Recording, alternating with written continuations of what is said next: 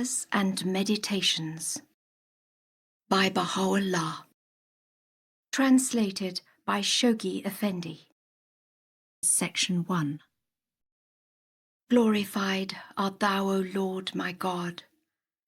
Every man of insight confesseth thy sovereignty and thy dominion, and every discerning eye perceiveth the greatness of thy majesty and the compelling power of thy might. The winds of tests are powerless to hold back them that enjoy near access to thee from setting their faces towards the horizon of thy glory. And the tempests of trials must fail to draw away and hinder such as are wholly devoted to thy will from approaching thy court. Methinks the lamp of thy love is burning in their hearts, and the light of thy tenderness is lit within their breasts. Adversities are incapable of estranging them from thy cause, and the vicissitudes of fortune can never cause them to stray from thy pleasure.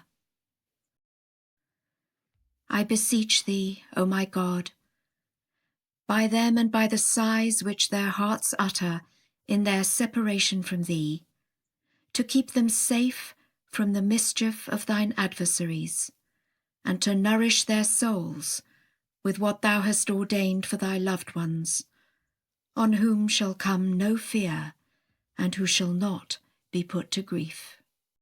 Section 2. Unto thee be praise, O Lord my God.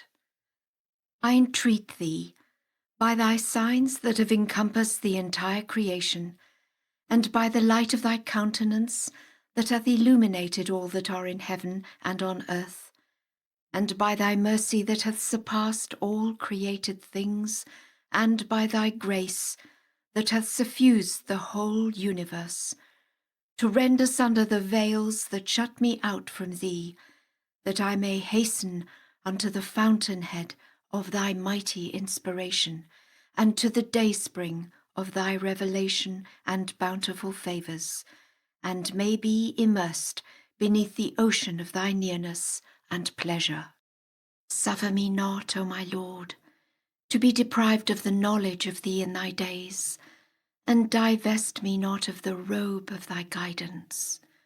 Give me to drink of the river that is life indeed, whose waters have streamed forth from the paradise Rezvan, in which the throne of thy name, the All-Merciful, was established, that mine eyes may be opened, and my face be illumined, and my heart be assured, and my soul be enlightened, and my steps be made firm.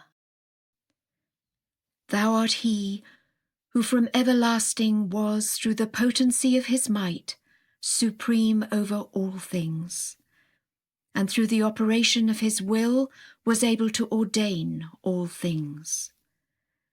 Nothing whatsoever, whether in thy heaven or on thy earth, can frustrate thy purpose.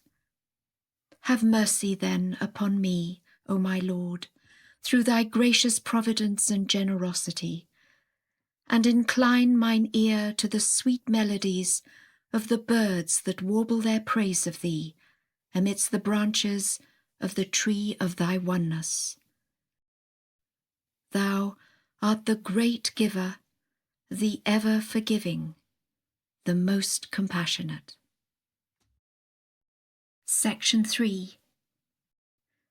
Glorified art thou, O Lord my God.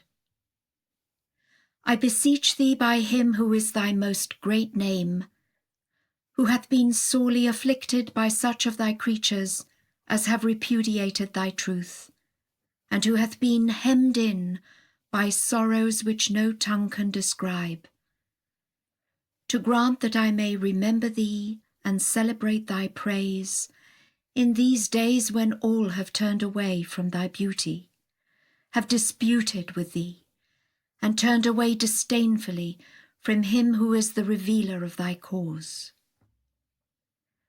None is there, O my Lord, to help thee, except thine own self, and no power to succour thee, save thine own power. I entreat thee to enable me to cleave steadfastly to thy love and thy remembrance. This is verily within my power, and thou art the one that knoweth all that is in me. Thou in truth art knowing, apprised of all. Deprive me not, O my Lord, of the splendours of the light of thy face, whose brightness hath illuminated the whole world. No God is there beside thee, the most powerful, the all-glorious, the ever-forgiving. Section 4. Magnified be thy name, O Lord my God. Thou art he whom all things worship, and who worshippeth no one, who is the Lord of all things, and is the vassal of none, who knoweth all things, and is known of none. Thou didst wish to make thyself known unto men. Therefore thou didst, through a word of thy mouth, bring creation into being, and fashion the universe. There is none other God except thee, the fashioner, the creator, the almighty, the most powerful. I implore thee, by this very word that hath shone forth above the horizon of thy will, to enable me to drink deep of the living waters through which thou hast vivified the hearts of thy chosen ones, and quickened the souls of them that love thee, that I may at all times and under all conditions turn my face wholly towards thee. Thou art the God of power, of glory and bounty. No God is there beside thee, the supreme ruler, the all-glorious, the omniscient. Section 5. Lauded be thy name, O my God. Thou beholdest me in the clutches of my oppressors. Every time I turn to my right, I hear the voice of the lamentation of them that are dear to thee, whom the infidels have made captives for having believed in thee and in thy signs, and for having set their faces towards the horizon of thy grace and of thy loving kindness. And when I turn to my left, I hear the clamour of the wicked doers who have disbelieved in thee and in thy signs, and persistently striven to put out the light of thy lamp, which sheddeth the radiance of thine own self over all that are in thy heaven and all that are on thy earth. The hearts of thy chosen ones, O my Lord, have melted because of their separation from thee, and the souls of thy loved ones are burnt up by the fire of their yearning after thee in thy days. I implore thee, O thou maker of the heavens and Lord of all names, by thy most effulgent self and thy most exalted and all-glorious remembrance, to send down upon thy loved ones that which will draw them nearer unto thee, and enable them to hearken unto thine utterances. Tear asunder with the hand of thy transcendent power, O my Lord, the veil of vain imaginings, that they who are wholly devoted to thee may see thee seated on the throne of thy majesty, and the eyes of such as adore thy unity may rejoice at the splendours of the glory of thy face. The doors of hope have been shut against the hearts that long for thee, O my Lord. Their keys are in thy hands. Open them by the power of thy might and thy sovereignty. Potent art thou to do as thou pleasest. Thou art verily the Almighty, the Beneficent. Section 6. Praise be to thee, O Lord my God. I swear by thy might. Successive afflictions have withheld the pen of the Most High from laying bare that which is hidden from the eyes of thy creatures. And incessant trials have hindered the tongue of the divine ordainer from proclaiming the wonders of thy glorification and praise. With a stammering tongue, therefore, I call upon thee, O my God, and with this my afflicted pen I occupy myself in remembrance of thy name. Is there any man of insight, O my God, that can behold thee with thine own eye? And where is the thirsty one who can direct his face towards the living waters of thy love? I am the one, O my God, who hath blotted out from his heart the remembrance of all except thee, and hath graven upon it the mysteries of thy love. Thine own might beareth me witness. But for tribulations, how could the assured be distinguished from the doubters among thy servants? They who have been inebriated with the wine of thy knowledge, these, verily, hasten to meet every manner of adversity in their longing to pass into thy presence. I implore thee, O beloved of my heart, and the object of my soul's adoration, to shield them that love me from the faintest trace of evil and corrupt desires. Supply them, then, with the good of this world and of the next. Thou art verily he whose grace hath guided them aright, he who hath declared himself to be the all-merciful. No God is there but thee, the all-glorious, the supreme helper. Section 7. Praise be to thee, O Lord my God. I beseech thee by this revelation, whereby darkness hath been turned into light, through which the frequented fane hath been built, and the written tablet revealed, and the outspread roll uncovered, to send down upon me and upon them who are in my company that which will enable us to soar into the heavens of thy transcendent glory, and will wash us from the stain of such doubts as have hindered the suspicious from entering into the tabernacle of thy unity. I am the one, O my Lord, who hath held fast the cord of thy loving kindness, and clung to the hem of thy mercy and favours. Do thou ordain for me and for my loved ones the good of this world and of the world to come. Supply them, then, with the hidden gift thou didst ordain for the choicest among thy creatures. These are, O my Lord, the days in which thou hast bidden thy servants to observe the fast.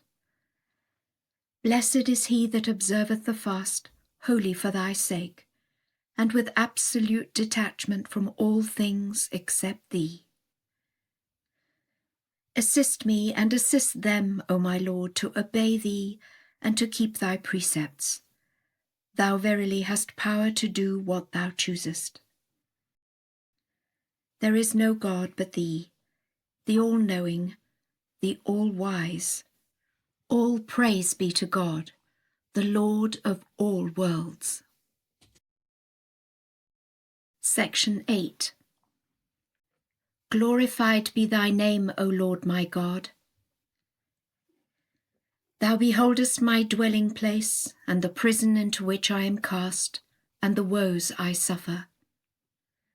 By thy might, no pen can recount them, nor can any tongue describe or number them.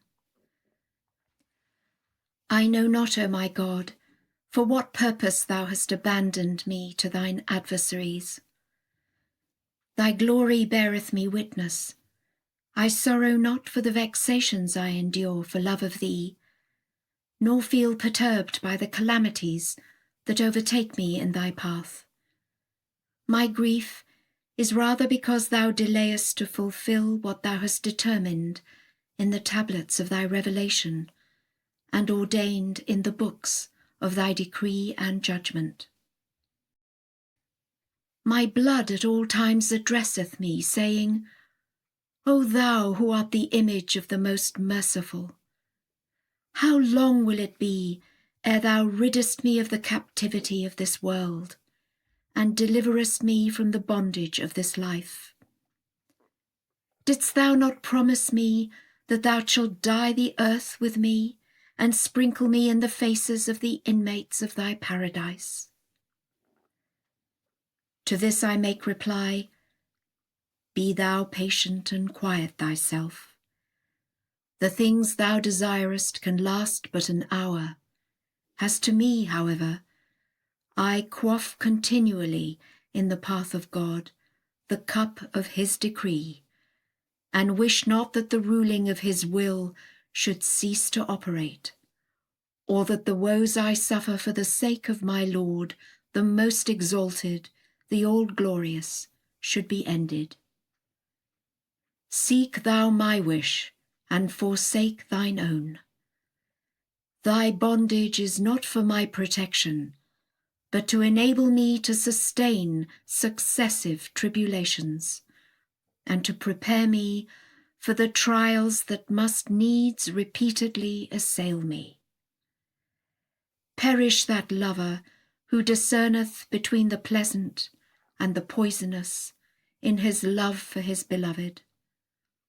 Be thou satisfied with what God hath destined for thee. He verily ruleth over thee as he willeth and pleaseth.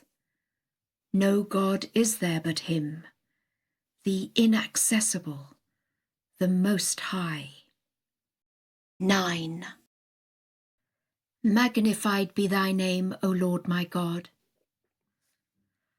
I know not what the water is with which thou hast created me, or what the fire thou hast kindled within me, or the clay wherewith thou hast kneaded me.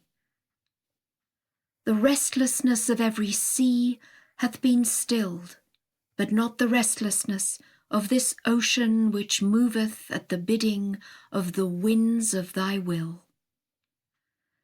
The flame of every fire hath been extinguished, except the flame which the hands of thine omnipotence have kindled, and whose radiance thou hast, by the power of thy name, shed abroad before all that are in thy heaven and all that are on thy earth. As the tribulations deepen, it waxeth hotter and hotter. Behold then, O my God, how thy light hath been compassed with the onrushing winds of thy decree, how the tempests that blow and beat upon it from every side have added to its brightness and increased its splendour. For all this let thee be praised. I implore thee, by thy most great name and thy most ancient sovereignty, to look upon thy loved ones whose hearts have been sorely shaken by reason of the troubles that have touched him who is the manifestation of thine own self. Powerful art thou to do what pleaseth thee. Thou art verily the all-knowing, the all-wise. Section 10. O thou whose face is the object of the adoration of all that yearn after thee, whose presence is the hope of such as are wholly devoted to thy will, whose nearness is the desire of all that have drawn nigh unto thy court, whose countenance is the companion of those who have recognized thy truth, whose name is the mover of the souls that long to behold thy face, whose voice is the true life of thy lovers, the words of whose mouth are as the waters of life unto all who are in heaven and on earth.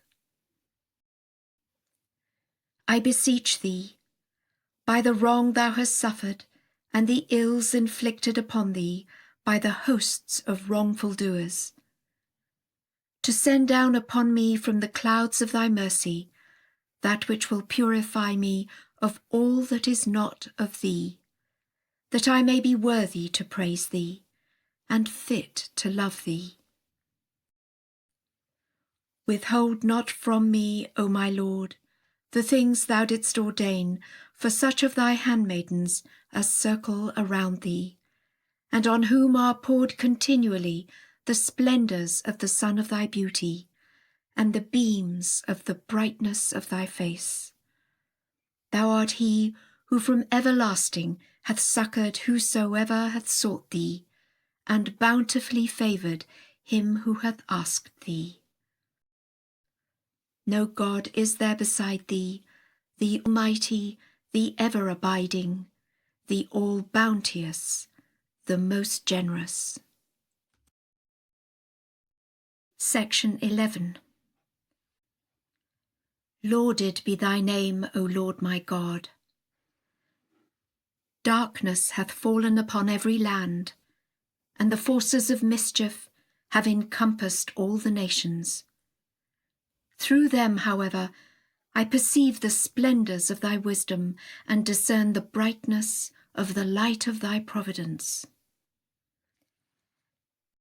They that are shut out as by a veil from thee have imagined that they have the power to put out thy light, and to quench thy fire, and to still the winds of thy grace.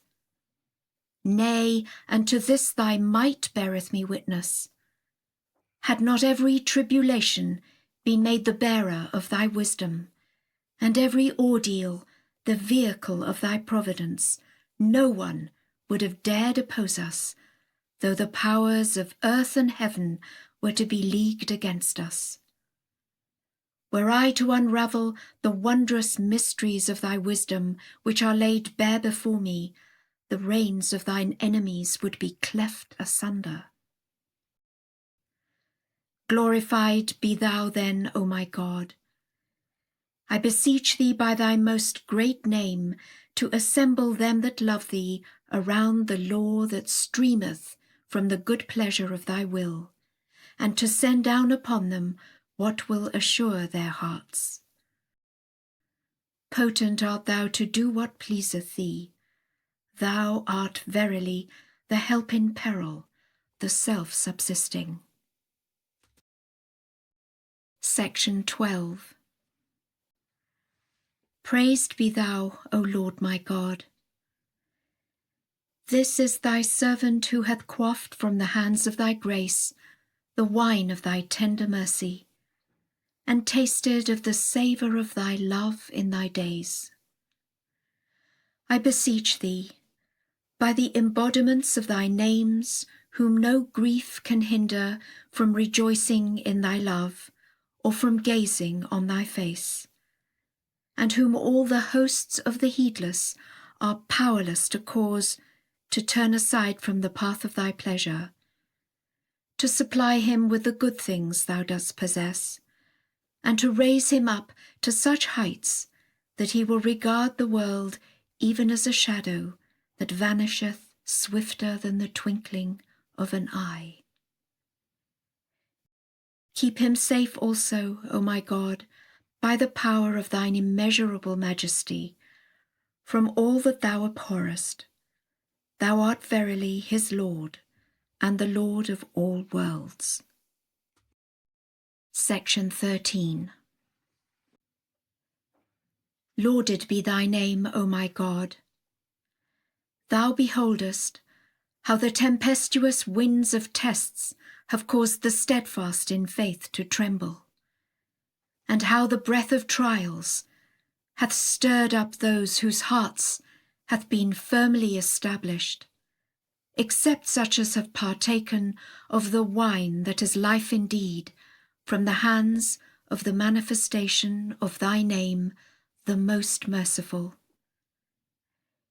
These are the ones whom no word except thy most exalted word can move, whom nothing whatever save the sweet-smelling fragrance of the robe of thy remembrance can enrapture, O thou who art the possessor of all names, and the maker of earth and heaven.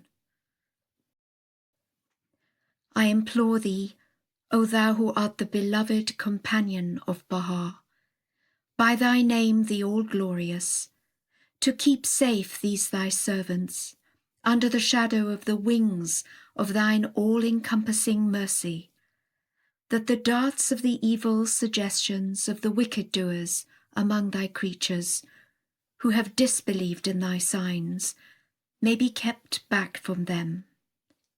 No one on earth, O my Lord, can withstand thy power, and none in all the kingdom of thy names is able to frustrate thy purpose.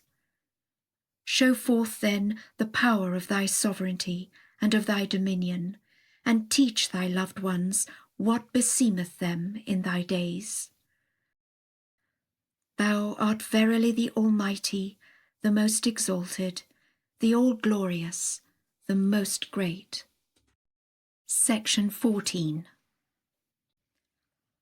All praise be to thee, O my God. Thou beholdest my helplessness and poverty, and bearest witness unto my woes and trials. How long wilt thou abandon me among thy servants? Suffer me to ascend into thy presence. The power of thy might beareth me witness. Such are the tribulations with which I am encompassed, that I am powerless to recount them before thy face. Thou alone verily hast through thy knowledge reckoned them. I beseech thee, O thou who art my companion in my lowliness, to rain down upon thy loved ones from the clouds of thy mercy that which will cause them to be satisfied with thy pleasure, and will enable them to turn unto thee, and to be detached from all else except thee. Ordain then for them every good conceived by thee and predestined in thy book. Thou art verily the all-powerful, he whom nothing whatsoever can frustrate. From everlasting thou hast been clothed with transcendent greatness and power, with unspeakable majesty and glory. There is no God beside thee, the Almighty, the all-glorious, the ever-forgiving. Glorified be thy name, thou in whose hand are the kingdoms of earth and heaven. Section 15. O thou who art the ruler of earth and heaven and the author of all names. Thou hearest the voice of my lamentation, which from the fortress town of Akka ascendeth towards thee, and beholdest how my captive friends have fallen into the hands of the workers of iniquity. We render thee thanks, O our Lord, for all the troubles which have touched us in thy path. Oh, that the span of my earthly life could be so extended as to embrace the lives of the former and the latter generations, or could even be so lengthened that no man on the face of the earth could measure it, and be afflicted every day and every moment with a fresh tribulation for love of thee and for thy pleasure's sake. Thou well knowest, however, O my God, that my wish is wholly dissolved in thy wish, and that thou hast irrevocably decreed that my soul should ascend unto the loftiest mansions of thy kingdom, and pass into the presence of my all-glorious companion. Hasten by thy grace and bounty my passing, O my Lord, and pour forth upon all them that are dear to thee what will preserve them from fear and trembling after me. Powerful art thou to do whatsoever may please thee. No God is there except thee, the all-glorious, the all-wise. Thou seest, O my Lord, how thy servants have left their homes in their longing to meet thee, and how they have been hindered by the ungodly from looking upon thy face, and from circumambulating the sanctuary of thy grandeur. Pour out thy steadfastness, and send down thy calm upon them, O my Lord. Thou art in truth the ever-forgiving, the most compassionate. Section 16. Praise be to thee, O Lord my God. Thou seest my tears and lamentations, and hearest my sighing, my cry and bitter wailing. I am the one, O my Lord, that hath held fast the cord of thy mercy, which hath surpassed the entire creation. I am the one that hath clung to the hem of thy loving kindness, O thou in whose hand is the empire of all names. Have mercy upon me, and upon all them that are in my company, through the wonders of thy grace and power. Shield us then, O my God, from the mischief of thine enemies, and assist us to help thy faith, and to protect thy cause, and to celebrate thy glory. Thou art verily he who from everlasting hath inhabited the inaccessible heights of his unity, and will continue to remain the same for ever and ever. Nothing whatsoever escapeth thy knowledge, nor is there anything that can frustrate thee. No God is there beside thee, the Almighty, the ever-faithful, the most exalted, the all-glorious, the best beloved.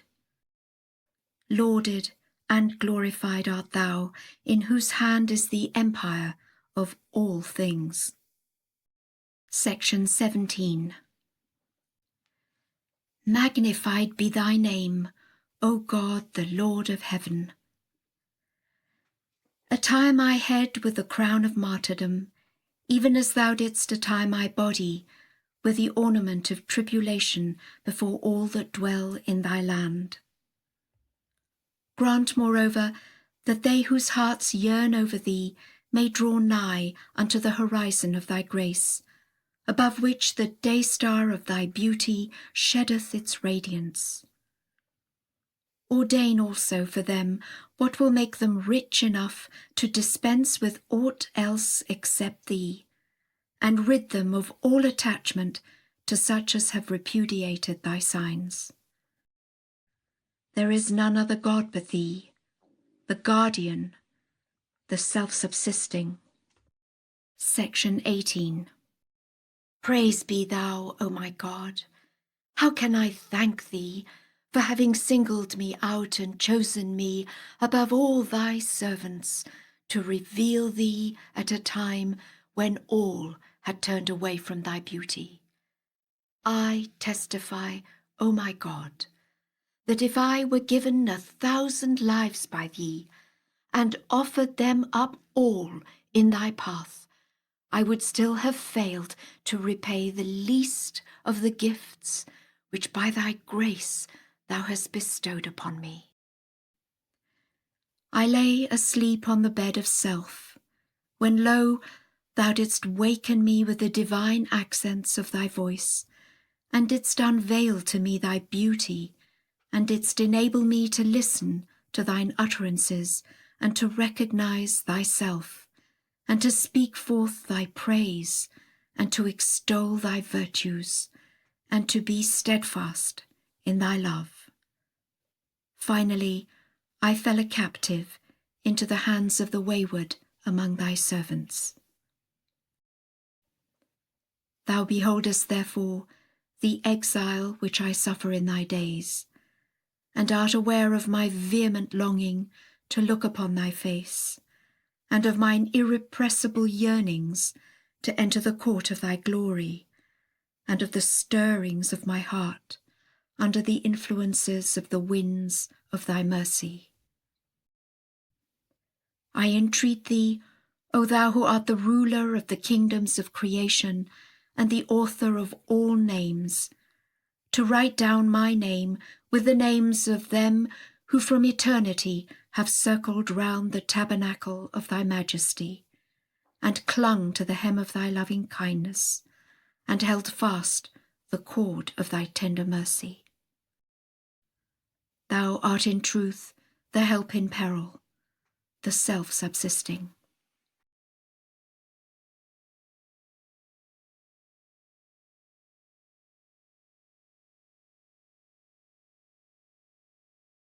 Section 19.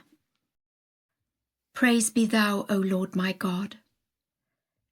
I implore thee, by thy most great name, through which thou didst stir up thy servants and build up thy cities, and by thy most excellent titles and thy most august attributes, to assist thy people to turn in the direction of thy manifold bounties, and set their faces towards the tabernacle of thy wisdom. Heal thou the sicknesses that have assailed the souls on every side, and have deterred them from directing their gaze towards the paradise that lieth in the shelter of thy shadowing name, which thou didst ordain to be the King of all names, unto all who are in heaven and all who are on earth. Potent art thou to do as pleaseth thee. In thy hands is the empire of all names. There is none other God but thee, the mighty, the wise. I am but a poor creature, O my Lord. I have clung to the hem of thy riches. I am sore sick. I have held fast the cord of thy healing. Deliver me from the ills that have encircled me, and wash me thoroughly with the waters of thy graciousness and mercy, and attire me with the raiment of wholesomeness through thy forgiveness and bounty. Fix then mine eyes upon thee, and rid me of all attachment to aught else except thyself. Aid me to do what thou desirest, and to fulfill what thou pleasest. Thou art truly the Lord of this life and of the next. Thou art in truth the ever-forgiving, the most merciful. Section 20. Lauded be thy name, O thou who beholdest all things, and art hidden from all things.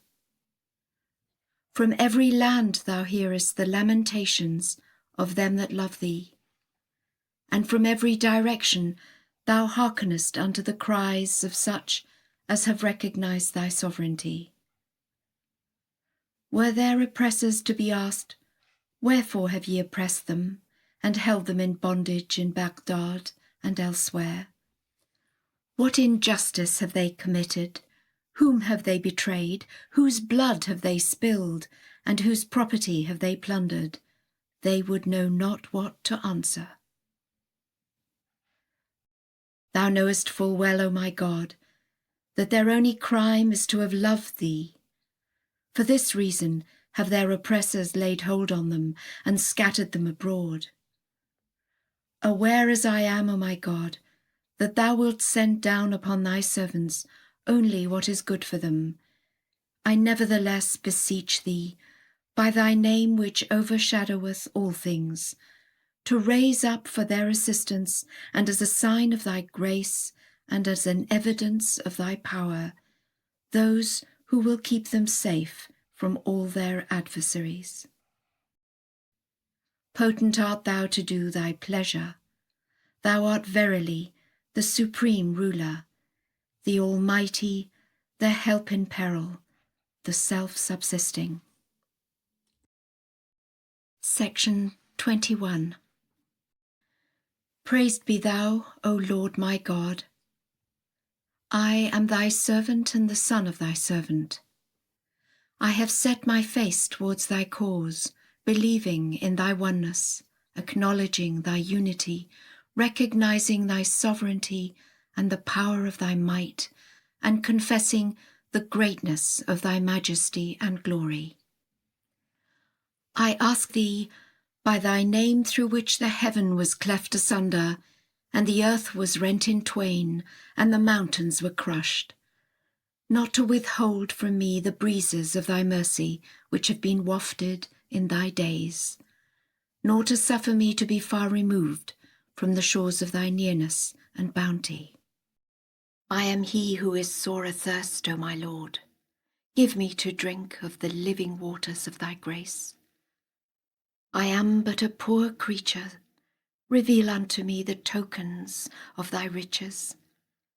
Doth it beseem thee to cast out of the door of thy grace and bounty such as have set their hopes on thee? And can it befit thy sovereignty to hinder them that yearn after thee from attaining the adored sanctuary of thy presence and from beholding thy face? By thy glory, such is not my belief in thee, for I am persuaded that thou art the God of bounteousness, whose grace hath encompassed all things. I beseech thee, O my Lord, by thy mercy that hath surpassed the entire creation, and thy generosity that hath embraced all created things, to cause me to turn my face wholly towards thee, and to seek thy shelter, and to be steadfast in my love for thee. Write down then for me what thou didst ordain for them who love thee. Powerful art thou to do what thou pleasest.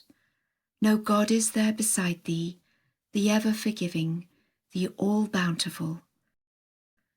Praised be God, the Lord of the worlds. Section 22. Exalted art thou, O Lord my God. I am the one who hath forsaken his all, and set his face towards the splendours of the glory of thy countenance, who hath severed every tie, and clung to the cord of thy love and of thy good pleasure. I am he, O my God, who hath embraced thy love, and accepted all the adversities which the world can inflict, who hath offered up himself as a ransom for the sake of thy loved ones, that they may ascend into the heavens of thy knowledge, and be drawn nearer unto thee, and may soar in the atmosphere of thy love and thy good pleasure. Ordain, O my God, for me and for them that which thou didst decree for such of thy chosen ones as are wholly devoted unto thee. Cause them, then, to be numbered among those whose eyes thou hast cleansed and kept from turning to any one save thee, and whose eyes thou hast protected from beholding any face except thy face. Thou art verily the Almighty, the most exalted, the all-glorious, the supreme King, the help in peril, the all-partner, the ever-forgiving. Section 23. Glorified art thou, O Lord my God.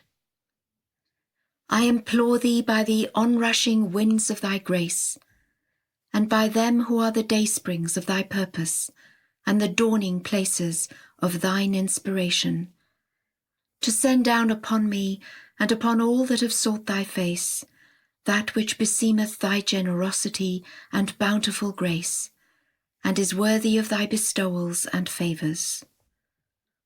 Poor and desolate I am, O my Lord. Immerse me in the ocean of thy wealth. Athirst, suffer me to drink from the living waters of thy loving kindness. I beseech thee, by thine own self and by him whom thou hast appointed as the manifestation of thine own being, and thy discriminating word unto all that are in heaven and on earth, to gather together thy servants beneath the shade of the tree of thy gracious providence. Help them then to partake of its fruits, to incline their ears to the rustling of its leaves, and to the sweetness of the voice of the bird that chanteth upon its branches, Thou art verily the help in peril, the inaccessible, the almighty, the most bountiful. Section 24. Praise be thou, O Lord my God. I implore thee by them who are the tabernacles of thy divine holiness, who are the manifestations of thy transcendent unity and the daysprings of thine inspiration and revelation, to grant that thy servants may not be kept back from this divine law, which at thy will and according to thy pleasure hath branched out from thy most great ocean. Do thou then ordain for them that which thou didst ordain for thy chosen ones, and for the righteous among thy creatures, whose constancy in thy cause the tempests of trials have failed to shake, and whom the tumults of tests have been powerless to hinder from magnifying thy most exalted word, the word through which the heavens of men's idle fancies and vain imaginations have been split asunder. Thou art verily the Almighty, the All-Glorious, the All-Knowing. Enable then thy servants, O my God, to recognize the day star that hath shone forth above the horizon of thine irrevocable decree and purpose, and suffer them not to be deprived of the paradise which thou, by thy name the All-Glorious, hast called into being in the heavens of thine exalted omnipotence. Cause them, moreover, O my God, to hearken to thy most sweet voice, that they may all hasten to recognize thy unity and acknowledge thy oneness.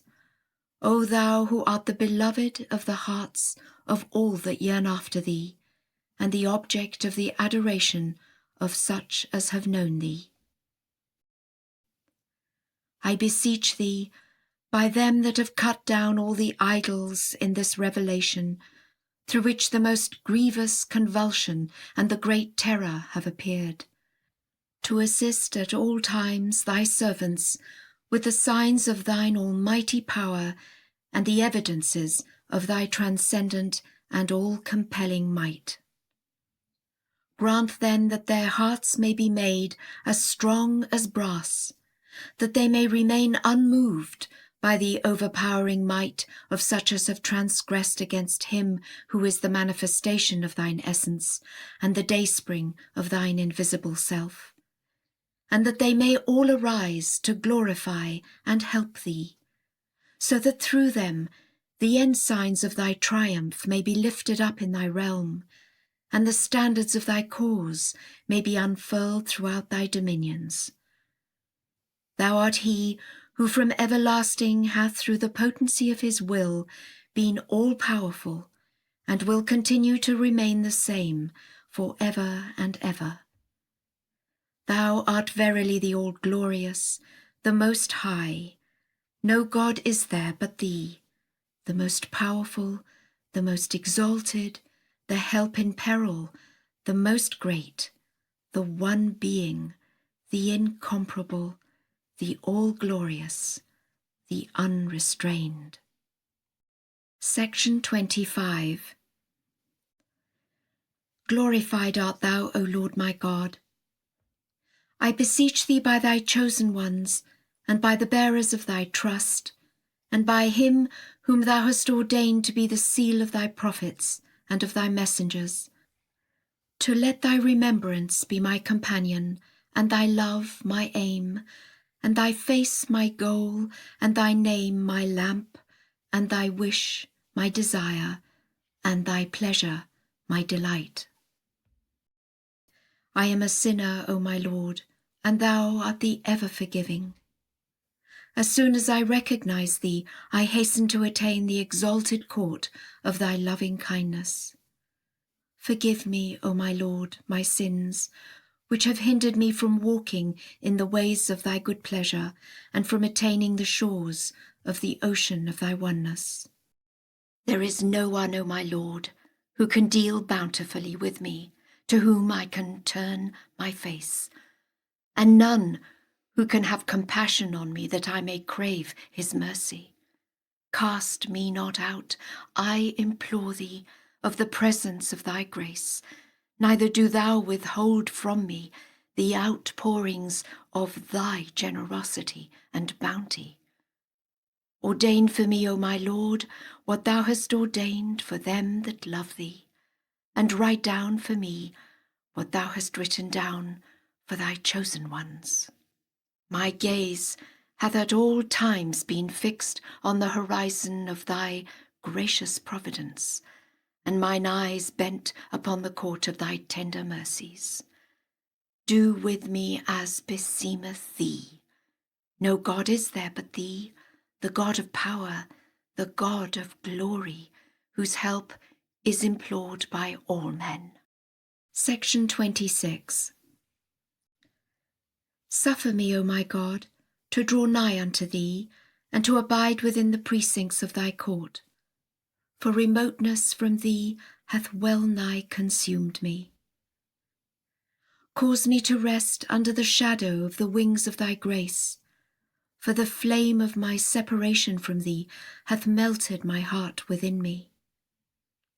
Draw me nearer unto the river that is life indeed, for my soul burneth with thirst in its ceaseless search after thee. My sighs, O my God, proclaim the bitterness of mine anguish, and the tears I shed attest my love for thee. I beseech thee, by the praise wherewith thou praisest thyself, and the glory wherewith thou glorifiest thine own essence, to grant that we may be numbered among them that have recognized thee, and acknowledged thy sovereignty in thy days. Help us then to quaff, O my God, from the fingers of mercy, the living waters of thy loving kindness, that we may utterly forget all else except thee, and be occupied only with thyself. Powerful art thou to do what thou willest. No God is there beside thee, the mighty, the help in peril, the self-subsisting. Glorified be thy name, O thou who art the King of all kings. Section 27. Thou beholdest, O my God, the day-star of thy word shining above the horizon of thy prison city, inasmuch as within its walls he who is the manifestation of thyself and the dayspring of the light of thy unity hath raised his voice and uttered thy praise. The fragrances of thy love have thereby been wafted over thy cities, and have encompassed all the dwellers of thy realm. Since thou hast revealed thy grace, O my God, deter not thy servants from directing their eyes towards it. Consider not, O my God, their estate and their concerns and their works. Consider the greatness of thy glory and the plenteousness of thy gifts and the power of thy might and the excellence of thy favours. I swear by thy glory, wert thou to look upon them with the eye of justice, all would deserve thy wrath and the rod of thine anger. Hold thou thy creatures, O my God, with the hands of thy grace, and make thou known unto them what is best for them of all the things that have been created in the kingdom of thine invention. We testify, O my God, that thou art God, and that there is no God besides thee.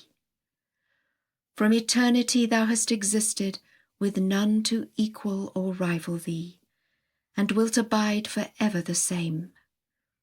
I beseech thee, by the eyes which see thee stablished upon the throne of unity and the seat of oneness, to aid all them that love thee by thy most great name, and to lift them up into such heights that they will testify with their own beings and with their tongues that thou art God alone, the incomparable, the one, the ever-abiding. Thou hast at no time any peer or partner, Thou in truth art the all-glorious, the Almighty, whose help is implored by all men. Section 28. Praised be thou, O Lord my God. I bear witness that from eternity thou wert exalted in thy transcendent majesty and might, and wilt to eternity abide in thy surpassing power and glory. None in the kingdoms of earth and heaven can frustrate thy purpose. None throughout the realms of revelation and of creation can prevail against thee. At thy command thou doest what thou willest, and by the power of thy sovereignty thou rulest as thou pleasest. I implore thee, O thou who causest the dawn to appear, by thy lamp which thou didst light with the fire of thy love before all that are in heaven and on earth, and whose flame thou feedest with the fuel of thy wisdom in the kingdom of thy creation, to make me to be of those who have soared in thine atmosphere and surrendered their will to thy decree. I am all wretchedness, O my Lord, and thou art the most powerful, the Almighty. Have pity upon me by thy grace and bountiful favour, and graciously aid me to serve thee and them that are dear to thee. Potent art thou to do as thou willest. No God is there but thee, the God of strength, of glory and wisdom. Section 29. Many a chilled heart, O my God, hath been set ablaze with the fire of thy cause, and many a slumberer hath been wakened by the sweetness of thy voice. How many are the strangers who have sought shelter beneath the shadow of the tree of thy oneness, and how numerous the thirsty ones who have panted after the fountain of thy living waters in thy days. Blessed is he that hath set himself towards thee, and hasted to attain the dayspring of the lights of thy face. Blessed is he who with all his affections hath turned to the dawning place of thy revelation, and the fountainhead of thine inspiration. Blessed is he that hath expended in thy path what thou didst bestow upon him through thy bounty and favour. Blessed is he who in his sore longing after thee hath cast away all else except thyself. Blessed is he who hath enjoyed intimate communion with thee, and rid himself of all attachment to anyone save thee. I beseech thee, O my Lord, by him who is thy name, who through the power of thy sovereignty and might hath risen above the horizon of his prison, to ordain for every one what becometh thee and beseemeth thine exaltation. Thy might in truth is equal to all things. Section 30. Lauded be thy name, O Lord my God. Thou seest me in this day shut up in my prison and fallen into the hands of thine adversaries, and beholdest my son, the purest branch, lying on the dust before thy face. He is thy servant, O my Lord, whom thou hast caused to be related to him who is the manifestation of thyself and the dayspring of thy cause. At his birth he was afflicted through his separation from thee, according to what hath been ordained for him through thine irrevocable decree. And when he had quaffed the cup of reunion with thee, he was cast into prison for having believed in thee and in thy signs. He continued to serve thy beauty until he entered into this most great prison. Thereupon I offered him up, O my God, as a sacrifice in thy path. Thou well knowest what they who love thee have endured through this trial that hath caused the kindreds of the earth to wail, and beyond them the concourse on high to lament. I beseech thee, O my Lord, by him and by his exile and his imprisonment, to send down upon such as loved him what will quiet their hearts and bless their works. Potent art thou to do as thou willest. No God is there but thee, the Almighty, the most powerful. Section 31. Praised be thou, O my God. I beseech thee by them who have circled round the throne of thy will, and soared in the atmosphere of thy good pleasure, and turned with all their affections towards the horizon of thy revelation, and the dayspring of thine inspiration, and the dawning place of thy names, to aid thy servants to observe what thou hast commanded them in thy days. Commandments through which the sacredness of thy cause will be demonstrated unto thy servants, and the affairs of thy creatures and of thy realm will be set aright. I testify, O my God, that this is the day whereon thy testimony hath been fulfilled, and thy clear tokens have been manifested, and thine utterances have been revealed, and thy signs have been demonstrated, and the radiance of thy countenance hath been diffused, and thy proof hath been perfected, and thine ascendancy hath been established, and thy mercy hath overflowed, and the day star of thy grace hath shone forth with such brilliance that thou didst manifest him who is the revealer of thyself, and the treasury of thy wisdom, and the dawning place of thy majesty and power. Thou didst establish his covenant with every one who hath been created in the kingdoms of earth and heaven, and in the realms of revelation and of creation. Thou didst raise him up to such heights that the wrongs inflicted by the oppressors have been powerless to deter him from revealing thy sovereignty, and the ascendancy of the wayward hath failed to prevent him from demonstrating thy power and from exalting thy cause.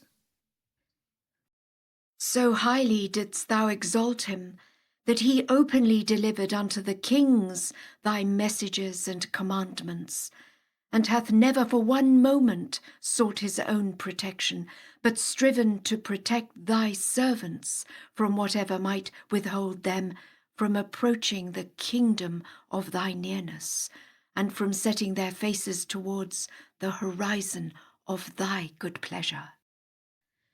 Thou seest, O my God, how, notwithstanding the swords that are drawn against him, he calleth the nations unto thee, and though himself a prisoner, summoneth them to turn in the direction of thy gifts and bounties. With every fresh tribulation he manifested a fuller measure of thy cause, and exalted more highly thy word. I testify that through him the pen of the Most High was set in motion, and with his remembrance the scriptures in the kingdom of names were embellished. Through him thy fragrances were wafted, and the sweet smell of thy raiment was shed abroad amongst all the dwellers of the earth and the inmates of heaven. Thou seest and knowest full well, O my God, how he hath been made to dwell within the most desolate of cities, so that he may build up the hearts of thy servants, and hath been willing to suffer the most grievous abasement, that thy creatures may be exalted. I pray thee, O thou who causest the dawn to appear, by thy name through which thou hast subjected the winds and sent down thy tablets, that thou wilt grant that we may draw near unto what thou didst destine for us by thy favour and bounty, and to be far removed from whatsoever may be repugnant unto thee. Give us then to drink from the hands of thy grace every day and every moment of our lives, of the waters that are life indeed, O thou who art the most merciful. Make us then to be of them who help thee when fallen into the hands of those thine enemies who are numbered with the rebellious among thy creatures and the wicked amidst thy people. Write down then for us the recompense ordained for him that hath attained thy presence and gazed on thy beauty, and supply us with every good thing ordained in thy book for such of thy creatures as enjoy near access to thee. Brighten our hearts, O my Lord, with the splendour of thy knowledge, and illumine our sight with the light of such eyes as are fixed upon the horizon of thy grace and the dayspring of thy glory. Preserve us then by thy most great name, which thou didst cause to overshadow such nations as lay claim to what thou hast forbidden in thy book. This verily is what thou didst announce unto us in thy scriptures and thy tablets. Cause us then to be so steadfast in our love towards thee, that we will turn to none except thee, and will be reckoned amongst them that are brought nigh to thee, and acknowledge thee as one who is exalted above every comparison, and is wholly beyond all likeness, and will lift up our voices amongst thy servants, and cry aloud that he is the one God, the incomparable, the ever-abiding, the most powerful, the all-glorious, the all-wise. Strengthen thou, O my Lord, the hearts of them that love thee, that they may not be affrighted by the hosts of the infidels that are turned back from thee, but may follow thee in whatsoever hath been revealed by thee. Aid them, moreover, to remember and to praise thee, and to teach thy cause with eloquence and wisdom. Thou art he who hath called himself the most merciful. Ordain then, O my God, for me and for whosoever hath sought thee, what beseemeth the excellence of thy glory, and the greatness of thy majesty. No God is there but thee, the ever forgiving, the most compassionate. Section 32. Thou seest thy dear one, O my God, lying at the mercy of thine enemies, and hearest the voice of his lamentation from the midst of such of thy creatures as have dealt wickedly in thy sight. He it is, O my Lord, through whose name thou didst beautify thy tablets, and for whose greater glory thou didst send down the Bayan, and at whose separation from thee thou didst weep continually. Look thou then upon his loneliness, O my God, and behold him fallen into the hands of them that have disbelieved in thy signs, have turned their backs upon thee, and have forgotten the wonders of thy mercy. He it is, O my God, about whom thou hast said, but for thee the scriptures would have remained unrevealed and the prophets unsent. And no sooner had he, by thy behest, been manifested and spoken forth thy praise, than the wicked doers among thy creatures compassed him round with the swords of hate drawn against him, O thou, the Lord of all names. Thou well knowest what befell him at the hands of such as have rent asunder the veil of thy grandeur, and cast behind their backs thy covenant and thy testament, O thou who art the maker of the heavens. He is the one for whose sake thou, the Bab, hast yielded thy life, and hast consented to be touched by the manifold ills of the world, that he may manifest himself, and summoned all mankind in his name. As soon as he came down, however, from the heaven of majesty and power, thy servant stretched out against him the hands of cruelty and sedition, and caused him to be afflicted with such troubles that the scrolls of the world are insufficient to contain a full recital of them. Thou seest therefore, O thou beloved of the world, him who is dear to thee in the clutches of such as have denied thee, and beholdest thy heart's desire under the swords of the ungodly. Methinks he from his most exalted station saith unto me, Would that my soul, O prisoner, could be a ransom for thy captivity, and my being, O wronged one, be sacrificed for the adversities thou didst suffer. Thou art he through whose captivity the standards of thine almighty power were hoisted, and the day star of thy revelation shone forth above the horizon of tribulation, in such wise that all created things bowed down before the greatness of thy majesty. The more they strove to hinder thee from remembering thy God and from extolling his virtues, the more passionately didst thou glorify him, and the more loudly didst thou call upon him. And every time the veils of the perverse came in between thee and thy servants, thou didst shed the splendours of the light of thy countenance out of the heaven of thy grace. Thou art in very truth the self-subsisting, as testified by the tongue of God, the all-glorious, the one alone beloved. And thou art the desire of the world, as attested by what hath flowed down from the pen of him who hath announced unto thy servants thy hidden name, and adorned the entire creation with the ornament of thy love, the most precious, the most exalted. The eyes of the world were gladdened at the sight of thy luminous countenance, and yet the peoples have united to put out thy light, O thou, in whose hands are the reins of the worlds. All the atoms of the earth have celebrated thy praise, and all created things have been set ablaze with the drops sprinkled by the ocean of thy love. And yet the people still seek to quench thy fire. Nay, and to this thine own self beareth me witness. They are all weakness, and thou verily art the all-powerful. And they are but paupers, and thou in truth art the all-possessing. And they are impotent, and thou art truly the Almighty.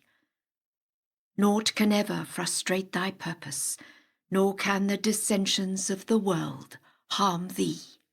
Through the breaths of thine utterance the heaven of understanding hath been adorned, and by the effusions of thy pen every mouldering bone hath been quickened. Grieve not at what hath befallen thee, neither do thou lay hold on them for the things they have committed in thy days. Do thou be forbearing toward them. Thou art the ever-forgiving, the most compassionate. Section 33. Praise be unto thee, O my God. Thou art he who by a word of his mouth hath revolutionized the entire creation, and by a stroke of his pen hath divided thy servants one from another. I bear witness, O my God, that through a word spoken by thee in this revelation, all created things were made to expire, and through yet another word, all such as thou didst wish were by thy grace and bounty endued with new life. I render thee thanks, therefore, and extol thee in the name of all them that are dear to thee, for that thou hast caused them to be born again, by reason of the living waters which have flowed down out of the mouth of thy will. Since thou didst quicken them by thy bounteousness, O my God, make them steadfastly inclined through thy graciousness towards thy will. And since thou didst suffer them to enter into the tabernacle of thy cause, grant by thy grace that they may not be kept back from thee. Unlock then to their hearts, O my God, the portals of thy knowledge, that they may recognize thee as one who is far above the reach and ken of the understanding of thy creatures, and immeasurably exalted above the strivings of thy people to hint at thy nature, and may not follow every clamorous impostor that presumeth to speak in thy name. Enable them, moreover, O my Lord, to cleave so tenaciously to thy cause that they may remain unmoved by the perplexing suggestions of them who, prompted by their desires, utter what hath been forbidden unto them in thy tablets and thy scriptures. Thou art well aware, O my Lord, that I hear the howling of the wolves which appear in thy servants' clothing. Keep safe, therefore, thy loved ones from their mischief, and enable them to cling steadfastly to whatsoever hath been manifested by thee in this revelation, which no other revelation within thy knowledge hath excelled. Do thou destine for them, O my Lord, that which will profit them. Illumine then their eyes with the light of thy knowledge, that they may see thee visibly supreme over all things, and resplendent amidst thy creatures, and victorious over all that are in thy heaven and all that are on thy earth. Powerful art thou to do thy pleasure. No God is there but thee, the all-glorious, whose help is implored by all men. Praised be thou, who art the Lord of all creation. 34. Praise be thou, O Lord my God. I implore thee by thine ancient beauty and most great name, whom thou hast sacrificed that all the dwellers of thine earth and heaven may be born anew, and whom thou hast cast into prison, that mankind may, as a token of thy bounty and of thy sovereign might, be released from the bondage of evil passions and corrupt desires, to number me with those who have so deeply inhaled the fragrance of thy mercy, and hastened with such speed unto the living waters of thy grace, that no dart could hinder them from turning unto thee, nor any spear from setting their faces towards the orient of thy revelation. We testify, O my Lord, that thou art God, and that there is none other God besides thee. From everlasting thou wast enthroned on the inaccessible heights of thy power, and wilt unto everlasting continue to exercise thy transcendent and unrestrained dominion. The hosts of the world are powerless to frustrate thy will, nor can all the dwellers of the earth and all the inmates of heaven annul thy decree. Thou truly art the Almighty, the most exalted, the most great.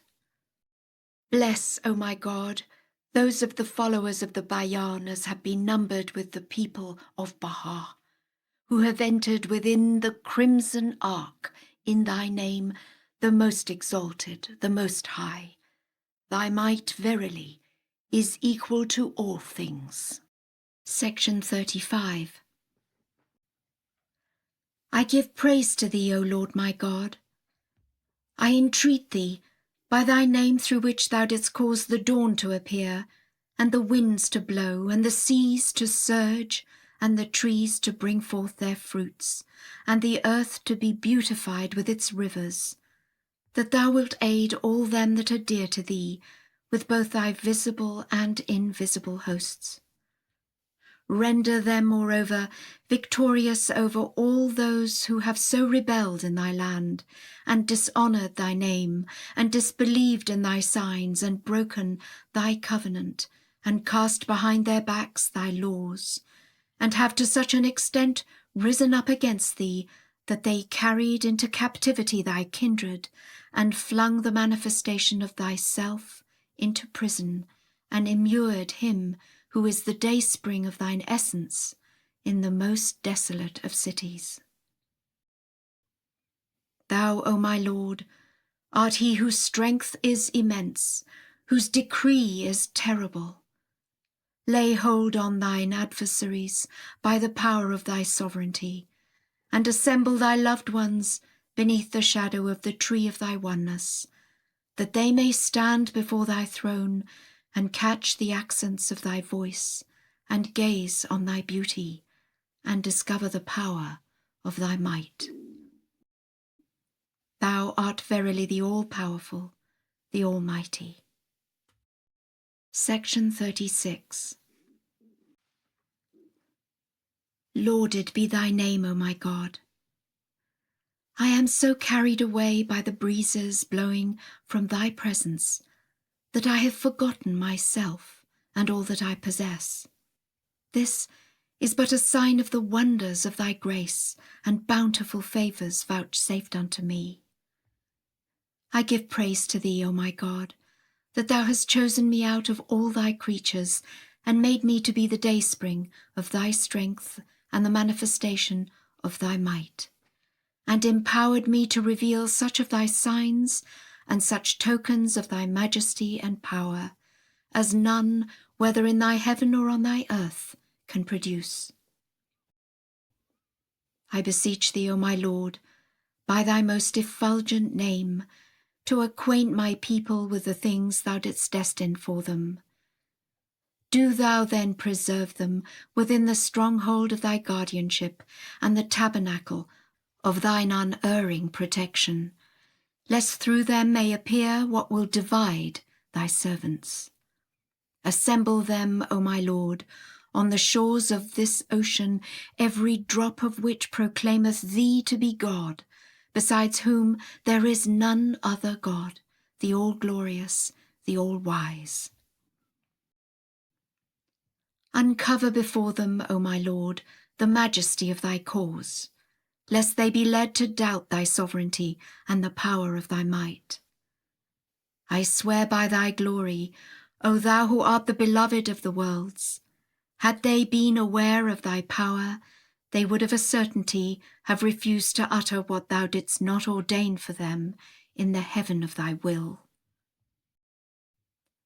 Inspire them, O my Lord, with a sense of their own powerlessness before him who is the manifestation of thyself, and teach them to recognize the poverty of their own nature in the face of the manifold tokens of thy self-sufficiency and riches, that they may gather together round thy cause, and cling to the hem of thy mercy, and cleave to the cord of the good pleasure of thy will. Thou art the Lord of the worlds, and of all those who show mercy art the most merciful. Section 37. Glory be to thee, O King of eternity, and the Maker of nations, and the fashioner of every mouldering bone. I pray thee, by thy name through which thou didst call all mankind unto the horizon of thy majesty and glory, and didst guide thy servants to the court of thy grace and favours, to number me with such as have rid themselves from everything except thyself, and have set themselves towards thee, and have not been kept back by such misfortunes as were decreed by thee, from turning in the direction of thy gifts. I have laid hold, O my Lord, on the handle of thy bounty, and clung steadfastly to the hem of the robe of thy favour. Send down then upon me, out of the clouds of thy generosity, what will purge out from me the remembrance of any one except thee, and make me able to turn unto him who is the object of the adoration of all mankind, against whom have been arrayed the stirrers of sedition, who have broken thy covenant and disbelieved in thee and in thy signs.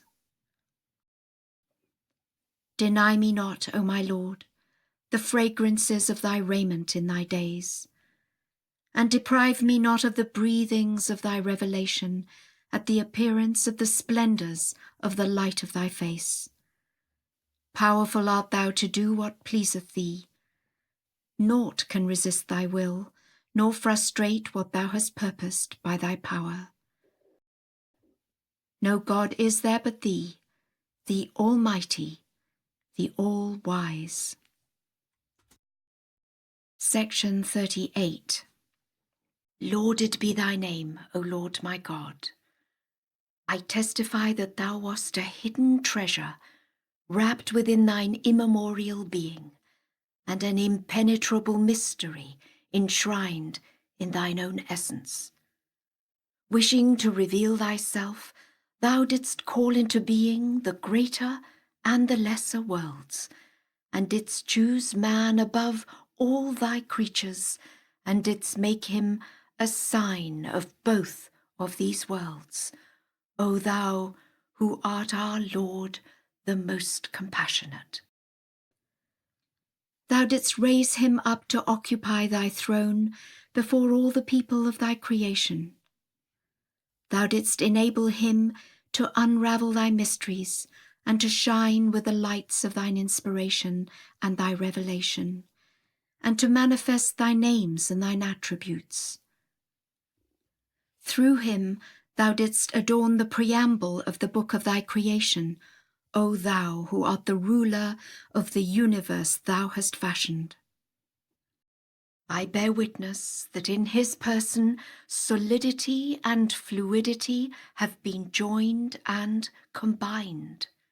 Through his immovable constancy in thy cause, and his unwavering adherence to whatsoever thou, in the plenitude of the light of thy glory, didst unveil to his eyes, throughout the dominions of thy revelation and creation, the souls of thy servants were stirred up in their longing for thy kingdom, and the dwellers of thy realms rushed forth to enter into thy heavenly dominion.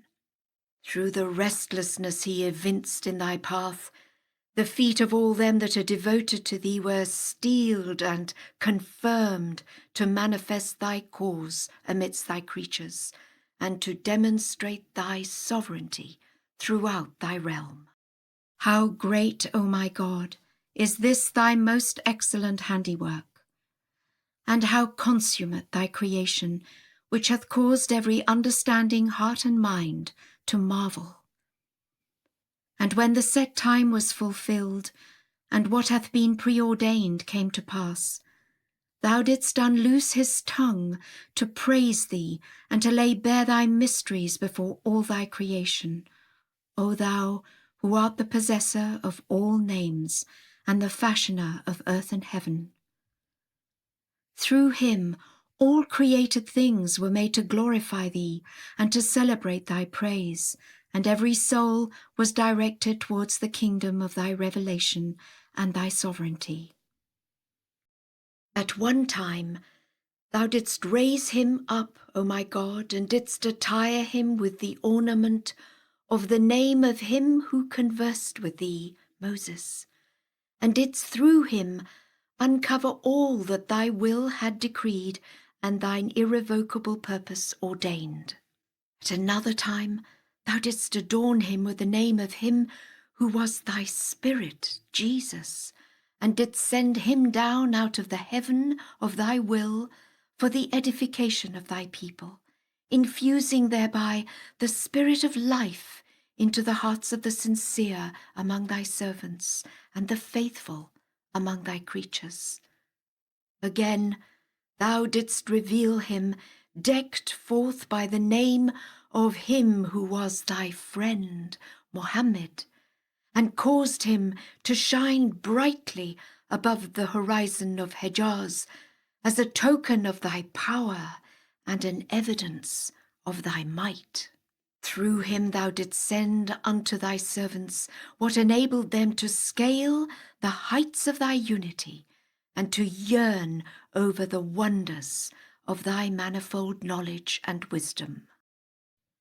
I testify, O thou who art the Lord of the whole creation, and the desire of whosoever hath sought thee, that amidst thy creatures they resemble the sun, which no matter how often it riseth and setteth, is still the one and the same sun.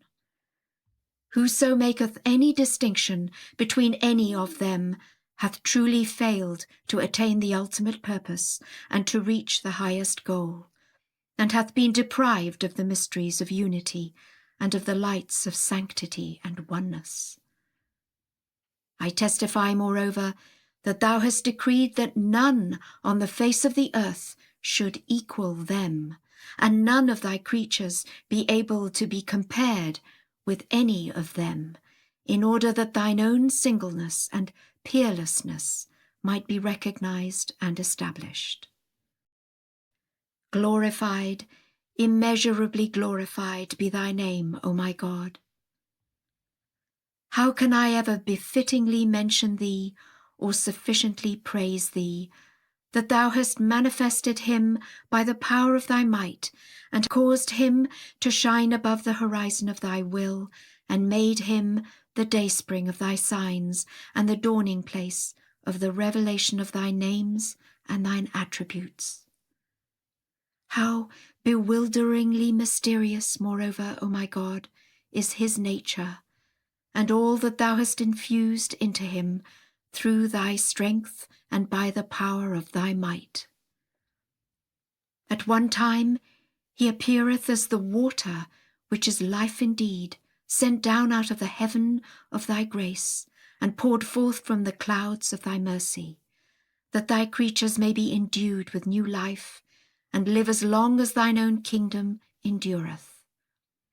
Every drop of that water would suffice to quicken the dead, and to set their faces in the direction of thy favours and thy gifts, and to rid them of all attachment to aught else except thee. At another time he revealeth himself as the fire which thou didst kindle in the tree of thy unity, whose heat melteth the hearts of thine ardent lovers, when he who is the day star of the world shone forth above the horizon of Iraq. I testify, O my God, that through him the veils of human fancy were burnt up, and the hearts of men were set towards the scene of thy most resplendent glory. I implore thee, O thou who art the supreme ordainer, not to suffer me to be deprived of the breezes which are wafted in thy days, the days whereon the sweet smell of the raiment of thy mercy hath been shed abroad. Neither do thou keep me back from thy most great ocean, every drop of which crieth out and saith, Great is the blessedness that awaiteth him who hath been awakened from his sleep by the breath of God, which from the source of his mercy hath blown over all such of his creatures as have set themselves towards him. Thou seest, O my Lord, how thy servants are held captive by their own selves and desires. Redeem them from their bondage, O my God, by the power of thy sovereignty and might, that they may turn towards thee when he who is the revealer of thy names and attributes is manifested unto men.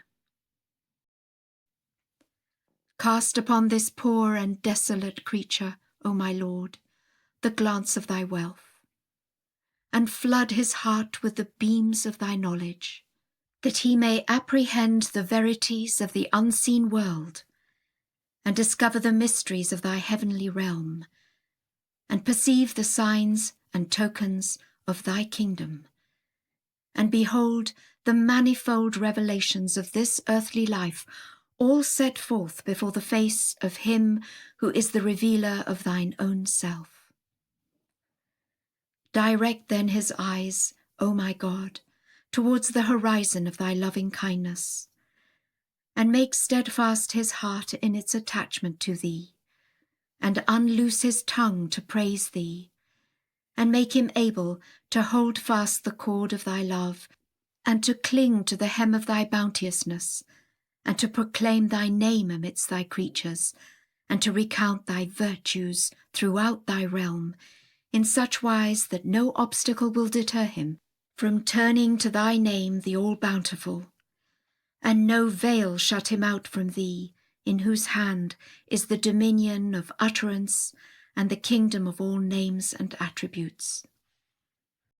Hold thou the hand of this seeker who hath set his face towards thee, O my Lord, and draw him out of the depths of his vain imaginations, that the light of certainty may shine brightly above the horizon of his heart, in the days whereon the sun of the knowledge of thy creatures hath been darkened through the shining of the day star of thy glory.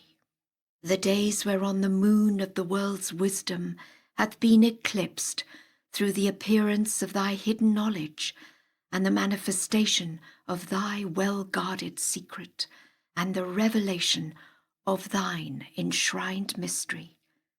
The days whereon the stars of men's doings have fallen through the rising of the orb of thy unity and the shedding of the radiance of thy transcendent oneness. I beg of thee, O my God, by thy most exalted word which thou hast ordained as the divine elixir unto all who are in thy realm, the elixir through whose potency the crude metal of human life hath been transmuted into purest gold, O thou, in whose hands are both the visible and invisible kingdoms, to ordain that my choice be conformed to thy choice, and my wish to thy wish, that I may be entirely content with that which thou didst desire, and be wholly satisfied with what thou didst destine for me by thy bounteousness and favour. Potent art thou to do as thou willest. Thou in very truth art the all-glorious, the all-wise. Happy is the man who hath recognized thee, and discovered the sweetness of thy fragrance, and set himself towards thy kingdom, and tasted of the things that have been perfected therein by thy grace and favour. Great is the blessedness of him who hath acknowledged thy most excellent majesty, and whom the veils that have shut out the nations from thee have not hindered from directing his eyes towards thee, O thou who art the King of eternity and the quickener of every mouldering bone. Blessed also is he that hath inhaled thy sweet savours, and been carried away by thine utterances in thy days. Blessed, moreover, be the man that hath turned unto thee, and woe betide him that hath turned his back upon thee. Praise be thou, the Lord of the worlds. Section 39. O thou who dealest equitably with all who are in heaven and on earth, and rulest over the kingdom of thy creation and of thy revelation. I testify that every man of equity hath recognized his unfairness in the face of the revelation of the splendours of the day-star of thy justice. And the ablest of pens hath confessed its impotence before the movement of thy most exalted pen.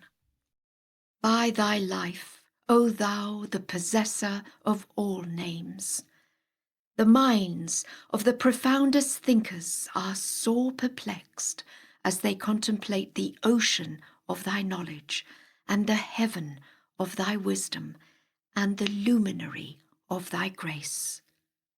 How can he who is but a creation of thy will claim to know what is with thee or to conceive thy nature? Praise, immeasurable praise be to thee.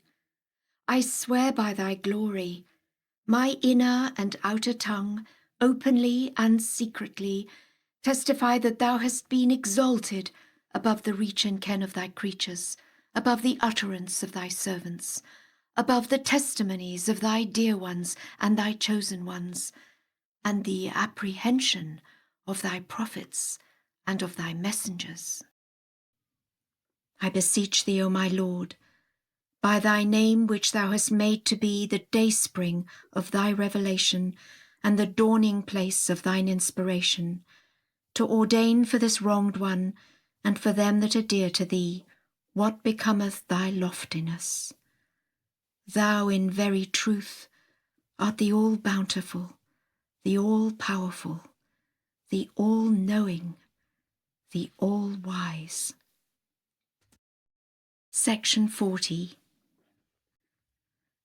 Praise be to thee, O Lord my God. I implore thee by thy name, which none hath befittingly recognized, and whose import no soul hath fathomed. I beseech thee, by him who is the fountainhead of thy revelation and the dayspring of thy signs, to make my heart to be a receptacle of thy love and of remembrance of thee. Knit it then to thy most great ocean, that from it may flow out the living waters of thy wisdom and the crystal streams of thy glorification and praise. The limbs of my body testify to thy unity, and the hair of my head declareth the power of thy sovereignty and might. I have stood at the door of thy grace with utter self-effacement and complete abnegation, and clung to the hem of thy bounty, and fixed mine eyes upon the horizon of thy gifts. Do thou destine for me, O my God, what becometh the greatness of thy majesty, and assist me by thy strengthening grace so to teach thy cause, that the dead may speed out of their sepulchres and rush forth towards thee, trusting wholly in thee, and fixing their gaze upon the orient of thy cause and the dawning place of thy revelation. Thou verily art the most powerful, the most high, the all-knowing, the all-wise. Section 41. Thy unity is inscrutable, O my God, to all except them that have recognized him who is the manifestation of thy singleness and the dayspring of thy oneness. Whoso assigneth a rival unto him hath assigned a rival unto thee, and whoso hath set up a peer for him hath set up a peer for thyself. No, none can withstand thee in the whole of creation. Thou hast everlastingly been exalted far above all comparison and likeness. Thy oneness hath been demonstrated by the oneness of him who is the dawning place of thy revelation. Whosoever denieth this hath denied thy unity, and disputed with thee about thy sovereignty, and contended with thee in thy realm, and repudiated thy commandments. Assist thou thy servants, O my Lord, to recognize thy unity and to declare thy oneness, that all may gather together around what thou didst desire in this day, whereon the sun of thine essence hath shone forth above the horizon of thy will, and the moon of thine own being hath risen from the dayspring of thy behest. Thou art he, O my Lord, from whose knowledge nothing whatsoever escapeth, and whom no one can frustrate. Thou doest thy pleasure by thy sovereignty that overshadoweth the worlds. Thou well knowest, O my God, my best beloved, that naught can quench the thirst I suffer in my separation from thee, except the waters of thy presence, and that the tumult of my heart can never be stilled, save through the living fountain of my reunion with thee. Send down then upon me, O my Lord, out of the heaven of thy bounty, what will draw me nearer unto the chalice of thy gifts, and make me able to quaff the choice sealed wine, whose seal hath been loosed in thy name, and from which the sweet savours of thy days have been shed abroad. Thou, in truth, art the all-bountiful, whose grace is infinite. The whole universe testifieth to thy generosity. Have mercy then upon me by thy graciousness, and deal bountifully with me through the power of thy sovereignty, and suffer me to enjoy near access to thee by thy manifold favours. Thou truly art the great giver, the almighty, the ever-forgiving, the most bountiful. Section 42. Lauded be thy name, O my God, and the God of all things, my glory and the glory of all things, my desire and the desire of all things, my strength and the strength of all things, my King and the King of all things, my possessor and the possessor of all things, my aim and the aim of all things, my mover and the mover of all things. Suffer me not, I implore thee, to be kept back from the ocean of thy tender mercies, nor to be far removed from the shores of nearness to thee. Aught else except thee, O my Lord, profiteth me not, and near access to any one save thyself availeth me nothing. I entreat thee, by the plenteousness of thy riches, whereby thou didst dispense with all else except thyself, to number me with such as have set their faces towards thee, and arisen to serve thee. Forgive then, O my Lord, thy servants and thy handmaidens. Thou truly art the ever-forgiving, the most compassionate. Section 43.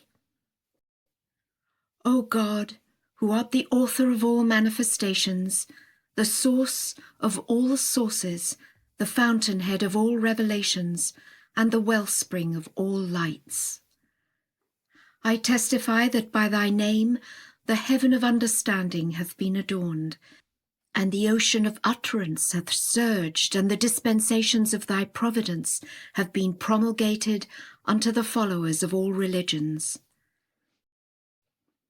I beseech thee so to enrich me as to dispense with all save thee, and be made independent of any one except thyself. Rain down then upon me, out of the clouds of thy bounty, that which shall profit me in every world of thy worlds. Assist me then through thy strengthening grace, so to serve thy cause amidst thy servants, that I may show forth what will cause me to be remembered as long as thine own kingdom endureth, and thy dominion will last. This is thy servant, O my Lord, who with his whole being hath turned unto the horizon of thy bounty, and the ocean of thy grace, and the heaven of thy gifts. Do with me then as becometh thy majesty, and thy glory, and thy bounteousness, and thy grace. Thou in truth art the God of strength and power, who art meet to answer them that pray thee. There is no God save thee, the all-knowing, the all-wise. Section 44. Lauded be thy name, O thou who art my God and throbbest within my heart. Thou art well aware and dost witness that whatsoever shameth them that are dear to thee must shame also him who is the manifestation of thyself and the dayspring of thy revelation. Nay, he is put to greater shame than they when they are led to confess the good things which have escaped them in thy days. These are thy servants, O my Lord, who for love of thee have abandoned their homes and sustained the tribulations decreed by thee in thy path. I swear by thy glory, every time any one of them testifieth before thee to his evil doings, shame covereth my face, for they are thy servants who have tasted of the cup of woe in thy cause, who have quaffed from the chalice of adversity when the light of thy countenance was lifted upon them, and who were so vexed by trials that peace was utterly denied them within the precincts of thy court. The power of thy might beareth me witness. My heart hath melted by reason of my love for them that are dear to thee, and my soul is laden with anguish for the sorrows which have afflicted them at the revelation of thy cause and the appearance of the billowing oceans of thy grace and favours. The sighs they uttered, O my Lord, have caused my sighs to ascend towards thee, and the burning of their hearts hath consumed mine own heart within me. I beseech thee, O thou who art the Lord of all being, and the enlightener of all things visible and invisible, to grant that every one of them may become an ensign of thy guidance among thy servants, and a revelation of the splendours of the day-star of thy loving kindness amidst thy creatures. Thou hast, O my God, chosen them to love thee and to stand before the throne of thy majesty. No other station hath excelled the station to which thou hast called them. How many the nights, O my God, when sleep failed to overtake them because of their remembrance of thee, and how numerous the days which they spent in lamentation over the things that have befallen thee at the hands of thine enemies. I entreat thee, O thou who art the ruler of rulers and the uplifter of the downtrodden, to aid them so to assist thy cause and exalt thy word, that through them thy praise may be shed abroad amidst thy creatures, and thy virtues recounted throughout thy realm. Thou art verily the Almighty, the most exalted, the ever-forgiving, the most generous. Praise be thou, O Lord my God. This is thy servant whom thou hast, in the kingdom of thy names, called by thine own name, and whom thou hast reared under the wings of thy grace and favours. Thou seest him, therefore, hastening in the direction of thy gifts, and rushing forth towards thee, seeking after thy bounty. Attire him, O my God, with the mantle of thy favour and the robe of thy magnificence and generosity, that all created things may perceive from him the sweet smell of the raiment of thy love. Adorn then his head with the crown of thy remembrance, in such wise that his fame may be noised abroad among thy servants, as one who loveth thee and cleaveth steadfastly to thy cause. Assist him, moreover, at all times and under all conditions, to help thee and to remember thee, and to extol thy virtues amidst thy creatures. I swear by thy glory, O my God. Every time I muse on thy glory and thy sovereignty, I find myself as the most guilty among them that have transgressed against thee in thy realm. And every time I contemplate the heights in which none except thee can abide, I discover that I am the most sinful of all the creatures that dwell in thy land. Had it not been for thy name, the concealer, and for thy name, the ever-forgiving, and for the sweet savours of thy name, the most merciful, all thy chosen ones had been reckoned amongst the perverse and the wicked. I render thee thanks that thy mercy hath overtaken them, and thy grace and bountiful favours compassed them on every side. And now, having confessed the things thou didst cause to flow down from my pen, I implore thee, by thy name which thou hast raised up above every other name, and hast caused to overshadow all that are in heaven and all that are on earth, to cast not away him that hath turned towards thee, and to deny him not the wonders of thy grace, and the hidden evidences of thy mercy.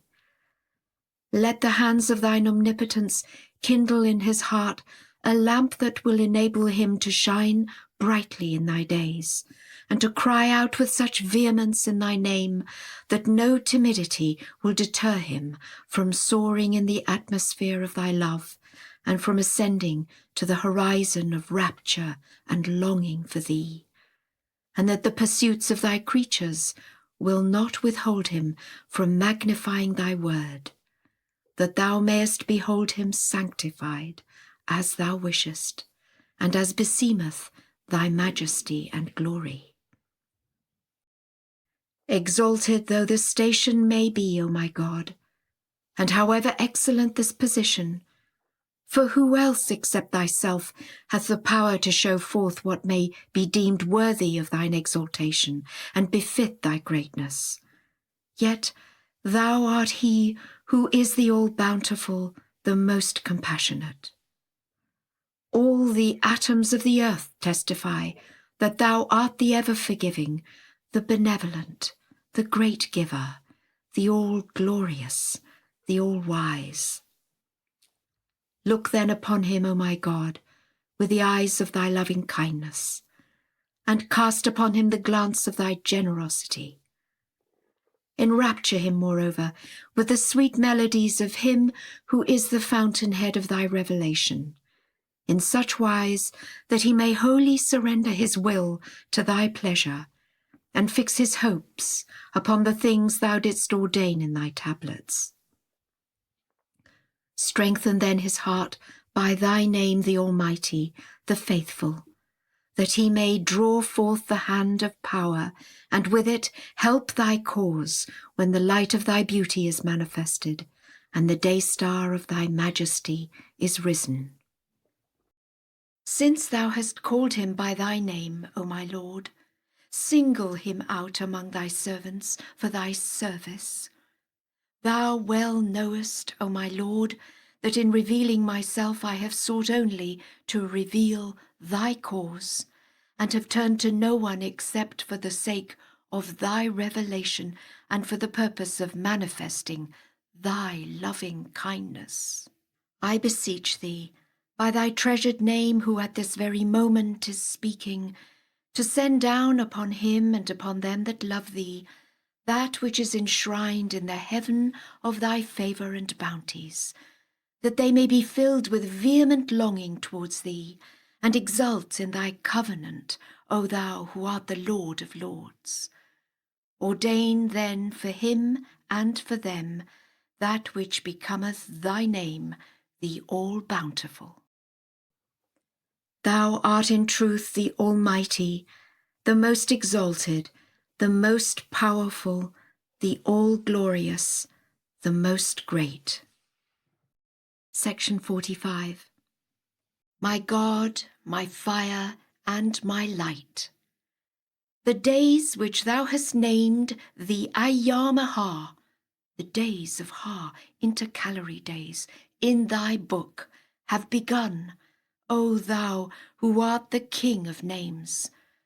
And the fast which thy most exalted pen hath enjoined unto all who are in the kingdom of thy creation to observe is approaching. I entreat thee, O my Lord, by these days and by all such as have during that period clung to the cord of thy commandments and laid hold on the handle of thy precepts, to grant that unto every soul may be assigned a place within the precincts of thy court, and a seat at the revelation of the splendours of the light of thy countenance. These, O my Lord, are thy servants whom no corrupt inclination hath kept back from what thou didst send down in thy book. They have bowed themselves before thy cause, and received thy book with such resolve as is born of thee, and observed what thou hast prescribed unto them, and chosen to follow that which hath been sent down by thee. Thou seest, O my Lord, how they have recognized and confessed whatsoever thou hast revealed in thy scriptures. Give them to drink, O my Lord, from the hands of thy graciousness, the waters of thine eternity. Write down then for them the recompense ordained for him that hath immersed himself in the ocean of thy presence, and attained unto the choice wine of thy meeting. I implore thee, O thou the King of kings and the pitier of the downtrodden, to ordain for them the good of this world and of the world to come. Write down for them, moreover, what none of thy creatures hath discovered, and number them with those who have circled round thee, and who move about thy throne in every world of thy worlds. Thou truly art the Almighty, the All-knowing, the All-informed. Section 46. Praised be thou, O my God, that thou hast ordained Nowruz as a festival unto those who have observed the fast for love of thee and abstained from all that is abhorrent unto thee. Grant, O my Lord, that the fire of thy love and the heat produced by the fast enjoined by thee may inflame them in thy cause, and make them to be occupied with thy praise and with remembrance of thee. Since thou hast adorned them, O my Lord, with the ornament of the fast prescribed by thee, do thou adorn them also with the ornament of thine acceptance through thy grace and bountiful favour. For the doings of men are all dependent upon thy good pleasure, and are conditioned by thy behest. Shouldst thou regard him who hath broken the fast as one who hath observed it, such a man would be reckoned among them who from eternity had been keeping the fast. And shouldst thou decree that he who hath observed the fast hath broken it, that person would be numbered with such as have caused the robe of thy revelation to be stained with dust, and been far removed from the crystal waters of this living fountain. Thou art he through whom the ensign, praiseworthy art thou in thy works, hath been lifted up, and the standard, obeyed art thou in thy behest, hath been unfurled. Make known this thy station, O my God, unto thy servants, that they may be made aware that the excellence of all things is dependent upon thy bidding and thy word, and the virtue of every act is conditioned by thy leave and the good pleasure of thy will, and may recognize that the reins of men's doings are within the grasp of thine acceptance and thy commandment. Make this known unto them, that nothing whatsoever may shut them out from thy beauty. In these days, whereon the Christ exclaimeth, all dominion is thine, O thou the begetter of the Spirit, Jesus. And thy friend Mohammed crieth out, Glory be to thee, O thou the best beloved, for that thou hast uncovered thy beauty and written down for thy chosen ones what will cause them to attain unto the seat of the revelation of thy most great name, through which all the peoples have lamented except such as have detached themselves from all else except thee, and set themselves towards him who is the revealer of thyself and the manifestation of thine attributes. He who is thy branch and all thy company, O my Lord, have broken this day their fast, after having observed it within the precincts of thy court, and in their eagerness to please thee. Do thou ordain for him and for them, and for all such as have entered thy presence in those days, all the good thou didst destine in thy book. Supply them then with that which will profit them in both this life and in the life beyond. Thou in truth art the all-knowing, the all-wise. Section 47.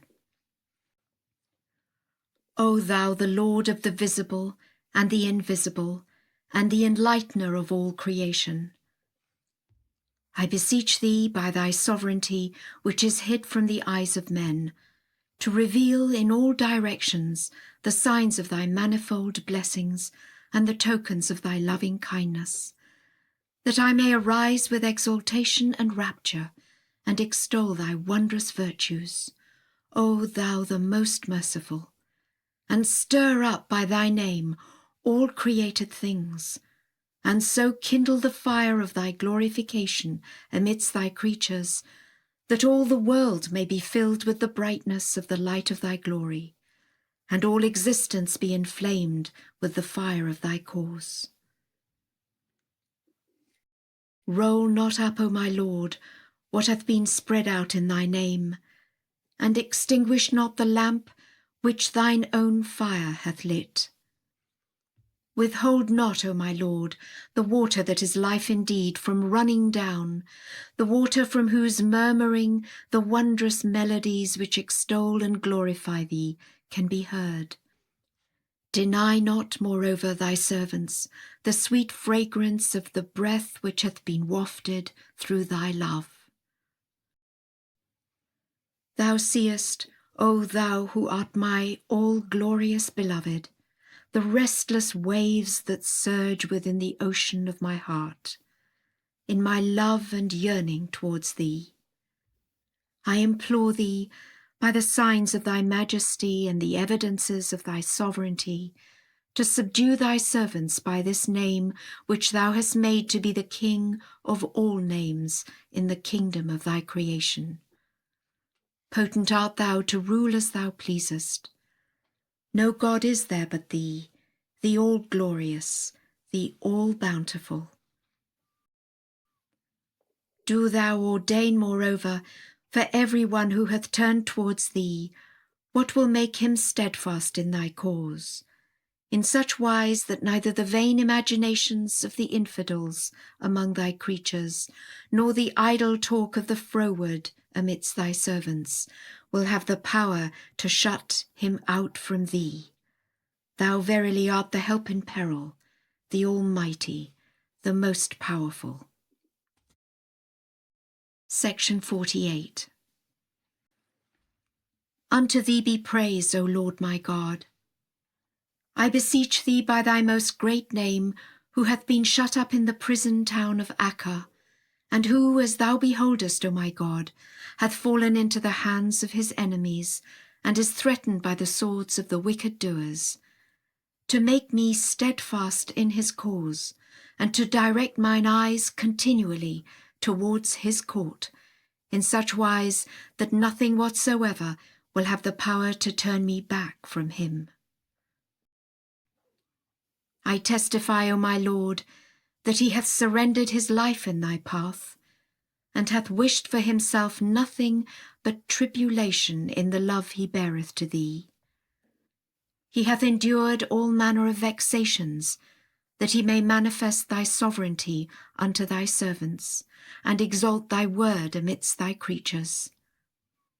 As the adversities deepened, and the troubles sent down by thee compassed him on every side, he became so impassioned by his thought of thee, that the hosts of all them that hath disbelieved in thee, and repudiated thy signs, ceased to affright him. I implore thee, O my Lord, by him and by whatsoever pertaineth unto him, to set my affections upon him, even as he hath set his own affections upon thyself. I testify that his love is thy love, and his self thyself, and his beauty thy beauty, and his cause thy cause. Deny me not, O my Lord, what is with thee, and suffer me not to be forgetful of what thou didst desire in thy days. Thou art verily the Almighty, the most exalted, the all-glorious, the all-wise. Section 49. Lauded be thy name, O Lord my God. I entreat thee by thy name through which the hour hath struck, and the resurrection came to pass, And fear and trembling seized all that are in heaven and all that are on earth, to rain down out of the heaven of thy mercy and the clouds of thy tender compassion what will gladden the hearts of thy servants, who have turned towards thee and helped thy cause. Keep safe thy servants and thy handmaidens, O my Lord, from the darts of idle fancy and vain imaginings, and give them from the hands of thy grace a draught of the soft-flowing waters of thy knowledge. Thou truly art the Almighty, the most exalted, the ever-forgiving, the most generous. 50. Glory be to thee, O my God. Thou hearest thine ardent lovers lamenting in their separation from thee, and such as have recognized thee wailing because of their remoteness from thy presence.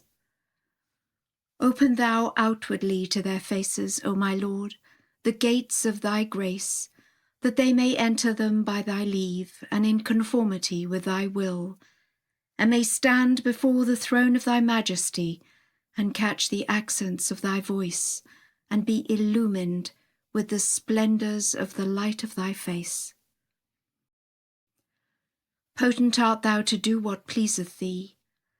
None can withstand the power of thy sovereign might. From everlasting thou wert alone, with none to equal thee, and wilt unto everlasting remain far above all thought and every description of thee. Have mercy then upon thy servants by thy grace and bounty, and suffer them not to be kept back from the shores of the ocean of thy nearness. If thou abandonest them, who is there to befriend them? And if thou puttest them far from thee, who is he that can favour them? They have none other Lord beside thee, none to adore except thyself.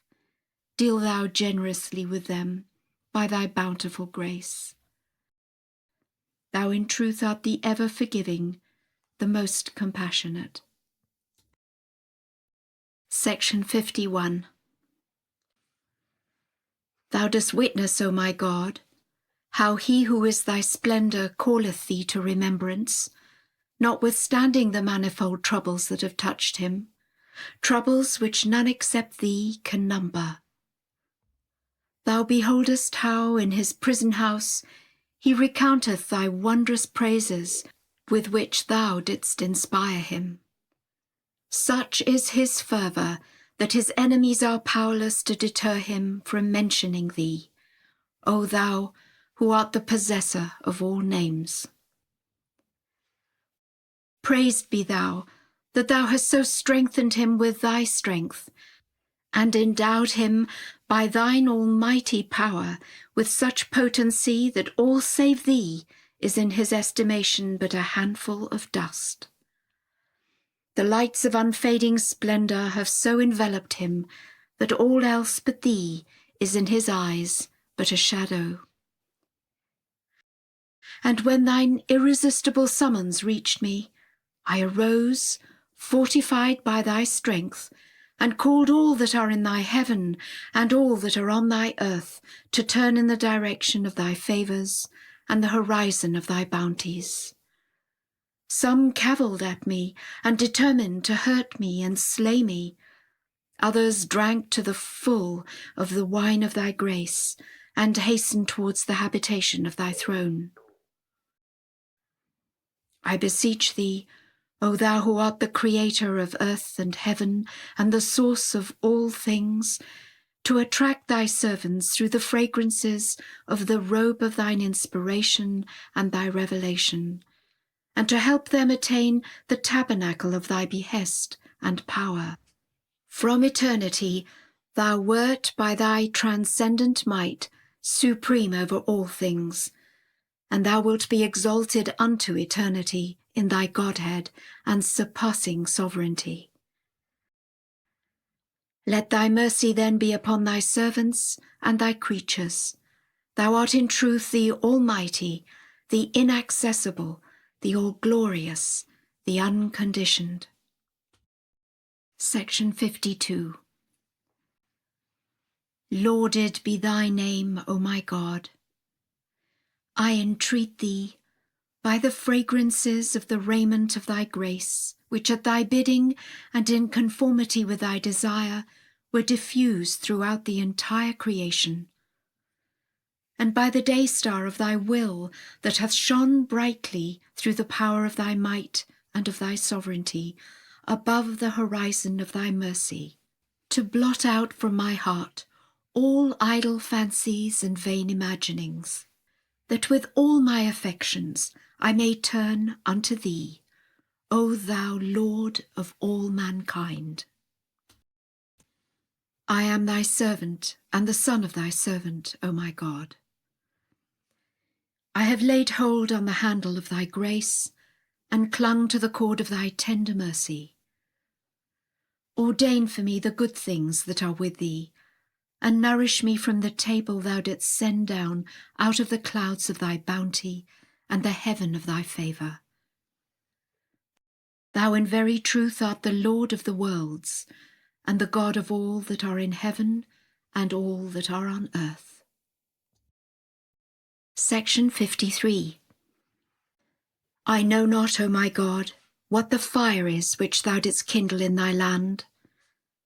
Earth can never cloud its splendour, nor water quench its flame. All the peoples of the world are powerless to resist its force. Great is the blessedness of him that hath drawn nigh unto it and heard its roaring. Some, O my God, thou didst through thy strengthening grace enable to approach it, while others thou didst keep back by reason of what their hands have wrought in thy days. Whoso hath hasted towards it and attained unto it, hath in his eagerness to gaze on thy beauty yielded his life in thy path, and ascended unto thee wholly detached from aught else except thyself. I beseech thee, O my Lord, by this fire which blazeth and rageth in the world of creation, to rend asunder the veils that have hindered me from appearing before the throne of thy majesty, and from standing at the door of thy gate. Do thou ordain for me, O my Lord, every good thing thou didst send down in thy book, and suffer me not to be far removed from the shelter of thy mercy. Powerful art thou to do what pleaseth thee. Thou art verily the all-powerful, the most generous. Section 54. Lauded be thy name, O my God. Aid thou by thy strengthening grace thy servants and thy handmaidens to recount thy virtues and to be steadfast in their love towards thee. How many the leaves which the tempests of trials have caused to fall, and how many too are those which, clinging tenaciously to the tree of thy cause, have remained unshaken by the tests that have assailed them, O thou who art our Lord, the most merciful. I render thee thanks that thou hast made known unto me such servants as have utterly abolished, by the power of thy might and of thy sovereignty, the idols of their corrupt desires, and were not kept back by the things which are possessed by thy creatures, from turning in the direction of thy grace. These have so vehemently rent the veils asunder, that the dwellers of the cities of self have wept, and fear and trembling seized the people of envy and wickedness, who, adorning their heads and their bodies with the emblems of knowledge, have proudly rejected thee and turned away from thy beauty. I implore thee, O my Lord, by thy surpassing majesty and thine ancient name, to enable thy loved ones to assist thee. Direct then continually their faces towards thy face, and write down for them what will cause all hearts to exult and all eyes to be gladdened. Thou truly art the help in peril, the self-subsisting. Section 55. O God, The trials thou sendest are a salve to the sores of all them who are devoted to thy will. The remembrance of thee is a healing medicine to the hearts of such as have drawn nigh unto thy court. Nearness to thee is the true life of them who are thy lovers. Thy presence is the ardent desire of such as yearn to behold thy face. Remoteness from thee is a torment to those that have acknowledged thy oneness, and separation from thee is death unto them that have recognized thy truth.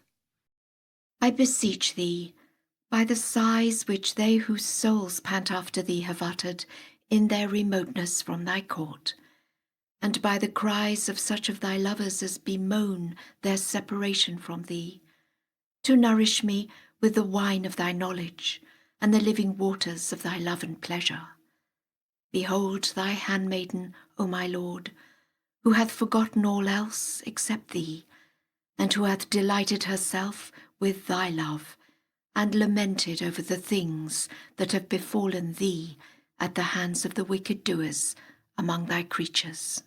Do thou ordain for her that which thou didst ordain for such of thy handmaidens as circle round the throne of thy majesty, and gaze at eventide and at dawn on thy beauty. Thou art verily the Lord of the judgment day. Section 56. Glory be to thee, O Lord my God. These are the days whereon thou hast bidden all men to observe the fast, that through it they may purify their souls and rid themselves of all attachment to any one but thee, and that out of their hearts may ascend that which will be worthy of the court of thy majesty, and may well beseem the seat of the revelation of thy oneness. Grant, O my Lord, that this fast may become a river of life-giving waters, and may yield the virtue wherewith thou hast endowed it. Cleanse thou by its means the hearts of thy servants whom the evils of the world have failed to hinder from turning towards thine all-glorious name, and who have remained unmoved by the noise and tumult of such as have repudiated thy most resplendent signs, which have accompanied the advent of thy manifestation, whom thou hast invested with thy sovereignty, thy power, thy majesty and glory. These are the servants who, as soon as thy call reached them, hastened in the direction of thy mercy, and were not kept back from thee by the changes and chances of this world, or by any human limitations. I am he, O my God, who testifieth to thy unity, who acknowledgeth thy oneness, who boweth humbly before the revelations of thy majesty, and who recognizeth with downcast countenance the splendours of the light of thy transcendent glory. I have believed in thee after thou didst enable me to know thyself, whom thou hast revealed to men's eyes through the power of thy sovereignty and might. Unto him I have turned, wholly detached from all things, and cleaving steadfastly unto the cord of thy gifts and favours. I have embraced his truth, and the truth of all the wondrous laws and precepts that have been sent down unto him. I have fasted for love of thee, and in pursuance of thine injunction, and have broken my fast with thy praise on my tongue, and in conformity with thy pleasure. Suffer me not, O my Lord, to be reckoned among them who have fasted in the daytime, who in the night season have prostrated themselves before thy face, and who have repudiated thy truth, disbelieved in thy signs, gainsaid thy testimony, and perverted thine utterances. Open thou, O my Lord, mine eyes and the eyes of all them that have sought thee, that we may recognize thee with thine own eyes. This is thy bidding given us in the book sent down by thee, unto him whom thou hast chosen by thy behest, whom thou hast singled out for thy favour above all thy creatures, whom thou hast been pleased to invest with thy sovereignty, and whom thou hast specially favoured and entrusted with thy message unto thy people. Praised be thou therefore, O my God, inasmuch as thou hast graciously enabled us to recognize him, and to acknowledge whatsoever hath been sent down unto him, and conferred upon us the honour of attaining the presence of the one whom thou didst promise in thy book and in thy tablets.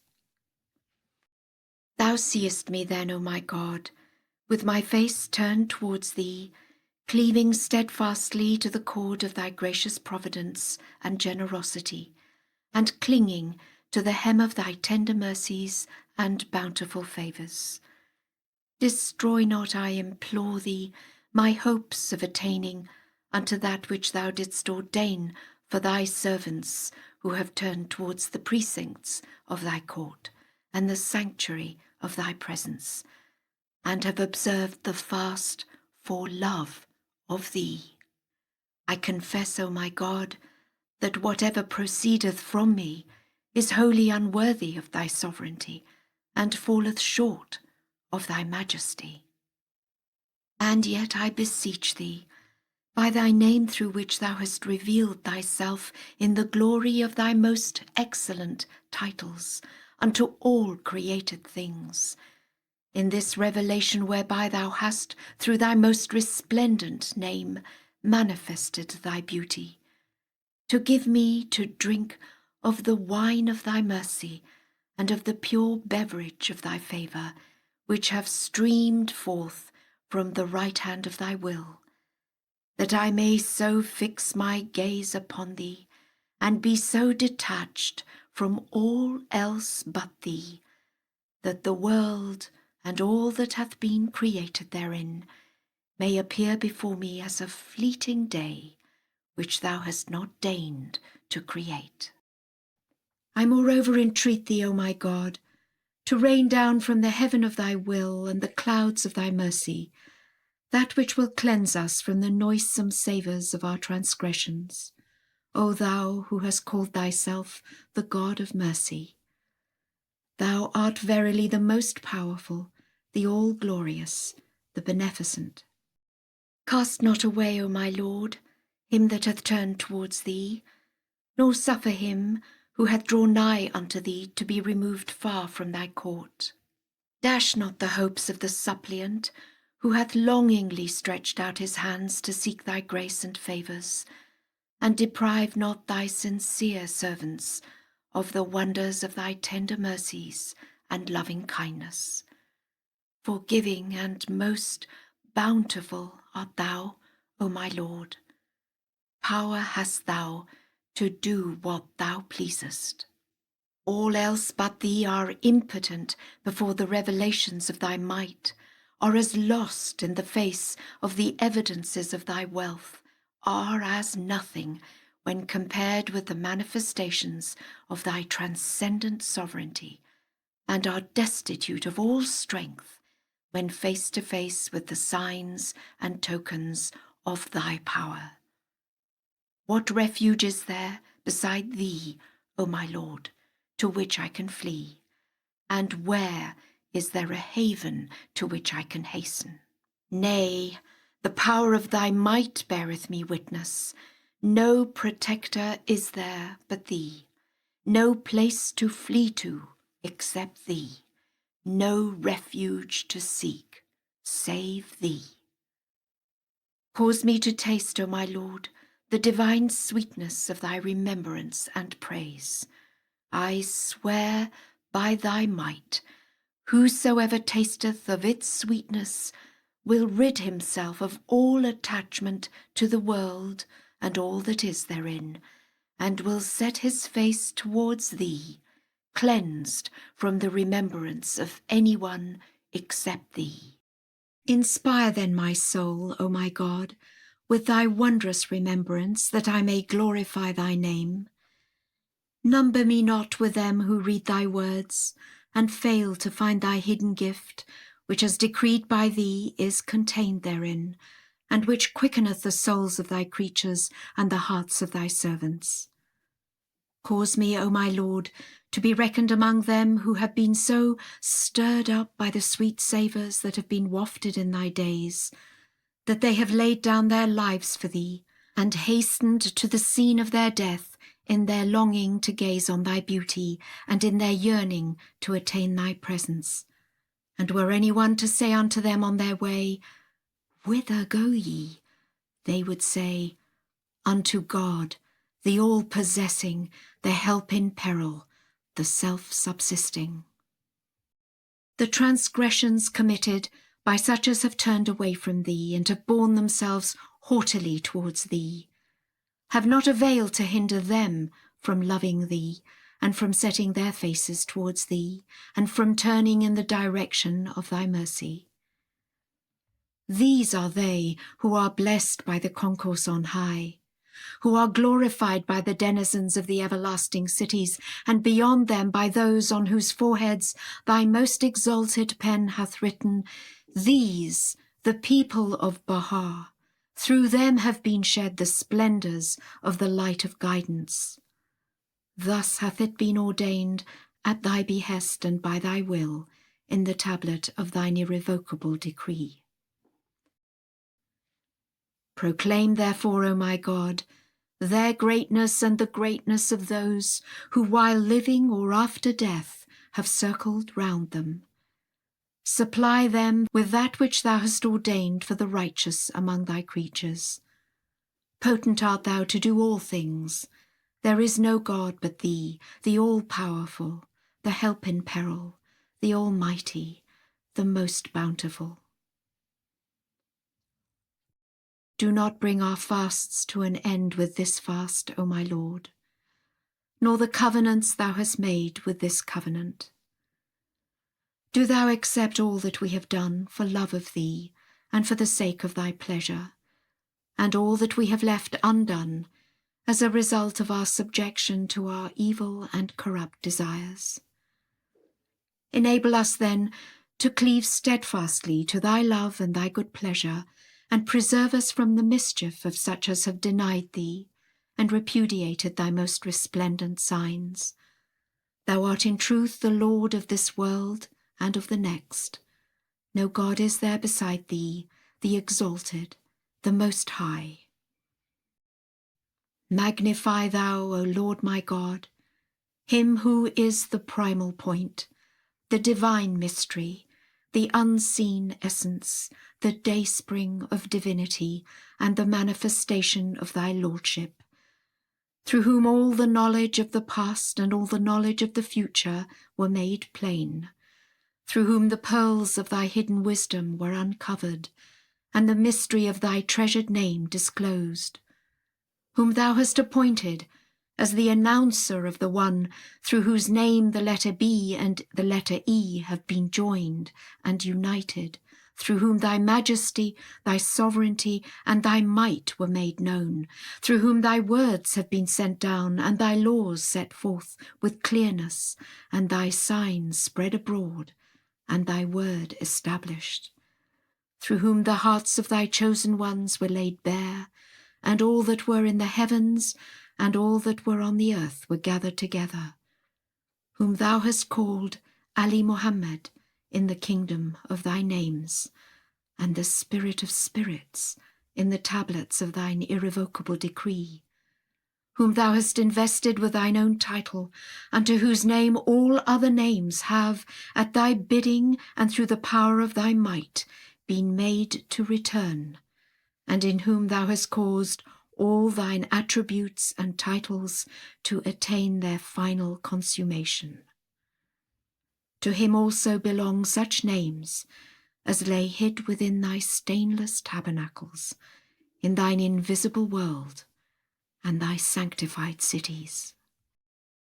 Magnify thou, moreover, such as have believed in him and in his signs, and have turned towards him from among those that have acknowledged thy unity in his latter manifestation, a manifestation whereof he hath made mention in his tablets, and in his books, and in his scriptures, and in all the wondrous verses and gem-like utterances that have descended upon him.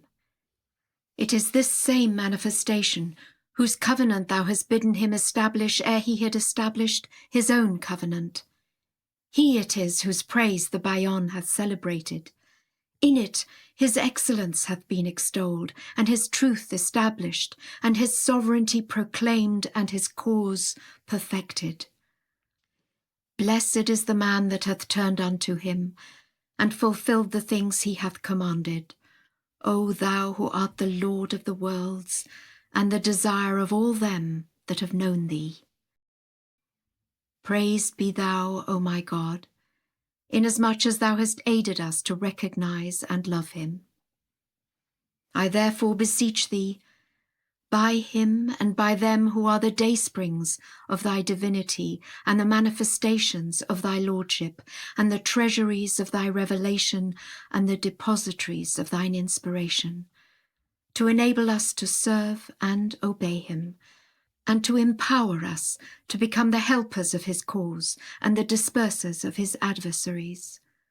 Powerful art thou to do all that pleaseth thee. No God is there beside thee, the Almighty, the All-Glorious, the one whose help is sought by all men. Section 57. God testifieth to the unity of his Godhood, and to the singleness of his own being. On the throne of eternity, from the inaccessible heights of his station, his tongue proclaimeth that there is none other God but him.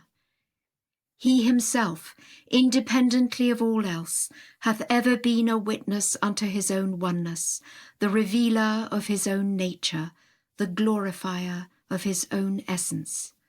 He verily is the all-powerful, the almighty, the beauteous. He is supreme over his servants, and standeth over his creatures. In his hand is the source of authority and truth. He maketh men alive by his signs, and causeth them to die through his wrath. He shall not be asked of his doings, and his might is equal unto all things. He is the potent, the all-subduing. He holdeth within his grasp the empire of all things, and on his right hand is fixed the kingdom of his revelation. His power verily embraceth the whole of creation. Victory and overlordship are his. All might and dominion are his. All glory and greatness are his. He of a truth is the all-glorious, the most powerful, the unconditioned.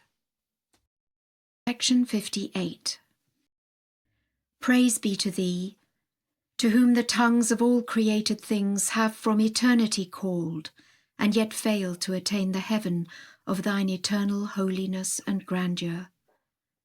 The eyes of all beings have been opened to behold the beauty of thy radiant countenance, yet none hath succeeded in gazing on the brightness of the light of thy face.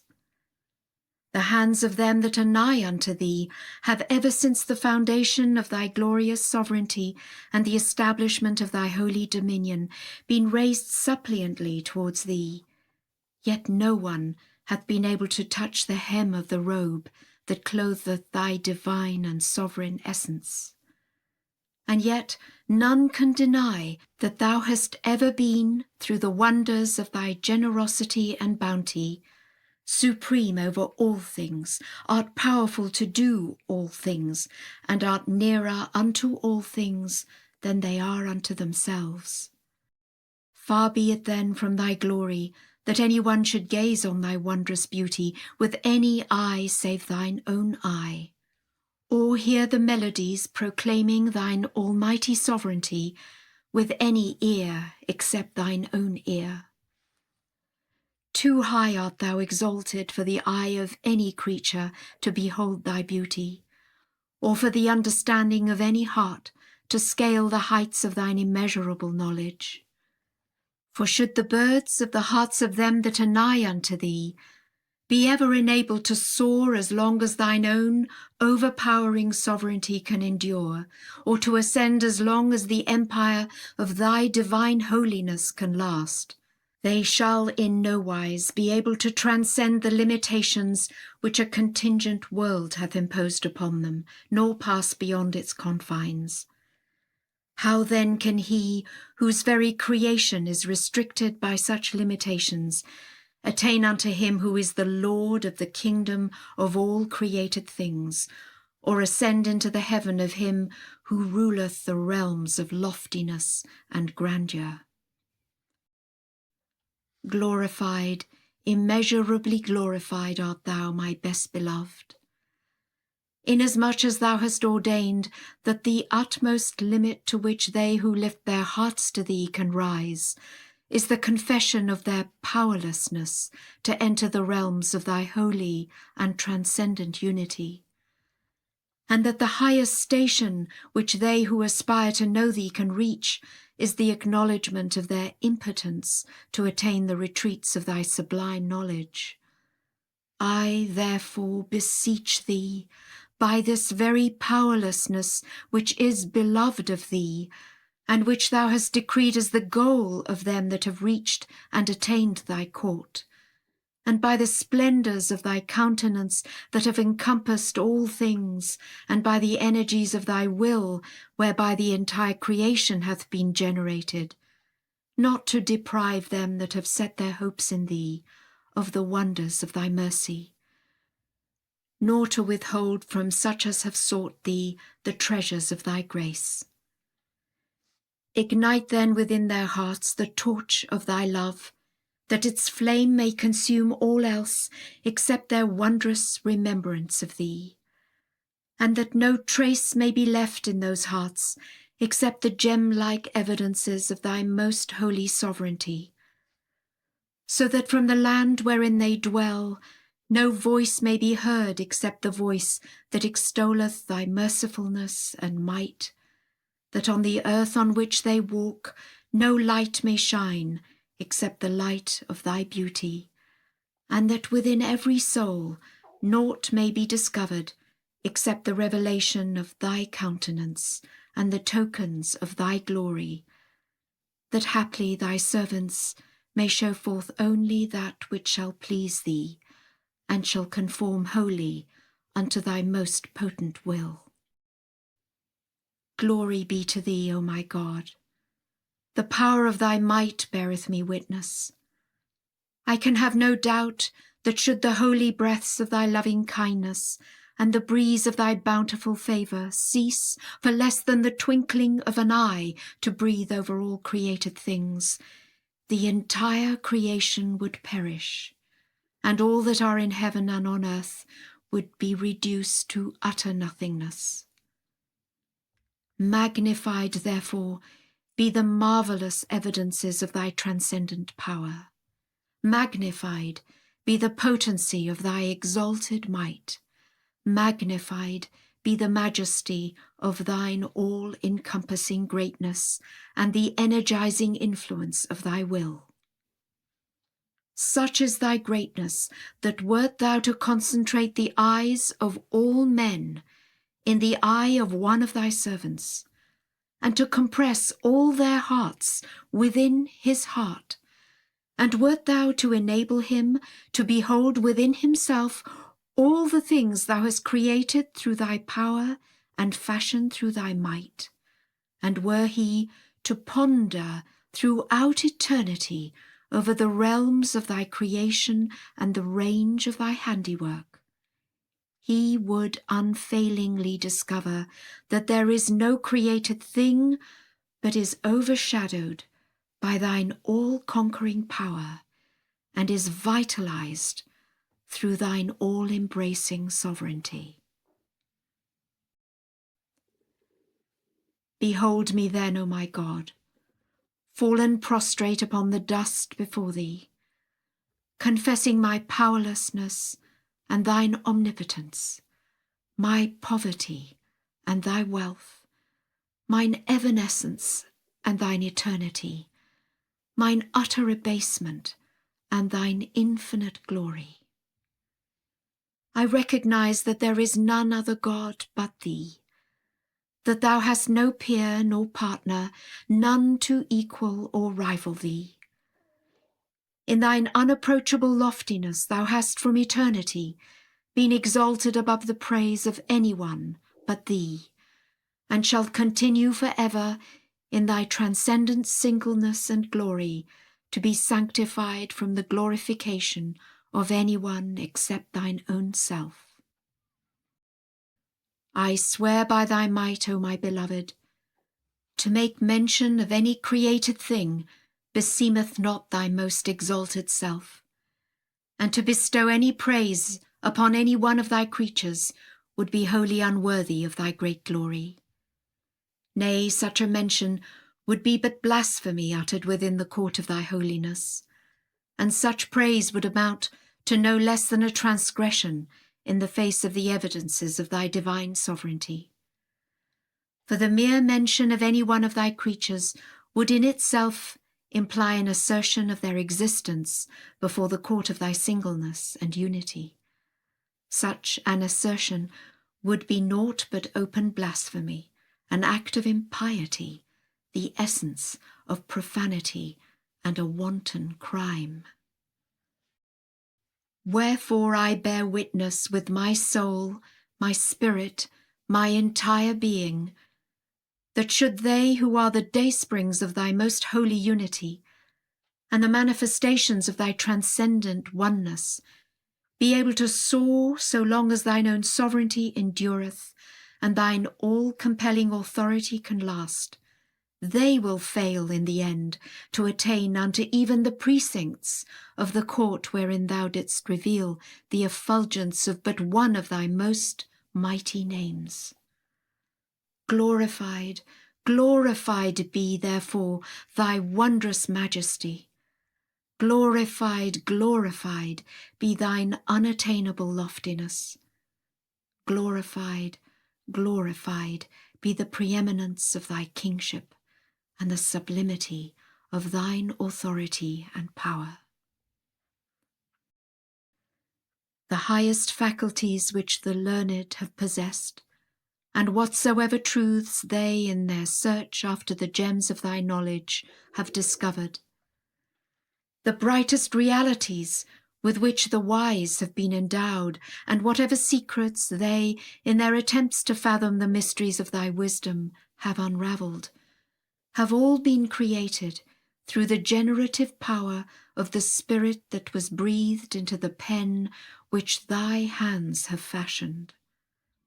How, then, can the thing which thy pen hath created be capable of comprehending those treasures of thy faith, with which, as decreed by thee, that pen hath been invested? How can it ever know of the fingers that grasp thy pen, and of thy merciful favours with which it hath been endowed? How can it, already unable to reach this station, be made aware of the existence of thy hand that controlleth the fingers of thy might? How can it attain unto the comprehension of the nature of thy will that animateth the movement of thy hand? Glorified, glorified be thou, O my God.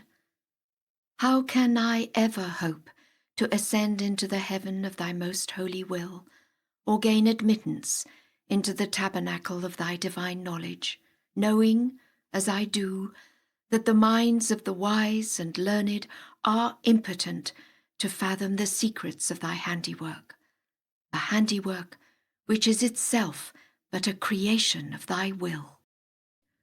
Praised be to thee, O Lord my God, my Master, my Possessor, my King. Now that I have confessed unto thee my powerlessness, and the powerlessness of all created things, and have acknowledged my poverty and the poverty of the entire creation, I call unto thee with my tongue and the tongues of all that are in heaven and on earth, and beseech thee with my heart and the hearts of all that have entered beneath the shadow of thy names and thine attributes, not to shut us from the doors of thy loving kindness and grace, nor to suffer the breeze of thy bountiful care and favour to cease from being wafted over our souls, nor to permit that our hearts be occupied with anyone except thee, or our minds to be busied with any remembrance save remembrance of thyself. By the glory of thy might, O my God, wert thou to set me king over thy realms, and to establish me upon the throne of thy sovereignty, and to deliver through thy power the reins of the entire creation into my hands, and wert thou to cause me, though it be for less than a moment, to be occupied with these things and be oblivious of the wondrous memories associated with thy most mighty, most perfect, and most exalted name, my soul would still remain unsatisfied, and the pangs of my heart unstilled. Nay, I would in that very state recognize myself as the poorest of the poor and the most wretched of the wretched. Magnified be thy name, O my God.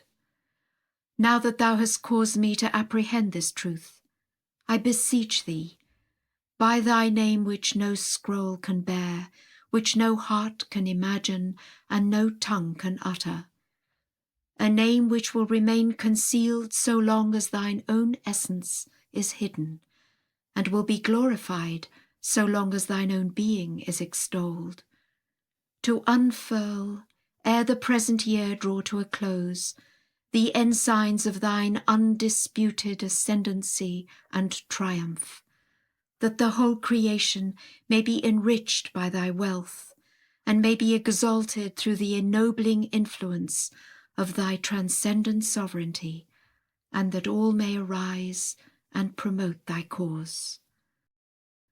Thou art verily the Almighty, the All-Highest, the All-Glorious, the All-Subduing, the All-Possessing. Section 59.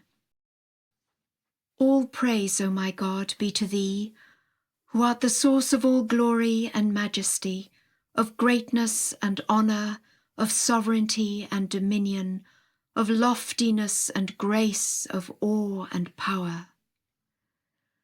Whomsoever thou willest, thou causest to draw nigh unto the most great ocean, and on whomsoever thou desirest, thou conferrest the honour of recognizing thy most ancient name. Of all who are in heaven and on earth, none can withstand the operation of thy sovereign will. From all eternity thou didst rule the entire creation, and thou wilt continue for evermore to exercise thy dominion over all created things. There is none other God but thee, the Almighty, the most exalted, the all-powerful, the all-wise.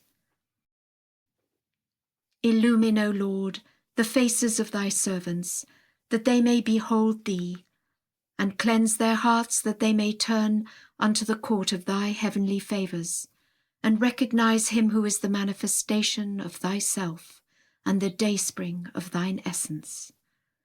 Verily, thou art the Lord of all worlds. There is no God but thee, the unconstrained, the all-subduing.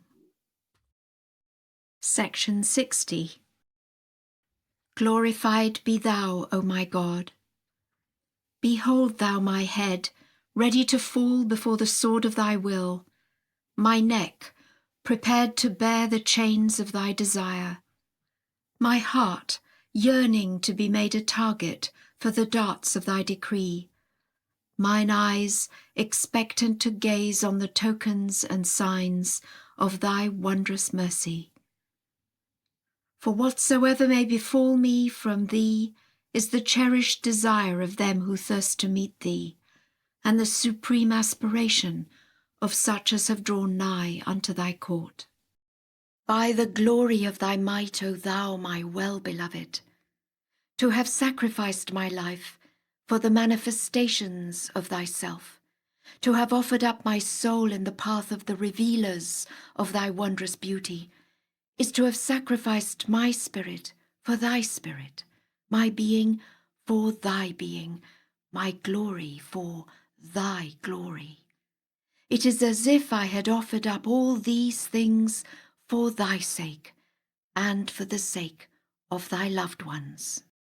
Though my body be pained by the trials that befall me from thee, though it be afflicted by the revelations of thy decree, yet my soul rejoiceth at having partaken of the waters of thy beauty, and at having attained the shores of the ocean of thine eternity. Doth it beseem a lover to flee from his beloved, or to desert the object of his heart's desire? Nay, we all believe in thee, and eagerly hope to enter thy presence. Section 61. Lauded be thy name, O Lord my God. Thou dost witness that thy will hath prevailed over all created things, and thy mercy hath surpassed all who are in heaven and on earth.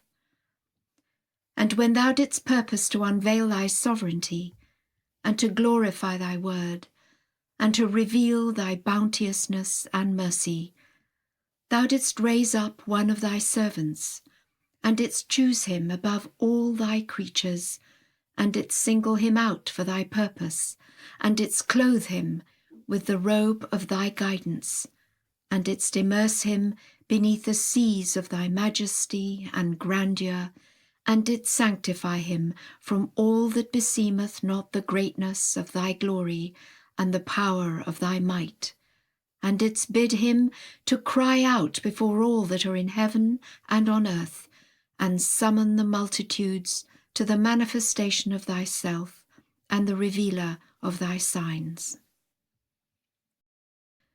No sooner had he proclaimed thy cause, and risen up to carry out the things prescribed unto him in the tablets of thy decree, than the great terror fell upon thy creatures.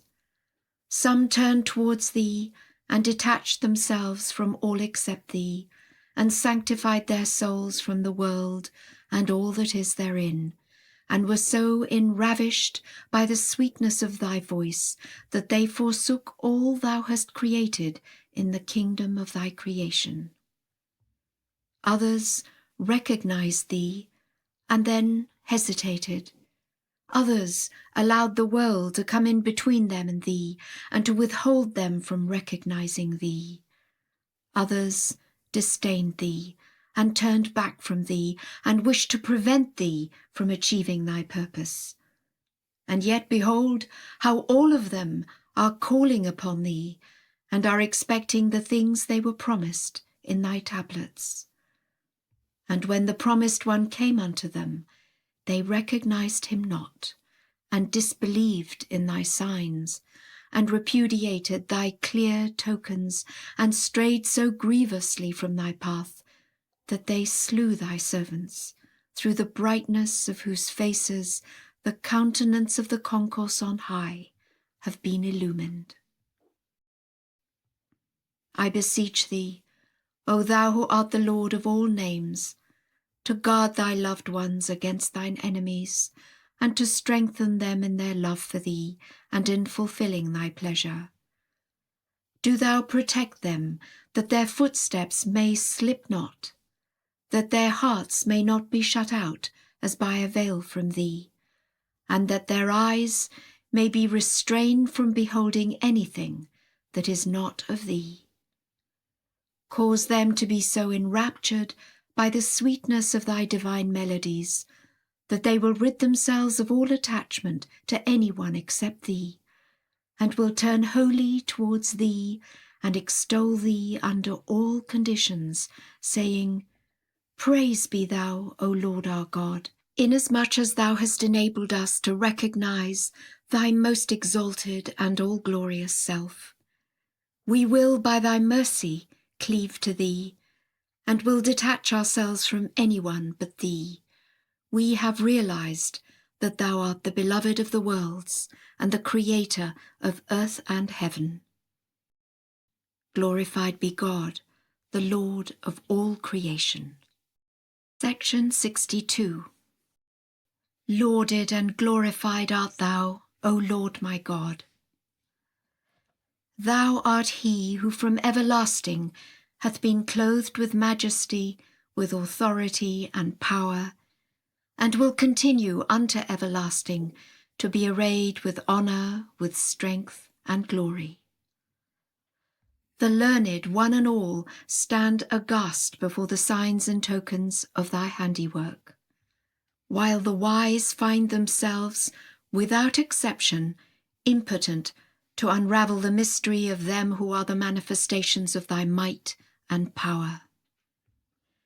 Every man of insight hath confessed his powerlessness to scale the heights of thy knowledge, and every man of learning hath acknowledged his failure to fathom the nature of thine essence. Having barred the way that leadeth unto thee, thou hast by virtue of thine authority, and through the potency of thy will, called into being them who are the manifestations of thyself, and hast entrusted them with thy message unto thy people, and caused them to become the daysprings of thine inspiration, the exponents of thy revelation, the treasuries of thy knowledge, and the repositories of thy faith, that all men may through them turn their faces towards thee, and may draw nigh unto the kingdom of thy revelation and the heaven of thy grace. I beseech thee, therefore, by thyself and by them, to send down from the right hand of the throne of thy grace upon all that dwell on earth that which shall wash them from the stain of their trespasses against thee, and cause them to become wholly devoted to thyself, O thou in whose hand is the source of all gifts, that they may all arise to serve thy cause, and may detach themselves entirely from all except thee. Thou art the Almighty, the All-Glorious, the Unrestrained. O my God, my Master, my best beloved, I am thy servant and the son of thy servant. I have held fast the cord of thy grace, and clung to the hem of the garment of thy loving providence. I entreat thee, by thy most great name, whom thou hast appointed as the unerring balance among the nations, and thine infallible proof unto all men, not to forsake me, nor to abandon me to my corrupt desires. Do thou preserve me beneath the shadow of thy supreme sinlessness, and enable me to magnify thine own self amidst the concourse of thy creatures. Withhold not from me the divine fragrance of thy days, and deprive me not of the sweet savours wafting from the dayspring of thy revelation. Bestow on me the good of this world and of the next, through the power of thy grace that hath encompassed all created things, and thy mercy that hath surpassed the entire creation. Thou art he who holdeth in his grasp the kingdom of all things. Thou doest what thou willest through thy decree, and choosest through the power of thy might whatsoever thou desirest. None can resist thy will. Naught can exhaust the impelling force of thy command. There is no God but thee, the Almighty, the All-Glorious, the Most Bountiful. Section 63. Thou beholdest, O my God, thy servant who dwelleth in this prison house, wholly detached from any one but thee, his eyes turned in the direction of the dayspring of thy mercy, his heart longing for the wondrous manifestations of thy grace. Thou, O my Lord, hast reckoned up the ills that have afflicted him in thy path. Thou seest him compassed about with such of thy creatures as have transgressed and rebelled against thee, who have come in between him and thy loved ones, who have fixed his abode in this land and wronged thee, and who have hindered thy servants from turning towards thee. For all these things I offer thanksgiving unto thee, O my Lord. I implore thee to assist me and them that love me, to magnify thy word, and to endow us with such strength that the ills of this world and its tribulations will be powerless to hinder us from remembering thee and from extolling thy virtues. Powerful art thou to do all things, resplendent art thou above all things. Every conqueror is but a serf whom thy hand hath subjected, and the richest of the rich is as destitute before the immensity of thy wealth.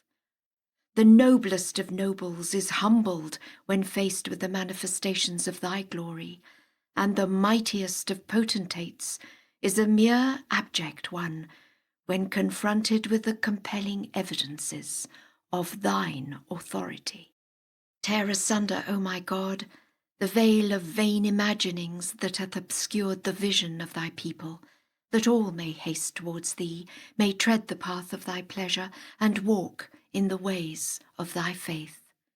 We are, O my God, thy servants and thy bondsmen. Thou art sufficient unto us, so that we can dispense with the world and all that is therein. We are wholly satisfied with all that hath befallen us in thy path, and exclaim, Praise be thou, in whose hand are the realms of revelation and of creation, and all the kingdoms of earth and heaven. Section 64. Praise be to thee, O Lord my God, my Master. Thou hearest the sighing of those who, though they long to behold thy face, are yet separated from thee and far distant from thy court. Thou testifiest to the lamentations which those who have recognized thee pour forth, because of their exile from thee and their yearning to meet thee.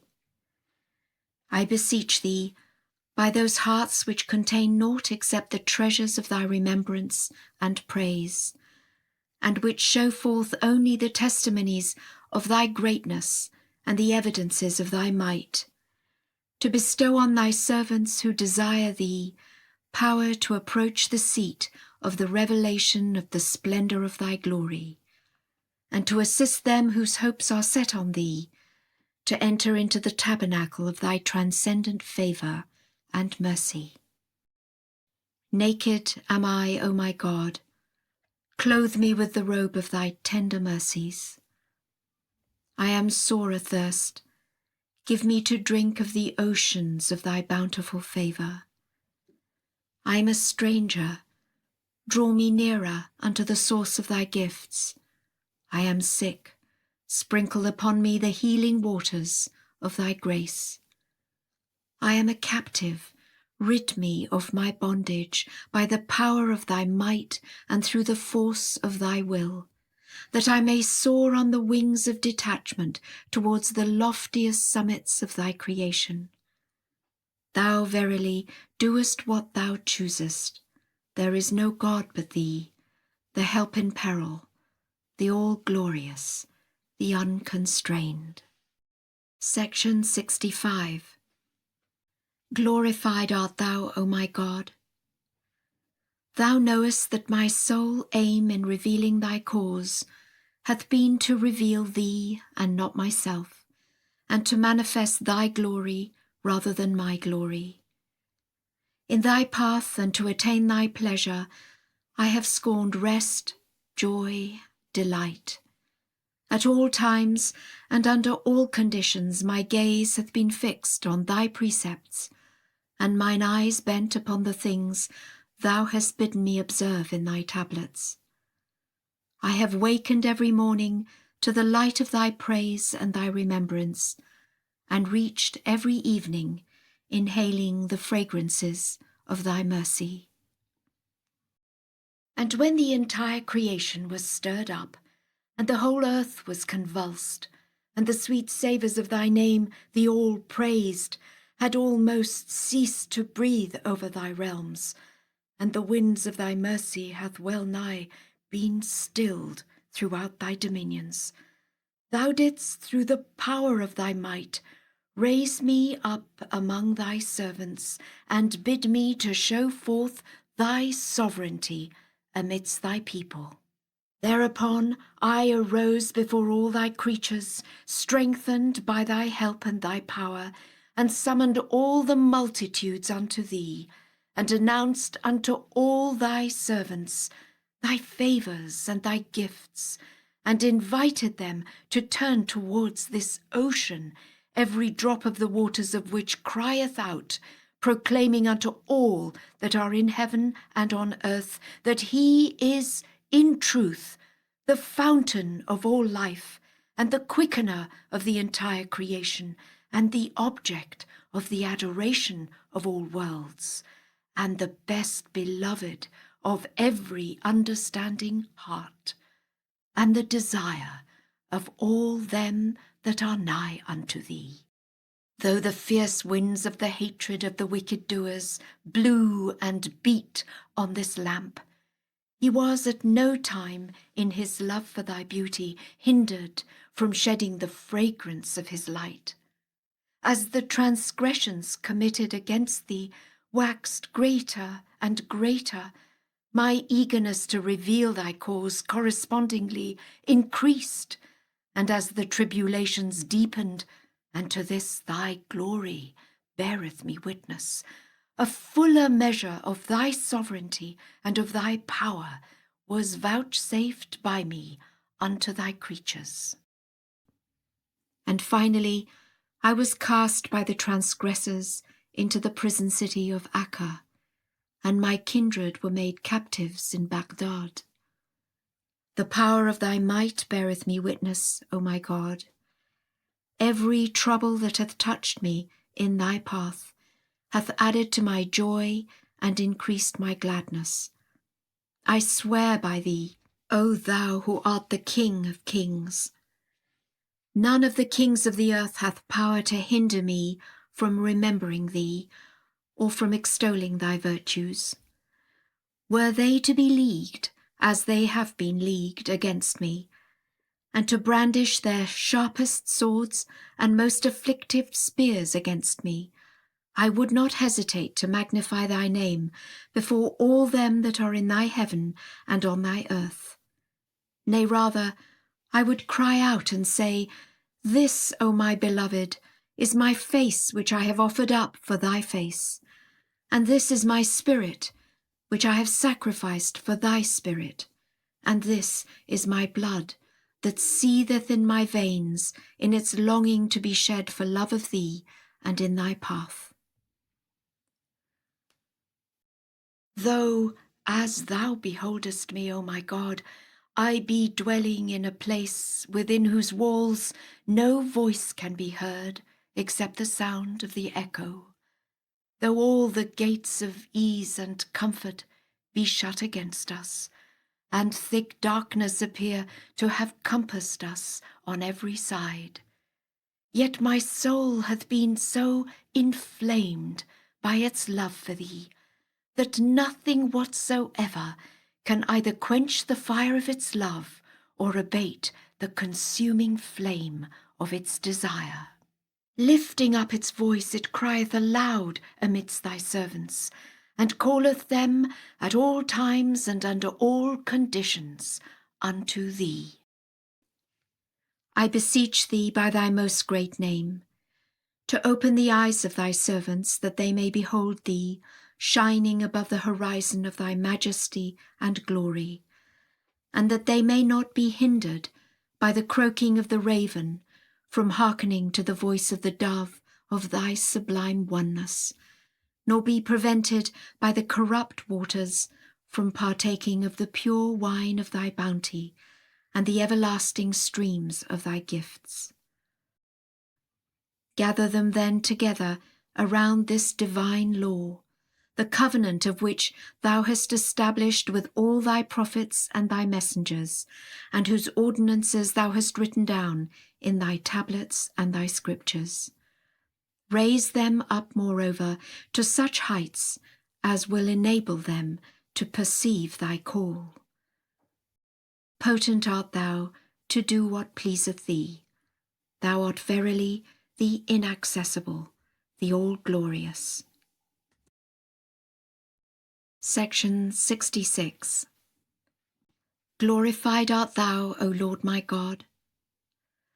Thou seest me dwelling in this prison house that lieth behind the seas and the mountains, and knowest full well what I have endured for love of thee and for the sake of thy cause. Thou art he, O my God, who hath raised me up at thy behest, and bidden me to occupy thy seat, and to summon all men to the court of thy mercy. It is thou who hast commanded me to tell out the things thou didst destine for them in the tablet of thy decree, and didst inscribe with the pen of thy revelation, and who hast enjoined on me the duty of kindling the fire of thy love in the hearts of thy servants, and of drawing all the peoples of the earth nearer to the habitation of thy throne. And when, as bidden by thee, I arose and called out by thy leave all thy creatures, the wayward among thy servants opposed me. Some turned away from me, others disowned my claim, a few hesitated, while others were sore perplexed, notwithstanding that thy testimony was set forth before the followers of all religions, and thy proof demonstrated unto all the peoples of the earth, and the signs of thy might so powerfully manifested as to encompass the entire creation. I was, moreover, opposed by mine own kindred, although, as thou knowest, they were dear to me, and I had desired for them that which I had desired for mine own self. These are the ones who, when learning that I had been cast into prison, perpetrated against me what no man else on earth hath perpetrated. I entreat thee, therefore, O my God, by thy name by which thou hast separated between truth and denial, to purify the hearts of all evil suggestions, and to enable them to draw nigh unto him who is the dayspring of thy names and thine attributes.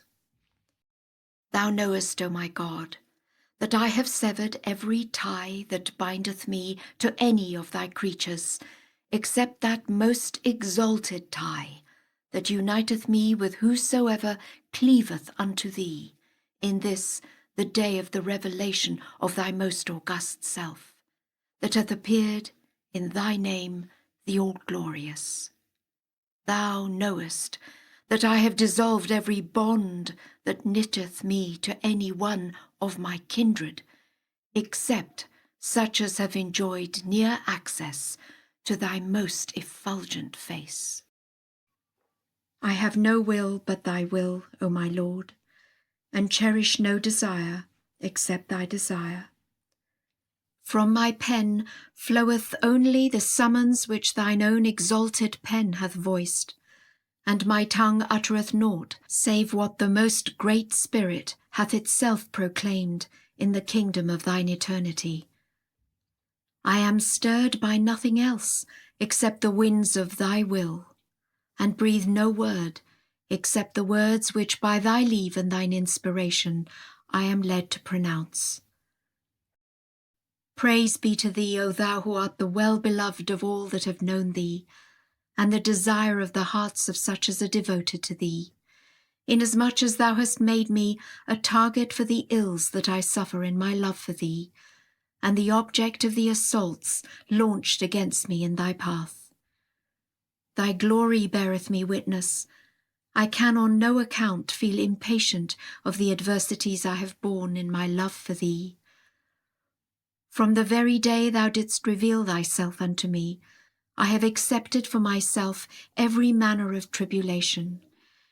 Every moment of my life my head crieth out to thee and saith, Would, O my Lord, that I could be raised on the spear point in thy path, while my blood entreateth thee, saying, Die the earth with me, O my God, for the sake of thy love and thy pleasure. Thou knowest that I have at no time sought to guard my body against any affliction. Nay, rather I have continually anticipated the things thou didst ordain for me in the tablet of thy decree. Behold then, O my God, my loneliness among thy servants, and my remoteness from thy friends and thy chosen ones. I beseech thee, by the showers of the clouds of thy mercy, whereby thou hast caused the blossoms of thy praise and utterance, and the flowers of thy wisdom and testimony to spring forth in the hearts of all them that have recognized thy oneness, to supply thy servants and my kindred with the fruits of the tree of thy unity in these days when thou hast been stablished upon the throne of thy mercy. Hinder them not, O my Lord, from attaining unto the things thou dost possess, and write down for them that which will aid them to scale the heights of thy grace and favour. Give them, moreover, to drink of the living waters of thy knowledge, and ordain for them the good of this world and of the world to come. Thou art verily the Lord of Baha', and the beloved of his heart, and the object of his desire, and the inspirer of his tongue, and the source of his soul. No God is there but thee, the inaccessible, the most high. Thou art verily the Almighty, the most exalted, the ever-forgiving, the most merciful. Section 67. Glorified art thou, O Lord my God. I yield thee thanks for having enabled me to recognize the manifestation of thyself, and for having severed me from thine enemies and laid bare before mine eyes their misdeeds and wicked works in thy days, and for having rid me of all attachment to them and caused me to turn wholly towards thy grace and bountiful favours. I give thee thanks also for having sent down upon me from the clouds of thy will that which hath so sanctified me from the hints of the infidels and the illusions of the misbelievers, that I have fixed my heart firmly on thee, and fled from such as have denied the light of thy countenance. Again I thank thee for having empowered me to be steadfast in thy love, and to speak forth thy praise, and to extol thy virtues, and for having given me to drink of the cup of thy mercy that hath surpassed all things visible and invisible. Thou art the Almighty, the most exalted, the all-glorious, the all-loving. Section 68. Praise be thou, O my God. Thou seest me shut up in this prison, and art well aware that I have entered it solely for thy sake, and for the sake of the glorification of thy word and the proclamation of thy cause. I cry out to thee at this very moment, O thou who art the Lord of all worlds, beseeching thee by thine undoubted name, to attract the hearts of thy servants unto the dayspring of thy most excellent titles, and the dawning place of thy most resplendent signs. But for the troubles that touch me in thy path, O my God, how else could my heart rejoice in thy days?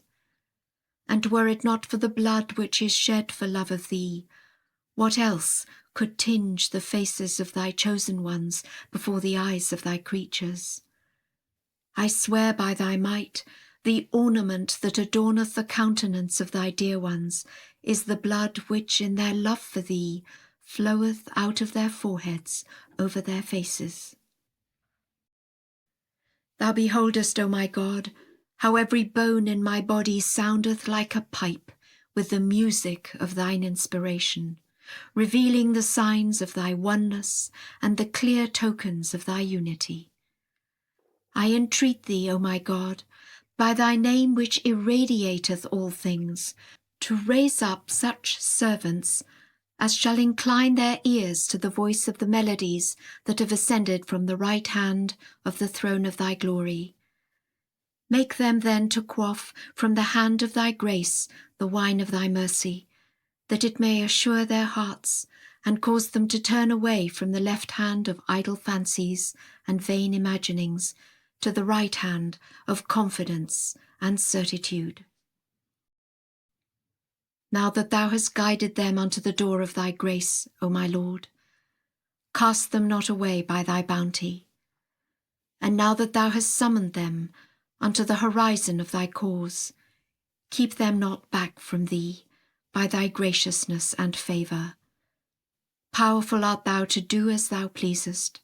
No God is there but thee, the omniscient, the all-informed.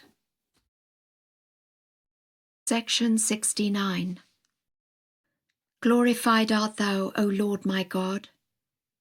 My tongue, both the tongue of my body and the tongue of my heart, my limbs and members, every pulsating vein within me, every hair of my head, all proclaim that thou art God, and that there is none other God beside thee.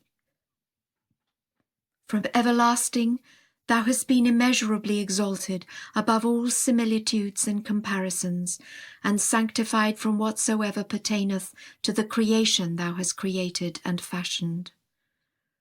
From eternity thou hast been alone, with none to share the majesty of thy singleness, and hast remained far above the changes and chances to which all thy creatures are subjected. And when thou didst purpose to demonstrate the power of thy sovereign might, and to glorify thy word, and to guide the steps of thy people, thou didst raise up from among thy creatures one of thy servants, whom thou didst send forth with the signs of thy sovereignty, and whom thou didst endue with the clear tokens of thy oneness, that he might fulfill thy testimony unto all created things, and perfect thy proof before all men.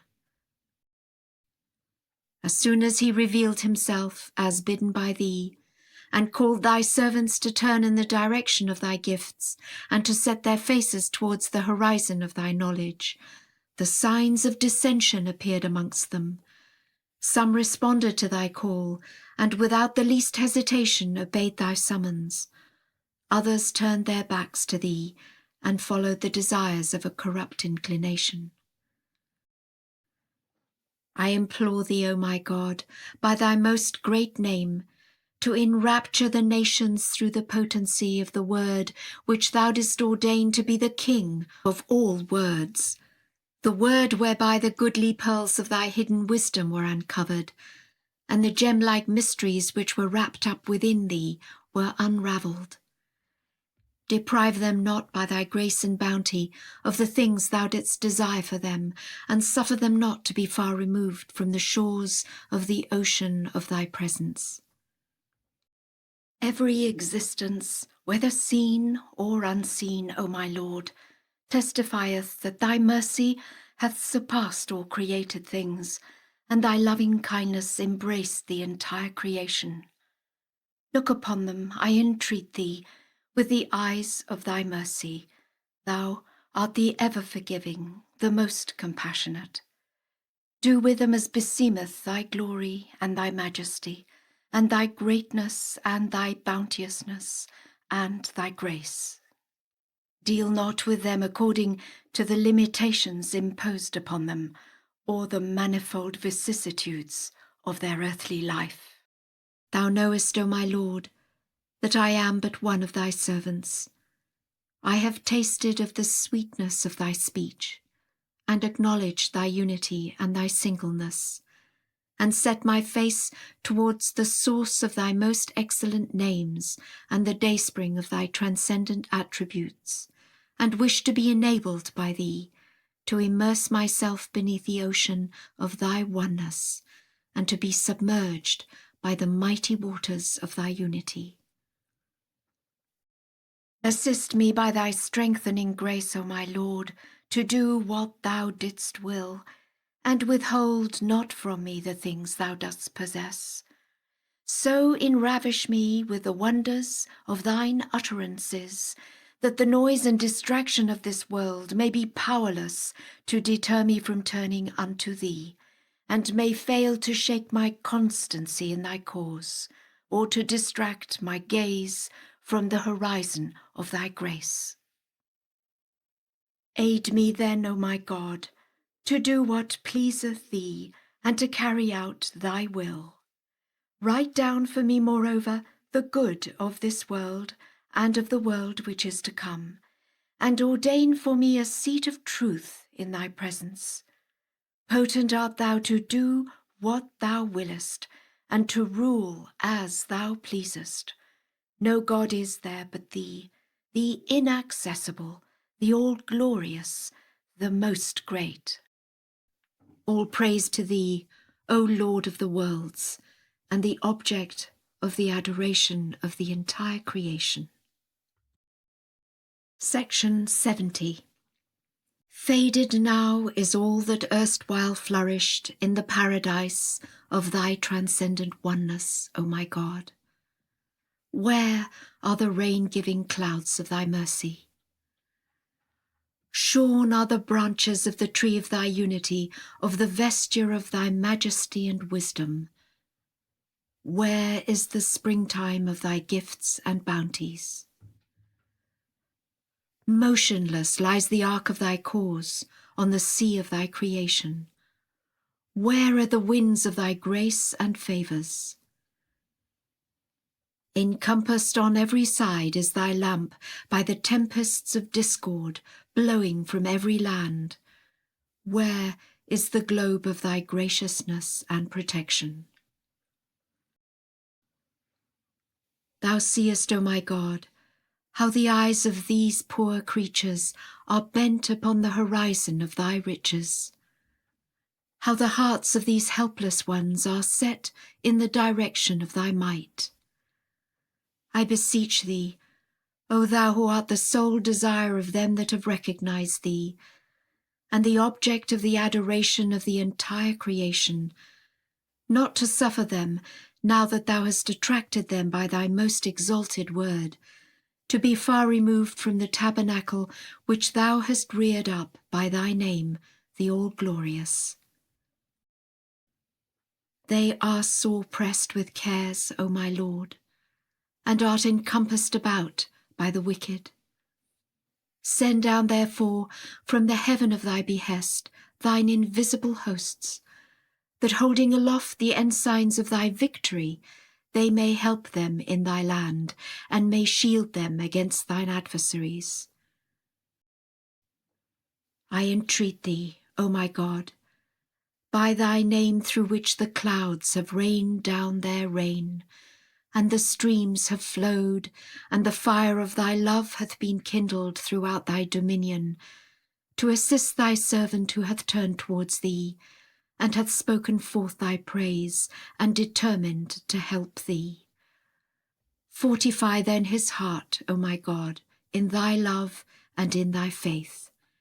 Better is this for him than all that hath been created on thine earth, for the world and whatsoever is therein must perish, and what pertaineth unto thee must endure, as long as thy most excellent names endure. By thy glory, were the world to last as long as thine own kingdom will last, to set their affections upon it would still be unseemly for such as have quaffed from the hands of thy mercy the wine of thy presence. How much more when they recognized its fleetingness and are persuaded of its transience. The chances that overtake it and the changes to which all things pertaining unto it are continually subjected attest its impermanence. Whosoever hath recognized thee will turn to none save thee, and will seek from thee naught else except thyself. Thou art the sole desire of the heart of him whose thoughts are fixed on thee, and the highest aspiration of whosoever is wholly devoted unto thee. No God is there beside thee, the Almighty, the help in peril, the all-glorious, the most powerful. Section 71. Magnified be thy name, O my God, for that thou hast manifested the day which is the King of days, the day which thou didst announce unto thy chosen ones and thy prophets in thy most excellent tablets, the day whereon thou didst shed the splendour of the glory of all thy names upon all created things. Great is his blessedness, whosoever hath set himself towards thee, and entered thy presence, and caught the accents of thy voice. I beseech thee, O my Lord, by the name of him round whom circleth in adoration the kingdom of thy names, that thou wilt graciously assist them that are dear to thee, to glorify thy word among thy servants, and to shed abroad thy praise amidst thy creatures, so that the ecstasies of thy revelation may fill the souls of all the dwellers of thine earth.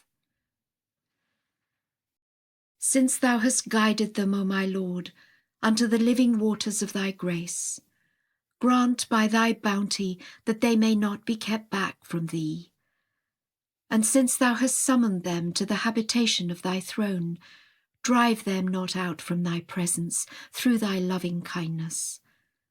Send down upon them what shall wholly detach them from aught else except thee, and make them able to soar in the atmosphere of thy nearness, in such wise that neither the ascendancy of the oppressor, nor the suggestions of them that have disbelieved in thy most august and most mighty self shall be capable of keeping them back from thee.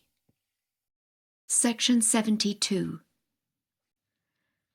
Lauded be thy name, O thou in whose hands is the kingdom of all names, and in the grasp of whose might are all that are in heaven and all that are on earth.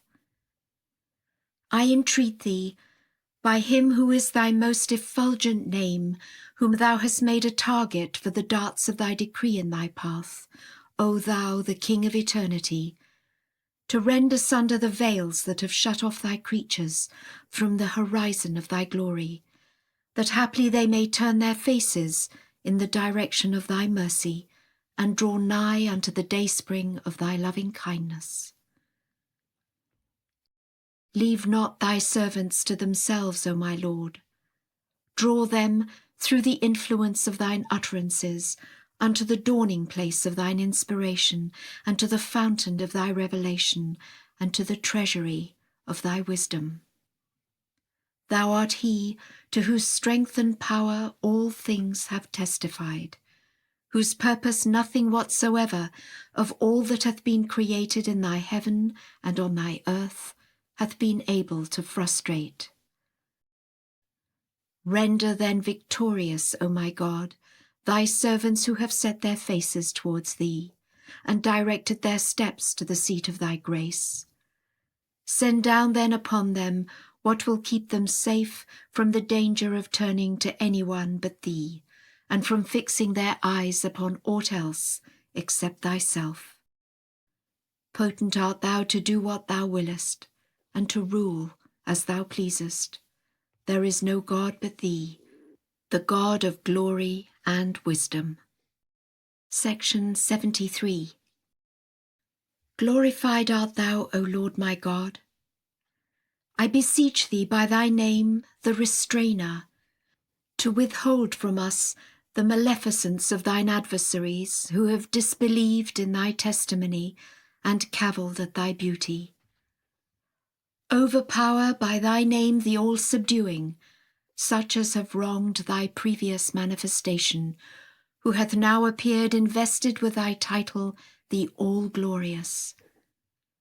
Lay hold, by thy name the Chastiser, on them that have treated thy cause with scorn, have jested at thy most mighty utterances, and were hindered from attaining this most exalted station. Enable thy loved ones, by thy name the victorious, to prevail against thine enemies and the infidels among thy creatures. Rend asunder, by thy name, the cleaver, the veil that hideth the doings of them that have besmirched thine honour and undermined thy faith among thy people. Bind, by thy name, the restorer, the broken hearts of them that love thee, and graciously bless them in their affairs. Teach them, by thy name the all-knowing, the wonders of thy wisdom, that they may cleave steadfastly to thy faith, and walk in the ways of thy pleasure. Keep them safe, by thy name the withholder, from the tyranny of the oppressor, and the wickedness of the evil-doers, and the malice of the stirrers of mischief. Shield them, by thy name the preserver, within the stronghold of thy might and power, that haply they may be protected from the darts of doubt that are hurled by such as have rebelled against thee. Sanctify for thy servants, by thy name which thou hast blessed above all other names, which thou hast singled out for thy favour, and by which thou didst reveal thy beauty, these days of which the pen of thy decree hath distinctly written, and which according to thy will and wisdom have been preordained in thine irrevocable tablet. Subject to thy rule, by thy name the conqueror, the people of thy realm, that all may turn towards thy face, and forsake their all for love of thee, and for the sake of thy pleasure. Abase thou, O my Lord, thine enemies, and lay hold on them with thy power and might, and let them be stricken by the blast of thy wrath. Make them taste, O my God, of thine awful majesty and vengeance, for they have repudiated the truth of the one in whom they had believed, who came unto them with thy signs and thy clear tokens, and the evidences of thy power, and the manifold revelations of thy might. Gather then together thy loved ones beneath the shadow of the tree of thy oneness, and of the manifestation of the effulgent light of thy unity. Thou art verily the one whose power is immense, whose vengeance is terrible. No God is there beside thee, the Almighty, the most powerful. Section 74. Magnified be thy name, O Lord my God, inasmuch as thou hast inclined mine ear to thy voice, and called me to thyself, and opened mine eyes to gaze on thy beauty, and illumined my heart with thy knowledge, and sanctified my breast from the doubts of the infidels in thy days. I am the one, O my God, who lay fast asleep on his couch, when lo, the messengers of thy manifold mercies were sent down upon me by thee, and the gentle winds of thy loving kindness blew over me, and roused me up, and caused me to set my face towards the sanctuary of thy knowledge, and to fix mine eyes upon the splendours of the light of thy face. I am but a poor creature, O my Lord. Behold me clinging to the hem of thy riches. I have fled from darkness and from waywardness unto the brightness of the light of thy countenance. Were I, and to this thy glory beareth me witness, to render thanksgiving unto thee through the whole continuance of thy kingdom and the duration of the heaven of thine omnipotence, I would still have failed to repay thy manifold bestowals. I implore thee, O my Lord, by thy name the ever-abiding, and by thy name which thou didst ordain to be the most great instrument binding thee to thy servants, to grant that I may flee for shelter to thy door, and speak forth thy praise. Write down then for me in every world of thine that which will enable me to enter beneath thy shadow and within the borders of thy court. Thou art verily the Almighty, the most bountiful, the most exalted, the ever-forgiving, the most generous. Section 75. All praise be to thee, O Lord my God. I know not how to sing thy praise, how to describe thy glory, how to call upon thy name.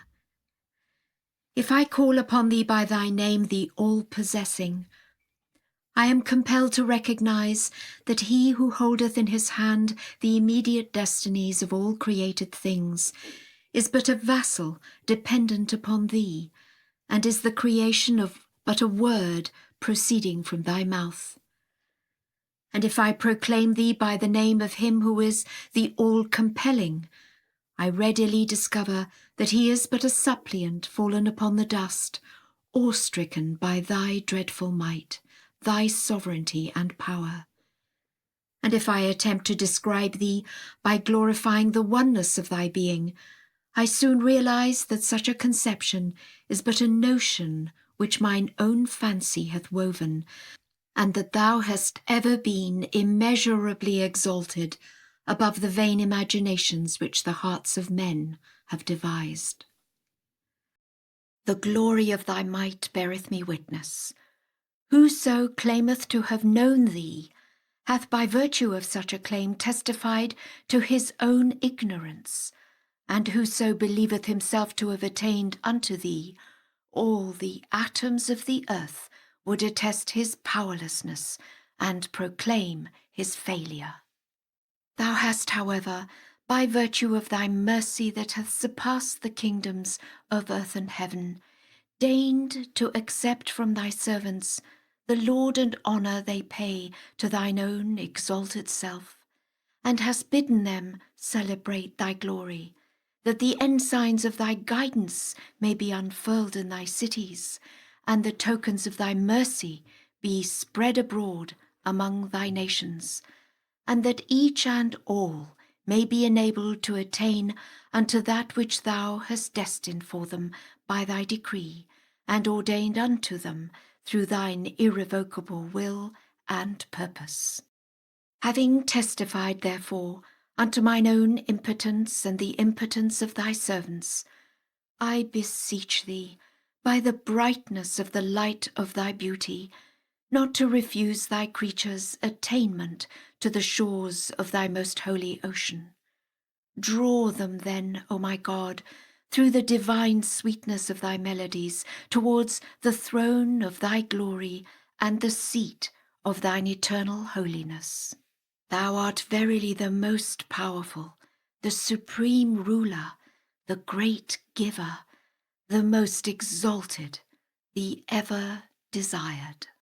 Grant then, O my God, that thy servant who hath turned towards thee, hath fixed his gaze upon thee and clung to the cord of thy mercifulness and favour, may be enabled to partake of the living waters of thy mercy and grace. Cause him then to ascend unto the heights to which he aspireth, and withhold him not from that which thou dost possess.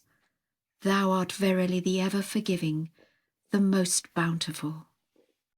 Section 76. Praise be thou, O Lord my God.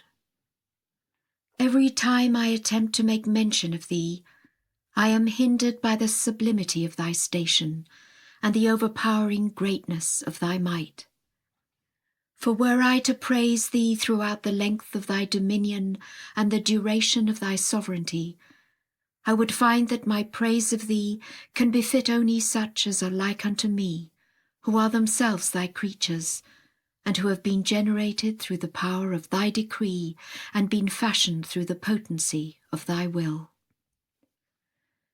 And at whatever time my pen ascribeth glory to any one of thy names, methinks I can hear the voice of its lamentation in its remoteness from thee, and can recognize its cry because of its separation from thyself. I testify that everything other than thee is but thy creation, and is held in the hollow of thy hand. To have accepted any act or praise from thy creatures is but an evidence of the wonders of thy grace and bountiful favours, and a manifestation of thy generosity and providence. I entreat thee, O my Lord, by thy most great name whereby thou didst separate light from fire and truth from denial, to send down upon me and upon such of my loved ones as are in my company the good of this world and of the next. Supply us then with thy wondrous gifts that are hid from the eyes of men. Thou art verily the fashioner of all creation. No God is there but thee, the Almighty, the All-Glorious, the Most High. Section 77.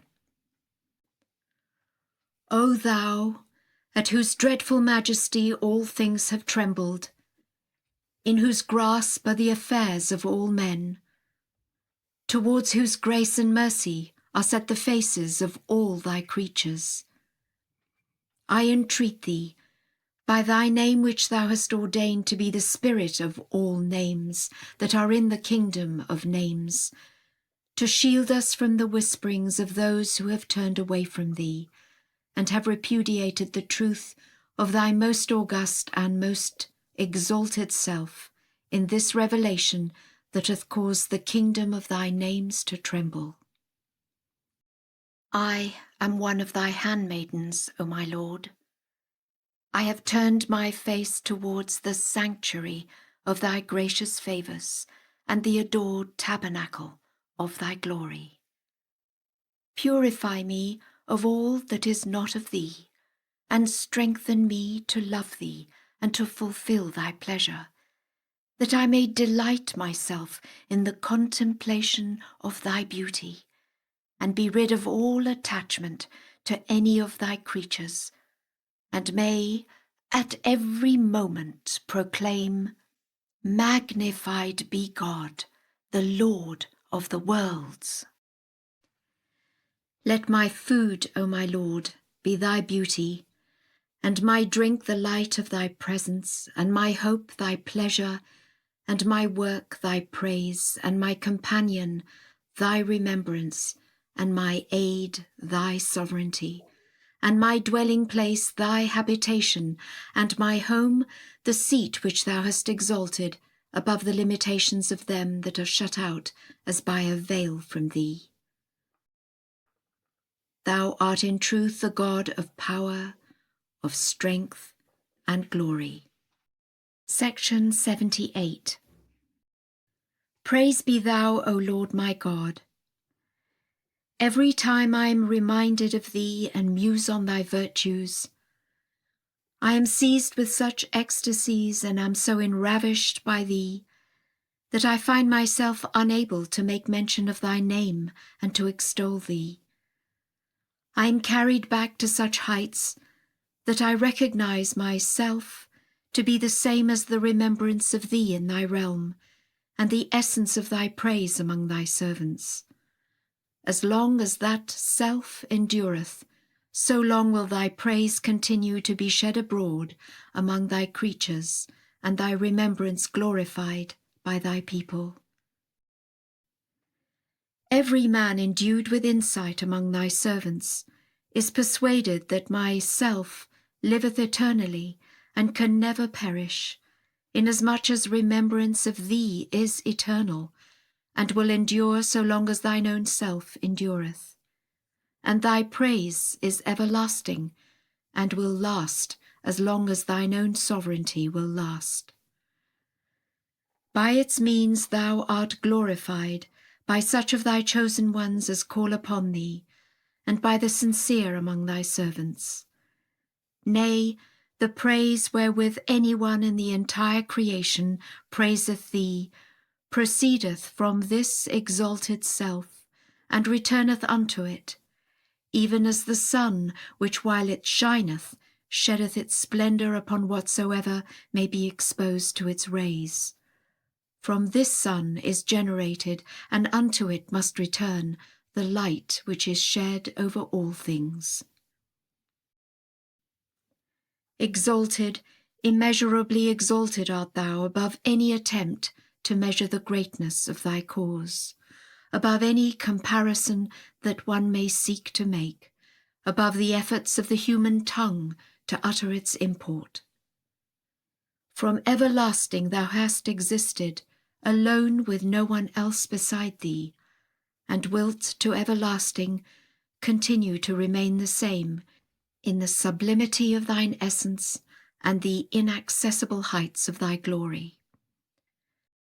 And when thou didst purpose to make thyself known unto men, thou didst successively reveal the manifestations of thy cause, and ordained each to be a sign of thy revelation among thy people, and the dayspring of thine invisible self amidst thy creatures, until the time when, as decreed by thee, all thy previous revelations culminated in him whom thou hast appointed as the Lord of all who are in the heaven of revelation and the kingdom of creation, him whom thou hast established as the sovereign Lord of all who are in the heavens and all who are on the earth. He it was whom thou hast determined to be the herald of thy most great revelation, and the announcer of thy most ancient splendour. In this thou hadst no other purpose, except to try them who have manifested thy most excellent titles unto all who are in heaven and on earth. He it was whom thou hast commanded to establish his covenant with all created things. And when thy promise came to pass, and the set time was fulfilled, he who is the possessor of all names and attributes was made manifest unto men. Thereupon all that were in the heavens and all that were on the earth were terror-stricken, save those whom thou didst keep under thy protection and preserve within the shelter of thy power and gracious providence. There befell him, at the hands of such of thy creatures as have transgressed against thee, that which the tongue of no one of thy servants can recount. Look down then upon him, O my God, with the eye of thy tender mercy, and send down upon him and upon those that love him all the good thou didst ordain in the heaven of thy will and the tablet of thy decree. Aid them then with thy succour, for thou art verily the Almighty, the most exalted, the all-glorious, the all-compelling. Section 79. All glory be to thee, O Lord my God. I bear witness for thee, to that whereto thou thyself didst bear witness for thine own self, ere the day thou hadst created the creation, or made mention thereof, that thou art God, and that there is none other God beside thee.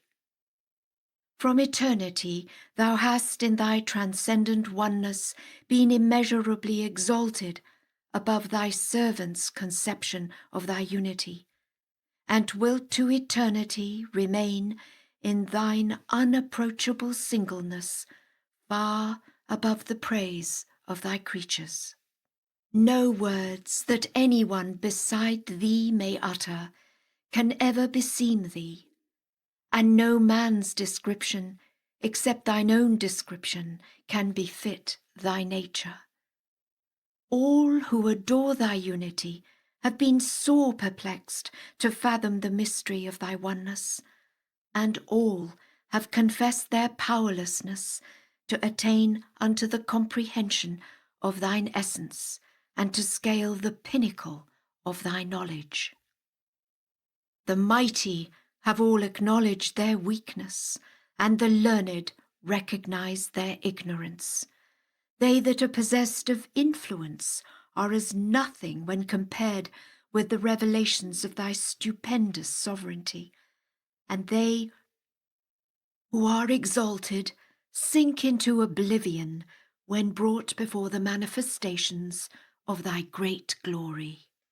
The radiance of the brightest luminaries is eclipsed by the effulgent splendours of thy face, and the tongues of the most eloquent of speakers falter under the unrestrained effusions of thy holy utterance, and the foundations of the mightiest structures tremble before the onrushing force of thy compelling power. Who is there, O my God, that can be deemed worthy to be remembered when thou art remembered? And where is he to be found who can be regarded as capable of hinting at thy nature or worthy of mention in the court of thy transcendent oneness?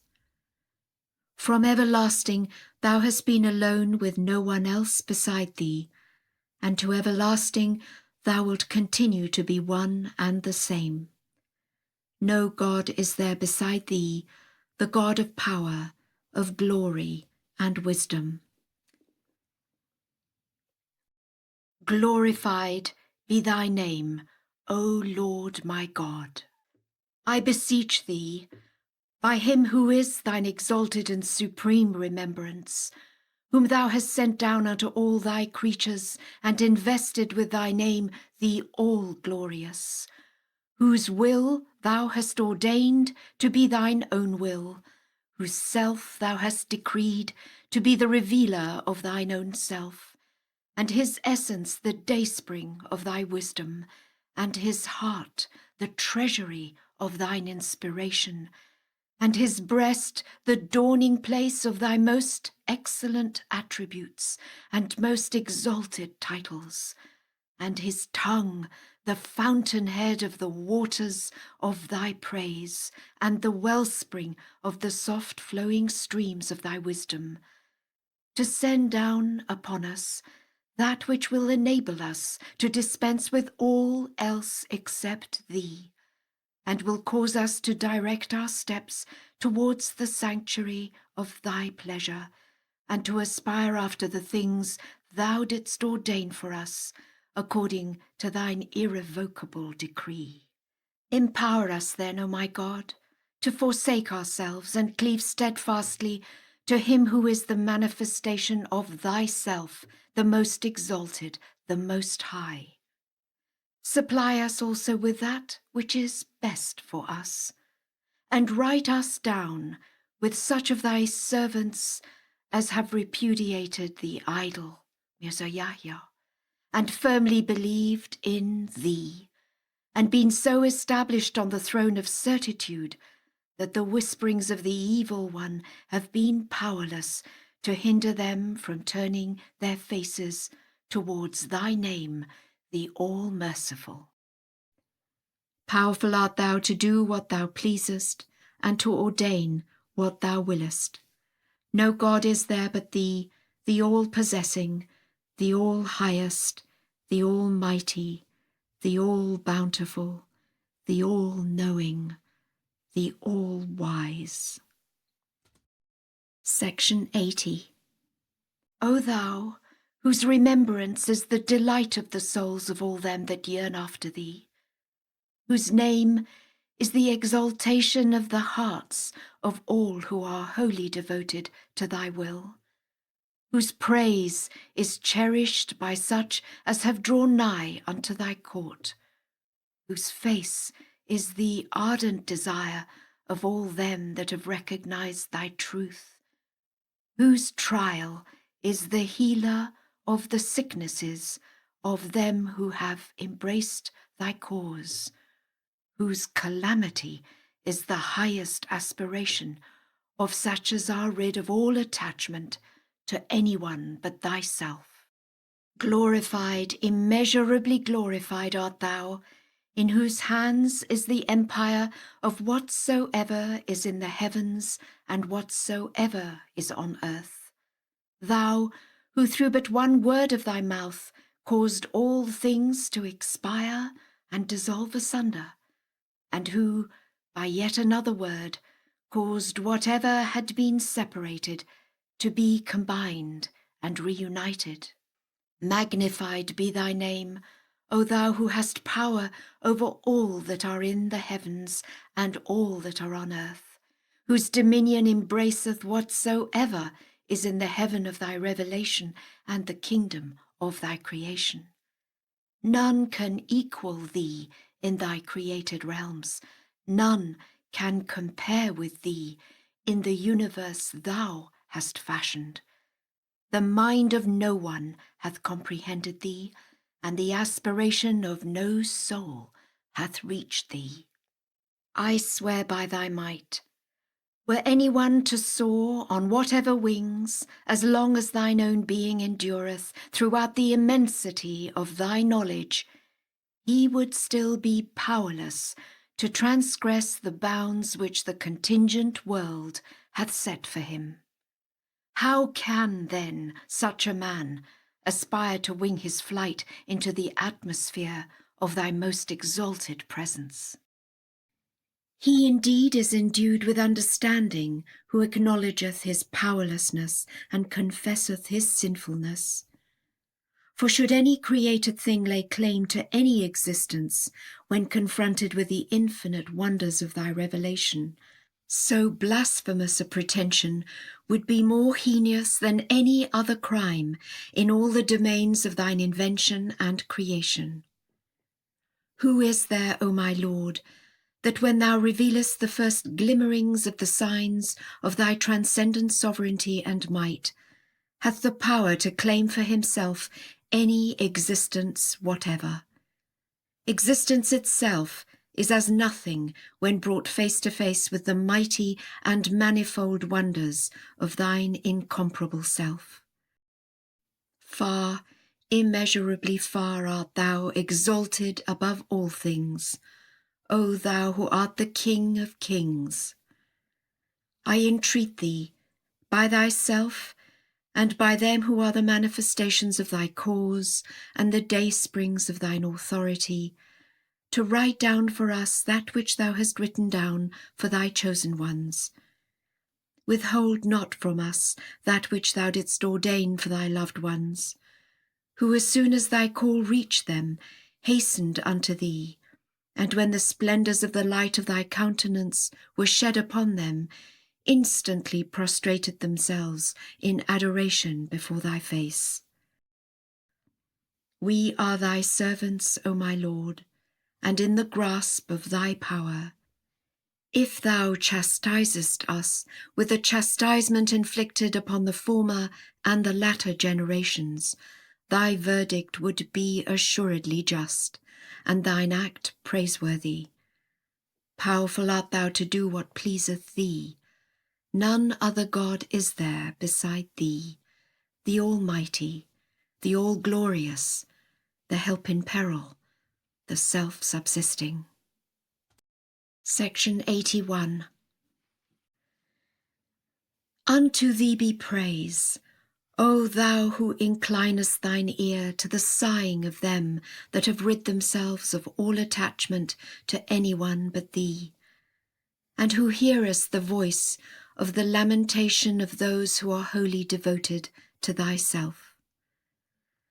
Thou beholdest all that hath befallen them at the hands of such of thy creatures as have transgressed and rebelled against thee. Thy might beareth me witness, O thou who art the King of the realms of justice and the ruler of the cities of mercy. The tribulations they have been made to suffer are such as no pen in the entire creation can reckon. Should anyone attempt to make mention of them, he would find himself powerless to describe them.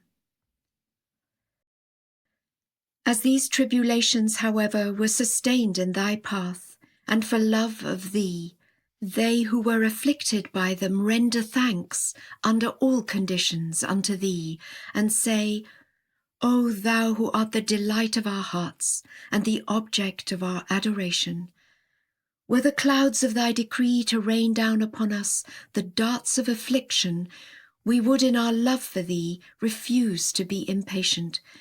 We would yield thee praise and thanksgiving, for we have recognized and are persuaded that thou hast ordained only that which will be best for us. If our bodies be at times weighed down by our troubles, yet our souls rejoice with exceeding gladness. We swear by thy might, O thou who art the desire of our hearts and the exaltation of our souls, Every trouble that toucheth us in our love for thee is an evidence of thy tender mercy, every fiery ordeal a sign of the brightness of thy light, every woeful tribulation a cooling draught, every toil a blissful repose, every anguish a fountain of gladness. Whosoever, O my Lord, is impatient in the tribulations befalling him in thy path, hath not drunk of the cup of thy love, nor tasted of the sweetness of thy remembrance.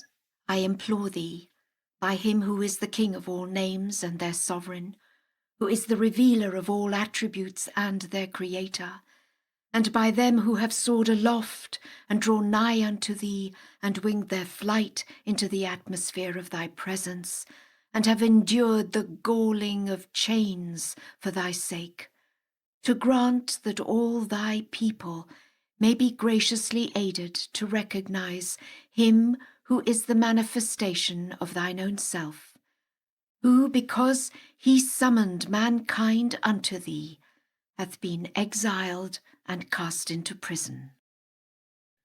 The tenderness of thy mercy, O my Lord, surpasseth the fury of thy wrath, and thy loving kindness exceedeth thy hot displeasure, and thy grace excelleth thy justice.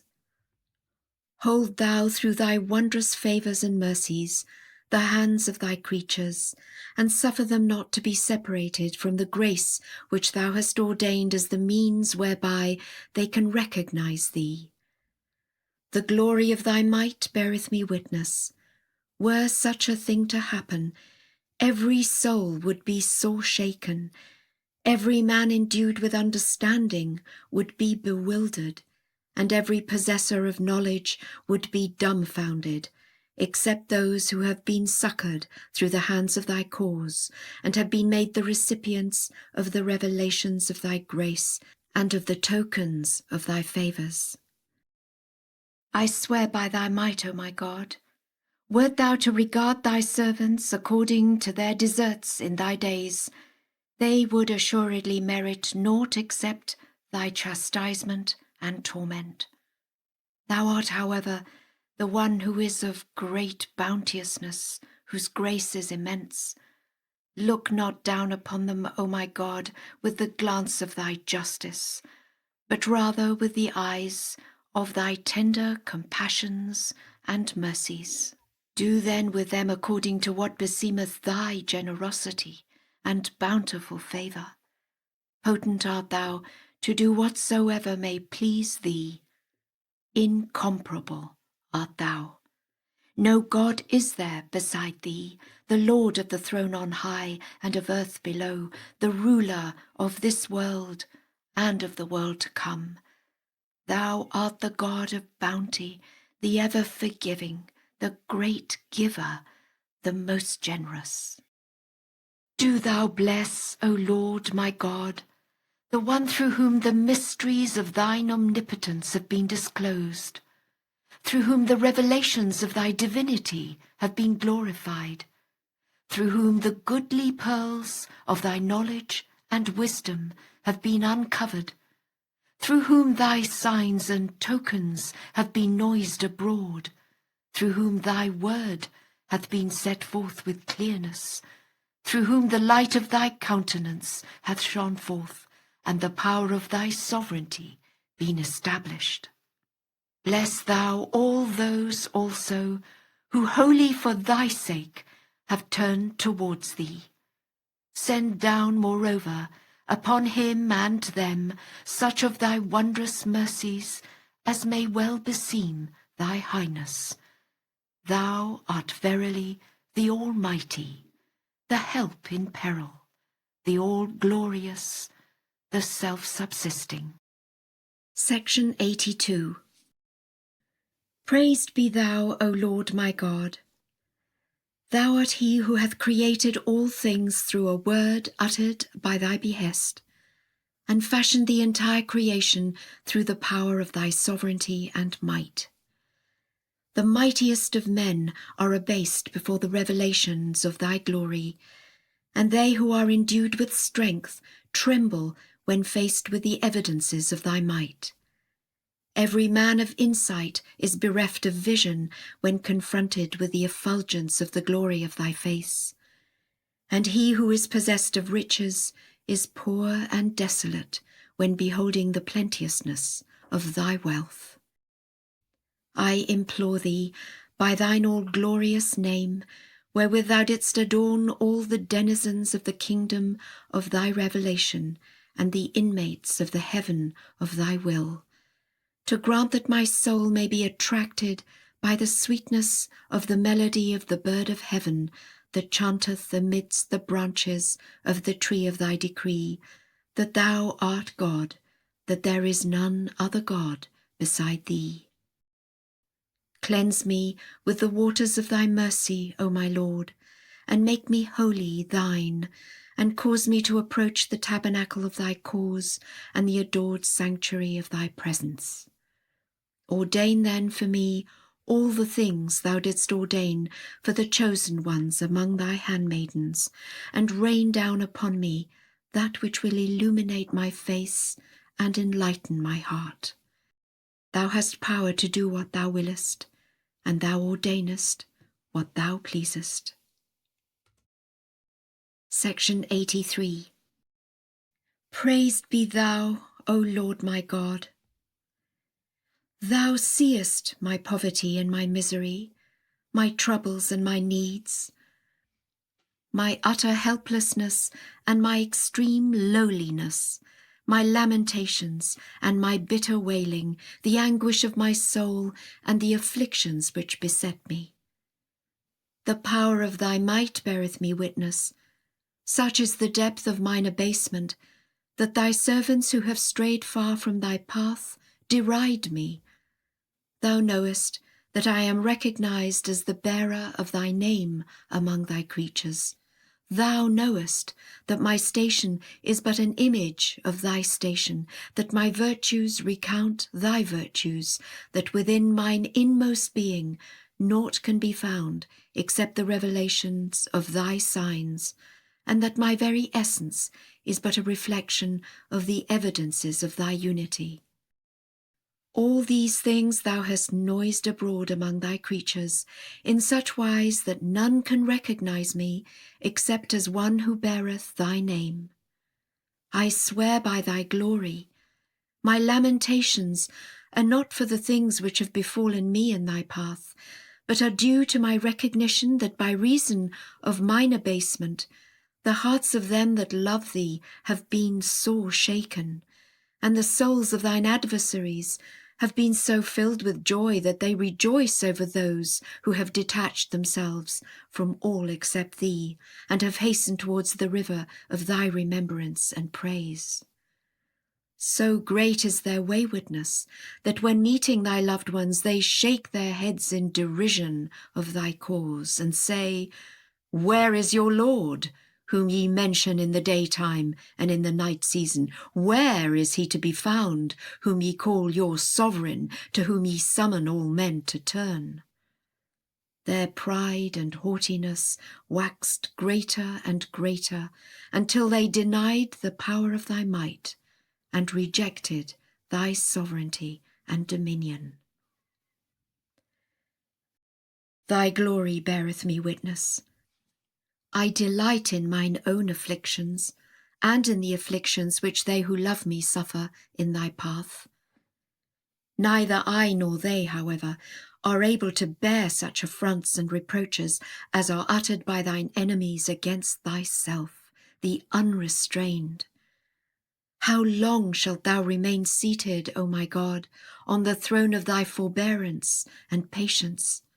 Speak thou thy word of wrath, O thou whom no eyes can see. Well beloved is thy mercy unto the sincere among thy servants, and well beseeming thy chastisement of the infidels among thine enemies. Send down upon them therefore, O my Lord, that which will unmistakably reveal unto them the fury of thy wrath and the ascendancy of thy power, and will enable them to recognize the weight of thy might and the greatness of thy strength. If thou refusest, O my God, to aid them that love thee, assist thou then thine own self and him who is thy remembrance. I entreat thee by thy name that hath caused the ocean of thy wrath to surge, to chastise them who have repudiated thy truth and disowned thine utterances. Abase them then by thy might and power, and exalt such as have wholly for thy sake set their faces towards thee, that through them the ensigns of thy glorification may be unfurled among all nations, and thy tokens be spread abroad among all peoples, and that all may testify that thou art God, that there is none other God beside thee, the God of power, of majesty, and glory. Section 84. Magnified art thou, O Lord my God. I ask thee, by thy name which thou hast set up above all other names, through which the veil of heaven hath been split asunder, and the day-star of thy beauty hath risen above the horizon, shining with the brightness of thy name, the exalted, the Most High, to succour me with thy wondrous help, and to preserve me in the shelter of thy care and protection. I am one of thy handmaidens, O my Lord. Unto thee have I turned, and in thee have I placed my trust. Grant that I may be so confirmed in my love for thee, and in fulfilling that which is well-pleasing unto thee, that neither the defection of the infidels among thy people, nor the clamour of the hypocrites among thy creatures, may avail to keep me back from thee. Purge thou mine ear, O my Lord, that I may hearken unto the verses sent down unto thee, and illuminate my heart with the light of thy knowledge, and loose my tongue that it may make mention of thee, and sing thy praise. By thy might, O my God, my soul is wedded to none beside thee, and my heart seeketh none except thine own self. No God is there beside thee, the all-glorious, the great giver, the forgiving, the compassionate. Section 85. These are, O my God, the days whereon thou didst enjoin thy servants to observe the fast. With it thou didst adorn the preamble of the book of thy laws revealed unto thy creatures, and didst deck forth the repositories of thy commandments in the sight of all who are in thy heaven and all who are on thy earth. Thou hast endowed every hour of these days with a special virtue, inscrutable to all except thee, whose knowledge embraceth all created things. Thou hast also assigned unto every soul a portion of this virtue in accordance with the tablet of thy decree and the scriptures of thine irrevocable judgment. Every leaf of these books and scriptures thou hast, moreover, allotted to each one of the peoples and kindreds of the earth. For thine ardent lovers, thou hast, according to thy decree, reserved at each daybreak the cup of thy remembrance, O thou who art the ruler of rulers. These are they who have been so inebriated with the wine of thy manifold wisdom that they forsake their couches in their longing to celebrate thy praise and extol thy virtues, and flee from sleep in their eagerness to approach thy presence and partake of thy bounty. Their eyes have at all times been bent upon the dayspring of thy loving kindness, and their faces set towards the fountainhead of thine inspiration. Rain down then upon us and upon them from the clouds of thy mercy what beseemeth the heaven of thy bounteousness and grace. Lauded be thy name, O my God.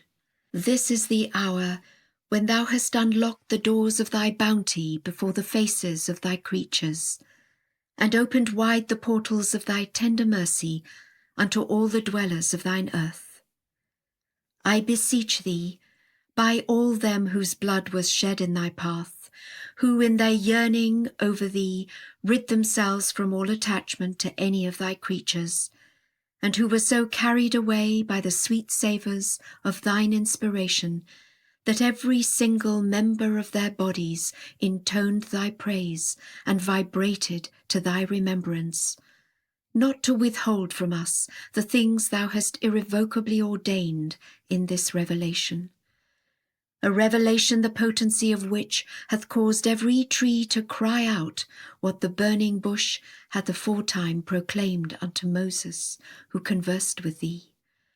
A revelation that hath enabled every least pebble to resound again with thy praise, as the stones glorified thee in the days of Mohammed thy friend. These are the ones, O my God, whom thou hast graciously enabled to have fellowship with thee and to commune with him who is the revealer of thyself. The winds of thy will have scattered them abroad, until thou didst gather them together beneath thy shadow, and didst cause them to enter into the precincts of thy court. Now that thou hast made them abide under the shade of the canopy of thine mercy, do thou assist them to attain what must befit so august a station. Suffer them not, O my Lord, to be numbered with them who, though enjoying near access to thee, have been kept back from recognizing thy face, and who, though meeting with thee, are deprived of thy presence. These are thy servants, O my Lord, who have entered with thee in this the most great prison, who have kept the fast within its walls, according to what thou hast commanded them in the tablets of thy decree and the books of thy behest. Send down therefore upon them what will thoroughly purge them of all that thou abhorrest, that they may be wholly devoted to thee, and may detach themselves entirely from all except thyself.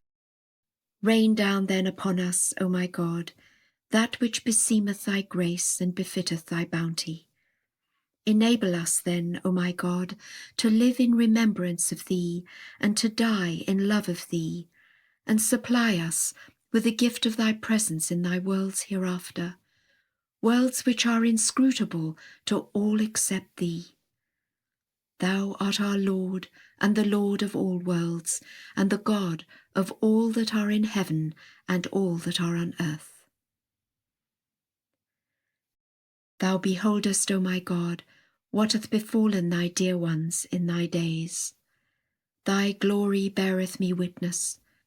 The voice of the lamentation of thy chosen ones hath been lifted up throughout thy realm. Some were ensnared by the infidels in thy land, and were hindered by them from having near access to thee, and from attaining the court of thy glory. Others were able to approach thee, but were kept back from beholding thy face.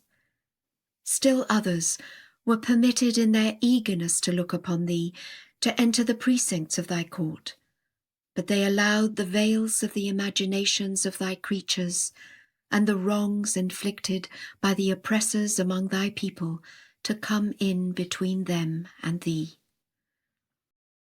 This is the hour, O my Lord, which thou hast caused to excel every other hour, and has related to the choicest among thy creatures. I beseech thee, O my God, by thyself and by them, to ordain in the course of this year what shall exalt thy loved ones. Do thou moreover decree within this year what will enable the day star of thy power to shine brightly above the horizon of thy glory, and to illuminate by thy sovereign might the whole world. Render thy cause victorious, O my Lord, and abase thou thine enemies. Write down then for us the good of this life and of the life to come. Thou art the truth, who knoweth the secret things. No God is there but thee, the ever-forgiving, the all-bountiful. Section 86. Glorified art thou, O Lord my God. I yield thee thanks, for that thou hast made me the target of diverse tribulations and the mark of manifold trials, in order that thy servants may be endued with new life, and all thy creatures may be quickened. I swear by thy glory, O thou the best beloved of the worlds, and the desire of all such as have recognized thee. The one reason I wish to live is that I may reveal thy cause, and I seek the continuance of life only that I may be touched by adversity in thy path.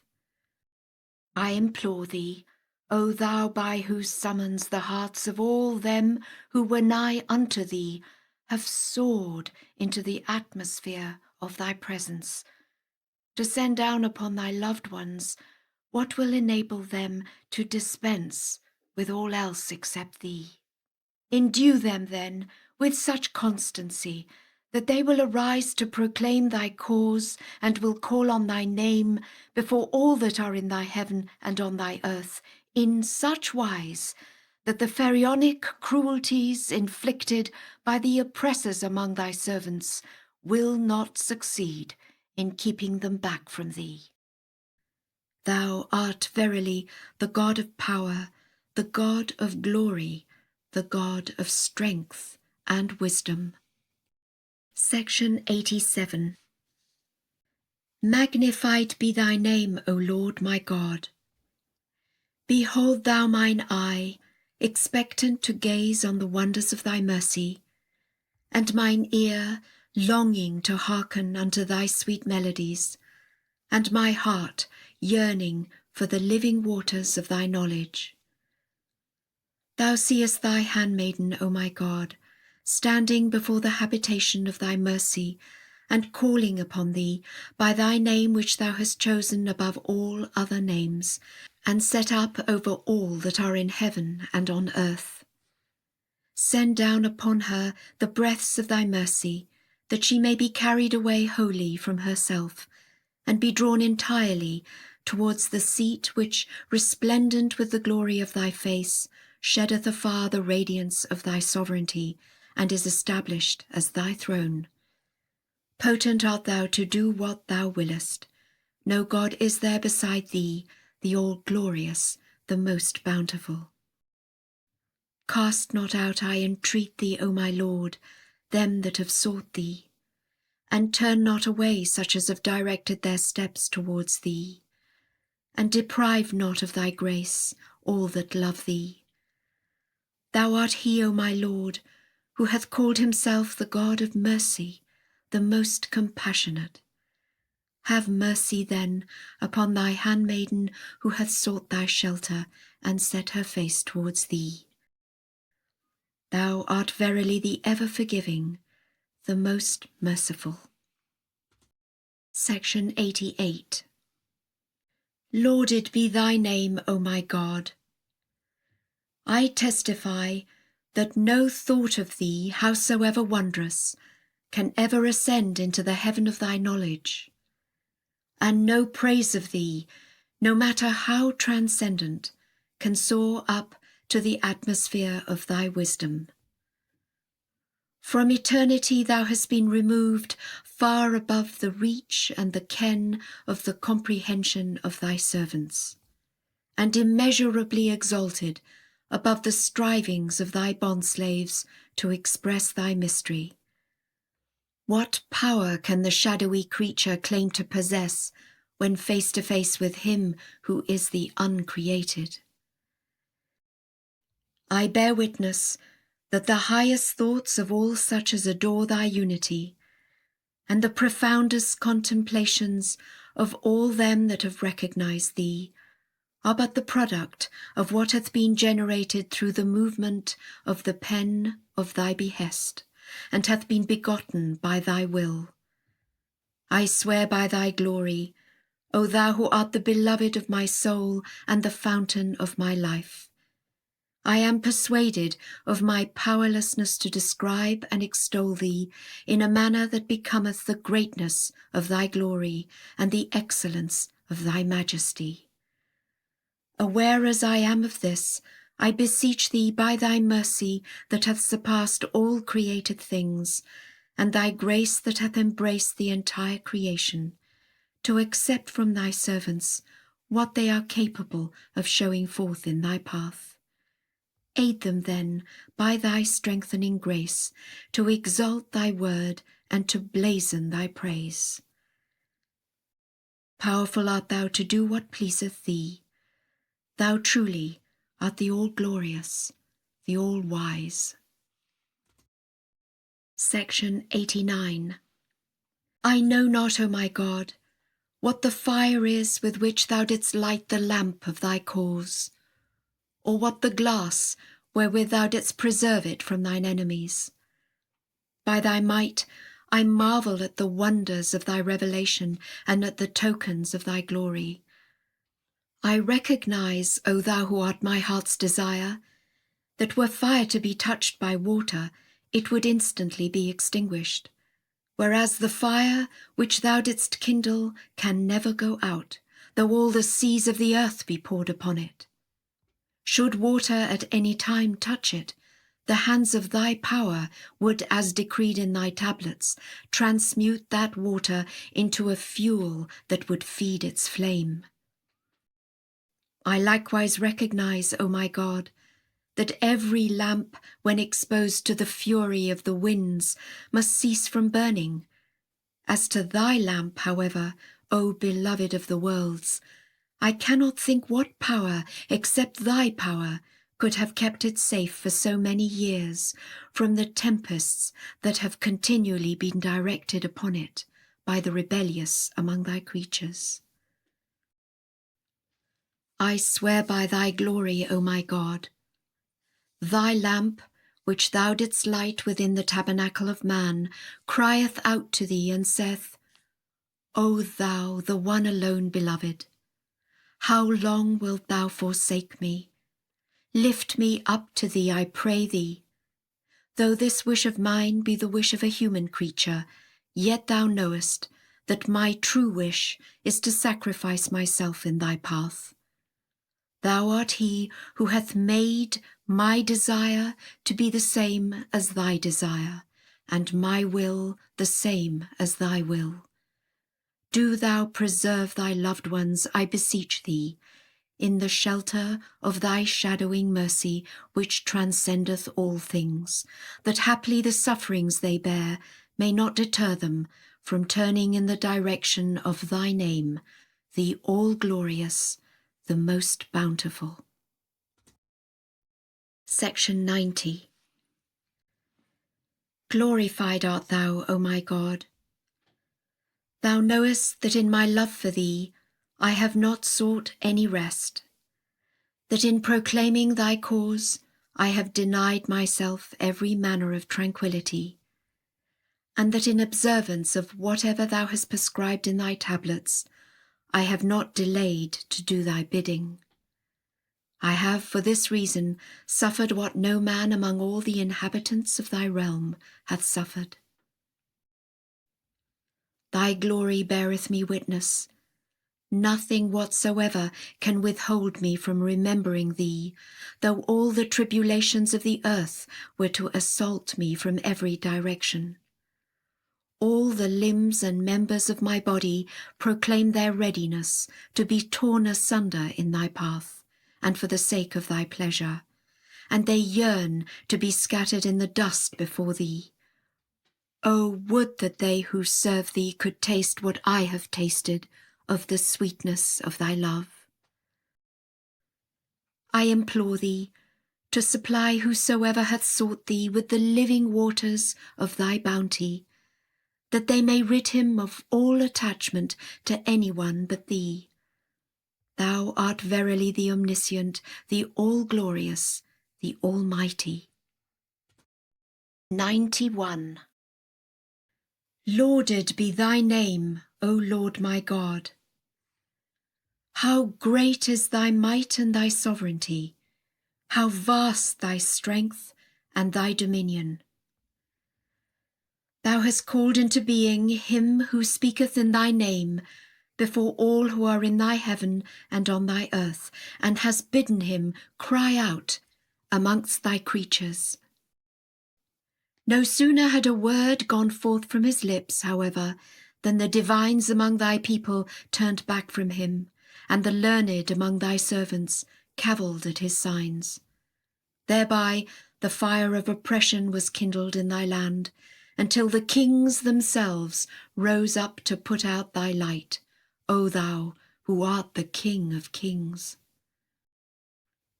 Hostility waxed so intense that my kindred and my loved ones were made captives in thy land, and they that are dear to thee were hindered from gazing on thy beauty and from turning in the direction of thy mercy. This hostility failed to cause the fire that burned within them to subside. The enemy finally carried away as captive him who is the manifestation of thy beauty and the revealer of thy signs, and confined him in the fortress town of Acca, and sought to hinder him from remembering thee and from magnifying thy name. Thy servant, however, could not be restrained from carrying out what thou hast bidden him fulfill. Above the horizon of tribulation he hath lifted up his voice, and he crieth out, summoning all the inmates of heaven and all the inhabitants of the earth to the immensity of thy mercy and the court of thy grace.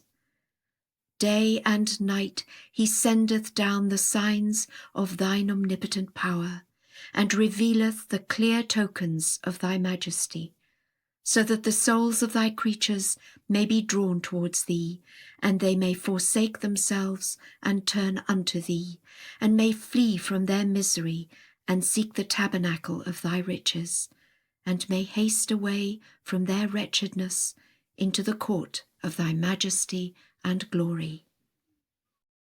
This is the lamp which the light of thine own essence hath lit, and whose radiance the winds of discord can never extinguish. This is the ocean that moveth by the power of thy sovereign might, and whose waves the influence of the infidels that have disbelieved in the judgment day can never still. This is the sun that shineth in the heaven of thy will, and the splendour of which the veils of the workers of iniquity and the doubts of the evildoers can never cloud.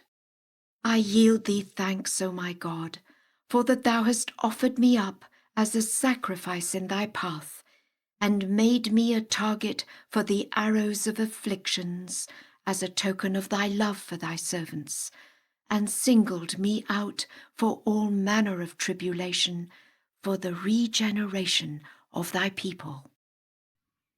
How sweet to my taste is the savour of woes sent by thee, and how dear to my heart the dispositions of thy providence.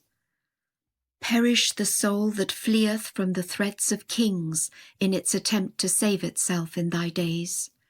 I swear by thy glory, whoso hath quaffed the living waters of thy favours can fear no trouble in thy path, neither can he be deterred by any tribulation from remembering thee or from celebrating thy praise.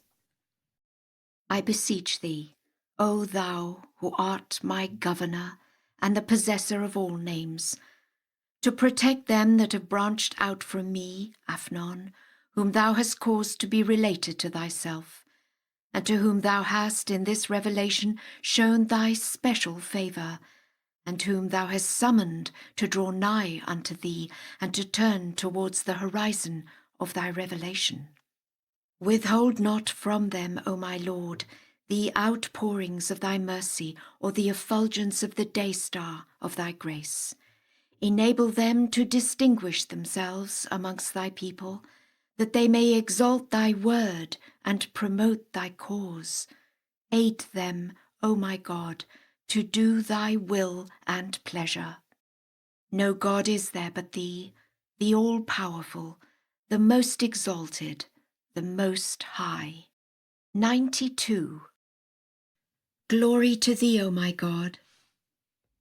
But for the tribulations which are sustained in thy path, How could thy true lovers be recognized?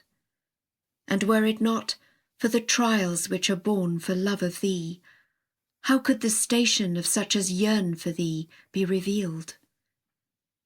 Thy might beareth me witness.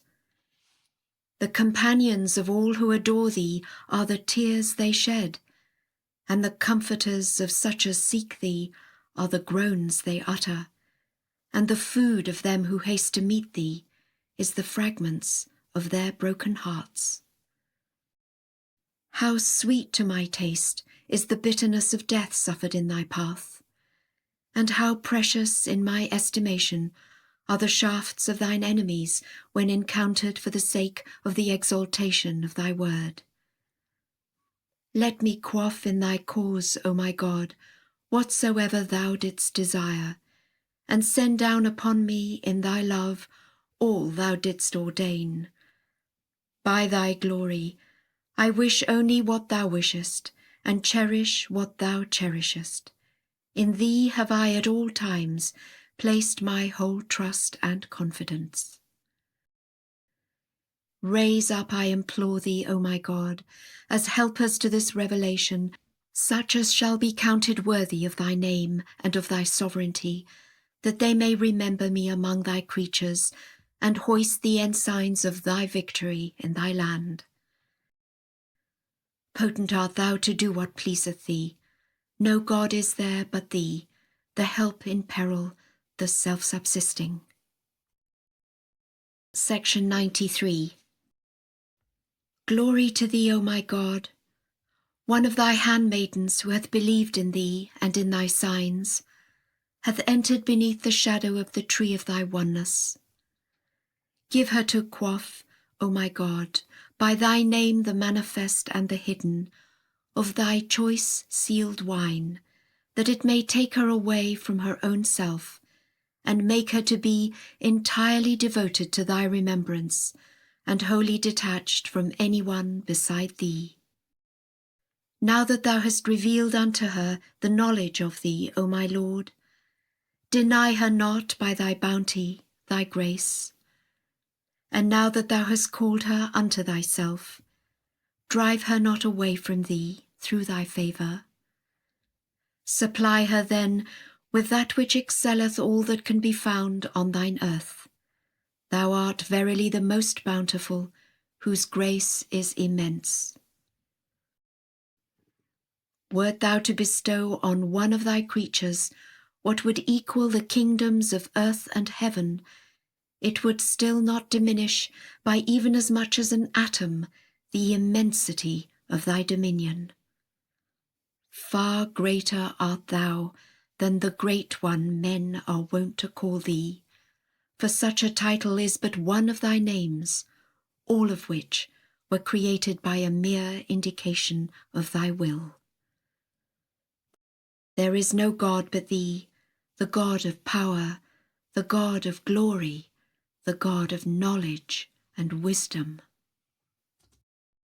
Section 94. The hearts that yearn after thee, O my God, are burnt up with the fire of their longing for thee. And the eyes of them that love thee weep sore by reason of their crushing separation from thy court. And the voice of the lamentation of such as have set their hopes on thee hath gone forth throughout thy dominions. Thou hast thyself, O my God, protected them by thy sovereign might from both extremities. But for the burning of their souls and the sighing of their hearts, they would be drowned in the midst of their tears. And but for the flood of their tears, they would be burnt up by the fire of their hearts and the heat of their souls. Methinks they are like the angels which thou hast created, of snow and of fire. Wilt thou, despite such vehement longing, O my God, debar them from thy presence, or drive them away, notwithstanding such fervour, from the door of thy mercy? All hope is ready to be extinguished in the hearts of thy chosen ones, O my God. Where are the breezes of thy grace? They are hemmed in on all sides by their enemies. Where are the ensigns of thy triumph, which thou didst promise in thy tablets? Thy glory is my witness. At each daybreak, they who love thee wake to find the cup of woe set before their faces, because they have believed in thee and acknowledged thy signs. Though I firmly believe that thou hast a greater compassion on them than they have on their own selves, though I recognize that thou hast afflicted them for no other purpose except to proclaim thy cause and to enable them to ascend into the heaven of thine eternity and the precincts of thy court, yet thou knowest full well the frailty of some of them, and art aware of their impatience in their sufferings. Help them through thy strengthening grace, I beseech thee, O my God, to suffer patiently in their love for thee, and unveil to their eyes what thou hast decreed for them behind the tabernacle of thine unfailing protection, so that they may rush forward to meet what is preordained for them in thy path, and may vie in hasting after tribulation in their love towards thee. And if not, do thou then reveal the standards of thine ascendancy and make them to be victorious over thine adversaries, that thy sovereignty may be manifested unto all the dwellers of thy realm, and the power of thy might demonstrated amidst thy creatures. Powerful art thou to do what thou willest. No God is there but thee, the omniscient, the all-wise. Make steadfast thou, O my God, thy servant who hath believed in thee, to help thy cause, and keep him safe from all dangers in the stronghold of thy care and thy protection, both in this life and in the life which is to come. Thou verily rulest as thou pleasest. No God is there save thee, the ever forgiving, the most generous. Section 95. Glorified art thou, O Lord my God. Rain down, I beseech thee, from the clouds of thine overflowing grace, that which shall cleanse the hearts of thy servants from whatever may prevent their beholding thy face, or may prevent them from turning unto thee, that they may all recognize him who is their fashioner and creator. Help them then, O God, to reach forth through the power of thy sovereign might towards such a station that they can readily distinguish every foul smell from the fragrance of the raiment of him who is the bearer of thy most lofty and exalted name, that they may turn with all their affections towards thee, and may enjoy such intimate communion with thee that if all that is in heaven and on earth were given them, they would regard it as unworthy of their notice, and would refuse to cease from remembering thee and from extolling thy virtues. Shield, I pray thee, O my beloved, my heart's desire, thy servant who hath sought thy face, from the darts of them that have denied thee, and from the shafts of such as have repudiated thy truth. Cause him then to be wholly devoted to thee, to declare thy name, and to fix his gaze upon the sanctuary of thy revelation. Thou art, in truth, he who at no time hath turned away those who have set their hopes in thee from the door of thy mercy, nor prevented such as have sought thee from attaining the court of thy grace. No God is there but thee, the most powerful, the all-highest, the help in peril, the all-glorious, the all-compelling, the unconditioned. Section 96. Magnified, O Lord my God, be thy name, whereby the trees of the garden of thy revelation have been clad with verdure, and been made to yield the fruits of holiness during this springtime, when the sweet savours of thy favours and blessings have been wafted over all things, and caused them to bring forth whatsoever hath been preordained for them in the kingdom of thine irrevocable decree and the heaven of thine immutable purpose. I beseech thee, by this very name, not to suffer me to be far from the court of thy holiness, nor debarred from the exalted sanctuary of thy unity and oneness. Ignite then, O my God, within my breast the fire of thy love, that its flame may burn up all else except my remembrance of thee, that every trace of corrupt desire may be entirely mortified within me, and that naught may remain except the glorification of thy transcendent and all-glorious being. This is my highest aspiration, mine ardent desire, O thou who rulest all things, and in whose hand is the kingdom of the entire creation. Thou verily doest what thou choosest. No God is there beside thee, the Almighty, the All-Glorious, the Ever-Forgiving. Section 97. Praise be to thee, O Lord my God. I implore thee by thy name that hath caused to surge within every drop the oceans of thy loving kindness and mercy, and to shine within every atom the luminaries of thy bountiful blessings and favours. I implore thee to adorn every soul with the ornament of thy love, that none may remain on thine earth who hath not turned towards thee or hath failed to detach himself from all except thyself. Thou hast verily, O my God, suffered him who is the manifestation of thine own self to be afflicted with all manner of adversity, in order that thy servants may ascend unto the pinnacle of thy gracious favour, and attain unto that which thou hast through thy providence and tender mercies ordained for them in the tablets of thine irrevocable decree. The glory of thy might beareth me witness. Were they every moment of their lives to offer up themselves as a sacrifice in thy path, they would still have done but little in comparison with the manifold bestowals vouchsafed unto them by thee. Grant therefore, I beseech thee, that their hearts may be inclined towards thee, and that their faces may be turned in the direction of thy good pleasure. Powerful art thou to do what thou willest. No God is there but thee, the inaccessible, the all-glorious, the ever-forgiving.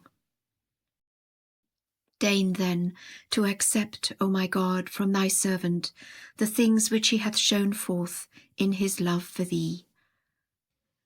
Fortify him then, that he may cling to thy most exalted word, and to unloose his tongue to celebrate thy praise, and cause him to be gathered unto such of thy people as are nigh unto thee.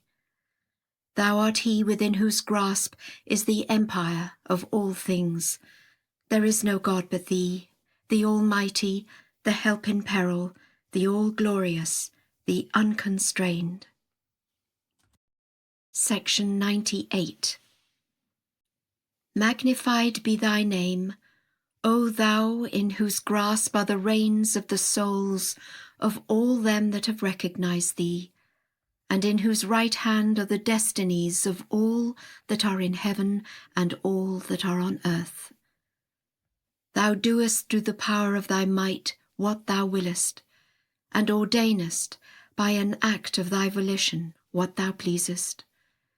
The will of the most resolute of men is as nothing when compared with the compelling evidences of thy will, and the determination of the most inflexible among thy creatures is dissipated before the manifold revelations of thy purpose. Thou art he who through a word of thy mouth hath so enravished the hearts of thy chosen ones, that they have in their love for thee detached themselves from all except thyself, and laid down their lives and sacrificed their souls in thy path, and borne for thy sake what none of thy creatures hath borne. I am one of thy handmaidens, O my Lord. I have turned my face towards the habitation of thy mercy, and have sought the wonders of thy manifold favours, inasmuch as all the members of my body proclaim thee to be the all-bounteous, he whose grace is immense. O thou, whose face is the object of my adoration, whose beauty is my sanctuary, whose court is my goal, whose remembrance is my wish, whose affection is my solace, whose love is my begetter, whose praise is my companion, whose nearness is my hope, whose presence is my greatest longing and supreme aspiration. Disappoint me not, I entreat thee, by withholding from me the things thou didst ordain for the chosen ones among thy handmaidens, and supply me with the good of this world and of the world to come. Thou art verily the Lord of creation. No God is there beside thee, the ever-forgiving, the most bountiful. Section 99. Glorified art thou, O Lord my God. I pray thee, by him who is the dayspring of thy signs, and the manifestation of thy names, and the treasury of thine inspiration, and the repository of thy wisdom, to send upon thy loved ones that which will enable them to cleave steadfastly to thy cause, and to recognize thy unity, and to acknowledge thy oneness, and to bear witness to thy divinity. Raise them up, O my God, to such heights that they will recognize in all things the tokens of the power of him who is the manifestation of thy most august and all-glorious self. Thou art he, O my Lord, who doeth what he willeth, and ordaineth what he pleaseth. Every possessor of power is forlorn before the revelations of thy might, and every fountain of honour becomes abject when confronted by the manifold evidences of thy great glory. I beseech thee, by thyself and by whatsoever is of thee, to grant that I may help thy cause, and speak of thy praise, and set my heart on the sanctuary of thy glory, and detach myself from all that pertaineth not unto thee. No God is there beside thee, the God of power, the God of glory and wisdom. Section 100. Praised be thou, O Lord my God. Thou beholdest my perplexity, and the depth of mine anguish, and the agony of my soul, and the afflictions which beset me. By thy glory, my heart crieth to thee by reason of the things that have befallen my loved ones in thy path. And mine eyes run down with tears for them who in these days have ascended unto thee, who have cast the world behind their backs and set their faces towards the shores of thy transcendent mercy. Clothe them, O my God, with the robe of thy favour and the raiment of thy loving providence, which thou hast reserved for thine own self, and woven with the hands of thy manifold bounties and gifts. Give them then to drink from the hands of thy loving kindness, of the cups of thy measureless mercy. Cause them, moreover, O my best beloved, to abide within the precincts of thy court, and around thy most effulgent tabernacle. Powerful art thou to do what pleaseth thee. And now I implore thee, by the eternity of thyself, to enable me to be patient in these tribulations, which have caused the concourse on high to wail, and the denizens of the everlasting paradise to weep, and through which all faces have been covered with the tawny dust provoked by the anguish that hath seized such of thy servants as have turned towards thy name, the most exalted, the most high. No God is there but thee, the Almighty, the inaccessible, the ever-forgiving, the most compassionate. All thy servants, O my God, are occupied with their own selves. So great have been the troubles which, as decreed by thee, have encompassed them on every side. My tongue, however, is busied in extolling thy chosen ones, and my heart in remembering them that are dear to thee and are wholly subject to thy will. Look not on my state, O my God, nor my failure to serve thee. Nay, rather, regard the oceans of thy mercy and favours, and the things that beseem thy glory and thy forgiveness, and befit thy loving kindness and bounties. Thou art verily the ever-forgiving, the most generous. Section 101. Praised be to thee, O Lord my God. Thou beholdest what the tongue of no one except thee can utter, and bearest witness unto things which no mouth can recount. The floods of afflictions are let loose, and the winds of thy judgment have blown, and from the clouds rain down the darts of tests, and the heavens of thy decree pour forth the arrows of trial. Thou seest, O my Lord, how thy servants who have believed on thee and acknowledged thy signs have fallen into the clutches of thine enemies, how the doors of ease and comfort have been shut against them, how they languish in the fortress wherein neither pleasantness nor hope can be found. They have suffered in thy path what no man before them hath suffered. To this bear witness they who abide around thy throne, and the dwellers of the earth and the concourse on high. These, O my God, are thy servants, who for love of thy beauty have forsaken their homes, and been so stirred up by the gentle winds of their desire for thee, that they have sundered every tie in thy path. Such of thy servants as dwell in thy land, and have transgressed against thee, have assailed them, and banished them from thy cities, and made them captives, and delivered them into the hands of workers of iniquity among thy people, and the perverse amidst the wicked doers in thy realm. And finally, they were made to abide in this place, with which no other place, however loathsome in all thy dominion, can compare.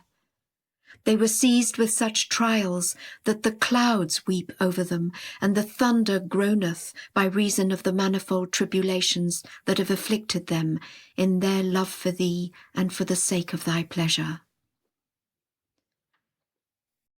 Thou knowest full well, O my God, that there is no one on thine earth who can claim to be related to thee except these, some of whom have suffered martyrdom for thy sake, while the rest have been permitted to survive. Though for such as are like unto us, O my God, it beseemeth not to claim to be related to thee, inasmuch as our misdeeds and our waywardness have hindered us from reaching the depths of the ocean of thy oneness, and from immersing ourselves beneath the waters of thy transcendent mercy.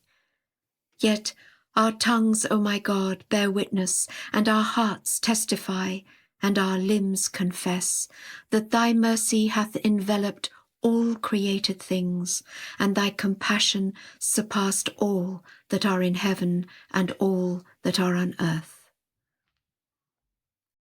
I beseech thee, by thy most great name, through which all created things were rent asunder, and the whole creation was shaken, to send down from the clouds of thy mercy that which will purge them from every ordeal and from whatever is hateful to thee. Raise them up then to such heights that no amount of tribulation will keep them back from thy wondrous remembrance, nor any trouble hinder them from turning toward the court of thy transcendent oneness. By thy might, O well-beloved of Baha, and his heart's desire, I myself cry out under all conditions unto thee, saying, would I had ere this day drawn nigh unto thee. When I hear, however, the sighs of such of thy people as are wholly devoted to thee, and those of thy servants as enjoy near access to thy court, who have taken no other friend than thee, and sought no refuge except thee, and have chosen for themselves in thy path what no man hath chosen in the days of the manifestations of thy transcendent unity, and the daysprings of thy most holy sovereignty, then my heart is saddened, and my soul is vexed, and I cry to thee, imploring thee to protect them by thy power that hath encompassed the entire creation, both visible and invisible, from whatsoever may be abhorrent to thee. This is not for their own sakes, but that thy name may through them abide amongst thy servants, and thy remembrance may continue to endure in thy dominions. Thou knowest, O my God, that all thy servants have turned back from thee and risen up against thee. Thou knowest that thou hast no one to obey thee except them, and such as have believed in thy revelation, through which the foundations of the entire universe have been shaken, and the souls of all men have trembled, and all that lay asleep were quickened. Thou art, O my God, the God of bounty, whose grace is immense. Send down then upon them that which will assure their hearts, and quiet their souls, and renew their spirits, and refresh their bodies. Thou art verily their Lord, and the Lord of the worlds. Praised be God, the Lord of all creation. Section 102. Glory to thee, O thou who art the Lord of all worlds, and the beloved of all such as have recognized thee. Thou seest me sitting under a sword hanging on a thread, and art well aware that in such a state I have not fallen short of my duty towards thy cause, nor failed to shed abroad thy praise, and declare thy virtues, and deliver all thou hast prescribed unto me in thy tablets. Though the sword be ready to fall on my head, I call thy loved ones with such a calling that the hearts are carried away towards the horizon of thy majesty and grandeur.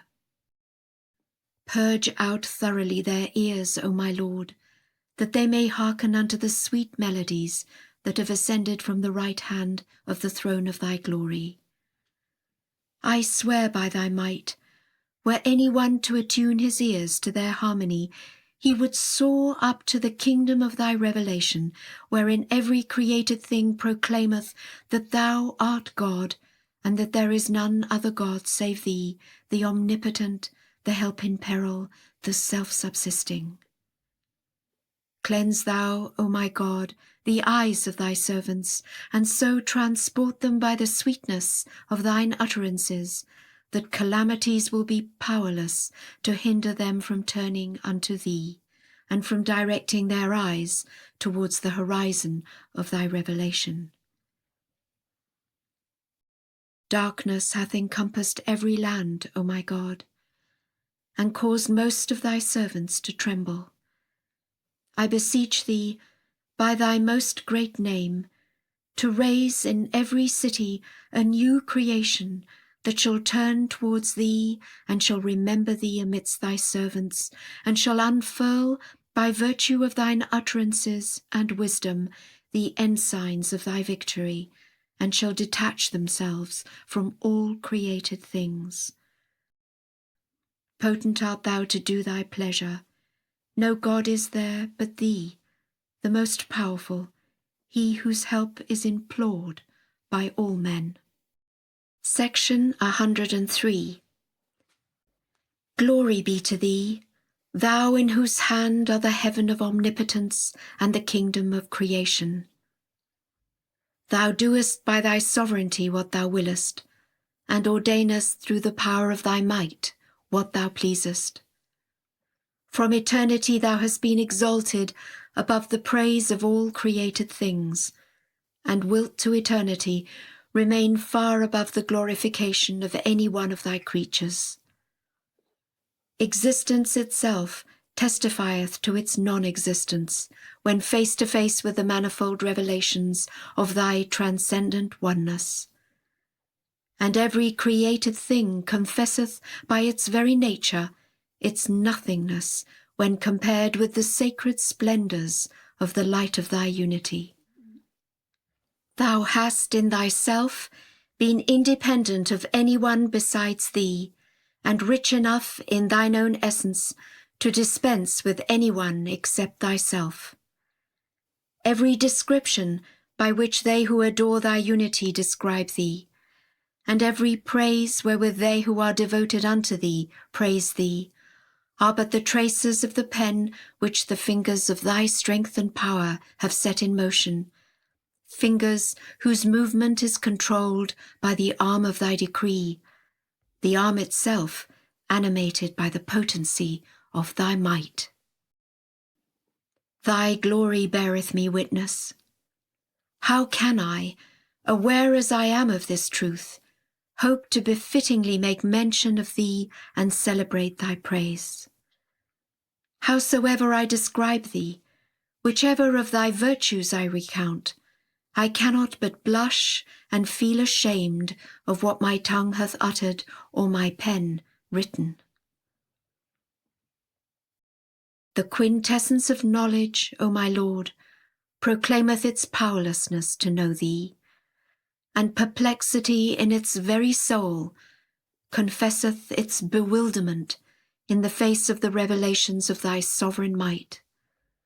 And remembrance in its inmost spirit acknowledgeth its forgetfulness and effacement before the manifestations of thy signs and the evidences of thy praise. What then can this poor creature hope to achieve, and to what cord must this wretched soul cling? I beseech thee, O thou who art the Lord of the worlds, and the beloved of such as have recognized thee, and the desire of all that are in heaven and on earth, by thy name through which the cry of every suppliant hath ascended into the heaven of thy transcendent holiness, through which every seeker hath soared to the sublimities of thy unity and grandeur, through which the imperfect have been perfected, and the abased exalted, and the tongue of every stammerer unloosed, and the sick made whole, and whatever was unworthy of thy highness, and beseemeth not thy greatness and thy sovereignty, made acceptable unto thee. I beseech thee to aid us by thine invisible hosts, and by a company of the angels of thy cause. Do thou then accept the works we have performed for love of thee, and for the sake of thy pleasure. Cast us not away, O my God, from the door of thy mercy, and break not our hopes in the wonders of thy grace and favours. Our limbs, our members, O my Lord, bear witness to thy unity and oneness. Send down upon us thy strength and power, that we may become steadfast in thy faith, and may aid thee among thy servants. Illumine our eyes, O my Lord, with the effulgence of thy beauty, and enlighten our hearts with the splendours of thy knowledge and wisdom. Write us up then with those who have fulfilled their pledge to thy covenant in thy days, and who through their love for thee have detached themselves from the world and all that is therein. Powerful art thou to do what thou pleasest. No God is there beside thee, the all-powerful, the omniscient, the supreme ruler, the help in peril, the self-subsisting.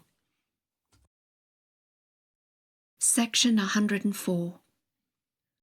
O thou, whose nearness is my wish, whose presence is my hope, whose remembrance is my desire, whose court of glory is my goal, whose abode is my aim, whose name is my healing, whose love is the radiance of my heart, whose service is my highest aspiration.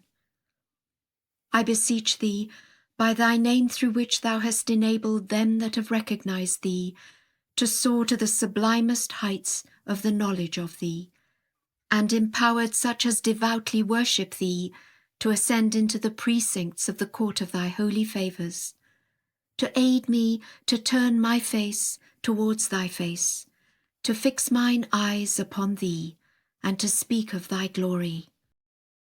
I am the one, O my Lord, who hath forgotten all else but thee, and turned towards the dayspring of thy grace, who hath forsaken all save thyself, in the hope of drawing nigh unto thy court.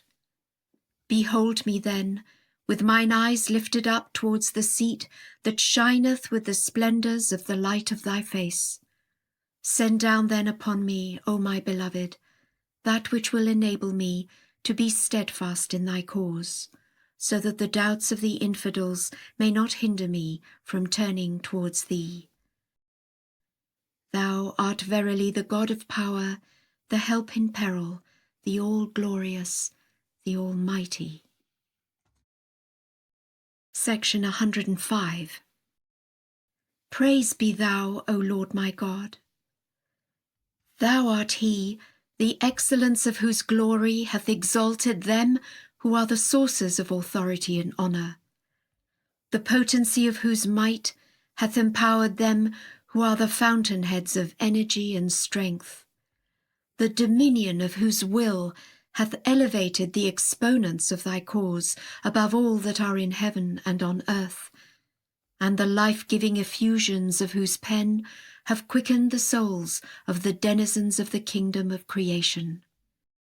I am he, O my Lord, who wholly for thy sake hath turned his face unto thee, and who, while acknowledging thy power and thy sovereignty, hath directed his steps towards thy dearly loved sanctuary and thine adored and hallowed court. In this state I have reached the city, Baghdad, wherein, in the full glory of thy names, thou didst reveal thyself unto all created things. In it I have communed with thy loved ones, and from the house within its walls I have inhaled the breaths of thy holiness and perceived the fragrances of thy fellowship. Cast me not from thy presence, O my Lord, neither do thou drive me away from the shores of thy love and thy good pleasure. For the poor can find no refuge unless he knocketh at the door of thy wealth, and the outcast can find no peace until he be admitted to the court of thy favour. Magnified be thy name, O my Lord, for thou hast enabled me to recognize the manifestation of thine own self, and hast caused me to be assured of the truth of the verses which have descended upon thee. Empower me, I implore thee, to cling steadfastly unto whatsoever thou hast bidden me observe. Help me to guard the pearls of thy love, which by thy decree thou hast enshrined within my heart. Send down, moreover, every moment of my life, O my God, that which will preserve me from anyone but thee, and will set my feet firm in thy cause. Thou art verily the God of glory, the God of power, the God of knowledge and wisdom. No God is there beside thee, the great giver, the all-bountiful, the almighty, the ever-forgiving. Praised be God, the all-glorious, the all-compelling. Section 106. Glorified art thou, O Lord my God. I give thee thanks, inasmuch as thou hast called me into being in thy days, and infused into me thy love and thy knowledge. I beseech thee, by thy name whereby the goodly pearls of thy wisdom and thine utterance were brought forth out of the treasuries of the hearts of such of thy servants as are nigh unto thee, and through which the day-star of thy name, the compassionate, hath shed its radiance upon all that are in thy heaven and on thy earth, to supply me by thy grace and bounty with thy wondrous and hidden bounties. These are the earliest days of my life, O my God, which thou hast linked with thine own days. Now that thou hast conferred upon me so great an honour, withhold not from me the things thou hast ordained for thy chosen ones. I am, O my God, but a tiny seed which thou hast sown in the soil of thy love, and caused to spring forth by the hand of thy bounty. This seed craveth therefore in its inmost being for the waters of thy mercy and the living fountain of thy grace. Send down upon it from the heaven of thy loving kindness that which will enable it to flourish beneath thy shadow and within the borders of thy court. Thou art he who watereth the hearts of all that have recognized thee from thy plenteous stream and the fountain of thy living waters. Praise be God, the Lord of the worlds. Section 107. I beseech thee, O my Lord, by that remembrance of thee through which all things have been raised to life, and through which all faces have been made to shine, not to frustrate the hopes I have set on the things thou dost possess. Cause me then, by thy mercy, to enter beneath thy shadow that shadoweth all things.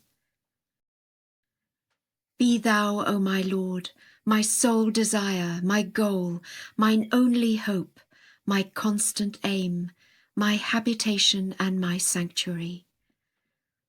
Let the object of mine ardent quest be thy most resplendent, thine adorable and ever blessed beauty. I implore thee, O my Lord, by whatsoever is of thee, to send from the right hand of thy might that which will exalt thy loved ones and abase thine enemies. No God is there beside thee.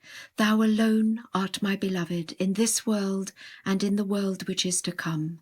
Thou alone art the desire of all them that have recognized thee. Praised be God, the Lord of the worlds. Section 108. Praise be thou, O my God, that thou hast been true to what the pen of thy revelation hath inscribed upon the tablets sent down by thee unto them whom thou hast chosen above all thy creatures, and through whom thou hast unlocked the doors of thy mercy and shed abroad the radiance of the light of thy guidance. Glory to thee, that thou hast laid bare what had from eternity been wrapped up within the tabernacle of thy majesty, thine omnipotence and glory, and through which thou hast decked forth the heaven of thy revelation and adorned the pages of the book of thy testimony. And when the pledge was fulfilled and the promised one appeared, he was rejected by such of thy servants as professed to have believed in him, in whom thy Godhead was manifested, whom thou didst ordain to be the herald of this revelation, and through whose advent the eyes of the inmates of the sanctuary of thy unity were cheered. I know, O my Lord, neither their reasoning with which they have acknowledged thee and believed in thy signs, nor their argument whereby they have repudiated thy sovereignty. Every time I call them to thee and say, O people, consider the utterances of the Lord your God, which are in your possession, and those that have been sent down from the heaven of his will and power, they cavil at thee, and turn their backs to thee, though, as thou art aware, each of the words that have gone out of the mouth of thy will sheddeth the fragrance of the breaths of thy mercy. Some have chosen to cleave to him who is counted unworthy to converse with any of thy servants that watch at thy door. Mirza Yahya, how much more to enter into the court in which the tongue of thy majesty speaketh. Cleanse thou their hearts and their eyes, O my Lord, that they may see with their eyes and understand with their hearts, that haply they may be attracted by thine utterances to the dayspring of thine inspiration, and draw nigh unto the soft flowing stream of thy knowledge. Thou art he, O my Lord, who hath in every line of thy book entered into covenant with them for me, and made it so sure that none of thy creatures can any longer evade it. Thou didst say, and thy word is the truth, one single letter from him excelleth all that hath been sent down in the Bayan. Thou dost consider, therefore, O my God, how they have transgressed against thy cause, and beholdest what their hands have wrought in thy days. They have so grievously wronged me, that the lote tree of thy revelation moaneth, and the inmates of the tabernacle of thy majesty and the dwellers of the cities of thy names lament. I know not, O my God, for what reason they have risen up to oppress me, and by what proof they have turned aside from him who is the dayspring of thy signs. I beseech thee, O thou who art the Lord of all names and the Creator of the heavens, to aid them to act equitably in thy cause, that haply they may discover the sweet smell of the robe of thy mercy, and set their faces towards the horizon that shineth with the brightness of the light of thy face. Weak are they, O my Lord, and thou art the Lord of strength and power. They are but paupers, and thou art the all-possessing, the most generous. Thou art well aware, O my God, that throughout my life I have sought no advantage for myself. I have offered up my spirit and my whole being for the exaltation of thy word amidst thy creatures, and the glorification of thy name among thy servants. Thou didst send me with such a testimony that they who are the exponents of thy revelation and the daysprings of thine inspiration were stirred up with vehement longing. Through it thy proof was established and thy bounty fulfilled, and thy cause perfected, and thine utterances released, and thy clear tokens uncovered. Thou knowest, O my God, that I have wished only what thou hast wished, and desire what thou dost desire. Were I to speak forth before thy servants the things wherewith thou didst through thy bounty inspire me, and which thou didst command me to utter amidst thy creatures, the oppressors among thy people would cavil at me. And were I to hold my peace and cease to celebrate the wonders of thy praise, all the limbs of my body would be stirred up to extol thee.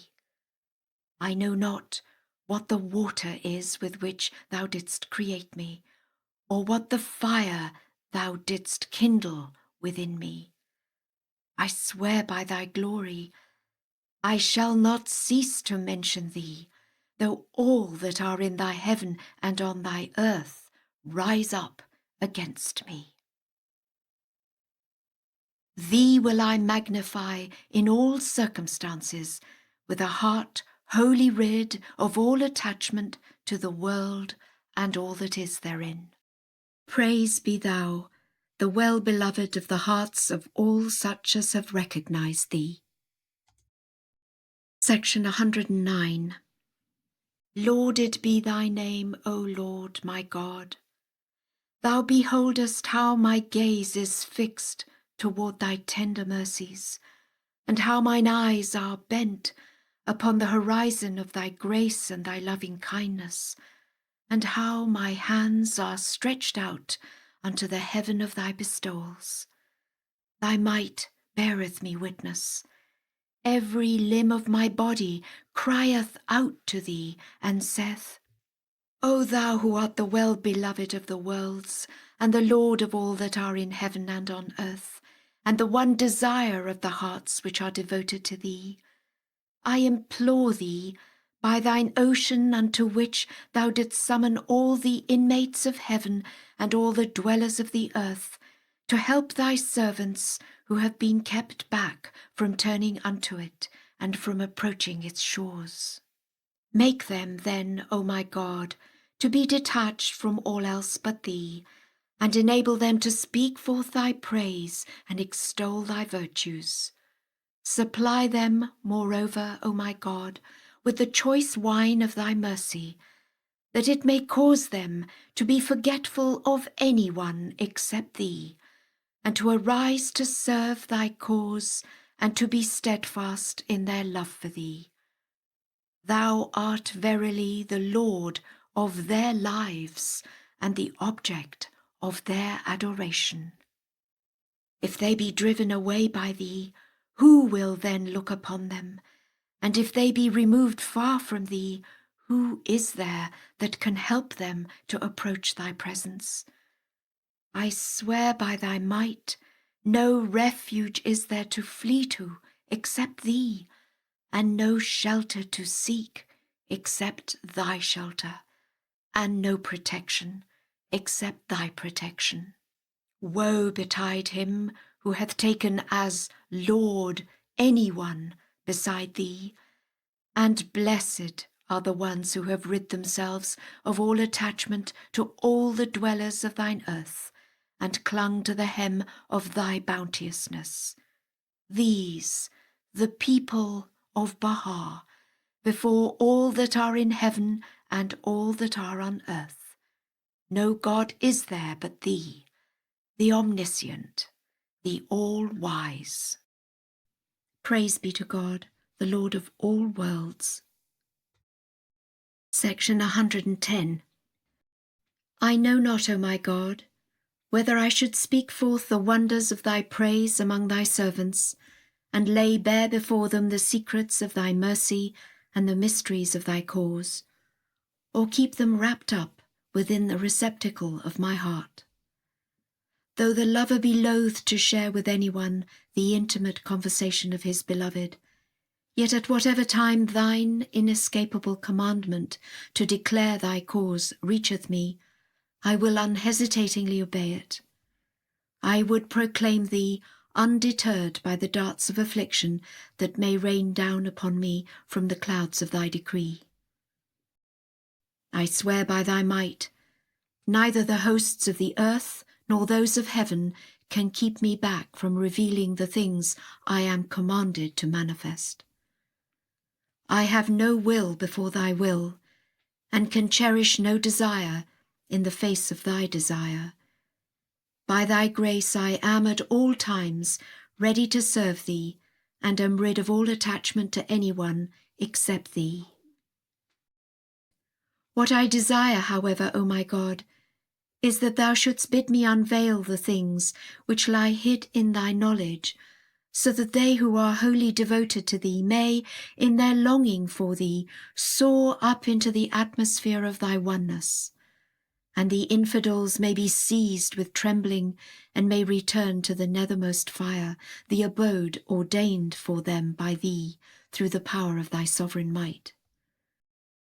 Thou dost consider, O my Lord, how thy dear ones are sore pressed by thine enemies, and hearest from all sides their sighing by reason of what hath befallen them in thy path.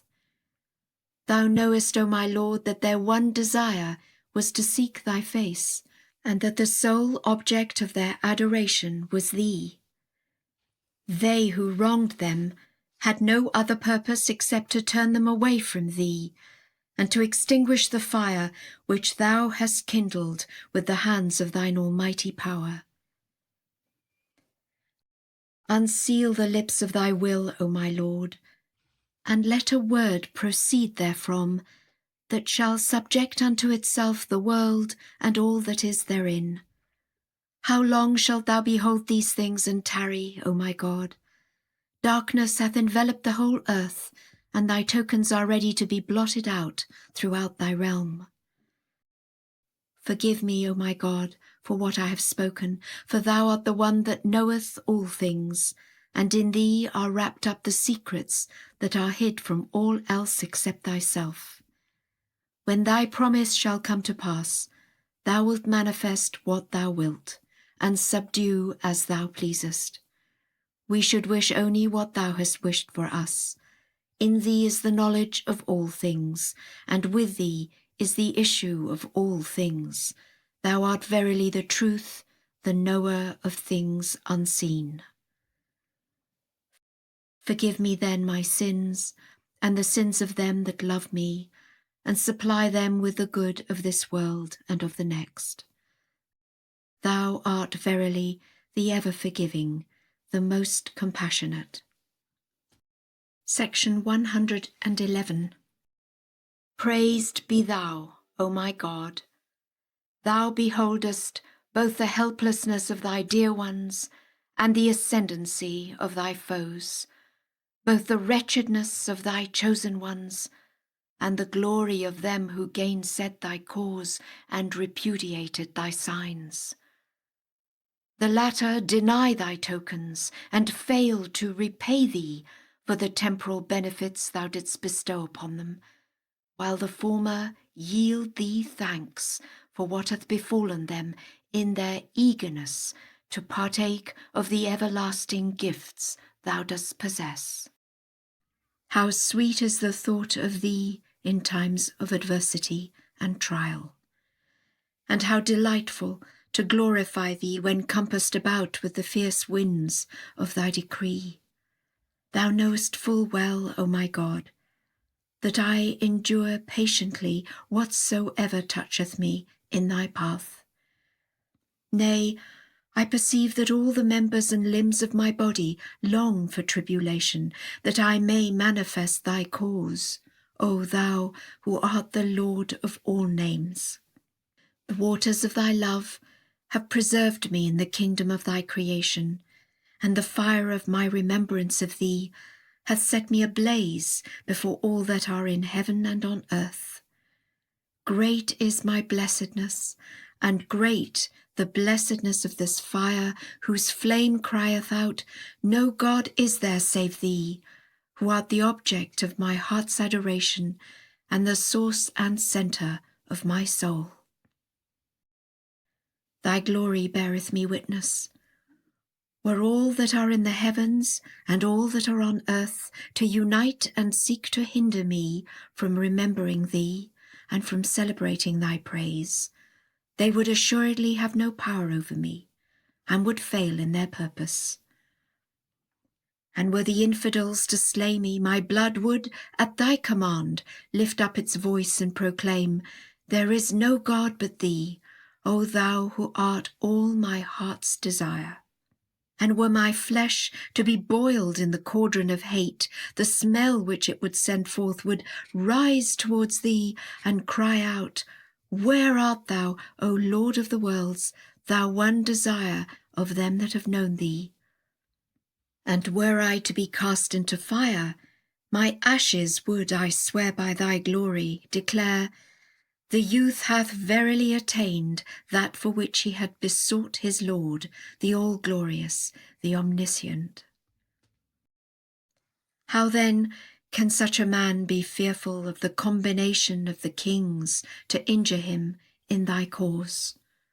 No, no, I swear by thyself, O thou who art the King of kings. Such is my love for thee that I can fear no one, though the powers of all the worlds be arrayed against me.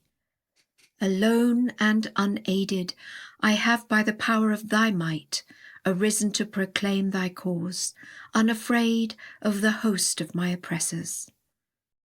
To all that dwell on earth, I cry aloud and say, Fear ye God, O ye servants of God, and suffer not yourselves to be kept back from this pure wine that hath flowed from the right hand of the throne of the mercy of your Lord the most merciful. I swear by God, better for you is what he possesseth than the things ye yourselves possess, and the things ye have sought and are now seeking in this vain and empty life. Forsake the world, and set your faces towards the all-glorious horizon. Whoso hath partaken of the wine of his remembrance will forget every other remembrance, and whoso hath recognized him will rid himself of all attachment to this life, and to all that pertaineth unto it. I implore thee, O my God and my Master, by thy word through which they who have believed in thy unity have soared up into the atmosphere of thy knowledge, and they who are devoted to thee have ascended into the heaven of thy oneness, to inspire thy loved ones with that which will assure their hearts in thy cause. Endue them with such steadfastness that nothing whatsoever will hinder them from turning towards thee. Thou art verily the bountiful, the munificent, the forgiving, the compassionate. Section 112. Thou beholdest, O my God, how bewildered in their drunkenness are thy servants, who have turned back from thy beauty and cavilled at what hath been sent down from the right hand of the throne of thy majesty. Thou didst come, O my God, in the clouds of thy spirit and thine utterance, and lo, the entire creation shook and trembled, and the limbs of them who repudiated thy testimonies were made to quiver, O thou in whose grasp is the lordship of all things. Thou art he, O my God, who has summoned all men to turn in the direction of thy mercy, and called them unto the horizon of thy grace and bounties. None, however, heeded thy call, except such as have forsaken all things save thee, and hastened unto the dayspring of thy beauty, and the dawning place of thine inspiration and thy revelation. Thou knowest, O my God, that none can be found on the face of the earth to remember thee except them. Thou seest how the oppressors among thy creatures have laid hold on them. Some, O my God, have shed their blood in thy path. Others have abandoned their homes and set their faces towards the seat of thy throne, and were hindered from stepping into the court of thy great glory, while still others have been cast into prison and are at the mercy of the workers of iniquity. I implore thee, O thou who holdest in thy hands the reins of unconstrained power, to succour them through the wondrous potency of thy might. Misery, O my Lord, hath taken hold on them in thy path. Exalt them by the power of thy sovereignty. And weariness hath afflicted them in their love for thee. Render them victorious through thy strength and thine omnipotence over thine enemies.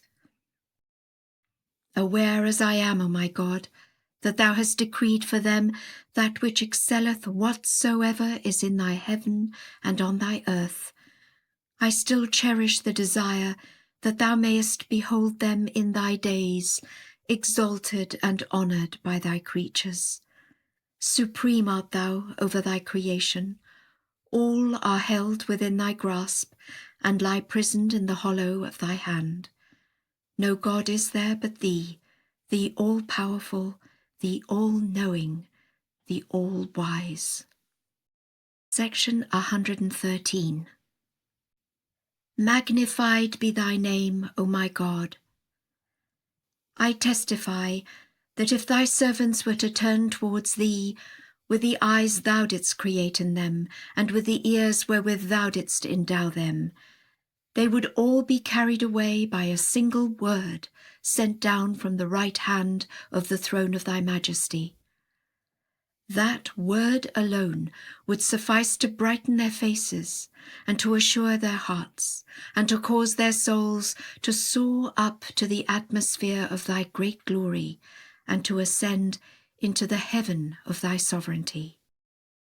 I pray thee, O thou who art the Lord of all names, and the ruler of both earth and heaven, to grant that all who are dear to thee may each become a cup of thy mercy in thy days, that they may quicken the hearts of thy servants. Empower them also, O my God, to be as the rain that poureth down from the clouds of thy grace, and as the winds that waft the vernal fragrances of thy loving kindness, that through them the soil of the hearts of thy creatures may be clad with verdure, and may bring forth the things that will shed their fragrance over all thy dominion, so that every one may perceive the sweet smell of the robe of thy revelation. Potent art thou to do what thou willest. The power of thy might beareth me witness. Whoso hath drunk of the cup which the hand of thy mercy hath borne round, will strip himself of all things except thee, and will be able through a word of his mouth to enrapture the souls of such of thy servants as have slumbered on the bed of forgetfulness and negligence, and to cause them to turn their faces towards thy most great sign, and seek from thee naught else except thyself, and ask of thee only what thou hast determined for them by the pen of thy judgment, and hast prescribed in the tablet of thy decree.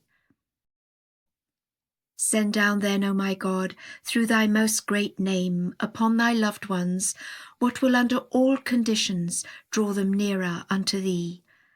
Thou art verily the Almighty, the All-Glorious, whose help is implored by all men. Section 114. Mine eyes are cheered, O my God, when I contemplate the tribulations that descend upon me from the heaven of thy decree, and which have encompassed me on every side, according to what thy pen hath irrevocably established.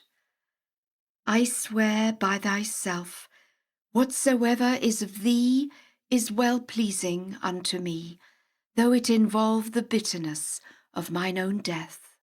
He who was thy Spirit, Jesus, O my God, withdrew all alone in the darkness of the night preceding his last day on earth, and falling on his face to the ground, besought thee, saying, If it be thy will, O my Lord, my well-beloved, let this cup, through thy grace and bounty, pass from me. By thy beauty, O thou who art the Lord of all names and the Creator of the heavens, I can smell the fragrance of the words which in his love for thee his lips have uttered, and can feel the glow of the fire that hath inflamed his soul in its longing to behold thy face, and in its yearning after the dayspring of the light of thy oneness and the dawning place of thy transcendent unity.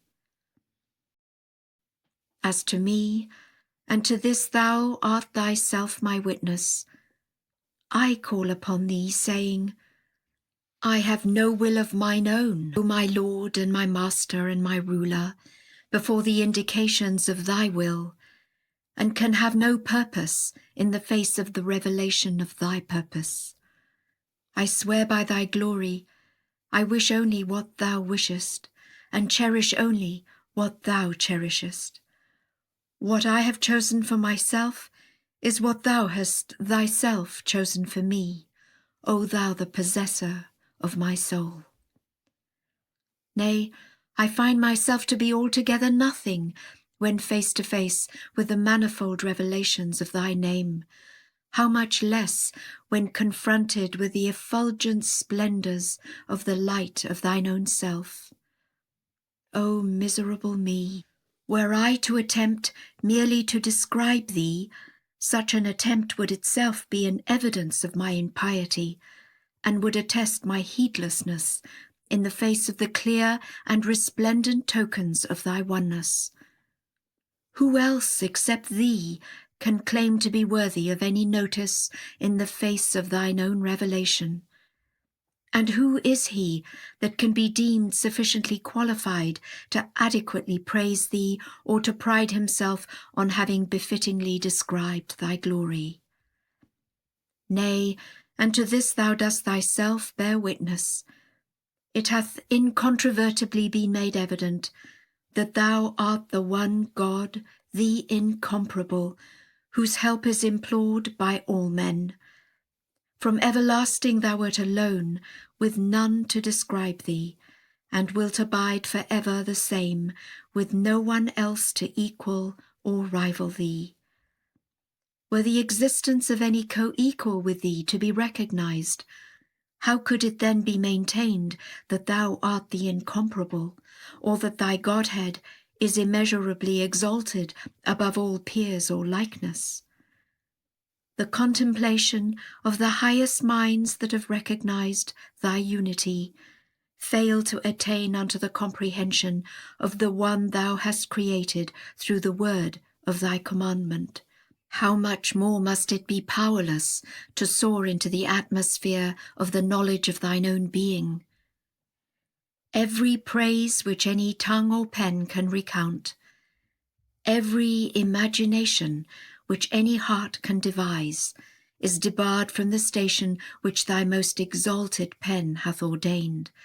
How much more must it fall short of the heights which thou hast thyself immensely exalted above the conception and the description of any creature? For the attempt of the evanescent to conceive the signs of the uncreated is as the stirring of the drop before the tumult of thy billowing oceans. Nay, forbid it, O my God, that I should thus venture to describe thee, for every similitude and comparison must pertain to what is essentially created by thee. How can then such similitude and comparison ever befit thee, or reach up unto thyself? By thy glory, O my God, though I recognize and firmly believe that no description which any except thyself can give of thee can beseem thy grandeur, and that no glory ascribed to thee by any save thyself can ever ascend into the atmosphere of thy presence. Yet were I to hold my peace, and cease to glorify thee and to recount thy wondrous glory, my heart would be consumed, and my soul would melt away. My remembrance of thee, O my God, quencheth my thirst and quieteth my heart. My soul delighteth in its communion with thee, as the suckling child delighteth itself in the breasts of thy mercy. And my heart panteth after thee, even as one sore athirst panteth after the living waters of thy bounty, O thou who art the God of mercy, in whose hand is the lordship of all things. I give thanks to thee, O my God, that thou hast suffered me to remember thee. What else but remembrance of thee can give delight to my soul or gladness to my heart?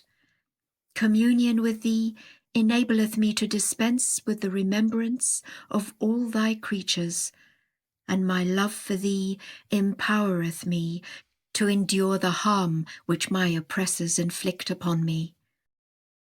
Send therefore unto my loved ones, O my God, what will cheer their hearts and illumine their faces and delight their souls. Thou knowest, O my Lord, that their joy is to behold the exaltation of thy cause and the glorification of thy word. Do thou unveil therefore, O my God, what will gladden their eyes, and ordain for them the good of this world and of the world which is to come. Thou art verily the God of power, of strength, and of bounty. Section 115. Thou seest, O my God, how the wrongs committed by such of thy creatures as have turned their backs to thee have come in between him in whom thy Godhead is manifest and thy servants. Send down upon them, O my Lord, what will cause them to be busied with each other's concerns. Let then their violence be confined to their own selves, that the land and they that dwell therein may find peace. One of thy handmaidens, O my Lord, hath sought thy face, and soared in the atmosphere of thy pleasure. Withhold not from her, O my Lord, the things thou didst ordain for the chosen ones among thy handmaidens.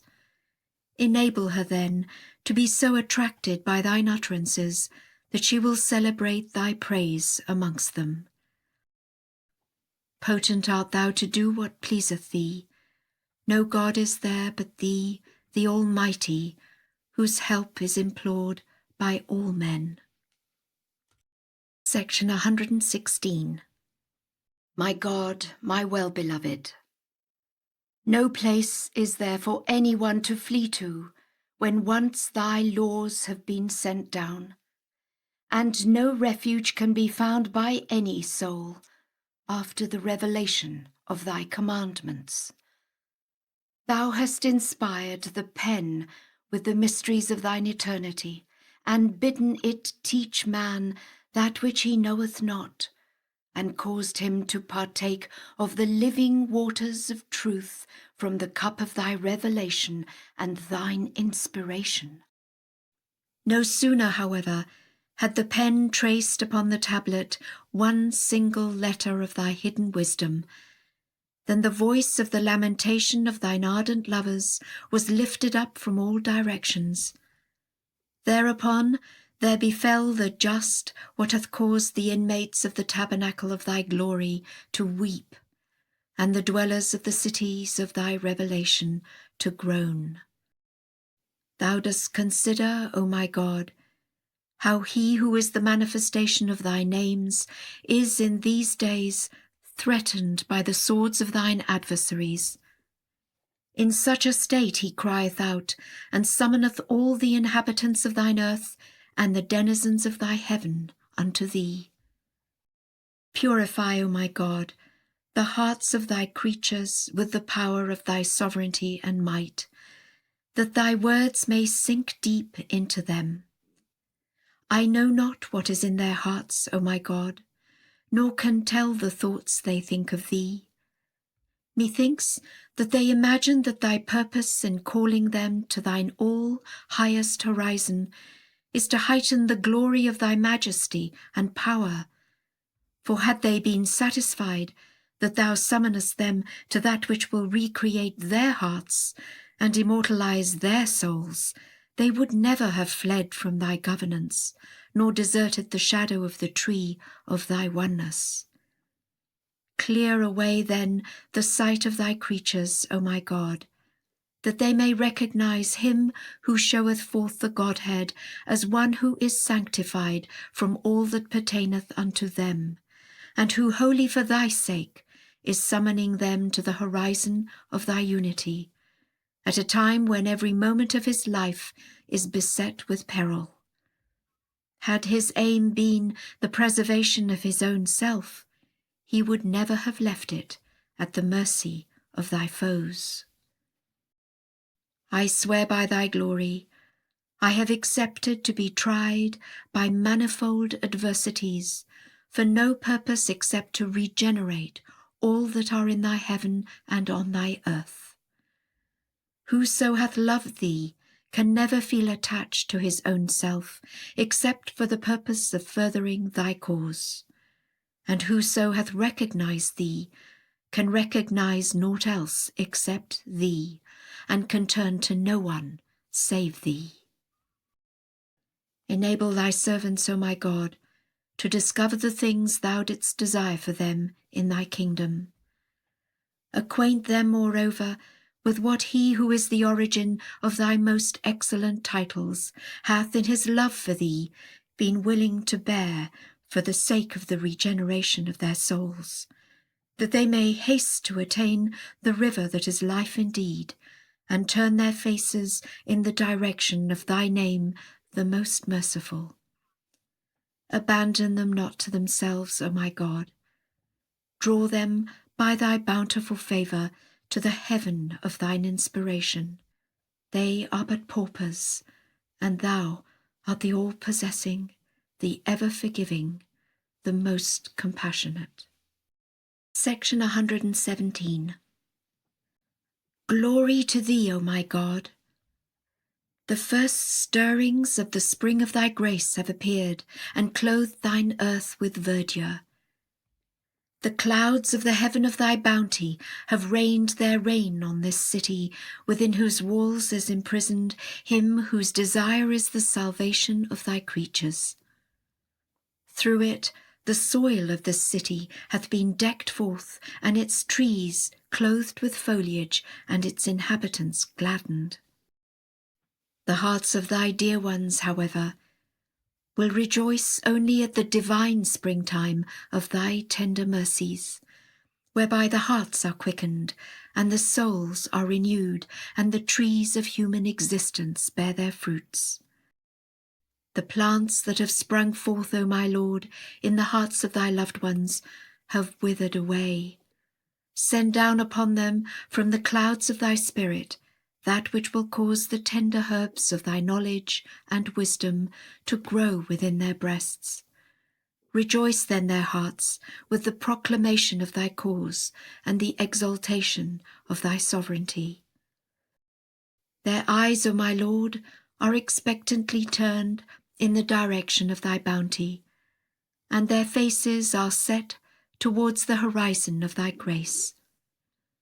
Suffer them not through thy bounty to be deprived of thy grace. Potent art thou by thy sovereign might over all things. No God is there but thee, the Almighty, the help in peril, the self-subsisting. 118. Thou seest, O my God, how thy servants have been cleaving fast to thy names, and have been calling on them in the daytime and in the night season. No sooner, however, had he been made manifest through whose word the kingdom of names and the heaven of eternity were created, than they broke away from him and disbelieved in the greatest of thy signs. They finally banished him from the land of his birth, and caused him to dwell within the most desolate of thy cities, though all the world had been built up by thee for his sake. Within this, the most great prison, he hath established his seat. Though sore tried by trials, the like of which the eye of creation hath not seen, he summoneth the people unto thee, O thou who art the fashioner of the universe. I beseech thee, O thou the shaper of all the nations, and the quickener of every mouldering bone, to graciously enable thy servants to recognize him who is the manifestation of thyself and the revealer of thy transcendent might, that they may cut down by thy power all the idols of their corrupt inclinations, and enter beneath the shadow of thine all-encompassing mercy, which by virtue of thy name, the most exalted, the all-glorious, hath surpassed the entire creation. I know not, O my God, how long will thy creatures continue to slumber on the bed of forgetfulness and evil desires, and remain far removed from thee and shut out from thy presence. Draw them nearer, O my God, unto the scene of thine effulgent glory, and enrapture their hearts with the sweet savours of thine inspiration, through which they who adore thy unity have soared on the wings of desire towards thee, and they who are devoted to thee have reached unto him who is the dawning place of the day star of thy creation. Cleave asunder, O my Lord, the veils that have shut them out from thee, that they may behold thee shining above the horizon of thy oneness, and shedding thy radiance from the dawning place of thy sovereignty. By thy glory, were they to discover the sweetness of thy remembrance and apprehend the excellence of the things that are sent down upon them from the right hand of the throne of thy majesty, they would cast away all that they possess, and would rush forth into the wilderness of their longing after thee, that the glance of thy loving kindness may be directed towards them, and the radiance of the day star of thy beauty may be shed upon them. Let their hearts, O my Lord, be carried away by thy remembrance, and their souls enriched by thy riches, and their wills strengthened to proclaim thy cause amidst thy creatures. Thou art verily the great giver, the ever forgiving, the most compassionate. Section 119. Lauded be thy name, O my God. Thou seest how I have been sorely vexed among thy servants, and beholdest the things that have befallen me in thy path. Thou knowest full well that I have not spoken a word but by thy leave, that my lips have never been opened except at thy bidding and in accordance with thy pleasure. That every breath I have breathed hath been animated with thy praise and thy remembrance, that I have summoned all men to naught else except that whereunto thy chosen ones have through all eternity been summoned, and that I have bidden them observe only the things that would draw them nearer unto the dayspring of thy loving kindness, and the dawning place of thy favours, and the horizon of thy riches, and the manifestation of thine inspiration and thy revelation. Thou art well aware, O my God, that I have not failed in my duty towards thy cause. At all times and under all conditions I have wafted in every direction the breezes of thine inspiration, and shed abroad the sweet smell of the raiment of thy mercy, that haply thy servants may discover its fragrance, and through it be enabled to turn towards thee. I implore thee, O my God, by the lights of thy unity and the repositories of thy revelation, to send down from the clouds of thy mercy that which will cleanse the hearts of all such as have turned towards thee. Blot out then from their hearts all that may induce thy servants to cavil at thy cause. Thy will hath overruled my will, O my God, and I have shown forth what hath grievously vexed me. Have mercy then upon me, O thou who of all those who show mercy art the most merciful. Assist thou thy servants, O my God, to help thy cause, and give them to drink what will quicken their hearts in thy realm, lest anything hinder them from remembering thee and from extolling thy virtues, that they may quit their homes in thy name and summon all the multitudes unto thee. Guard their faces, O my God, from turning to any one save thee, and their ears from hearkening unto the sayings of all such as have turned away from thy beauty and repudiated thy signs. Supreme art thou over all things. There is none other God save thee, the all-knowing, the all-wise. Section 120. Glorified art thou, O Lord my God. Thou beholdest my low estate, and the habitation wherein I dwell, and bearest witness unto my perplexity, my crying needs, my troubles, and the afflictions I suffer among thy servants, who recite thy verses and repudiate their revealer, who call on thy names and cavil at their Creator, who seek to draw nigh unto him who is thy friend, and put to death him who is the best beloved of the worlds. Open thou their eyes, O my God and my Master, that they may gaze on thy beauty, or cause them to return unto the lowest abyss of the fire. Potent art thou to do what thou willest. Thou art verily the all-glorious, the all-wise. The glory of thy might, O my God, beareth me witness. Every time I attempt to remember thee, I find myself overpowered by the sublimity of thy station and the immensity of thy might. And every time I hold my peace, lo, I am impelled by my love for thee and by the potency of thy will to unloose my tongue and mention thee. He who is poor and needy, O my God, is calling for his Lord, the all-possessing. And he who is destitute of all strength remembereth his Master, the All-Powerful. If he deign to accept his servant's supplication, he is verily of unsurpassed bounteousness. And if he cast him out, he is of those who judge equitably the best. He indeed is acceptable, O my God, who hath set his face towards thee, and he is truly deprived who hath been careless of the remembrance of thee in thy days. Blessed is he that hath tasted of the sweetness of thy remembrance and praise. Nothing, not even the arising of all the peoples of the whole world to assail him, can hinder such a man from directing his steps towards the paths of thy pleasure and the ways of thy cause.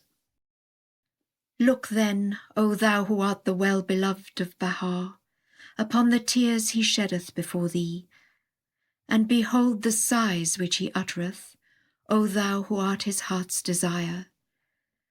I swear by thy might and thy majesty and thy glory, were I to inherit from thee all the delights of paradise, and to keep them in my possession as long as thine own being endureth, and were I to become for less than a moment careless of the remembrance of thee, I would of a certainty cast them away from me and cease to consider them.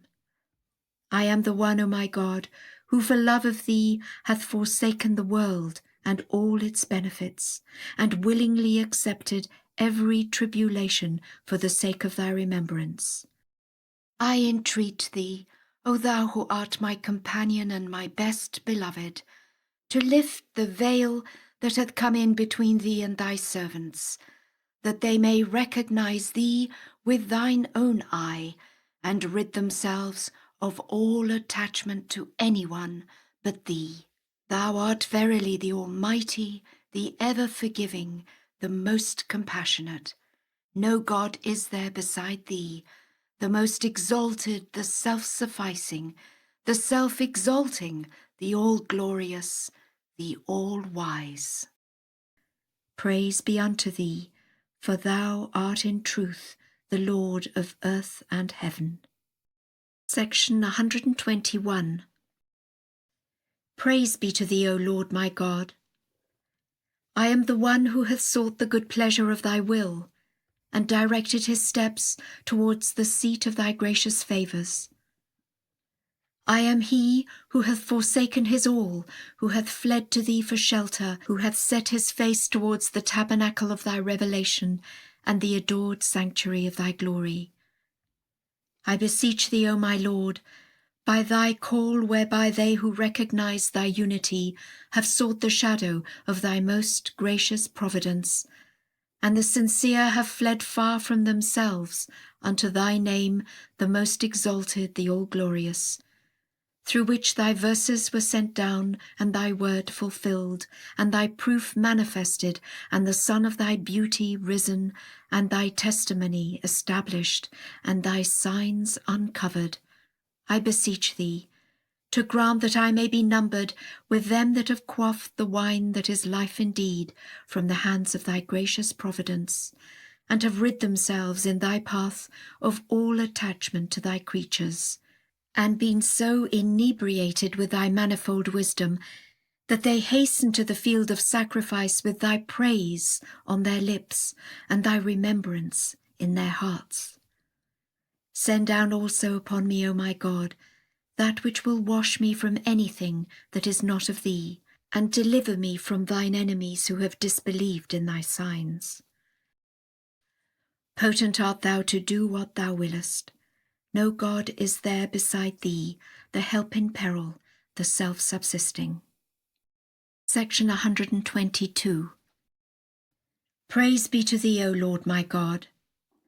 Thou seest and knowest that I have called upon thy servants to turn nowhere except in the direction of thy bestowals, and have bidden them observe naught save the things thou didst prescribe in thy perspicuous book, the book which hath been sent down according to thine inscrutable decree and irrevocable purpose.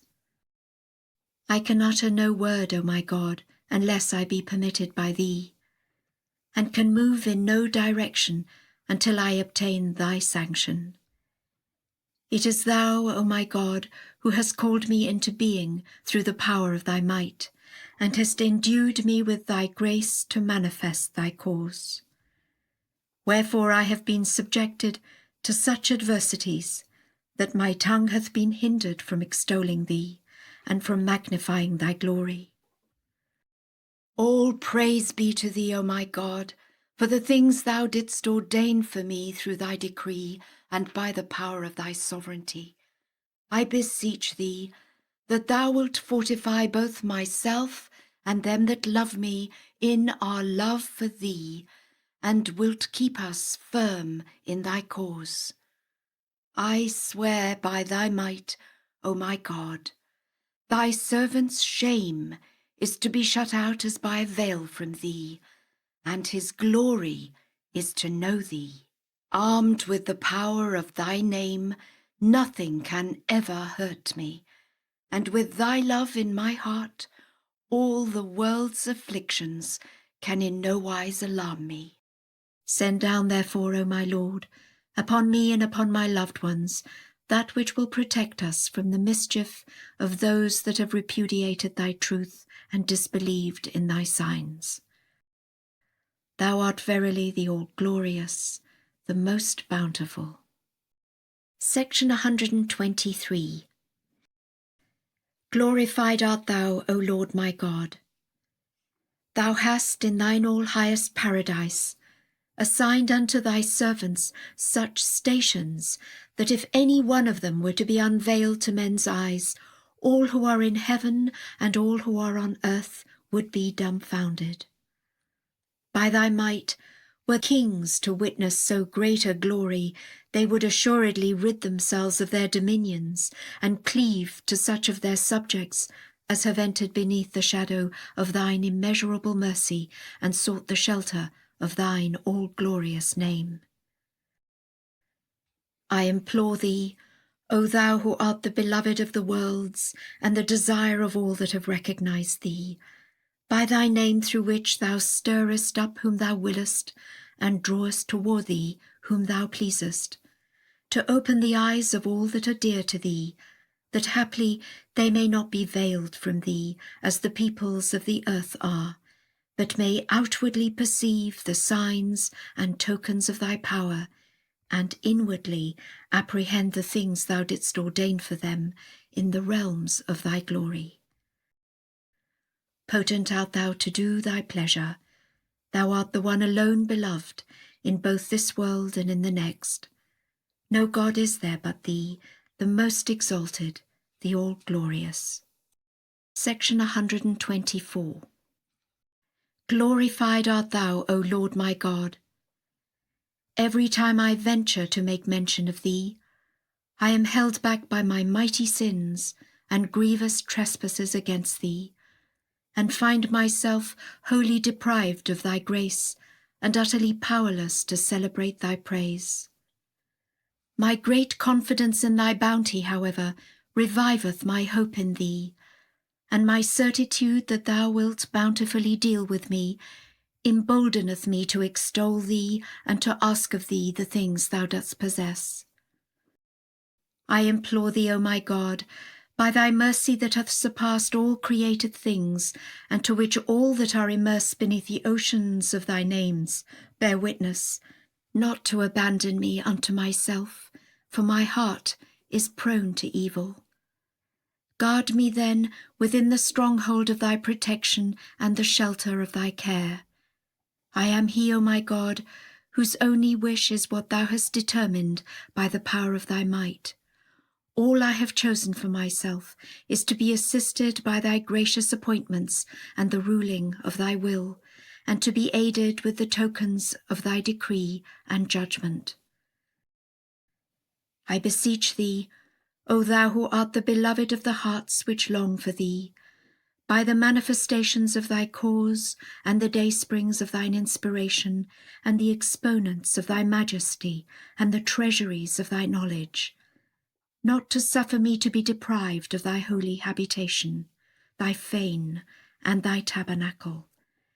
Aid me, O my Lord, to attain his hallowed court, and to circle round his person, and to stand humbly at his door. Thou art he whose power is from everlasting to everlasting. Nothing escapeth thy knowledge. Thou art verily the God of power, the God of glory and wisdom. Praise be God, the Lord of the worlds. Section 125.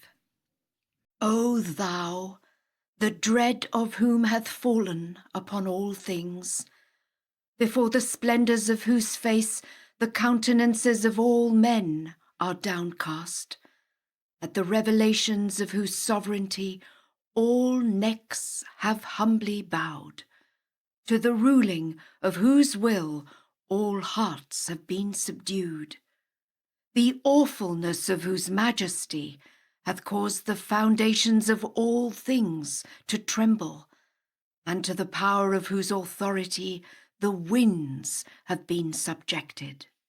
I beseech thee, by the compelling force of thy revelation, and by the power of thy might, and by the exaltation of thy word, and by the sublimity of thy sovereignty, to number us with them whom the world hath been powerless to hinder from turning towards thee. Cause me, O my Lord, to be of those who with their substance and their own selves have fought valiantly in thy path. Write down then for me the recompense thou didst ordain for them in the tablet of thy decree. Stablish me also on the seat of truth in thy presence, and join me with the sincere among thy servants. I implore thee, O my Lord, by thy messengers and thy chosen ones, and by him through whom thou hast affixed thy seal upon the manifestations of thy cause among thy creatures, and whom thou hast adorned with the ornament of thine acceptance among all that dwell in thy heaven and on thy earth, to graciously assist me to attain unto what thou hast ordained for thy servants, and bidden them observe in thy tablets.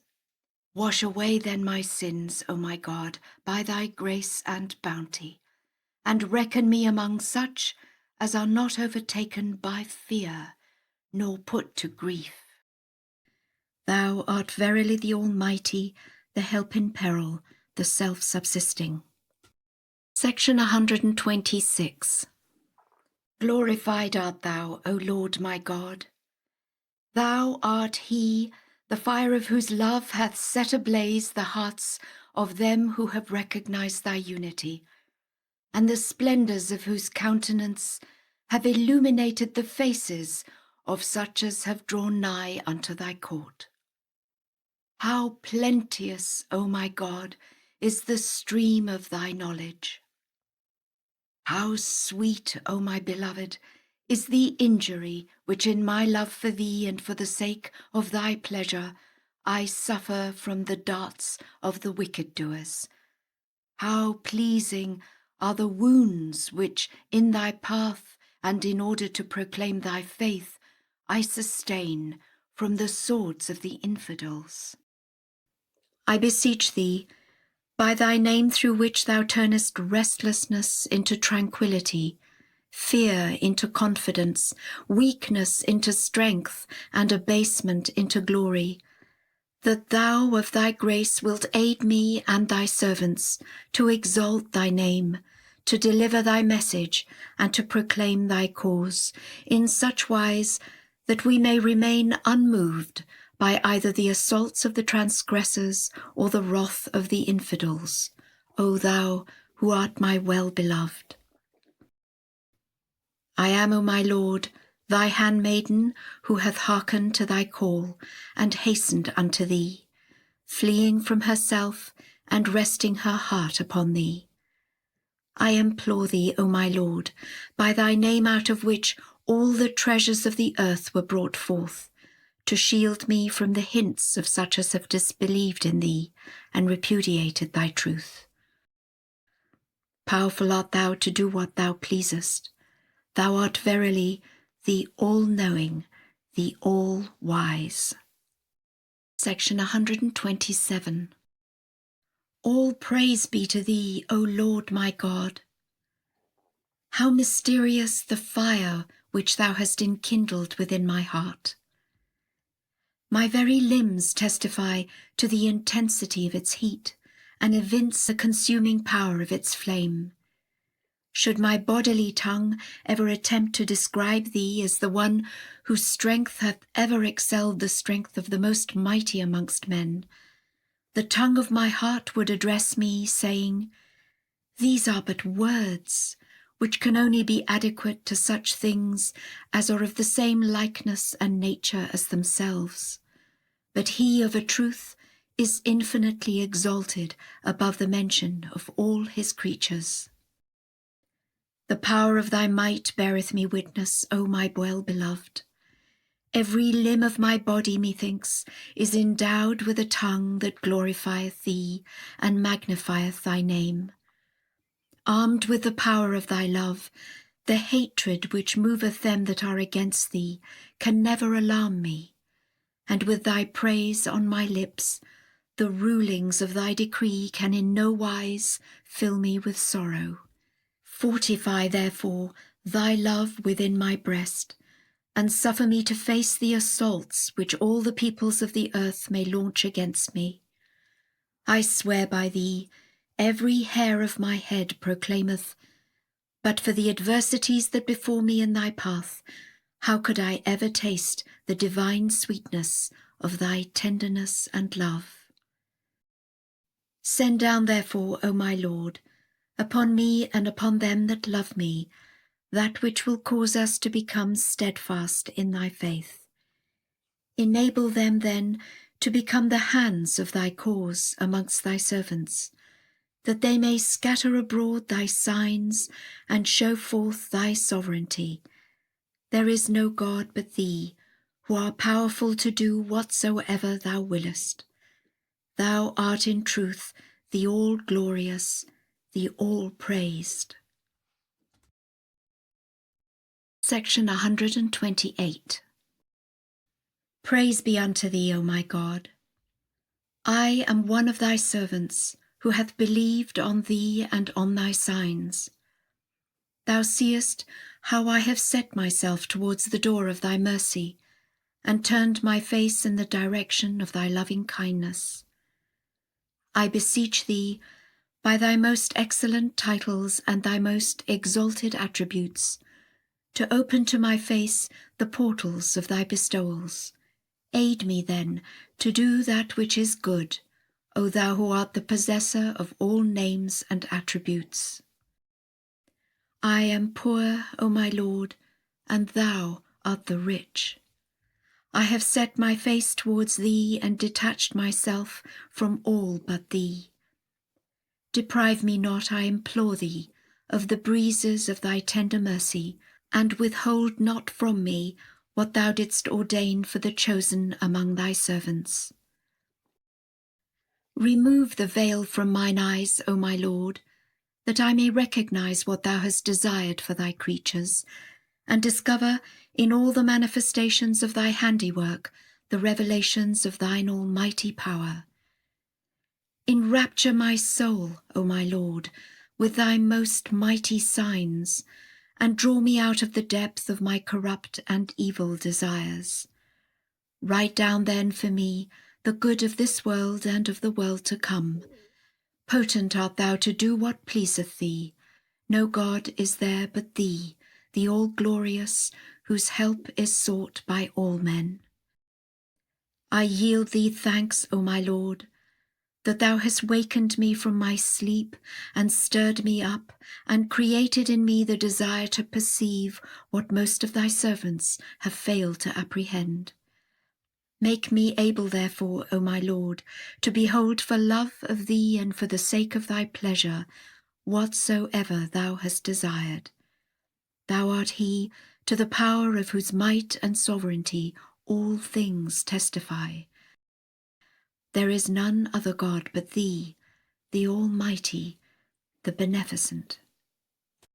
Section 129. Praise be thou, O my God. Thou seest how thy righteous servants have fallen into the hands of the wicked doers, who have disbelieved in thy name, the unconstrained, and denied thy majesty and thine unrestrained authority, and thy strength and thy sovereign might. Their mouths utter what the mouths of the Jews uttered aforetime. Put forth, therefore, out of the bosom of thy glory, O my Lord, the hand of thine omnipotence, and through it assist thou thy loved ones, who, though sore tried in thy path with such trials as have caused the inmates of the kingdom of thy cause to groan, were not deterred from turning towards the horizon of thy revelation. Set then the seal of thine unerring protection on their hearts, O my Lord, lest perchance the remembrance of aught else except thee enter therein. Make them able, moreover, to proclaim thy name amidst thy creatures, and supply them with the best of what thou hast destined for such of thy chosen ones as enjoy near access to thee. Potent art thou to do thy pleasure. Thou truly art the all-glorious, to whom all cry for help. Section 130. Lauded be thy name, O Lord my God. Thou seest how thy servants have everywhere been compassed with tribulations, how their adversaries have all risen up against them and grievously wronged them. Thy glory beareth me witness, were all the wicked doers of the earth to band themselves against us, and to cast us into a fire such as no man hath kindled, they would be powerless to distract our gaze from the horizon of thy name, the most exalted, the most high, and would fail to turn aside our hearts from the seat of thine effulgent glory. I swear by thy might, the arrows that transfix us in thy path are the ornaments of our temples, and the spears which pierce us in our love for thee are as silk unto our bodies. By the glory of thy might, nothing whatsoever can beseem thy servants, except what the pen of thine irrevocable decree hath traced in this priceless and exalted tablet. All praise be to thyself at all times and under all conditions. Thou art verily the God of knowledge and wisdom. Section 131. Praise be unto thee, O my God. Thou seest how he who is thy light hath been shut up in the fortress town of Acca, and been sore oppressed by reason of what the hands of the wicked doers have wrought, whose corrupt desires have kept them back from turning towards thee, O thou who art the King of all names.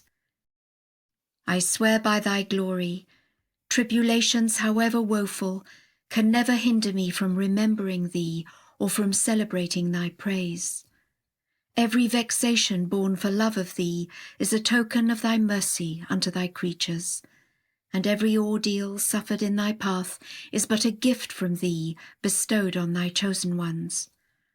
I testify that my countenance, which shineth above the day-spring of eternity, hath been irradiated by adversity, and my body hath been adorned by it before all who are in heaven and all who are on earth. I pray thee, by thy most great name, to aid all them that have believed on thee and on thy signs, to be steadfast in thy love, and to set themselves towards the dawning place of the day-star of thy loving kindness. Inspire them then, O my God, with what will unloose their tongue to praise thee, and will draw them nigh unto thee in the life that now is and the life that is to come. Thou truly art the Almighty, the all-glorious, the beneficent. Section 132. Glorified be thy name, O Lord my God. I beseech thee by thy power that hath encompassed all created things, and by thy sovereignty that hath transcended the entire creation, and by thy word, which was hidden in thy wisdom, and whereby thou didst create thy heaven and thy earth, both to enable us to be steadfast in our love for thee and in our obedience to thy pleasure, and to fix our gaze upon thy face and celebrate thy glory. Empower us then, O my God, to spread abroad thy signs among thy creatures, and to guard thy faith in thy realm.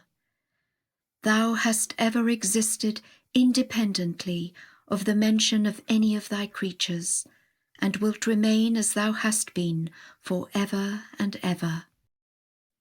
In thee I have placed my whole confidence. Unto thee I have turned my face.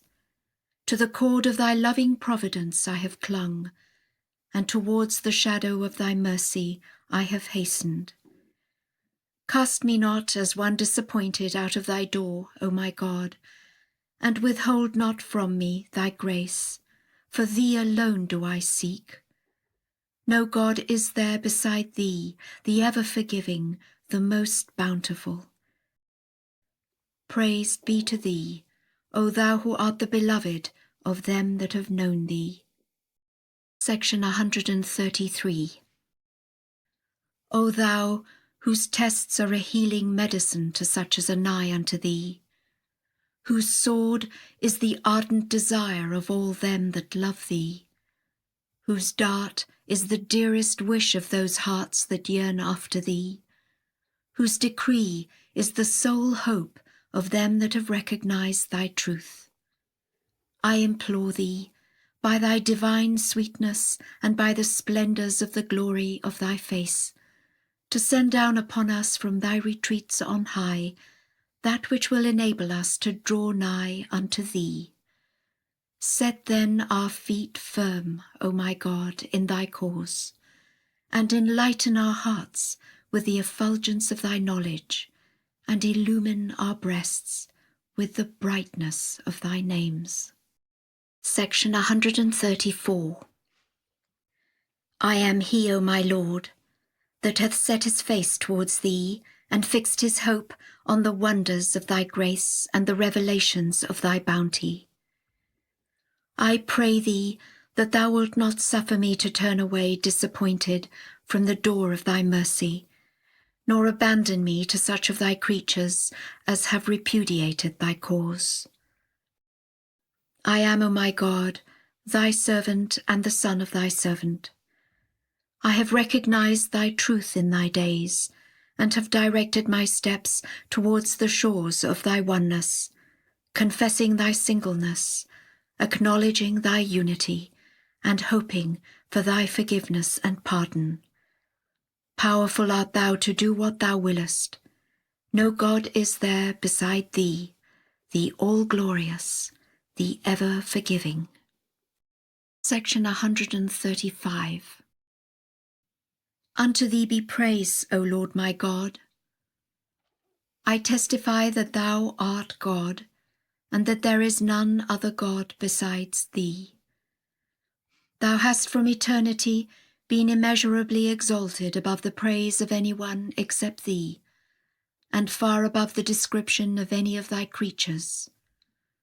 All created things have borne witness to thy unity, and every dweller in thy kingdom hath confessed thy oneness.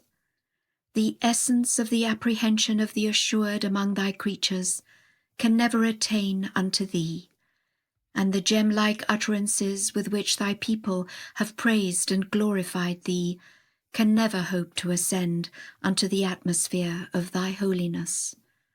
For men's apprehension of thee is but the apprehension of thine own creation. How can it reach up to thee? And all human praise and glorification of thee pertain unto thy servants. How can they be deemed worthy of the court of thy oneness? I swear by thy glory, the quintessence of knowledge is powerless to comprehend thy nature, and the inmost reality of every praise of thee falleth short of the seat of thy great glory and of thine all-compelling power. every utterance that seeketh to describe thee, and every knowledge that attempteth to comprehend thee, is but an expression of thine own creating, and is begotten by thy will, and fashioned in conformity with thy purpose.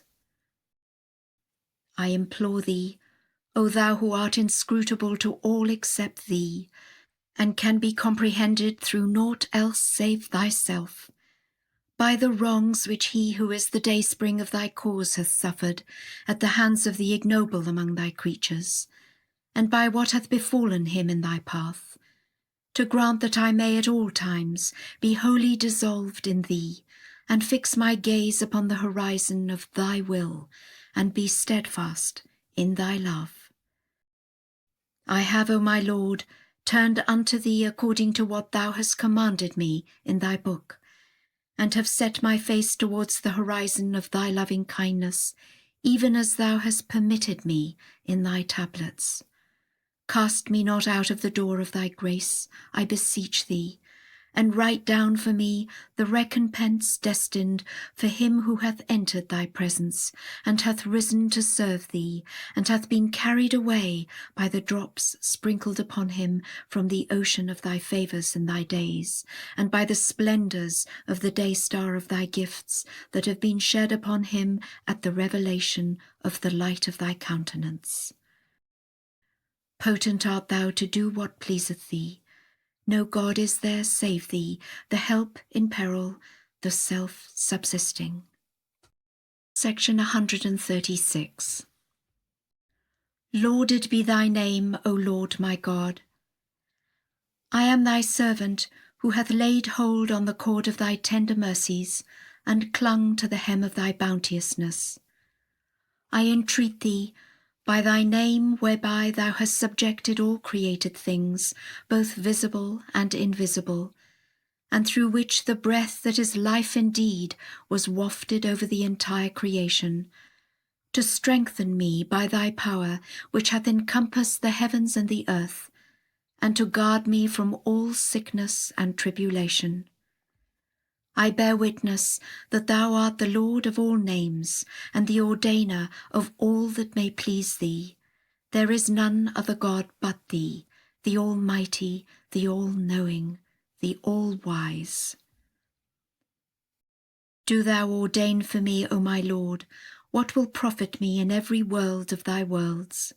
Supply me then with what thou hast written down for the chosen ones among thy creatures, whom neither the blame of the blamer, nor the clamour of the infidel, nor the estrangement of such as have withdrawn from thee, hath deterred from turning towards thee. Thou truly art the help in peril, through the power of thy sovereignty. No God is there save thee, the Almighty, the most powerful. Section 137. Glorified art thou, O my God. I yield thee thanks that thou hast made known unto me him who is the dayspring of thy mercy, and the dawning place of thy grace, and the repository of thy cause.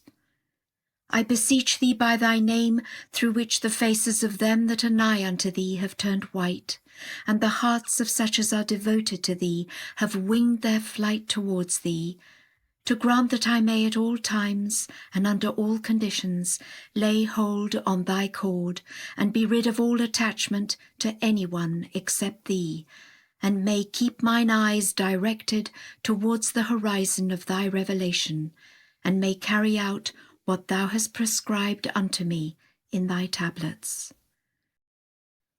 Attire, O my Lord, both my inner and outer being with the raiment of thy favours and thy loving kindness. Keep me safe then from whatsoever may be abhorrent unto thee, and graciously assist me and my kindred to obey thee, and to shun whatsoever may stir up any evil or corrupt desire within me. Thou truly art the Lord of all mankind, and the possessor of this world and of the next. No God is there save thee, the all-knowing, the all-wise. Section 138. O God, and the God of all names and maker of the heavens. I entreat thee by thy name, through which he who is the dayspring of thy might and the dawning place of thy power hath been manifested, through which every solid thing hath been made to flow, and every dead corpse hath been quickened, and every moving spirit confirmed. I entreat thee to enable me to rid myself of all attachment to any one but thee, and to serve thy cause, and to wish what thou didst wish through the power of thy sovereignty, and to perform what is the good pleasure of thy will. I beseech thee, moreover, O my God, to ordain for me what will make me rich enough to dispense with any one save thee. Thou seest me, O my God, with my face turned towards thee, and my hands clinging to the cord of thy grace. Send down upon me thy mercy, and write down for me what thou hast written down for thy chosen ones. Powerful art thou to do what pleaseth thee. No God is there but thee, the ever-forgiving, the all-bountiful. Section 139. Glory be to thee, O thou who hast, through the movement of thy most august pen, subdued the concourse of thy creation, and manifested the pearls of the ocean of thy wisdom through the words which thy tongue hath spoken before all who are in heaven and on earth. I testify that thy might hath encompassed the whole universe, and thy mercy surpassed all created things. The powers of the earth have never prevailed against thee, nor hath the tumult of the nations frustrated thy purpose. Thou hast revealed in thy realm whatsoever thou hast desired through the power of thy sovereignty, and hast ordained all things according to the good pleasure of thy will. From eternity thou hast inhabited the loftiest heights of thy dominion and of thine unfettered sovereignty, and wilt unto eternity continue to abide in the inaccessible retreats of thy majesty and glory. I implore thee, by thy name through which the fragrance of the raiment of thy presence was wafted, and the gentle winds of thy bountiful grace passed over all created things, to graciously assist me at all times and under all conditions, to serve thy cause, and to enable me to remember thee and to extol thy virtues. Let then thine almighty arms enfold me, O my God, and ordain for me what beseemeth thy bounty in every world of thy worlds. Thou beholdest, O my Lord, how I have set myself towards the ocean of thy grace and the adored sanctuary of thy favours. Deny me not, I pray thee, the drops which are sprinkled from the ocean of thy gifts. Neither do thou withhold from me the outpourings of the clouds of thy tender mercies. I am he, O my God, that hath clung to the resplendent hem of thy robe, and taken hold on thy strong cord that none can sever. I testify that thou hast created me, and nourished me, and brought me up, and fed me, and sustained me, that I may recognize him who is the dayspring of thy signs, and the revealer of thy clear tokens. I offer unto thee, therefore, most high praise, O Lord my God, that thou hast suffered me to attain unto this most sublime station and this most august seat. Thou truly art the great giver, the almighty, the all-bountiful, the ever-forgiving, the most generous. Illumine mine eyes, O my Lord, with the splendours of the horizon of thy revelation, and brighten my heart with the effulgence of the day-star of thy knowledge and wisdom, that I may set myself wholly towards thy face, and be rid of all attachment to any one except thee, in such wise that the changes and chances of the world will be powerless to hinder me from recognizing him who is the manifestation of thine own self, and the revealer of thy signs, and the dayspring of thy revelation, and the repository of thy cause. Thou art verily the Almighty, the Protector, the All-Glorious, the All-Wise. Section 140. Praise be thou, O my God. This servant of thine testifieth that naught else except thee can ever express thee, nor canst thou be described by any one save thyself. The thoughts of them that have recognized thy reality, however much they may ascend towards the heaven of thy praise, can never hope to pass beyond the bounds which, by thy behest and decree, have been fixed within their own hearts. How can the creature who is as nothing comprehend him who is the Ancient of Days, or succeed in describing the full measure of his sovereignty, his glory, and his grandeur? Nay, and to this thou thyself dost witness, O thou who art the governor of nations. Every created thing hath recognized its own impotence and the power of thy might, and hath confessed its own abasement and thy great glory. I beseech thee, by thy lastness, which is the same as thy firstness, and by thy revelation, which is identical with thy concealment, to grant that they who are dear to thee, and their children, and their kindred, may become the revealers of thy purity amidst thy creatures, and the manifestations of thy sanctity amongst thy servants. Thou art verily powerful to do thy pleasure.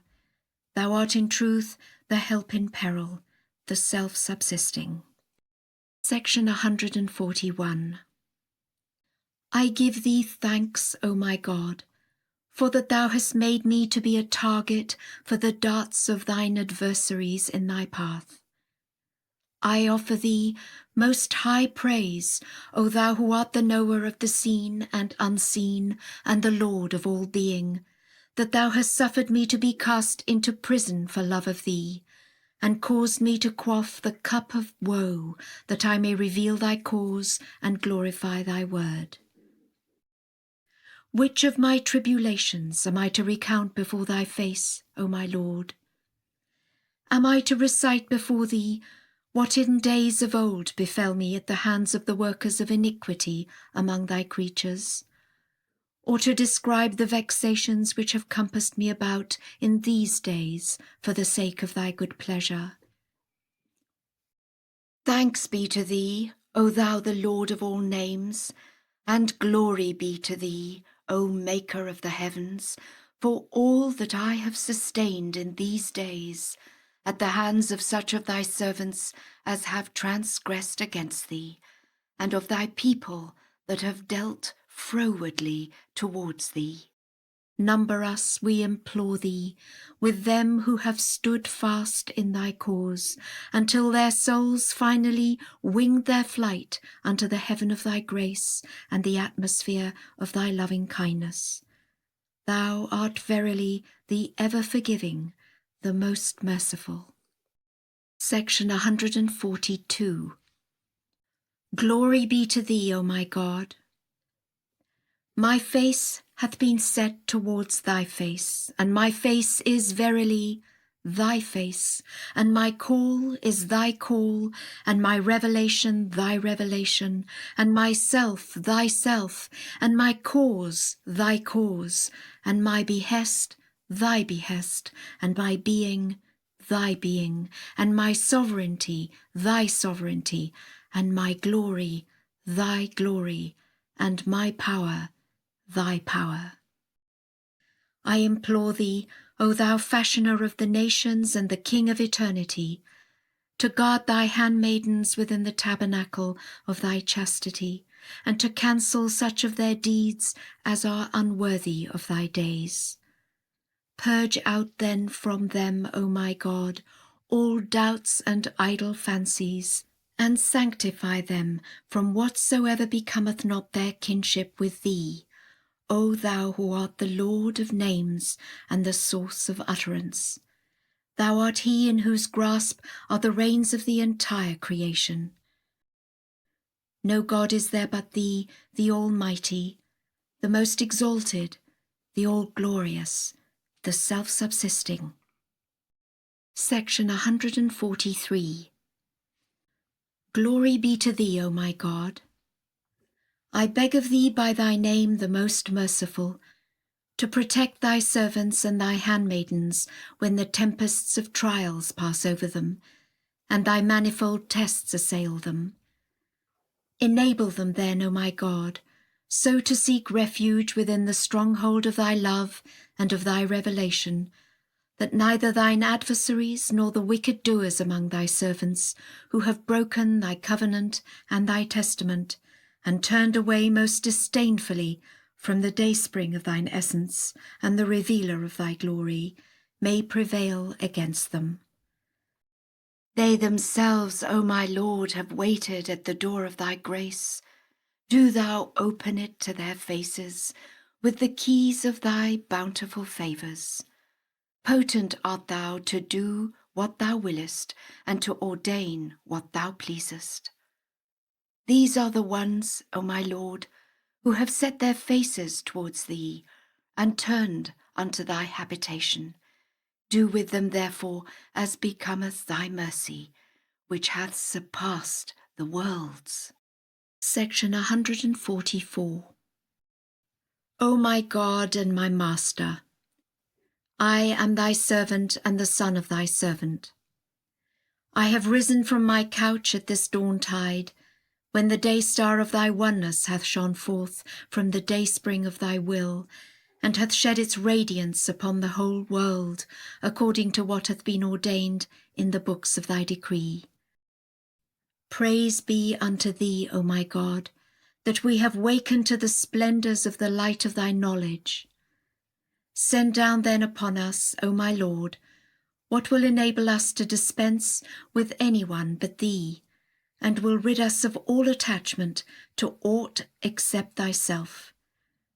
Write down, moreover, for me, and for such as are dear to me, and for my kindred, man and woman alike, the good of this world and the world to come.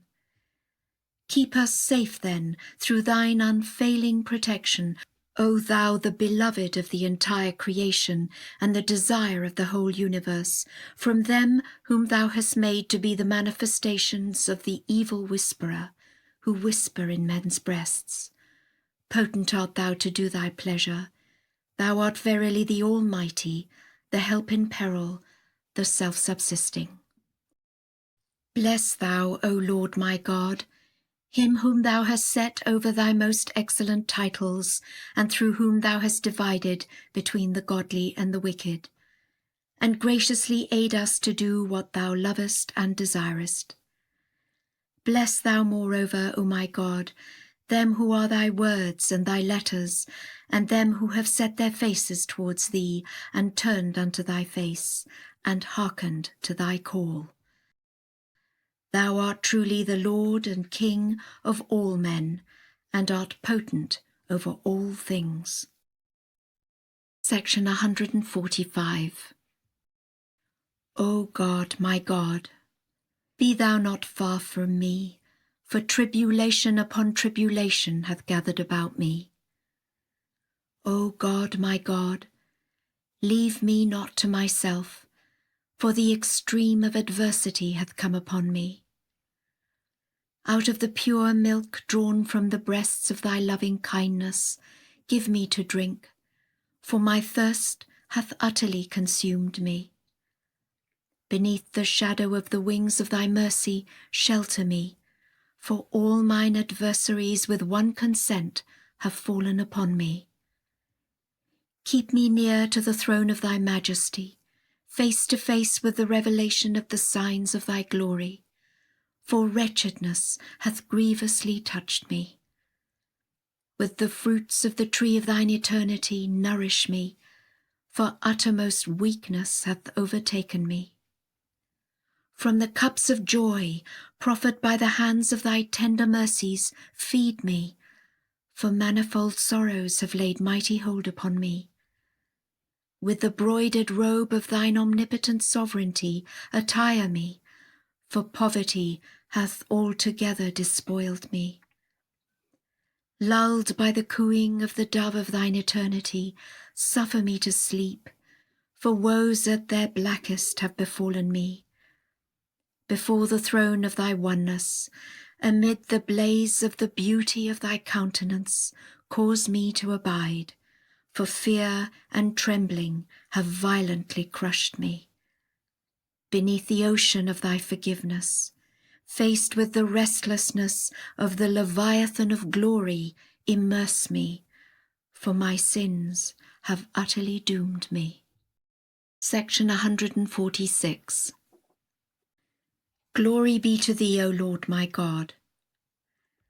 I beg of thee by thy name, through which he who is thy beauty hath been stablished upon the throne of thy cause, and by thy name through which thou changest all things, and gatherest together all things, and callest to account all things, and rewardest all things, and preservest all things, and sustainest all things. I beg of thee to guard this handmaiden who hath fled for refuge to thee, and hath sought the shelter of him in whom thou thyself art manifest, and hath put her whole trust and confidence in thee.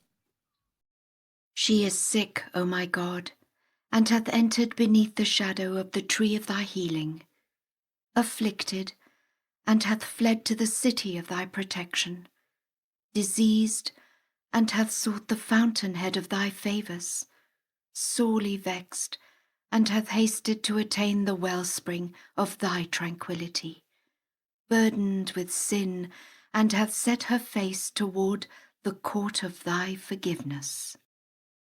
Attire her by thy sovereignty and thy loving kindness, O my God and my beloved, with the raiment of thy balm and thy healing, and make her quaff of the cup of thy mercy and thy favours. Protect her, moreover, from every affliction and ailment, from all pain and sickness, and from whatsoever may be abhorrent unto thee. Thou in truth art immensely exalted above all else except thyself. Thou art verily the healer, the all-sufficing, the preserver, the ever-forgiving, the most merciful. Section 147. Thou art he, O my God, through whose names the sick are healed and the ailing are restored, and the thirsty are given drink, and the sore vexed are tranquilized, and the wayward are guided, and the abased are exalted, and the poor are enriched, and the ignorant are enlightened, and the gloomy are illumined, and the sorrowful are cheered, and the chilled are warmed, and the downtrodden are raised up. Through thy name, O my God, all created things were stirred up, and the heavens were spread, and the earth was established, and the clouds were raised, and made to rain upon the earth. This verily is a token of thy grace unto all thy creatures. I implore thee, therefore, by thy name through which thou didst manifest thy Godhead, and didst exalt thy cause above all creation, and by each of thy most excellent titles and most august attributes, and by all the virtues wherewith thy transcendent and most exalted being is extolled, to send down this night from the clouds of thy mercy the rains of thy healing upon this suckling, whom thou hast related unto thine all-glorious self in the kingdom of thy creation. Clothe him then, O my God, by thy grace, with the robe of well-being and health, and guard him, O my beloved, from every affliction and disorder, and from whatsoever is obnoxious unto thee. Thy might verily is equal to all things. Thou in truth art the most powerful, the self-subsisting. Send down, moreover, upon him, O my God, the good of this world and of the next, and the good of the former and latter generations. Thy might and thy wisdom are verily equal unto this. Section 148. Glory be to thee, O Lord my God.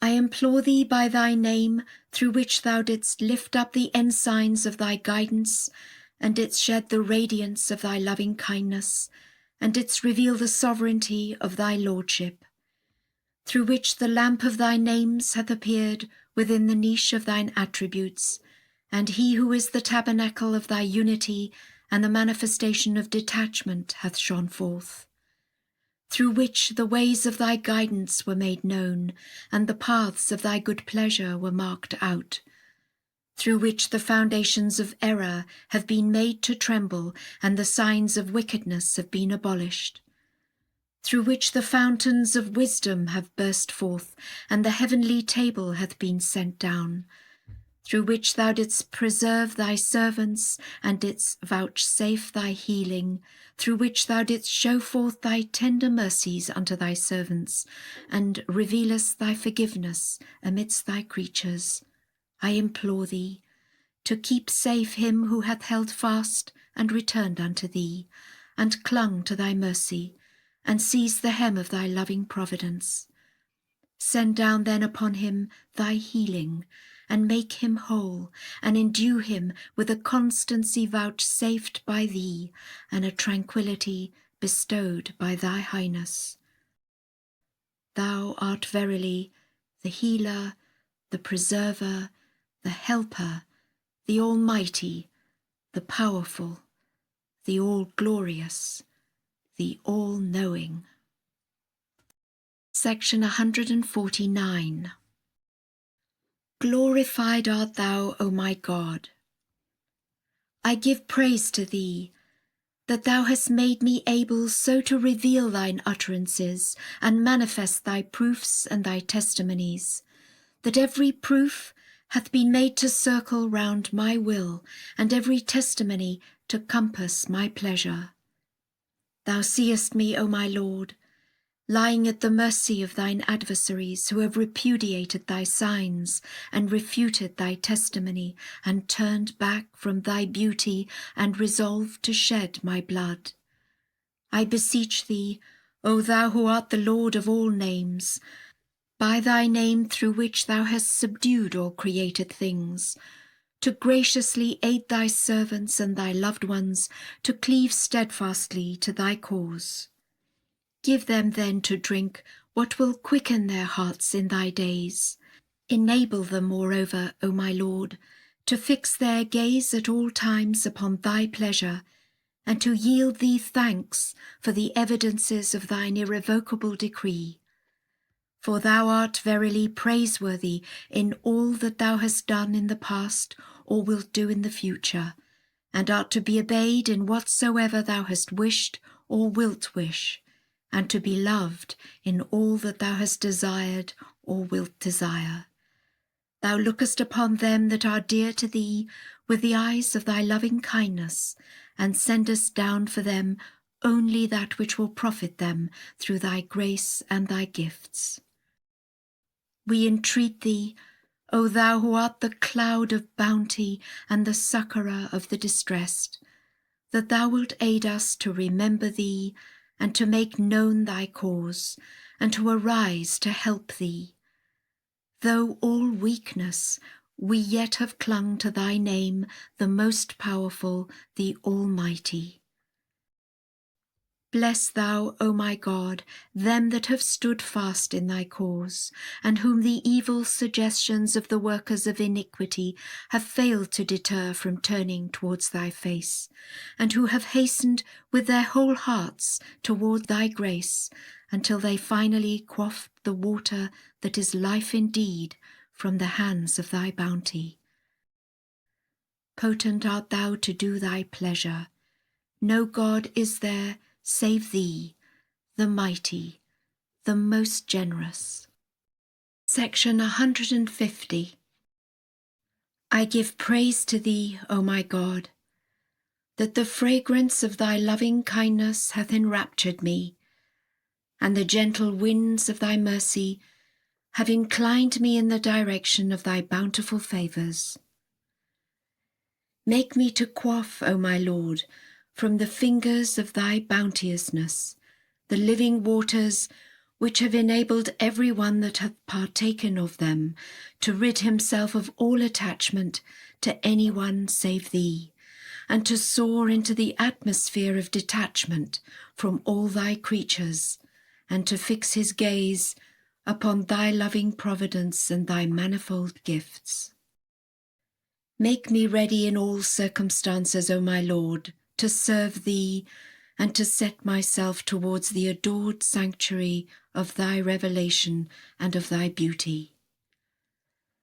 If it be thy pleasure, make me to grow as a tender herb in the meadows of thy grace, that the gentle winds of thy will may stir me up and bend me into conformity with thy pleasure, in such wise that my movement and my stillness may be wholly directed by thee. Thou art he by whose name the hidden secret was divulged, and the well-guarded name was revealed, and the seals of the sealed-up goblet were opened, shedding thereby its fragrance over all creation, whether of the past or of the future.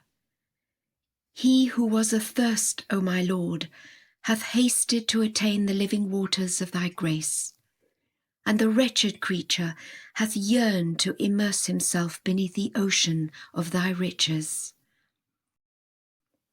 I swear by thy glory, O Lord, the beloved of the world, and the desire of all them that have recognized thee. I am sore afflicted by the grief of my separation from thee, in the days when the day star of thy presence hath shed its radiance upon thy people. Write down then for me the recompense decreed for such as have gazed on thy face, and have by thy leave gained admittance into the court of thy throne, and have at thy bidding met thee face to face.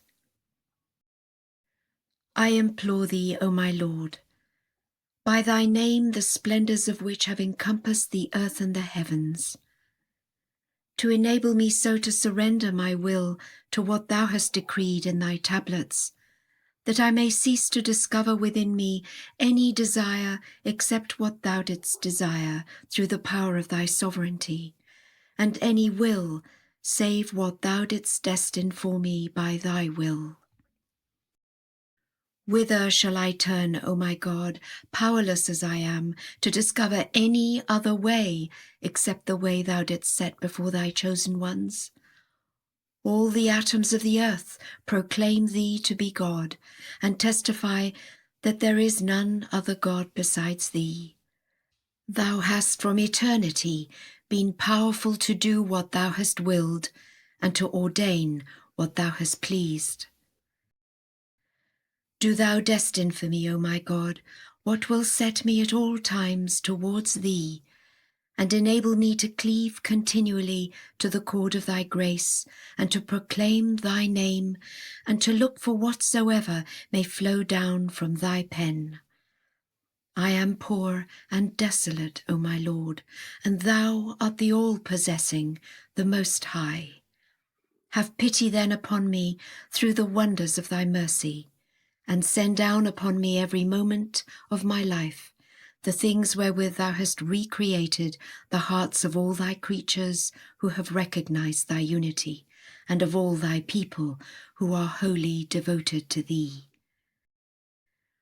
Thou verily art the Almighty, the most exalted, the all-knowing, the all-wise. Section 151. Glorified art thou, O my Lord. Thou beholdest my tribulations, and all that hath befallen me at the hands of such of thy servants as keep company with me, who have disbelieved in thy most resplendent signs, and turned back from thy most effulgent beauty. I swear by thy glory, such are the troubles that vex me, that no pen in the entire creation can either reckon or describe them. I implore thee, O thou who art the King of names and the Creator of earth and heaven, so to assist me by thy strengthening grace, that nothing whatsoever will have the power to hinder me from remembering thee or celebrating thy praise, or to keep me back from observing what thou hast prescribed unto me in thy tablets, that I may so arise to serve thee, that with bared head I will hasten forth from my habitation, cry out in thy name amidst thy creatures, and proclaim thy virtues among thy servants. Having accomplished what thou hast decreed, and delivered the thing thou hast written down, the wicked doers among thy people would then compass me about, and would do with me in thy path as would please them. In the love I bear to thee, O my Lord, my heart longeth for thee, with a longing such as no heart hath known. Here am I, with my body between my hands, and my spirit before thy face. Do with them as it may please thee, for the exaltation of thy word, and the revelation of what hath been enshrined within the treasuries of thy knowledge. Potent art thou to do what thou willest, and able to ordain what thou pleasest. Section 152. Lauded be thy name, O my God.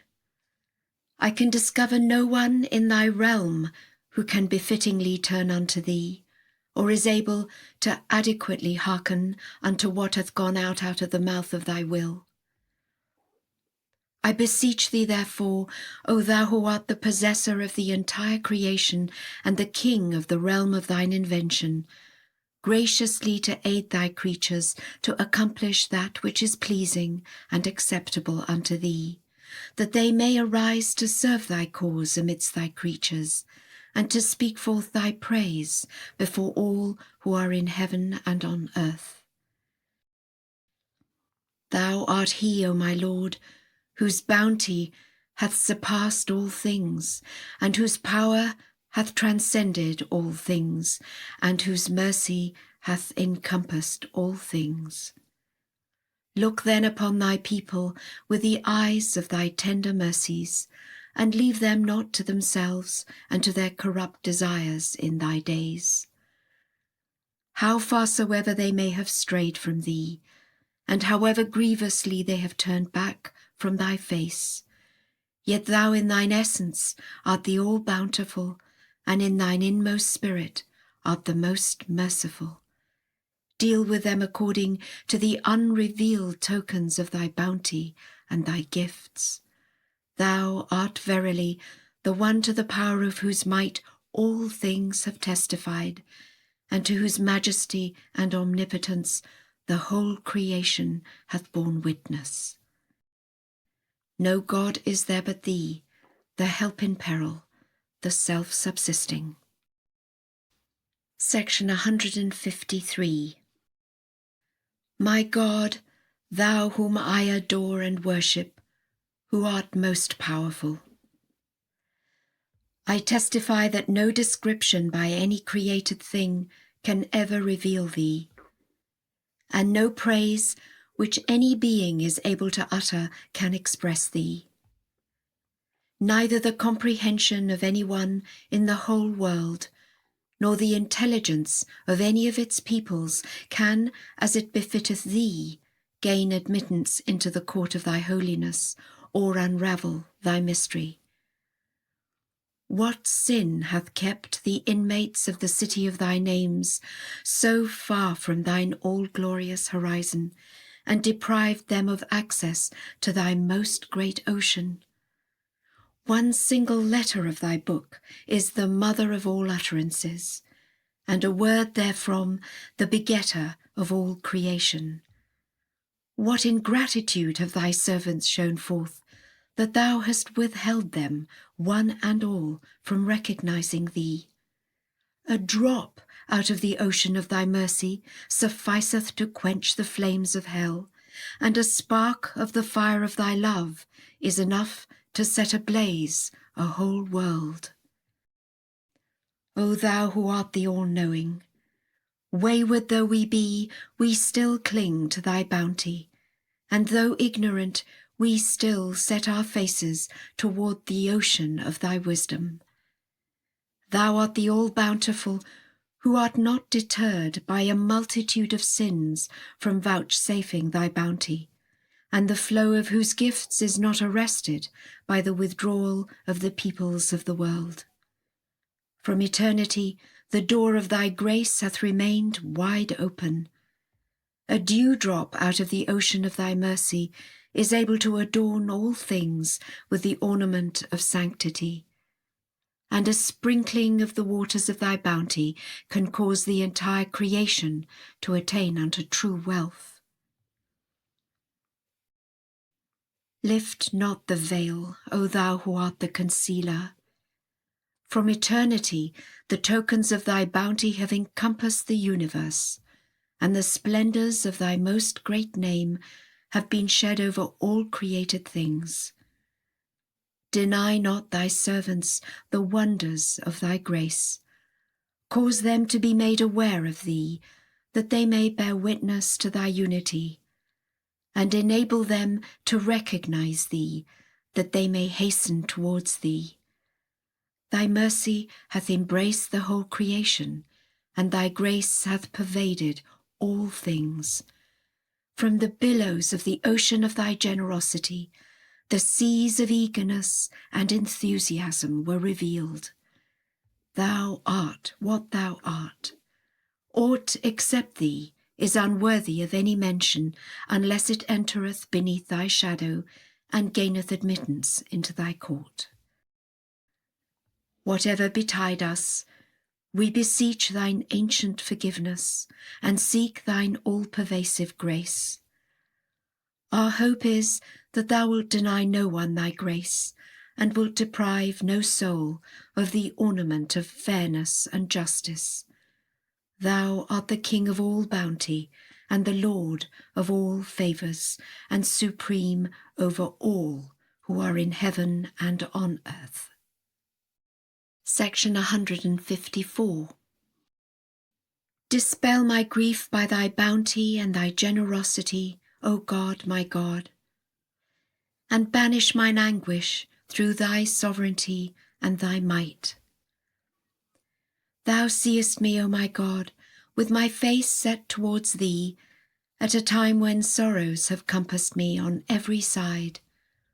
I implore thee, O thou who art the Lord of all being and overshadowest all things visible and invisible, by thy name whereby thou hast subdued the hearts and the souls of men, and by the billows of the ocean of thy mercy, and the splendours of the day-star of thy bounty, to number me with them whom nothing whatsoever hath deterred from setting their faces toward thee, O thou Lord of all names and Maker of the heavens. Thou beholdest, O my Lord, the things which have befallen me in thy days. I entreat thee by him who is the dayspring of thy names and the dawning place of thine attributes, to ordain for me what will enable me to arise to serve thee and to extol thy virtues. Thou art verily the Almighty, the most powerful, who art wont to answer the prayers of all men. And finally, I beg of thee by the light of thy countenance to bless my affairs and redeem my debts and satisfy my needs.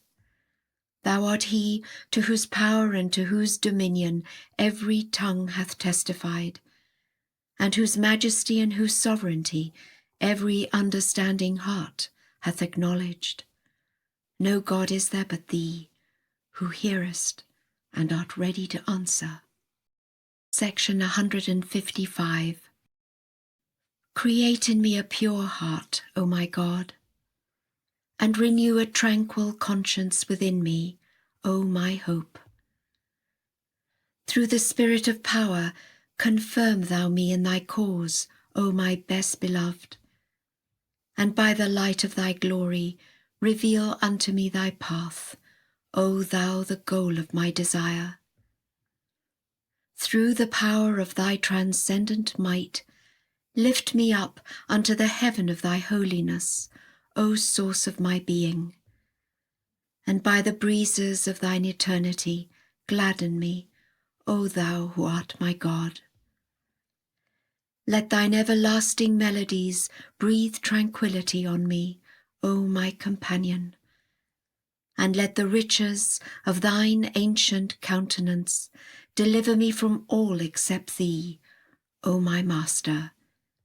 And let the tidings of the revelation of thine incorruptible essence bring me joy, O thou who art the most manifest of the manifest, and the most hidden of the hidden.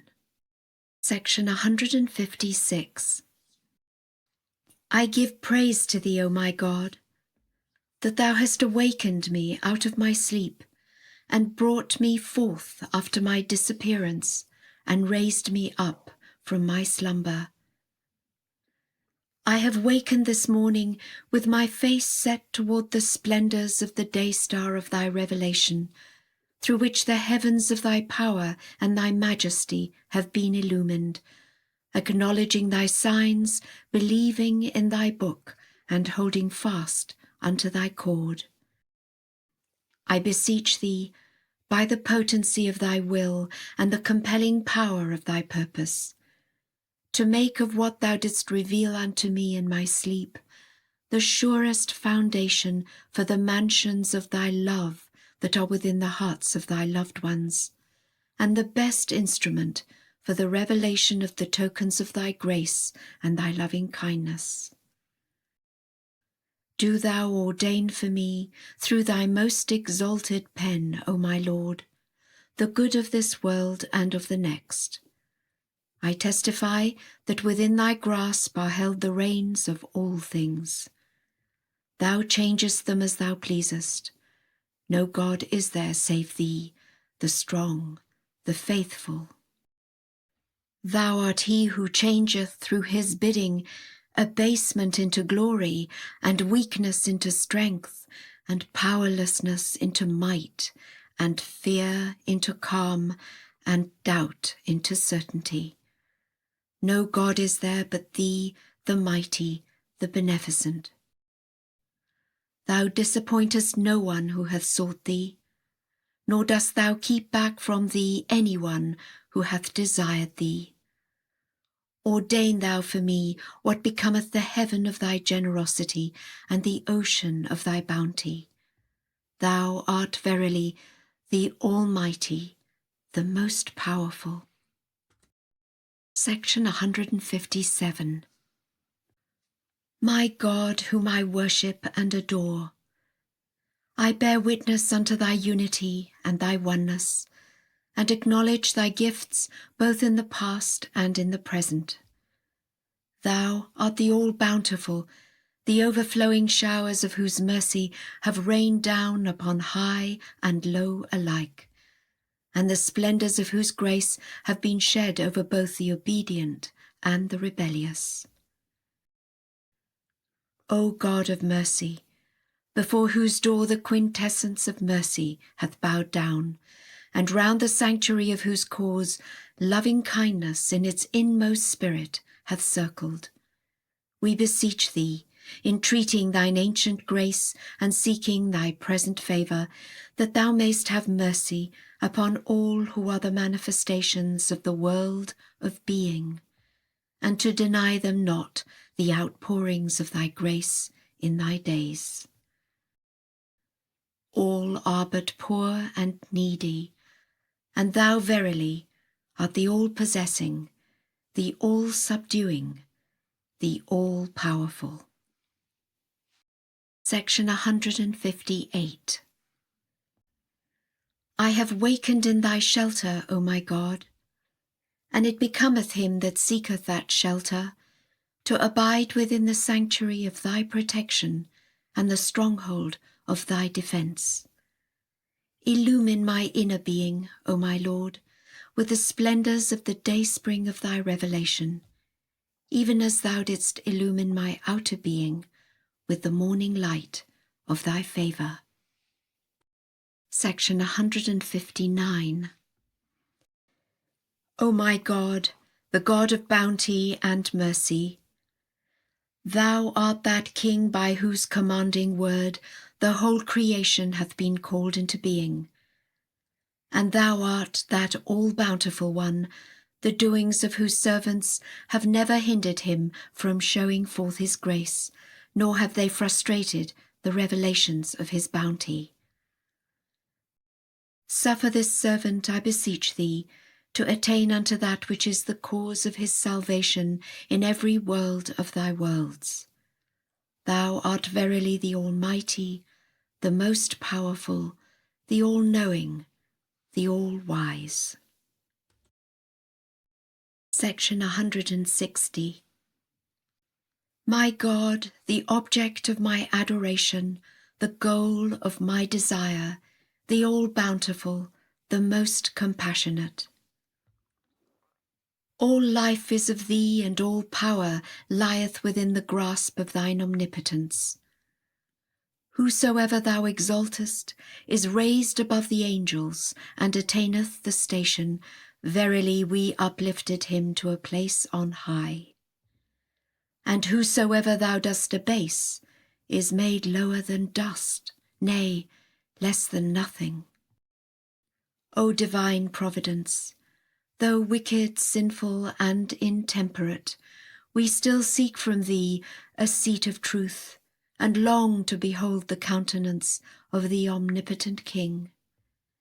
It is thine to command, and all sovereignty belongeth to thee, and the realm of might boweth before thy behest. Everything thou doest is pure justice, nay, the very essence of grace. One gleam from the splendours of thy name, the all-merciful, sufficeth to banish and blot out every trace of sinfulness from the world. And a single breath from the breezes of the day of thy revelation is enough to adorn all mankind with a fresh attire.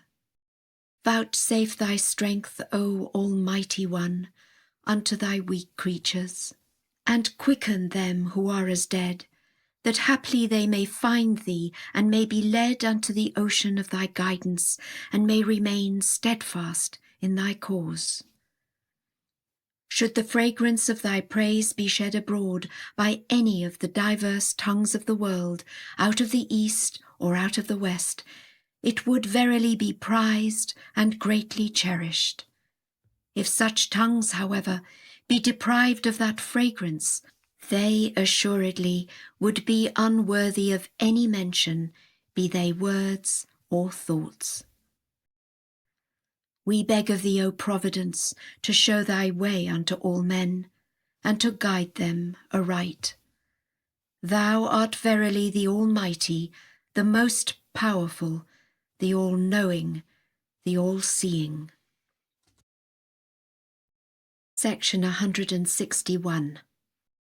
Praise be to thee, O my God, inasmuch as thou hast turned the faces of thy servants towards the right hand of the throne of thy gifts, and hast caused them to be detached from all else besides thee, that they may recognize thy sovereignty and acknowledge thy glory. I testify to the potency of thy cause, the pervasive influence of thy decree, the immutability of thy will, the endlessness of thy purpose. All things lie prisoned within the grasp of thy might, and the whole creation is destitute when brought face to face with the evidences of thy wealth. Deal thou therefore, O my God, my beloved, my supreme desire, with thy servants and with all that were created by thee, as would beseem thy beauty and thy greatness, and would be worthy of thy generosity and gifts. Thou art in truth he whose mercy hath encompassed all the worlds, and whose grace hath embraced all that dwell on earth and in heaven. Who is there that hath cried after thee, and whose prayer hath remained unanswered? Where is he to be found who hath reached forth towards thee, and whom thou hast failed to approach? Who is he that can claim to have fixed his gaze upon thee, and toward whom the eye of thy loving kindness hath not been directed? I bear witness that thou hast turned toward thy servants ere they had turned toward thee, and hast remembered them ere they had remembered thee. All grace is thine, O thou in whose hand is the kingdom of divine gifts and the source of every irrevocable decree. Send down therefore, O my God, upon all that seek thee, that which will entirely strip them of all that pertaineth not unto thee, and will draw them nigh unto thyself. Assist them by thy grace to love thee and to conform unto that which shall please thee.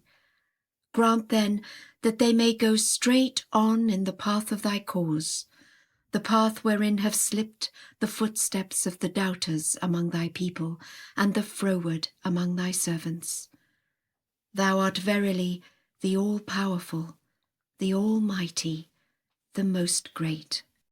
Section 162. Lauded and glorified art thou, O my God. I entreat thee, by the sighing of thy lovers and by the tears shed by them that long to behold thee, not to withhold from me thy tender mercies in thy day, nor to deprive me of the melodies of the dove that extolleth thy oneness before the light that shineth from thy face. I am the one who is in misery, O God. Behold me cleaving fast to thy name, the all-possessing. I am the one who is sure to perish. Behold me clinging to thy name, the imperishable. I implore thee, therefore, by thyself, the exalted, the Most High, not to abandon me unto mine own self, and unto the desires of a corrupt inclination. Hold thou my hand with the hand of thy power, and deliver me from the depths of my fancies and idle imaginings, and cleanse me of all that is abhorrent unto thee.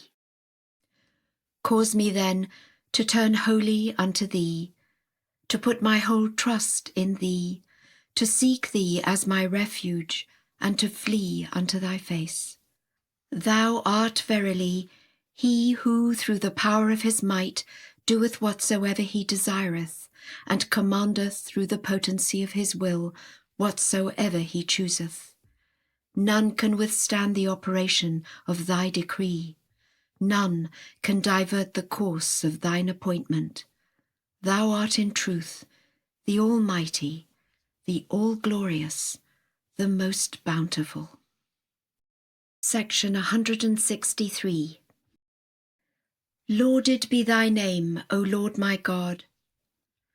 Thou seest how I have turned myself toward thee, and set my face in the direction of thy grace and thy gifts. I implore thee, by thy name through which thou didst enable all them that have recognized thy unity, to partake of the wine of thy mercy, and all such as have drawn nigh unto thee, to quaff the living waters of thy loving kindness, to rid me entirely of all vain imaginings, and to incline me in the direction of thy grace, O thou who art the Lord of all men. Graciously assist me, O my God, in the days of the manifestation of thy cause and of the dayspring of thy revelation, to tear asunder the veils which have hindered me from recognizing thee and from immersing myself beneath the ocean of thy knowledge. Hold thou me with the hands of thy power, and grant that I may be so carried away by the sweet melodies of the dove of thy oneness, that I will cease to regard in all creation any face except thy face, O thou the goal of my desire, and will recognize in the visible world naught else save the evidences of thy might, O thou who art the God of mercy.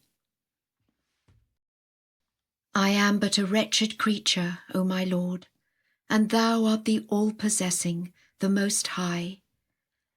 And I am all weakness, and thou art the Almighty, the supreme ordainer in both the beginning and the end. Withhold not from me the fragrances of thy revelation, and shatter not my hopes in the outpourings which have been sent down out of the heaven of thy gifts. Ordain thou for me, O my God, the good of this world and the world to come, and grant me what will profit me in every world of thy worlds, for I know not what will help or harm me. Thou, in truth, art the all-knowing, the all-wise. Have mercy then, O my God, upon thy servants who are drowned in the midst of the ocean of evil suggestions, and deliver them by the power of thy sovereignty, O thou who art the Lord of all names and attributes. Thou art he who from everlasting hath ordained what hath pleased thee, and will unto everlasting abide the same. No God is there but thee, the ever-forgiving, the most merciful. Section 164. O God, my God, I have set out from my home, holding fast unto the cord of thy love, and I have committed myself wholly to thy care and thy protection. I entreat thee, by thy power through which thou didst protect thy loved ones from the wayward and the perverse, and from every contumacious oppressor and every wicked doer who hath strayed far from thee, to keep me safe by thy bounty and thy grace. Enable me then to return to my home by thy power and thy might. Thou art truly the Almighty, the help in peril, the self-subsisting. Section 165. From the sweet-scented streams of thine eternity, give me to drink, O my God, and of the fruits of the tree of thy being, enable me to taste, O my hope. From the crystal springs of thy love, suffer me to quaff, O my glory. And beneath the shadow of thine everlasting providence, let me abide, O my light. Within the meadows of thy nearness, before thy presence, make me able to roam, O my beloved. And at the right hand of the throne of thy mercy, seat me, O my desire. From the fragrant breezes of thy joy, let a breath pass over me, O my goal. And into the heights of the paradise of thy reality, let me gain admission, O my adored one. To the melodies of the dove of thy oneness, suffer me to hearken, O resplendent one. And through the spirit of thy power and thy might, quicken me, O my provider. In the spirit of thy love, keep me steadfast, O my succourer, and in the path of thy good pleasure, set firm my steps, O my Maker. Within the garden of thine immortality, before thy countenance, let me abide for ever, O thou who art merciful unto me. And upon the seat of thy glory stablish me, O thou who art my possessor. To the heaven of thy loving kindness lift me up, O my quickener, and unto the day star of thy guidance lead me, O thou my attractor. Before the revelations of thine invisible spirit, summon me to be present, O thou who art my origin and my highest wish. And unto the essence of the fragrance of thy beauty, which thou wilt manifest, cause me to return, O thou who art my God. Potent art thou to do what pleaseth thee. Thou art verily the most exalted, the all-glorious, the all-highest. Section 166. O thou whose face is the object of my adoration, whose beauty is my sanctuary, whose habitation is my goal, whose praise is my hope, whose providence is my companion, whose love is the cause of my being, whose mention is my solace, whose nearness is my desire, whose presence is my dearest wish and highest aspiration. I entreat thee not to withhold from me the things thou didst ordain for the chosen ones among thy servants. Supply me then with the good of this world and of the next. Thou truly art the King of all men. There is no God but thee, the ever-forgiving, the most generous. Section 167. O my God, this is thy servant and the son of thy servant, who hath believed in thee and in thy signs, and set his face towards thee, wholly detached from all except thee.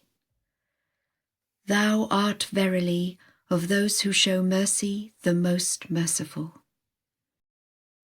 Deal with him, O thou who forgivest the sins of men and concealest their faults, as beseemeth the heaven of thy bounty and the ocean of thy grace.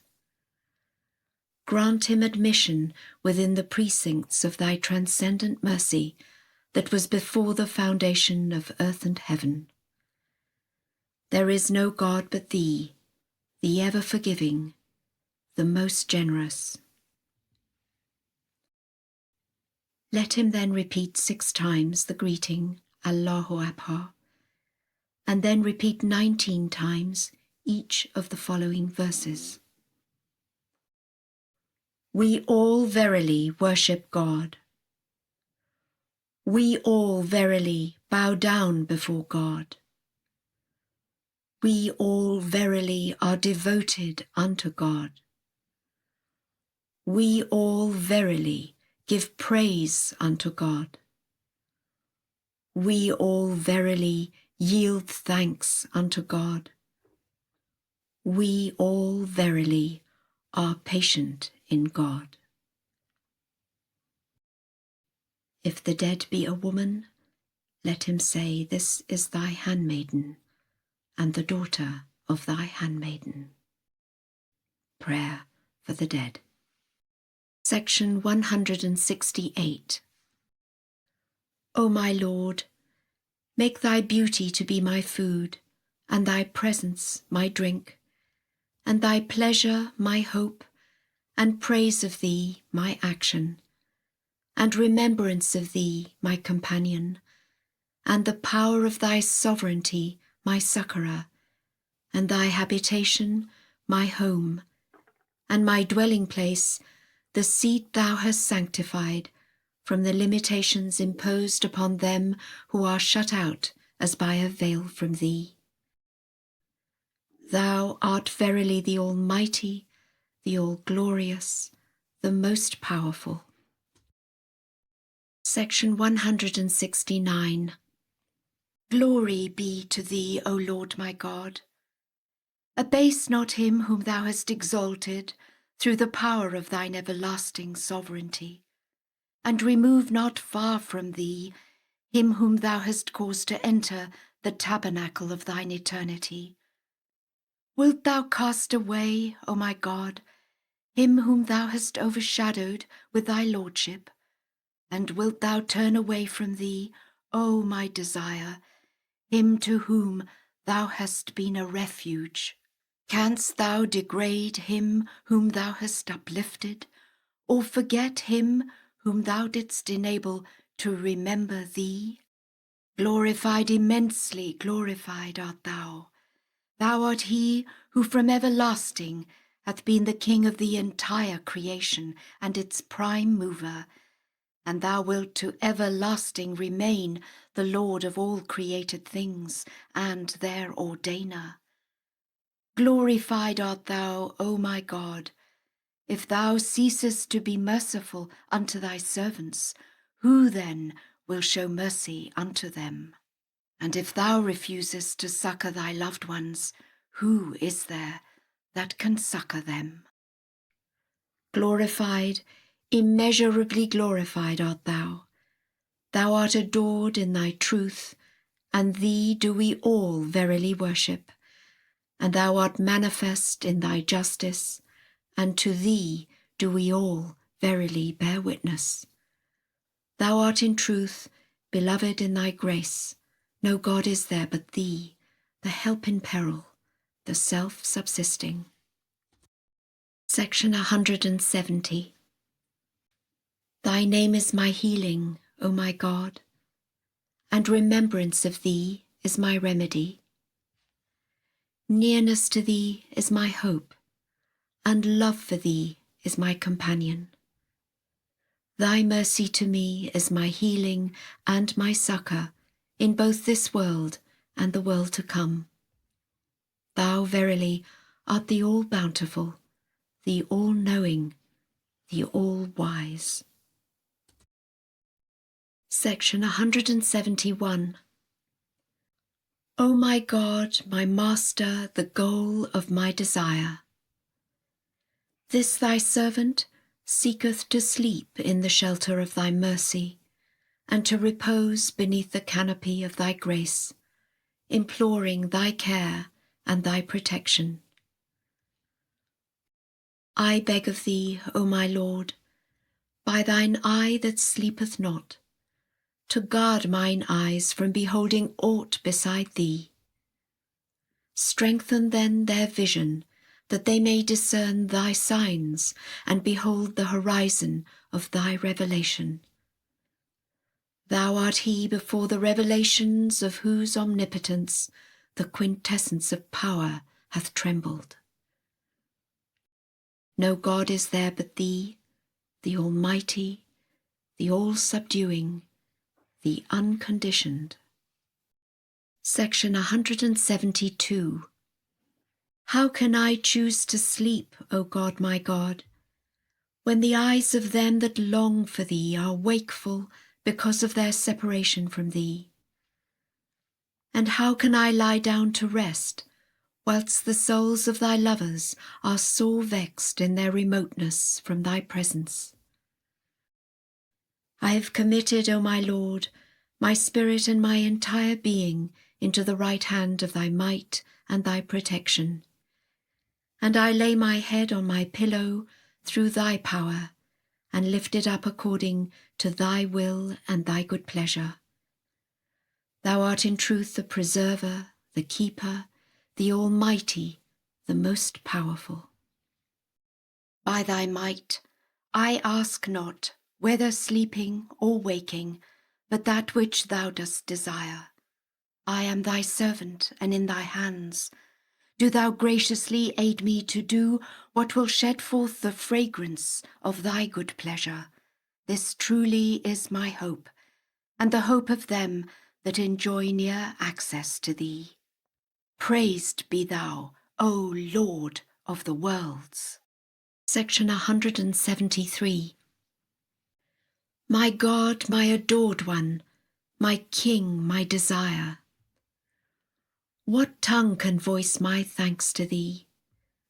I was heedless, thou didst awaken me.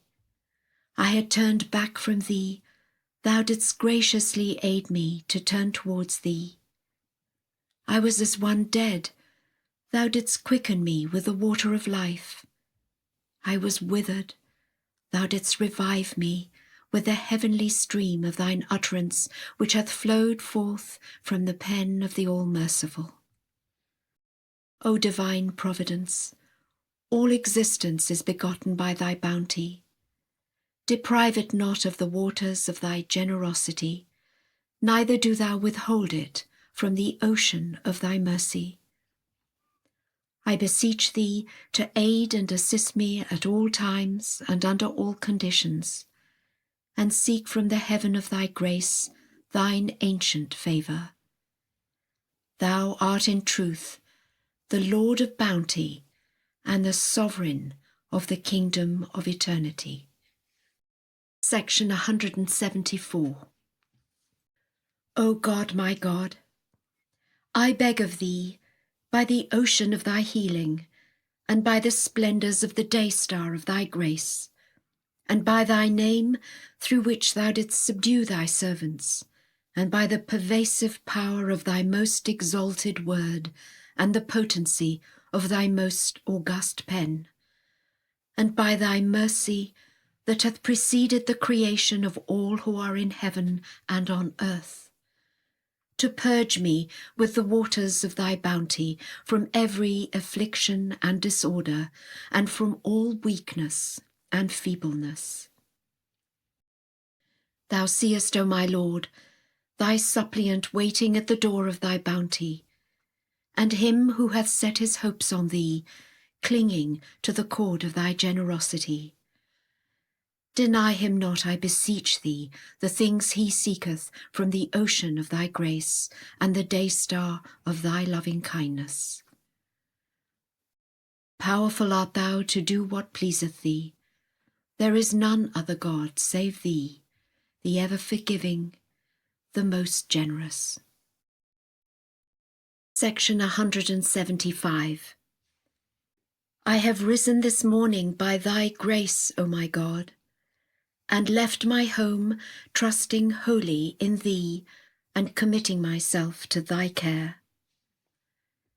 Send down then upon me, out of the heaven of thy mercy, a blessing from thy side, and enable me to return home in safety, even as thou didst enable me to set out under thy protection, with my thoughts fixed steadfastly upon thee. There is none other God but thee, the one, the incomparable, the all-knowing, the all-wise. Section 176.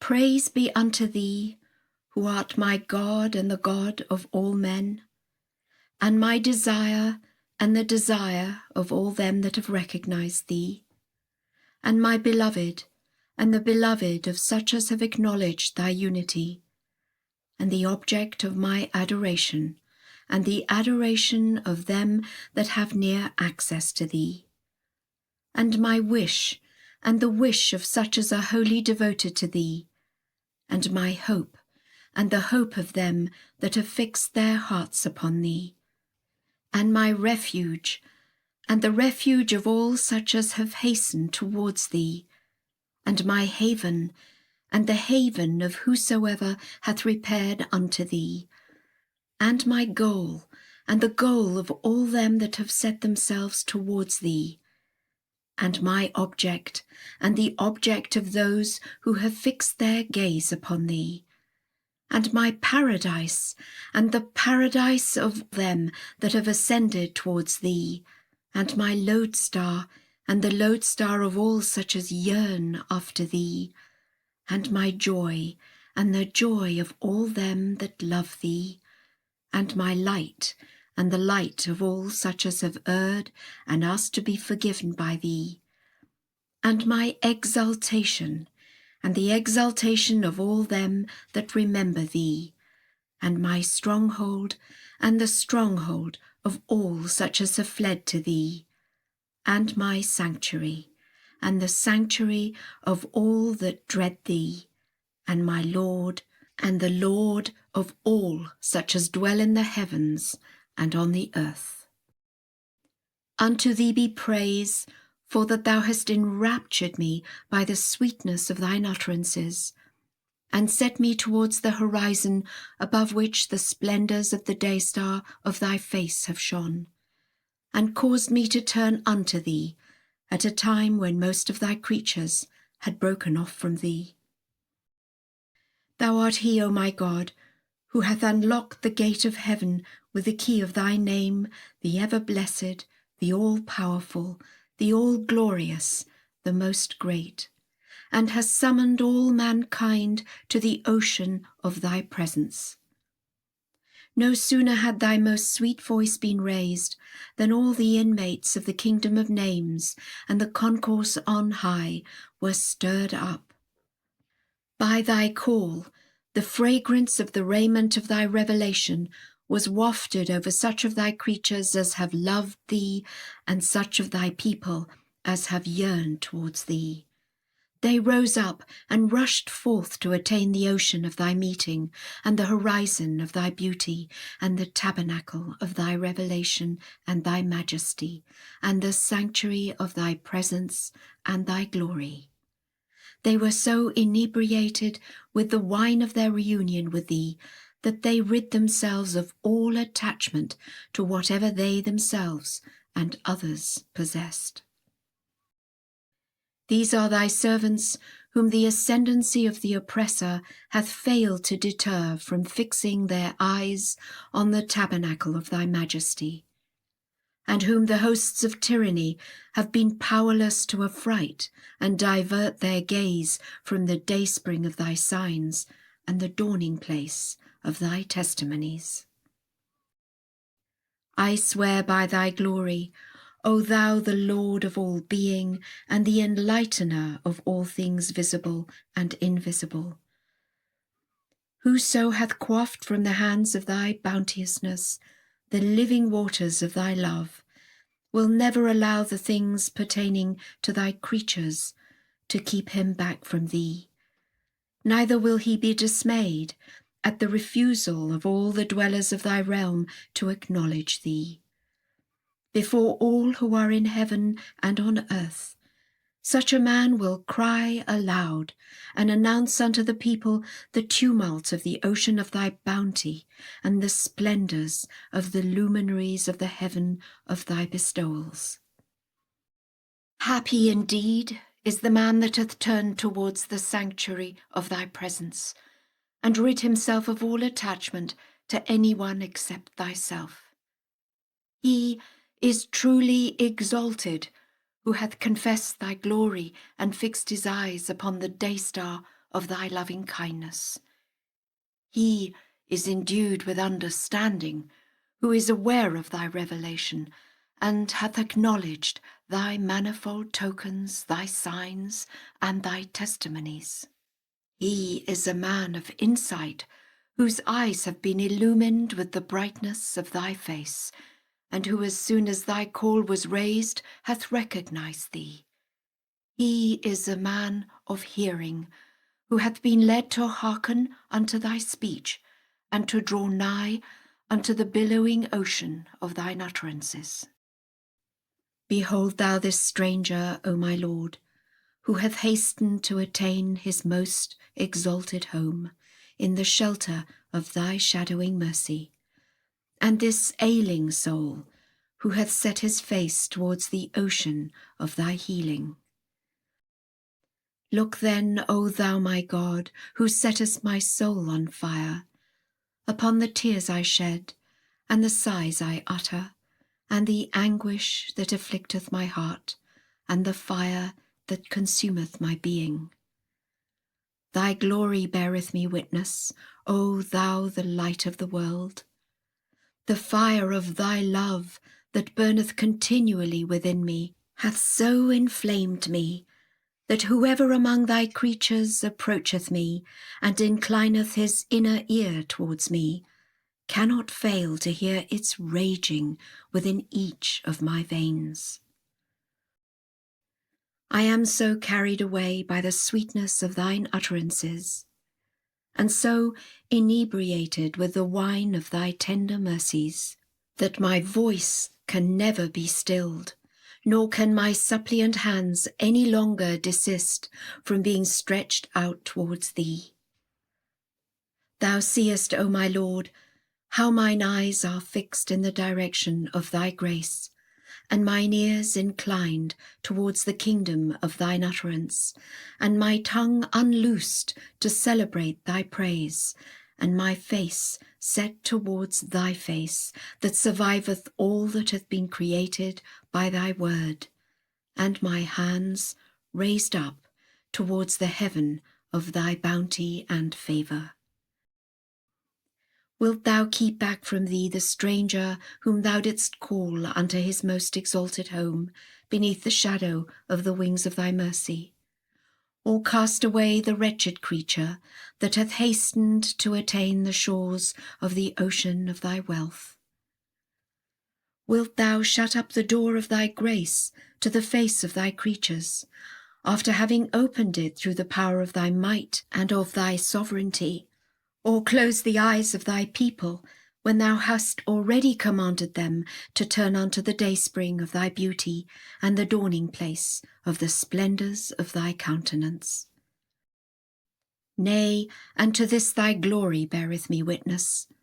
Such is not my thought of thee, nor the thought of those of thy servants that have near access to thyself, nor that of the sincere amongst thy people. Thou knowest and seest and hearest, O my Lord, that before every tree I am moved to lift up my voice to thee, and before every stone I am impelled to sigh and lament. Hath it been thy purpose in creating me, O my God, to touch me with tribulation, or to enable me to manifest thy cause in the kingdom of thy creation? Thou hearest, O my God, my sighs and my groaning, and beholdest my powerlessness, and my poverty, and my misery, and my woes, and my wretchedness. I swear by thy might, I have wept with such a weeping that I have been unable to make mention of thee, or to extol thee, and cried with such a bitter cry that every mother in her bereavement was bewildered at me, and forgot her own anguish and the sighs she had uttered. I implore thee, O my Lord, by thine ark through which the potency of thy will was manifested, and the energizing influences of thy purpose were revealed, and which saileth on both land and sea through the power of thy might, not to seize me in my mighty sins and great trespasses. I swear by thy glory, the waters of thy forgiveness and thy mercy have emboldened me, as hath thy dealing in bygone ages with the sincere among thy chosen ones, and with such of thy messengers as have proclaimed thy oneness. I am well aware, O my Lord, that I have been so carried away by the clear tokens of thy loving kindness, and so completely inebriated with the wine of thine utterance, that whatever I behold, I readily discover that it maketh thee known unto me, and it remindeth me of thy signs, and of thy tokens, and of thy testimonies. By thy glory, every time I lift up mine eyes unto thy heaven, I call to mind thy highness and thy loftiness and thine incomparable glory and greatness. And every time I turn my gaze to thine earth, I am made to recognize the evidences of thy power and the tokens of thy bounty. And when I behold the sea, I find that it speaketh to me of thy majesty, and of the potency of thy might, and of thy sovereignty and thy grandeur. And at whatever time I contemplate the mountains, I am led to discover the ensigns of thy victory and the standards of thine omnipotence. I swear by thy might, O thou in whose grasp are the reins of all mankind and the destinies of the nations, I am so inflamed by my love for thee, and so inebriated with the wine of thy oneness, that I can hear from the whisper of the winds the sound of thy glorification and praise, and can recognize in the murmur of the waters the voice that proclaimeth thy virtues and thine attributes, and can apprehend from the rustling of the leaves the mysteries that have been irrevocably ordained by thee in thy realm. Glorified art thou, O God of all names, and Creator of the heavens.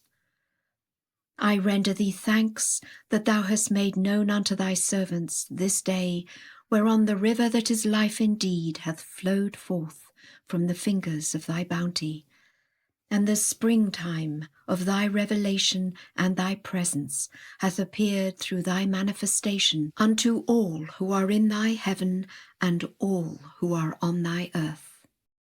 This is the day, O my Lord, whose brightness thou hast exalted above the brightness of the sun and the splendours thereof. I testify that the light it sheddeth proceedeth out of the glory of the light of thy countenance, and is begotten by the radiance of the morn of thy revelation.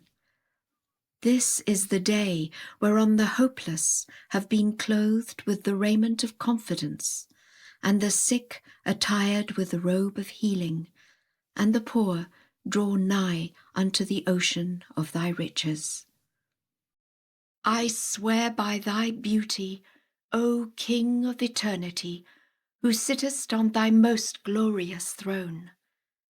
He who is the dayspring of thy signs and the revealer of thy clear tokens, hath notwithstanding the immensity of his wisdom and the loftiness of his knowledge, confessed his powerlessness to comprehend the least of thine utterances in their relation to thy most exalted pen.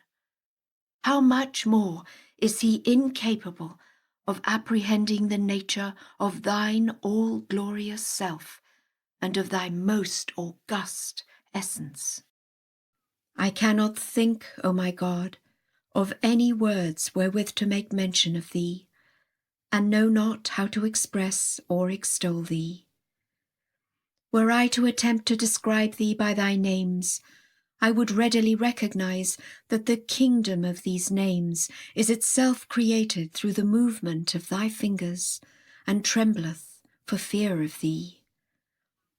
And were I to venture to extol thine attributes, I would be forced to admit that these attributes are thine own creation, and lie within thy grasp. It behoveth not them who are the manifestations of these names and attributes to stand before the gate of the city of thy revelation, how much less to scale the heights whereon thou didst stablish the throne of thy majesty. I swear by thy might, O thou who art the King of names and the Maker of the heavens. Whatsoever hath been adorned with the robe of words is but thy creation, which hath been generated in thy realm and begotten through the operation of thy will, and is wholly unworthy of thy highness, and falleth short of thine excellence. And since it hath been demonstrated that thy most august self is immeasurably exalted above all that hath been created in the world of being, and is far above the reach and ken of the apprehension of thy chosen ones and thy loved ones, the splendours of the light of thy unity are therefore manifested, and it becometh evident unto every one, whether free or bond, that thou art one in thine own self, one in thy cause, and one in thy revelation. Great is the blessedness of the man who, in his love towards thee, hath rid himself of all attachment from every one except thyself, and hastened unto the horizon of thy revelation, and attained unto this cup which thou hast caused to excel all the seas of the earth. I beg of thee, O my God, by thy power and thy might and thy sovereignty, which have embraced all who are in thy heaven and on thy earth, to make known unto thy servants this luminous way and this straight path, that they may acknowledge thy unity and thy oneness with a certainty which the vain imaginations of the doubters will not impair, nor the idle fancies of the wayward obscure.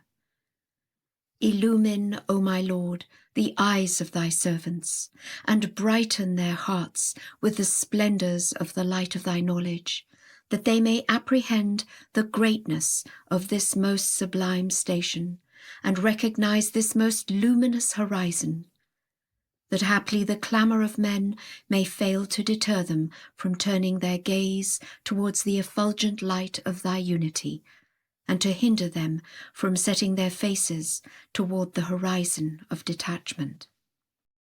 This is the day, O my Lord, which thou didst announce unto all mankind as the day whereon thou wouldst reveal thyself and shed thy radiance and shine brightly over all thy creatures.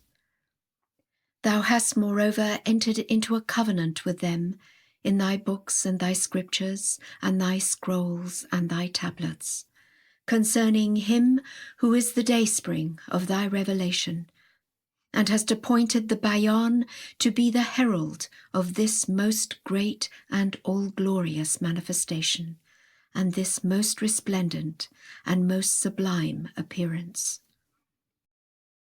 And when the world's horizon was illumined, and he who is the most great name was manifested, all disbelieved in him and in his signs, except such as have been carried away by the sweetness of thy glorification and praise.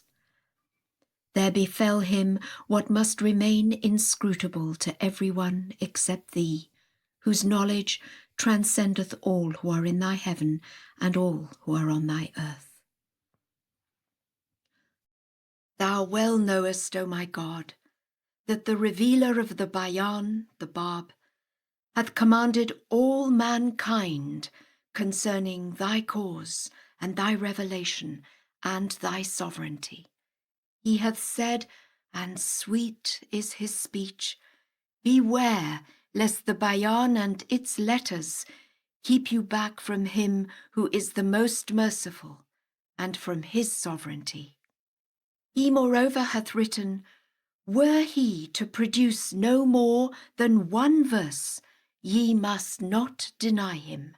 Haste ye towards him, that haply he may cause to descend upon you what he pleaseth as a token of his grace unto you. He truly is the possessor of his servants and the King of creation. Thou seest then, O thou who art the beloved of the world and the revealer of the most great name, how he hath come down with the kingdom of his signs, and in a manner that hath caused the atoms of the earth to testify that the whole world hath been filled with these signs. And yet, notwithstanding this most manifest and all-glorious revelation, and these signs which none can appraise except thee, O thou the King of names, thou beholdest how they have broken off from him who is the dayspring of thine essence, and have cavilled at the one who is the fountainhead of thy wisdom and of thine utterance. They were so seized with thirst for fame that they rejected thy tokens and thy testimonies and thy signs, which every man of insight perceiveth in whatsoever declareth thy greatness and thy sovereignty, and acknowledgeth thy revelation and thy might. They have so traduced him as to cause the inmates of the all-glorious tabernacle and the concourse on high to lament, and have uttered such calumnies against him, that the souls of thy chosen ones and the hearts of them that are dear to thee have melted. They have erred so grievously that they cast away thy most resplendent signs and clung to their idle fancies. O thou who art the possessor of names and the Lord of the throne on high and of earth below. Thou art, O my God, and the exaltation of my heart, the one who hath adorned thy tablet, of which none is aware except thee, with the mention of this day which thou didst call after thy name, that haply none may on that day be seen save thy most august self, and naught else be brought to mind except thy most sweet remembrance. No sooner had he revealed himself than the foundations of the kindreds of the earth shook and trembled, and the learned swooned away, and the wise were bewildered, except such as have through the power of thy might drawn nigh unto thee, and received the choice wine of thy revelation from the hand of thy grace, and have quaffed it in thy name, and exclaimed, Praise be unto thee, O thou the desire of the world, and glory be to thee, O thou who art the exaltation of the hearts that pant after thee. My God, my Master, my highest hope, and the goal of my desire. Thou seest and hearest the sighing of this wronged one, from this darksome well which the vain imaginations of thine adversaries have built, and from this blind pit which the idle fancies of the wicked among thy creatures have digged. By thy beauty, O thou whose glory is uncovered to the face of men, I am not impatient in the troubles that touch me in my love for thee, neither in the adversities which I suffer in thy path. Nay, I have by thy power chosen them for mine own self, and I glory in them amongst such of thy creatures as enjoy near access to thee, and those of thy servants that are wholly devoted to thyself. I beseech thee, however, O thou who art the enlightener of the world and the Lord of the nations, at this very moment when with the hands of hope I have clung to the hem of the raiment of thy mercy and thy bounty, to forgive thy servants, who have soared in the atmosphere of thy nearness, and set their faces towards the splendours of the light of thy countenance, and turned unto the horizon of thy good pleasure, and approached the ocean of thy mercy, and all their lives long have spoken forth thy praise, and have been inflamed with the fire of their love for thee. Do thou ordain for them, O Lord my God, both before and after their death, what becometh the loftiness of thy bounty and the excellence of thy loving kindness. Grant, O my Lord, that they who have ascended unto thee may repair unto him who is the most exalted companion, and abide beneath the shadow of the tabernacle of thy majesty and the sanctuary of thy glory. Sprinkle, O my Lord, upon them from the ocean of thy forgiveness what will make them worthy to abide so long as thine own sovereignty endureth within thy most exalted kingdom and thine all highest dominion. Potent art thou to do what pleaseth thee. Deny not thy loved ones, O my Lord, the sweet savours of this day, whereon the mysteries of thy name, the self-subsisting, were unravelled, and all that hath been enshrined within the treasuries of thy wisdom was revealed. This is the day, O my Lord, whereon every atom of the earth hath been made to vibrate and to cry out, O thou who art the revealer of signs and the King of creation, I verily perceive the fragrance of thy presence. Methinks thou hast revealed thyself and unlocked the door of reunion with thee before all who are in thy heaven and all who are on thy earth. I am persuaded through the fragrance of thy robe, O my Lord, that the world hath been honoured through thy presence and hath inhaled the sweet smell of thy meeting. I know not, however, O thou the beloved of the world and the desire of the nations, the place wherein the throne of thy majesty hath been established, nor the seat which hath been made thy footstool and been illumined with the splendours of the light of thy face. I swear by thy glory, O thou who art the Lord of all being and the possessor of all things visible and invisible, every man of understanding hath been so bewildered at thy knowledge, and every man endued with insight been so perplexed in his attempt to fathom the signs of thy great glory, that all have recognized their powerlessness to visualize and their impotence to soar into the heaven wherefrom one of the luminaries of the manifestations of thy knowledge and of the day springs of thy wisdom hath shone forth. Who is he that shall befittingly describe this most sublime station and this most august seat? The seat which, as decreed by thee, transcendeth the comprehension of thy creatures and the testimonies of thy servants, and which hath everlastingly been hid from the understanding and the knowledge of men, and been closed with the seal of thy name, the self-subsisting.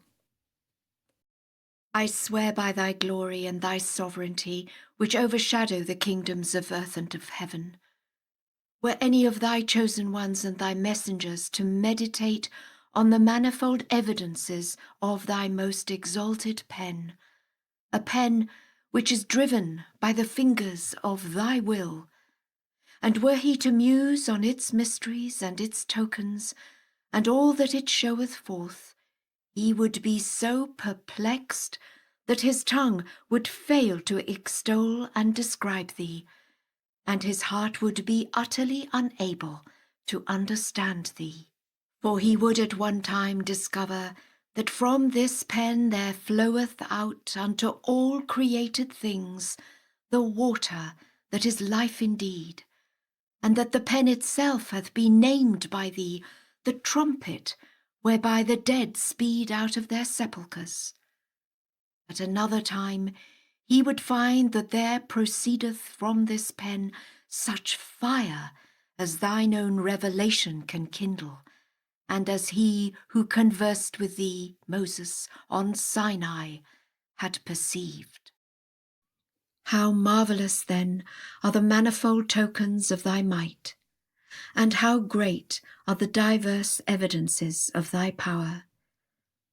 The learned have without exception admitted their ignorance when confronted with the radiance of the luminary of thy knowledge, and the mighty have all confessed their impotence in the face of the billowing ocean of thy power, and the rich have one and all acknowledged their poverty before the effusions of the treasuries of thy wealth, and the worldly wise have each recognized their nothingness beside the splendors of the light of thy beauty, and the exalted have all witnessed unto their abasement when face to face with the effulgence of the day-star of thy glory, and they who are in authority have borne witness to their own evanescence and to the evanescence of others, and discovered the eternity of thy majesty and of thy sovereignty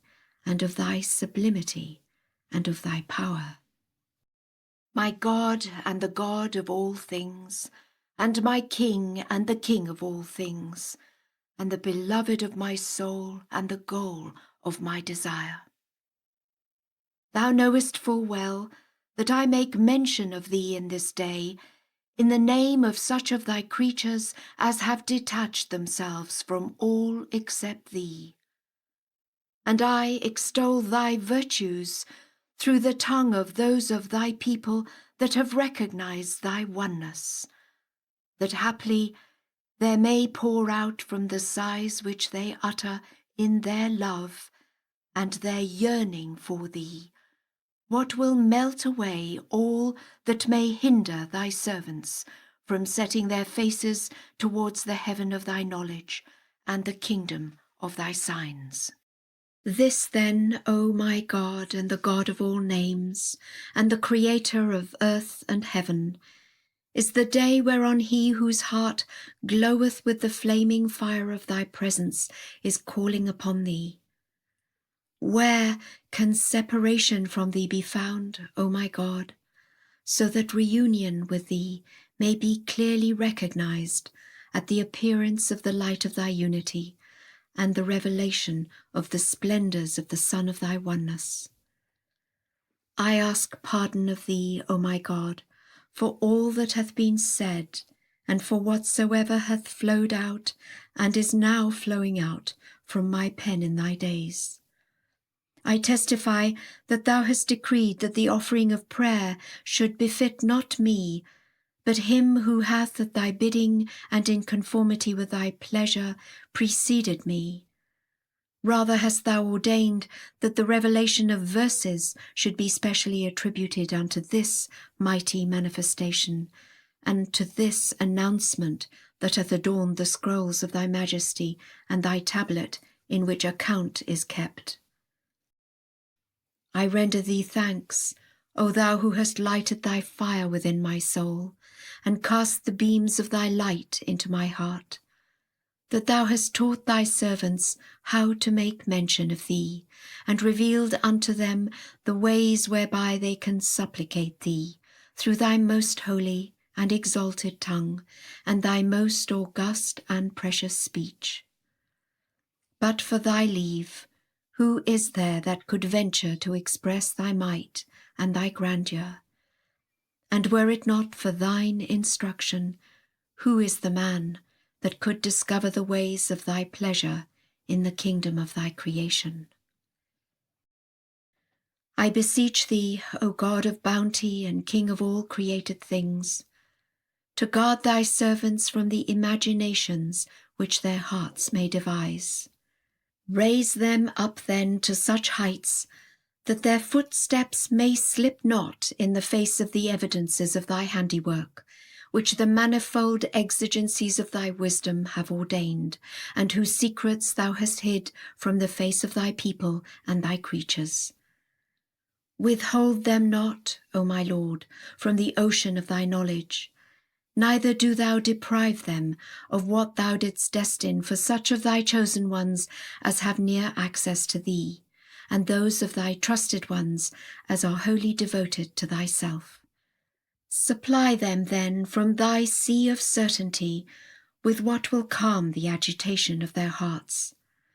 Turn, O Lord my God, the darkness of their fancies into the brightness of certitude, and cause them to arise and to walk steadfastly in thy straight path, that haply thy book may not hinder them from recognizing him who is its revealer, and thy names from acknowledging the one who is their creator, and their provider, and their origin, and their king, and their begetter, and their destroyer, and their glorifier, and their abaser, and their governor, and the sovereign protector of their bearers. Thou art the one, O my God and my ruler, who hast sent down thy book that thou mayst manifest my cause and glorify my word. Through it thou didst enter into a covenant concerning me with all that hath been created in thy realm. Thou seest, O beloved of the world, how the rebellious among thy creatures have made of that covenant a bulwark for themselves, and through it have withdrawn from thy beauty and repudiated thy signs. Thou art he, O my God, who hath commanded them in thy great book, and said, Fear ye the most merciful, O people of the Bayan, and deny not him for whom I have ordained the Bayan to be one of the leaves of his paradise. I verily esteem it as a gift from me unto him. Were it his pleasure to accept it, he truly is the most bountiful, and if he cast it away and refuse to consider it, his verdict is just, and he, in very truth, is praiseworthy in his acts, and meet to be obeyed in his behests. To none is given the right to cavil at him. Thou beholdest therefore, O my God, how this wronged one hath fallen into the hands of such as have denied thy right, and broken off from thy sovereignty. He, round whose person circleth thy proof, and in whose name and on behalf of whose sovereignty thy testimony crieth out unto all created things, hath suffered more grievously in his days than any pen can recount, and been so harassed that he who is thy Spirit, Jesus, lamented, and all the denizens of thy kingdom and all the inmates of thy tabernacle in the realms above cried with a great and bitter lamentation. Should anyone incline his inner ear, he would hear the cry and the wailing of all created things over what hath befallen him whom the world hath wronged, at the hands of them with whom thou hast covenanted in the day of separation. Where is that fair-minded soul, O my God, who will judge equitably thy cause? And where is the man of insight to be found, who will behold thee with thine own eyes? Is there any man of hearing who will hear thee with thine ears, or one endued with eloquence who will speak the truth in thy days? I swear by thy glory, O thou who beholdest me from thine all-glorious horizon, and hearest the voice of the lote tree beyond which there is no passing. Should any one consider thy books which thou didst name the Bayan, and ponder in his heart what hath been revealed therein, he would discover that each of these books announceth my revelation, and declareth my name, and testifieth to myself, and proclaimeth my cause, and my praise, and my rising, and the radiance of my glory. And yet, notwithstanding thy proclamation, O my God, and in spite of the words thou didst utter, O my beloved, thou hast seen and heard their calumnies against me, and their evil doings in my days. I testify in my present state, O my Lord, and against the will of him who hath turned his back to thee, Mirza Yahya, that thou art God, and that there is none other God beside thee. This, verily, is the day wherewith thy scriptures and thy books and thy tablets have been adorned. And he who now speaketh is in truth the well-guarded treasure, and the hidden secret, and the preserved tablet, and the impenetrable mystery, and the sealed book. He truly is to be obeyed in whatsoever he commandeth, and decreeth, and revealeth, and is to be loved in everything he through his sovereignty enjoineth, and through his power ordaineth. Whoso will hesitate for less than the twinkling of an eye hath verily denied thy right, and repudiated all that thou hast revealed in thy books and in thy scriptures, and sent down with thy chosen ones, and thy prophets, and thy messengers, and the trustees of thy revelation.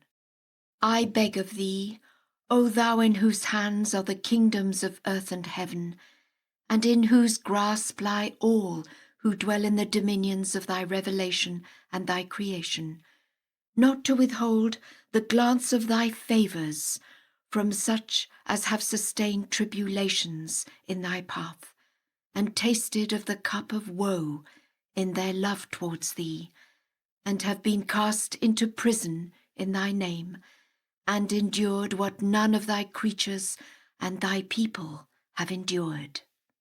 They are thy servants, O my Lord, who have responded to thee as soon as thou didst send out thy summons, and have set their faces towards thee when the light of thy countenance was lifted upon them, and turned unto thee at the time when thy most exalted horizon shone forth with the brightness of thy name, through which all who are in thy heaven and on thy earth swooned away. Ordain for them, O my Lord, what thou didst ordain for thy chosen ones who have welcomed the darts of the infidels in thy cause, and for love of thee, and hasted to attain the orient of tribulation with thy name on their lips, and thy remembrance in their hearts.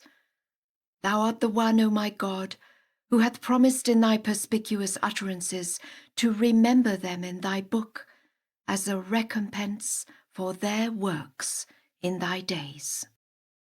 Bless them, O my God, and ascribe unto them such glory as hath shone forth above the horizon of thy will, and hath shed its splendours from the kingdom of thine utterance. Immerse them, O my Lord, beneath the ocean of thy mercy, and illumine them with the dawning light of thy revelation. Forgive then, O my God, their fathers and their mothers by thy favour, and thy bounty, and thy tender mercies. Send then upon them from the right hand of thy most exalted paradise the fragrance of the robe of thine all-glorious beauty. Potent art thou to do what pleaseth thee. Thou verily art the governor, the ordainer, the all-bountiful, the ever-forgiving, the most generous. Praise be unto thee, O thou the beloved of the world, and the adored of the hearts of them that have recognized thee. Section 177. I beseech thee, O my God, by thy mighty sign and by the revelation of thy grace amongst men, to cast me not away from the gate of the city of thy presence, and to disappoint not the hopes I have set on the manifestations of thy grace amidst thy creatures. Thou seest me, O my God, holding to thy name, the most holy, the most luminous, the most mighty, the most great, the most exalted, the most glorious, and clinging to the hem of the robe, to which have clung all in this world and in the world to come. I beseech thee, O my God, by thy most sweet voice, and by thy most exalted word, to draw me ever nearer to the threshold of thy door, and to suffer me not to be far removed from the shadow of thy mercy and the canopy of thy bounty. Thou seest me, O my God, holding to thy name, the most holy, the most luminous, the most mighty, the most great, the most exalted, the most glorious, and clinging to the hem of the robe, to which have clung all in this world and in the world to come. I beseech thee, O my God, by the splendour of thy luminous brow and the brightness of the light of thy countenance, which shineth from the all-highest horizon, to attract me by the fragrance of thy raiment, and make me drink of the choice wine of thine utterance. Thou seest me, O my God, holding to thy name, the most holy, the most luminous, the most mighty, the most great, the most exalted, the most glorious, and clinging to the hem of the robe, to which have clung all in this world and in the world to come.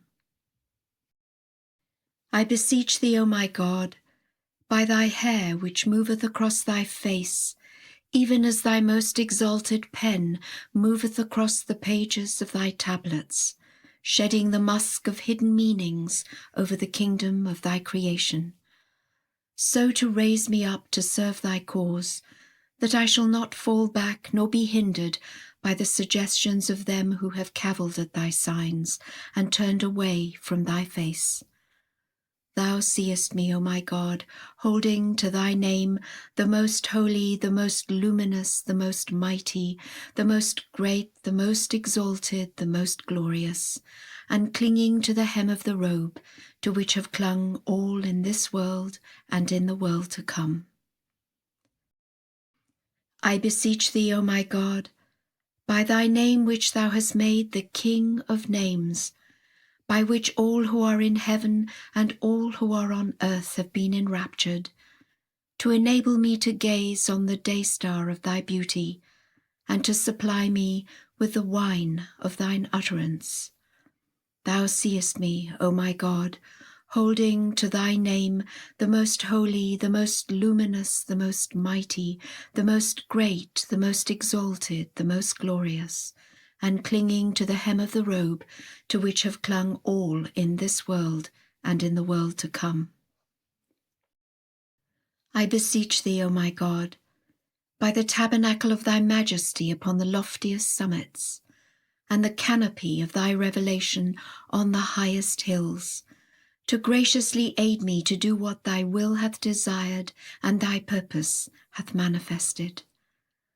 Thou seest me, O my God, holding to thy name, the most holy, the most luminous, the most mighty, the most great, the most exalted, the most glorious, and clinging to the hem of the robe to which have clung all in this world and in the world to come. I beseech thee, O my God, by thy beauty that shineth forth above the horizon of eternity, a beauty before which, as soon as it revealeth itself, the kingdom of beauty boweth down in worship, magnifying it in ringing tones, to grant that I may die to all that I possess, and live to whatsoever belongeth unto thee. Thou seest me, O my God, holding to thy name, the most holy, the most luminous, the most mighty, the most great, the most exalted, the most glorious, and clinging to the hem of the robe to which have clung all in this world and in the world to come. I beseech thee, O my God, by the manifestation of thy name, the well-beloved, through whom the hearts of thy lovers were consumed, and the souls of all that dwell on earth have soared aloft, to aid me to remember thee amongst thy creatures, and to extol thee amidst thy people. Thou seest me, O my God, holding to thy name, the most holy, the most luminous, the most mighty, the most great, the most exalted, the most glorious, and clinging to the hem of the robe to which have clung all in this world and in the world to come. I beseech thee, O my God, by the rustling of the divine lote tree and the murmur of the breezes of thine utterance in the kingdom of thy names, to remove me far from whatsoever thy will abhorreth, and draw me nigh unto the station wherein he who is the dayspring of thy signs hath shone forth. Thou seest me, O my God, holding to thy name, the most holy, the most luminous, the most mighty, the most great, the most exalted, the most glorious, and clinging to the hem of the robe to which have clung all in this world and in the world to come. I beseech thee, O my God, by that letter which, as soon as it proceeded out of the mouth of thy will, hath caused the oceans to surge, and the winds to blow, and the fruits to be revealed, and the trees to spring forth, and all past traces to vanish, and all veils to be rent asunder, and them who are devoted to thee to hasten unto the light of the countenance of their Lord the unconstrained, to make known unto me what lay hid in the treasuries of thy knowledge, and concealed within the repositories of thy wisdom. Thou seest me, O my God, holding to thy name, the most holy, the most luminous, the most mighty, the most great, the most exalted, the most glorious, and clinging to the hem of the robe to which have clung all in this world and in the world to come. I beseech thee, O my God, by the fire of thy love which drove sleep from the eyes of thy chosen ones and thy loved ones, and by their remembrance and praise of thee at the hour of dawn, to number me with such as have attained unto that which thou hast sent down in thy book and manifested through thy will. Thou seest me, O my God, holding to thy name, the most holy, the most luminous, the most mighty, the most great, the most exalted, the most glorious, and clinging to the hem of the robe to which have clung all in this world and in the world to come. I beseech thee, O my God, by the light of thy countenance, which impelled them who are nigh unto thee to meet the darts of thy decree, and such as are devoted to thee to face the swords of thine enemies in thy path, to write down for me with thy most exalted pen what thou hast written down for thy trusted ones and thy chosen ones. Thou seest me, O my God, holding to thy name, the most holy, the most luminous, the most mighty, the most great, the most exalted, the most glorious, and clinging to the hem of the robe to which have clung all in this world and in the world to come. I beseech thee, O my God, by thy name through which thou hast hearkened unto the call of thy lovers, and the sighs of them that long for thee, and the cry of them that enjoy near access to thee, and the groaning of them that are devoted to thee, and through which thou hast fulfilled the wishes of them that have set their hopes on thee, and hast granted them their desires through thy grace and thy favours. And by thy name, through which the ocean of forgiveness surged before thy face, and the clouds of thy generosity rained upon thy servants, to write down for every one who hath turned unto thee and observed the fast prescribed by thee, the recompense decreed for such as speak not except by thy leave, and who forsook all that they possessed in thy path, and for love of thee. I beseech thee, O my Lord, by thyself and by thy signs, and thy clear tokens, and the shining light of the day-star of thy beauty and thy branches, to cancel the trespasses of those who have held fast to thy laws, and have observed what thou hast prescribed unto them in thy book. Thou seest me, O my God, holding to thy name, the most holy, the most luminous, the most mighty, the most great, the most exalted, the most glorious, and clinging to the hem of the robe to which have clung all in this world and in the world to come. Section 178. Praise be thou, O Lord my God.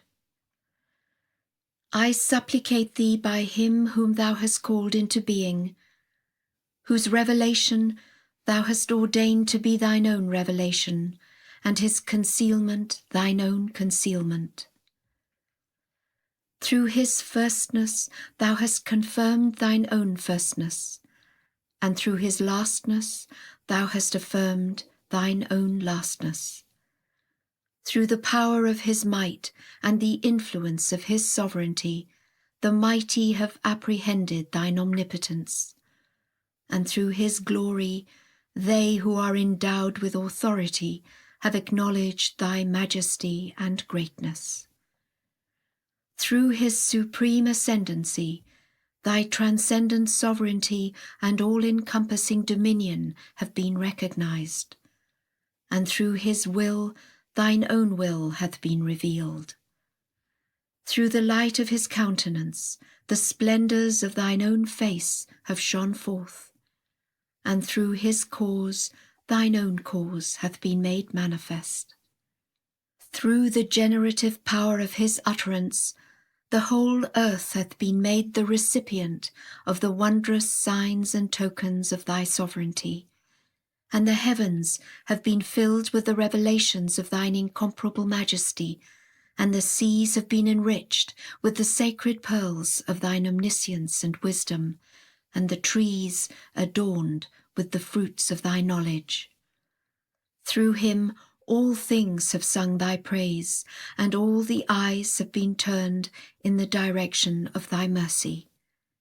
Through him the faces of all have been set towards the splendours of the light of thy countenance, and the souls of all have been inclined unto the revelations of thy divine greatness. How great is thy power, how exalted thy sovereignty! How lofty thy might, how excellent thy majesty, how supreme is thy grandeur! A grandeur which he who is thy manifestation hath made known, and wherewith thou hast invested him as a sign of thy generosity and bountiful favour. I bear witness, O my God, that through him thy most resplendent signs have been uncovered, and thy mercy hath encompassed the entire creation. But for him, How could the celestial dove have uttered its songs, or the heavenly nightingale, according to the decree of God, have warbled its melody? I testify that no sooner had the first word proceeded through the potency of thy will and purpose out of his mouth, and the first call gone forth from his lips, than the whole creation was revolutionized, and all that are in the heavens and all that are on earth were stirred to the depths. Through that word, the realities of all created things were shaken, were divided, separated, scattered, combined and reunited, disclosing in both the contingent world and the heavenly kingdom entities of a new creation, and revealing in the unseen realms the signs and tokens of thy unity and oneness. Through that call, thou didst announce unto all thy servants the advent of thy most great revelation and the appearance of thy most perfect cause. No sooner had that revelation been unveiled to men's eyes than the signs of universal discord appeared among the peoples of the world, and commotion seized the dwellers of earth and heaven, and the foundations of all things were shaken. The forces of dissension were released, the meaning of the word was unfolded, and every several atom in all created things acquired its own distinct and separate character. Hell was made to blaze, and the delights of paradise were uncovered to men's eyes. Blessed is the man that turneth towards thee, and woe betide him who standeth aloof from thee, who denieth thee and repudiateth thy signs, in this revelation wherein the faces of the exponents of denial have turned black, and the faces of the exponents of truthfulness have turned white. O thou who art the possessor of all names and attributes, who holdest in thy grasp the empire of whatever hath been created in heaven and on earth. Praise be to thee, therefore, O my God, such praise as thou didst ascribe to thine own self, and which none except thee can either comprehend or reckon. Thou art he, O my Lord, who hath made known his own self unto me, at a time when thy servants have failed to recognize thee, servants who by virtue of the ties that bind them to thee have been ruling over all that dwell on earth, and have been vaunting themselves over its peoples. Were I, O my God, to exercise from pole to pole supreme dominion over the earth, and were I to be offered all the treasures it containeth, and were I to expend them in thy path, I would still be powerless to attain unto this station unless I were assisted and strengthened by thee.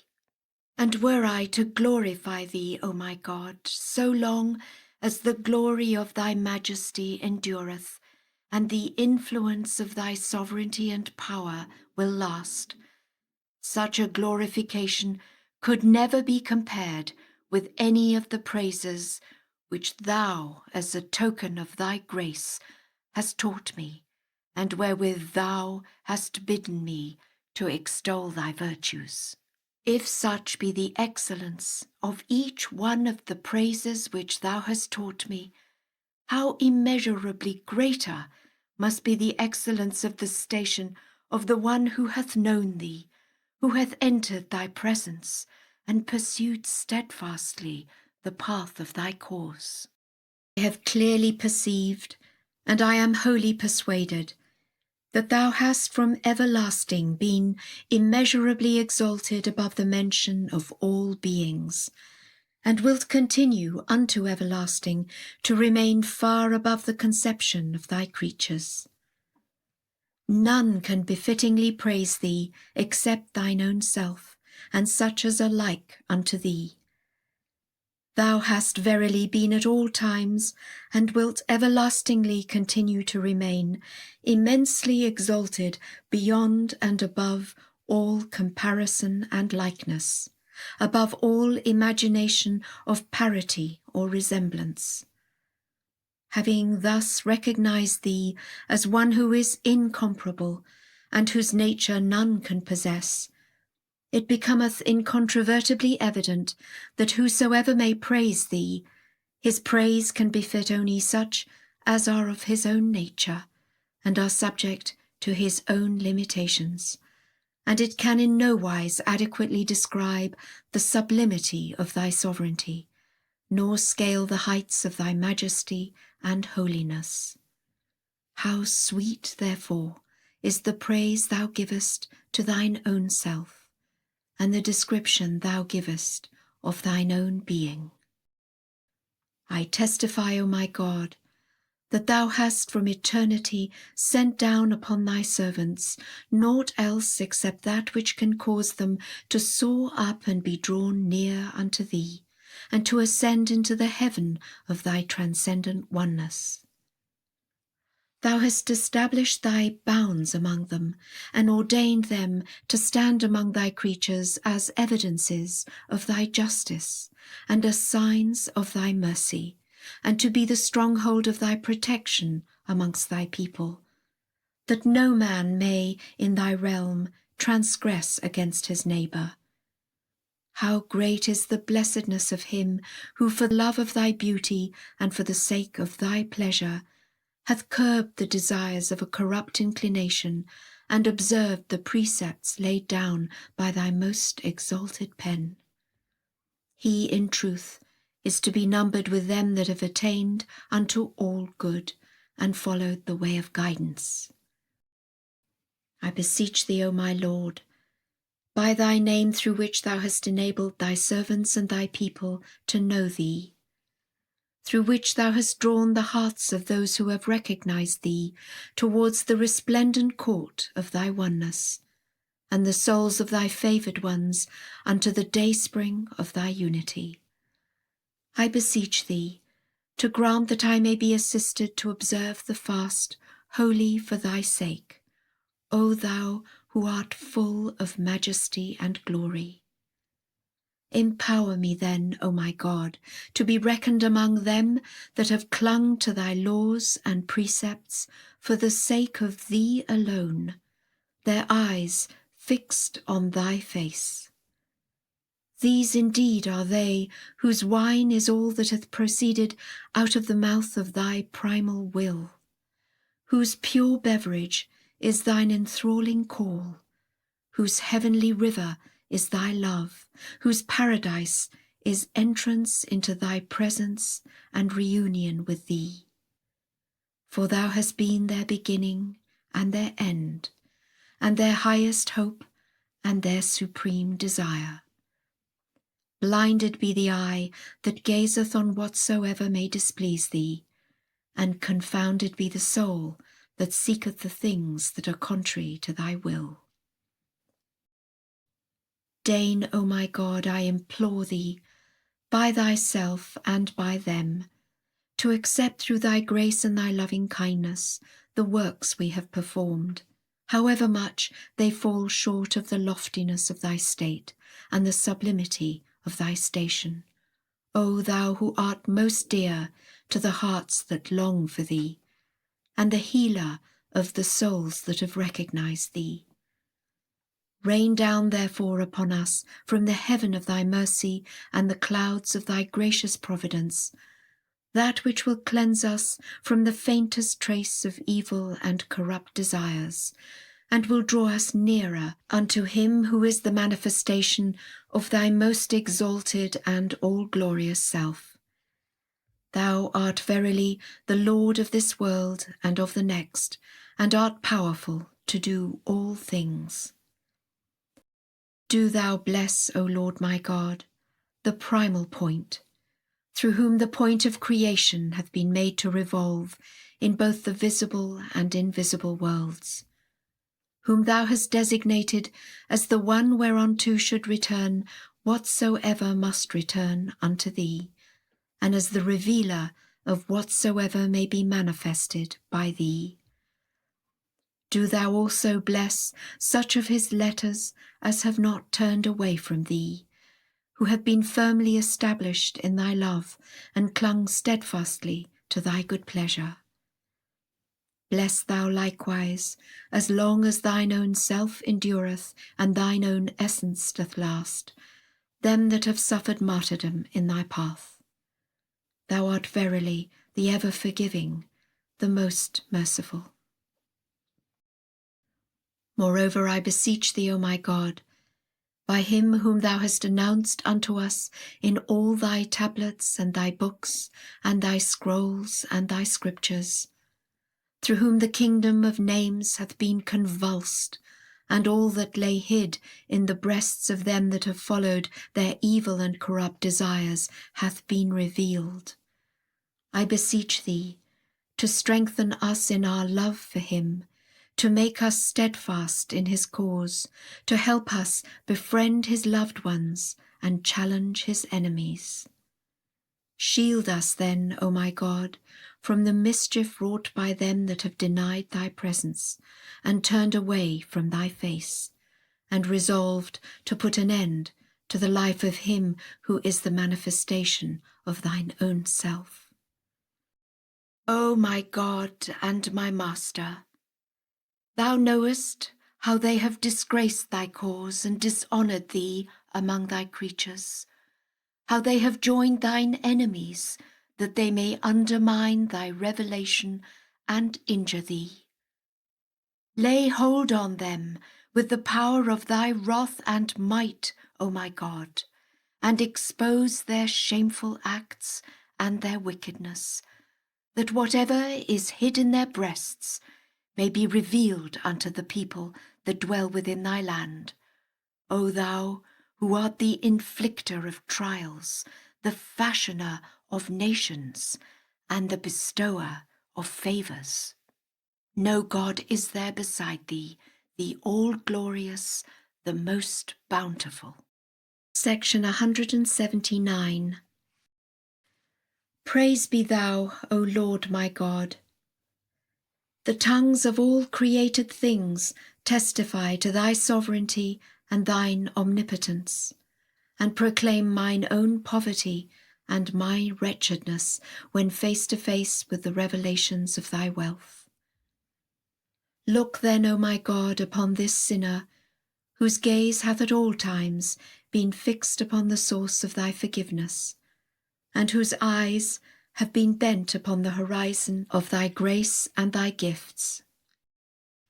Ever since the day thou didst create me at thy bidding, O my God, and didst arouse me through the gentle winds of thy tender mercies, I have refused to turn to anyone except thee, and have through the power of thy sovereignty and thy might arisen to face thine enemies, and have summoned all mankind unto the shores of the ocean of thy oneness and the heaven of thine all-glorious unity. I have sought all my days not to guard myself from the mischief of the rebellious among thy creatures, but rather to exalt thy name amidst thy people. I have thereby suffered what none of thy creatures hath suffered.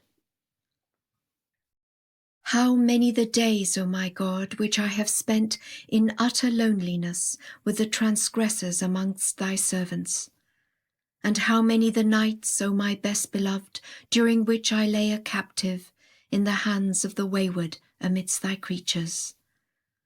In the midst of my troubles and tribulations, I have continued to celebrate thy praise before all who are in thy heaven and on thy earth, and have not ceased to extol thy wondrous glory in the kingdoms of thy revelation and of thy creation, though all that I have been capable of showing forth hath fallen short of the greatness and the majesty of thy oneness, and is unworthy of thine exaltation and of thine omnipotence. I swear by thy glory, O thou who art the one alone beloved, I find myself to be only nothing before the habitation of thy great glory, Every time I attempt to extol any one of thy virtues, my heart restraineth me, for naught but thee is able to soar into the atmosphere of the kingdom of thy nearness, or reach up to the heaven of thy presence. Thy might beareth me witness. I am well aware that were I to bow myself before a handful of dust, from now until the end that hath no end, in acknowledgement of its relationship to thy name, the Fashioner, I would still find myself far removed from that dust, and incapable of approaching it, and would discover that such an adoration can in no wise befit it, nor transcend the limitations to which I myself have been subjected. And were I to arise to serve one of thy servants, and to wait at his door so long as thine own kingdom endureth, and thine omnipotence will last, as a sign of my acknowledgement of the tie that bindeth him to thy name, the Creator, I would likewise, and to this thy glory beareth me witness, have to confess my complete failure to do him adequate service, and my deprivation of what can truly befit his station. And this for the reason that I recognize in them naught else except the bond that bindeth them to thy names and thine attributes.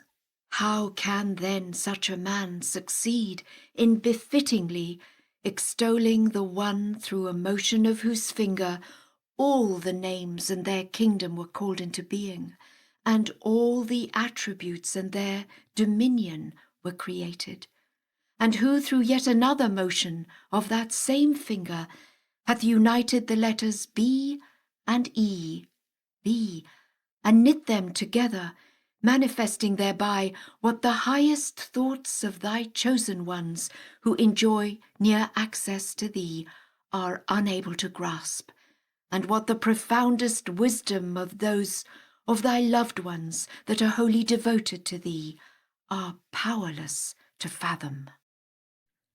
I swear by thy glory, O beloved of my soul, I am bewildered when I contemplate the tokens of thy handiwork and the evidences of thy might, and find myself completely unable to unravel the mystery of the least of thy signs, how much more to apprehend thine own self.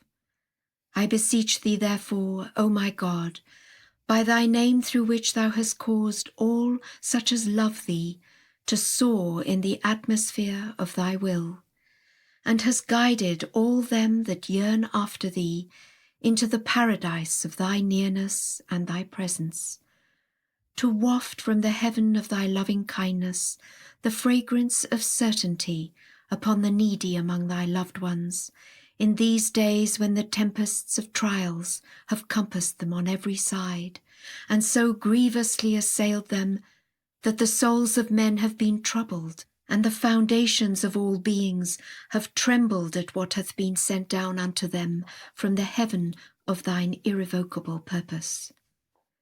They were so shaken that the lamp of their love for thee and of their remembrance of thee was ready to be extinguished in the recess of their hearts. Powerful art thou to do what pleaseth thee. Thou in truth art the ever forgiving, the most generous. Thou givest ear, O my God and my Master, to the sighing of them that are dear to thee, and hearest from all sides their cry by reason of what hath befallen them at the hands of those whose hearts have been deprived of the sweet savours of thy love. There is none either to befriend or to succour them, nor can anything deter their enemies from harming them. Unrestrained, they do what they wish, and deal with them as they please.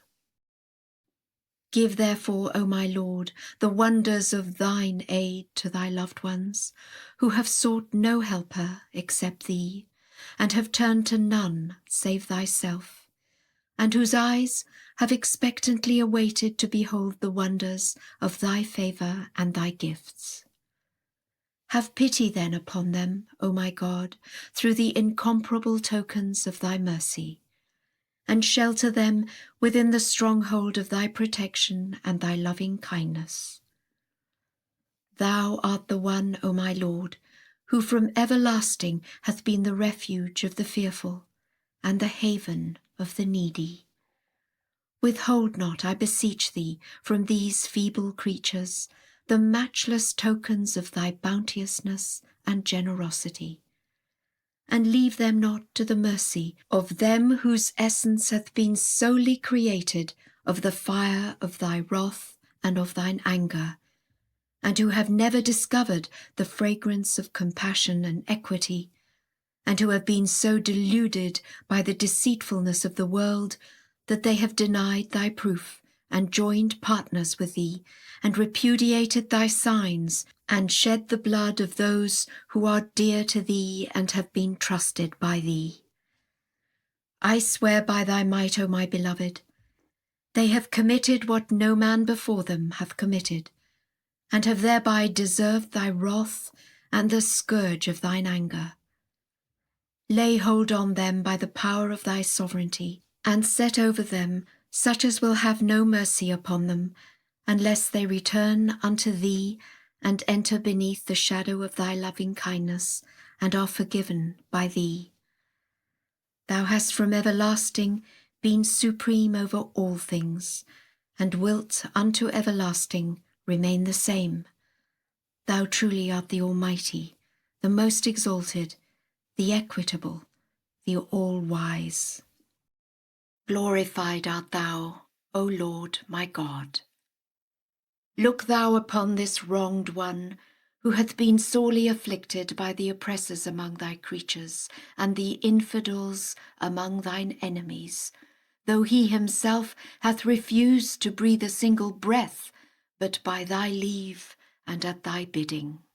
I lay asleep on my couch, O my God, when lo, the gentle winds of thy grace and thy loving kindness passed over me, and wakened me through the power of thy sovereignty and thy gifts, and bade me arise before thy servants, and speak forth thy praise, and glorify thy word. Thereupon most of thy people reviled me.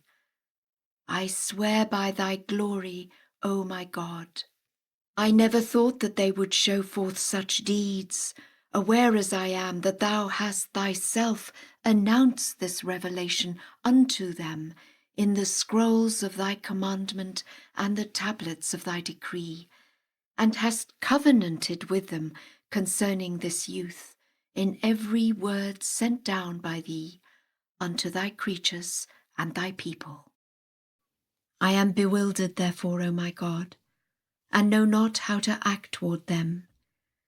Every time I hold my peace and cease to extol thy wondrous virtues, thy spirit impelleth me to cry out before all who are in thy heaven and thy earth.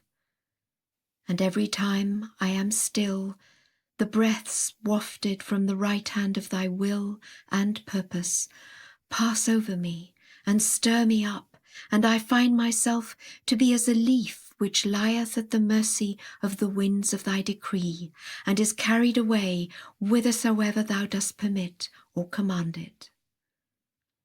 Every man of insight who considereth what hath been revealed by me will be persuaded that thy cause is not in my hands, but in thy hands, and will recognize that the reins of power are held not in my grasp, but in thy grasp, and are subject to thy sovereign might.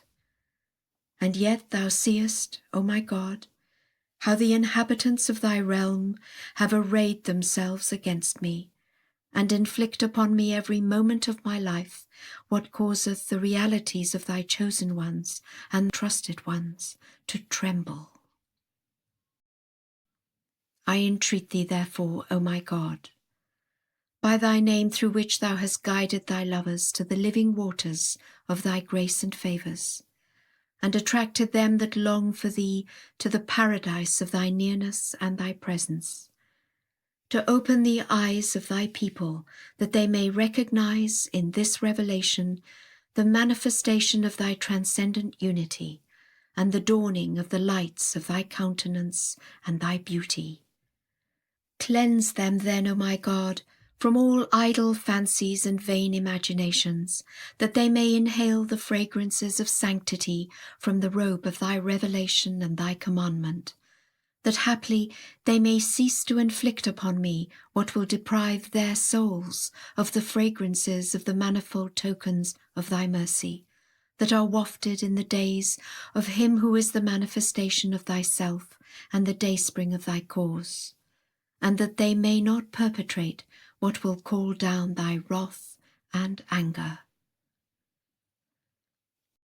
Thou well knowest, O my God, that I was regarded as one of the people of the Bayan, and consorted with them with love and fellowship, and summoned them to thee in the daytime and in the night season, through the wonders of thy revelation and thine inspiration, and sustained at their hands what the inmates of the cities of thine invention are powerless to recount.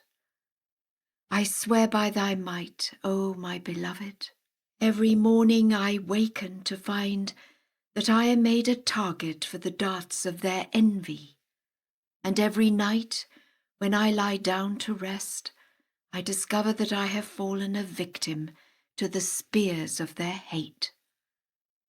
Though thou hast made known unto me the secrets of their hearts, and hast set me above them, I have refused to uncover their deeds, and have dealt patiently with them, mindful of the time which thou hast fixed. And when thy promise came to pass, and the set time was fulfilled, thou didst lift to an imperceptible degree the veil of concealment, and lo, all the inmates of the kingdoms of thy revelation and of thy creation shook and trembled, except those who were created by thee through the fire of thy love, and the breath of thine eagerness, and the water of thy loving kindness, and the clay of thy grace. These are they who are glorified by the concourse on high and the denizens of the cities of eternity.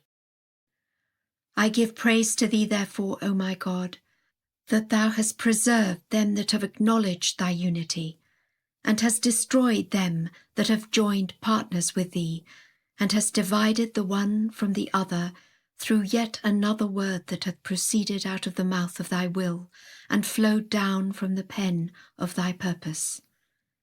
Thereby have thy servants, who were created through the word of thy commandment, and were begotten by thy will, cavilled at me, and so fiercely opposed me, that they repudiated thee, and have rejected thy signs, and have risen up against thee.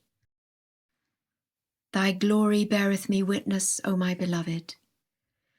My pen is powerless to describe what their hands have wrought against him who is the manifestation of thy cause, and the dayspring of thy revelation, and the dawning place of thine inspiration. For all this I give praise to thee. I swear by thy glory, O my God.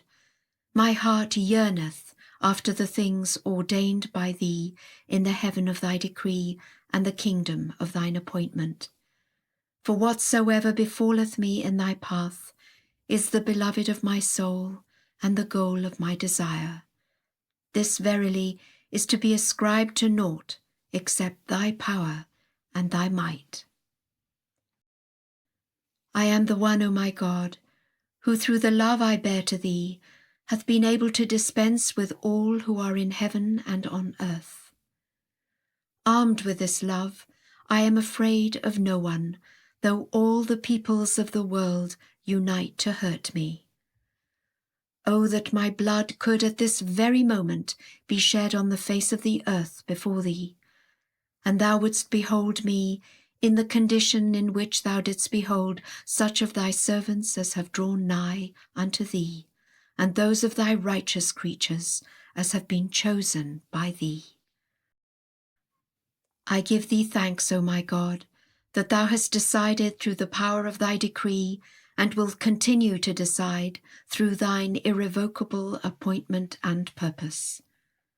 I entreat thee, O my beloved, by thy name through which thou didst lift up the ensigns of thy cause, and shed the splendours of the light of thy countenance, to send down upon me and upon such of thy servants as are wholly devoted to thee, all the good thou hast ordained in thy tablets. Establish us then upon the seats of truth in thy presence, O thou in whose hands is the kingdom of all things. Thou art verily the Almighty, the All-Glorious, the Most Merciful. Section 180. The praise which hath dawned from thy most august self, and the glory which hath shone forth from thy most effulgent beauty, rest upon thee, O thou who art the manifestation of grandeur, and the King of eternity, and the Lord of all who are in heaven and on earth. I testify that through thee the sovereignty of God and his dominion, and the majesty of God and his grandeur were revealed, and the day stars of ancient splendour have shed their radiance in the heaven of thine irrevocable decree. And the beauty of the unseen hath shone forth above the horizon of creation. I testify, moreover, that with but a movement of thy pen, thine injunction, Be thou, hath been enforced, and God's hidden secret hath been divulged, and all created things have been called into being, and all the revelations have been sent down. I bear witness, moreover, that through thy beauty the beauty of the adored one hath been unveiled, and through thy face the face of the desired one hath shone forth, and that through a word from thee thou hast decided between all created things, causing them who are devoted to thee to ascend unto the summit of glory, and the infidels to fall into the lowest abyss. I bear witness that he who hath known thee hath known God, and he who hath attained unto thy presence hath attained unto the presence of God. Great therefore is the blessedness of him who hath believed in thee and in thy signs, and hath humbled himself before thy sovereignty, and hath been honoured with meeting thee, and hath attained the good pleasure of thy will, and circled around thee, and stood before thy throne. Woe betide him that hath transgressed against thee, and hath denied thee, and repudiated thy signs, and gainsaid thy sovereignty, and risen up against thee, and waxed proud before thy face, and hath disputed thy testimonies, and fled from thy rule and thy dominion, and been numbered with the infidels, whose names have been inscribed by the fingers of thy behest upon thy holy tablets.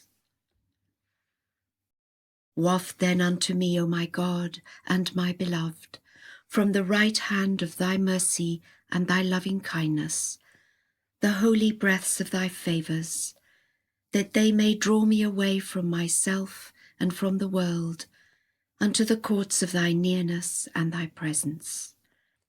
Potent art thou to do what pleaseth thee, thou truly hast been supreme over all things.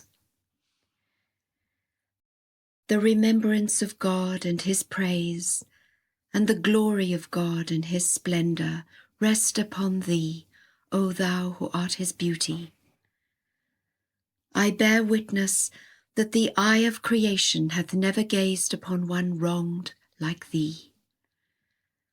Thou wast immersed all the days of thy life beneath an ocean of tribulations, At one time thou wast in chains and fetters, at another thou wast threatened by the sword of thine enemies. Yet despite all this, thou didst enjoin upon all men to observe what hath been prescribed unto thee by him who is the all-knowing, the all-wise. May my spirit be a sacrifice to the wrongs thou didst suffer, and my soul be a ransom for the adversities thou didst sustain. I beseech God, by thee and by them whose faces have been illumined with the splendours of the light of thy countenance, and who for love of thee have observed all whereunto they were bidden, to remove the veils that have come in between thee and thy creatures, and to supply me with the good of this world and the world to come. Thou art in truth the Almighty, the most exalted, the all-glorious, the ever-forgiving, the most compassionate. Bless thou, O Lord my God, the divine lote tree, and its leaves and its boughs, and its branches and its stems, and its offshoots, as long as thy most excellent titles will endure and thy most august attributes will last. Protect it then from the mischief of the aggressor and the hosts of tyranny. Thou art in truth the Almighty, the most powerful. Bless thou also, O Lord my God, thy servants and thy handmaidens who have attained unto thee. Thou truly art the all-bountiful, whose grace is infinite. No God is there save thee, the ever-forgiving, the most generous. The Tablet of Visitation. 181. I bear witness, O my God, that thou hast created me to know thee and to worship thee. I testify at this moment to my powerlessness and to thy might, to my poverty and to thy wealth. There is none other God but thee, the help in peril, the self-subsisting. Short obligatory prayer to be recited once in 24 hours at noon. Section 182. Whoso wisheth to pray, let him wash his hands, and while he washeth, let him say, Strengthen my hand, O my God, that it may take hold of thy book with such steadfastness that the hosts of the world shall have no power over it. Guard it then from meddling with whatsoever doth not belong unto it. Thou art verily the Almighty, the most powerful. And while washing his face, let him say, I have turned my face unto thee, O my Lord. Illumine it with the light of thy countenance. Protect it then from turning to anyone but thee. Then let him stand up, and facing the Qibla, point of adoration, i.e. Bahji, Akka, let him say, God testifieth that there is none other God but him. His are the kingdoms of revelation and of creation. He, in truth, hath manifested him who is the dayspring of revelation, who conversed on Sinai, through whom the supreme horizon hath been made to shine, and the lote tree, beyond which there is no passing, hath spoken, and through whom the call hath been proclaimed unto all who are in heaven and on earth. Lo, the all-possessing is come. Earth and heaven, glory and dominion are God's, the Lord of all men, and the possessor of the throne on high and of earth below. Let him then bend down, with hands resting on the knees, and say, Exalted art thou above my praise and the praise of anyone beside me, above my description and the description of all who are in heaven and all who are on earth. Then, standing with open hands, palms upward towards the face, let him say, Disappoint not, O my God, him that hath with beseeching fingers clung to the hem of thy mercy and thy grace. O thou, who of those who show mercy art the most merciful. Let him then be seated and say, I bear witness to thy unity and thy oneness, and that thou art God, and that there is none other God beside thee. Thou hast verily revealed thy cause, fulfilled thy covenant, and opened wide the door of thy grace to all that dwell in heaven and on earth. Blessing and peace, salutation and glory rest upon thy loved ones, whom the changes and chances of the world have not deterred from turning unto thee, and who have given their all in the hope of obtaining that which is with thee. Thou art in truth the ever-forgiving, the all-bountiful. If anyone choose to recite instead of the long verse these words, God testifieth that there is none other God but him, the help in peril, the self-subsisting, it would be sufficient. And likewise it would suffice were he, while seated, to choose to recite these words. I bear witness to thy unity and thy oneness, and that thou art God, and that there is none other God beside thee.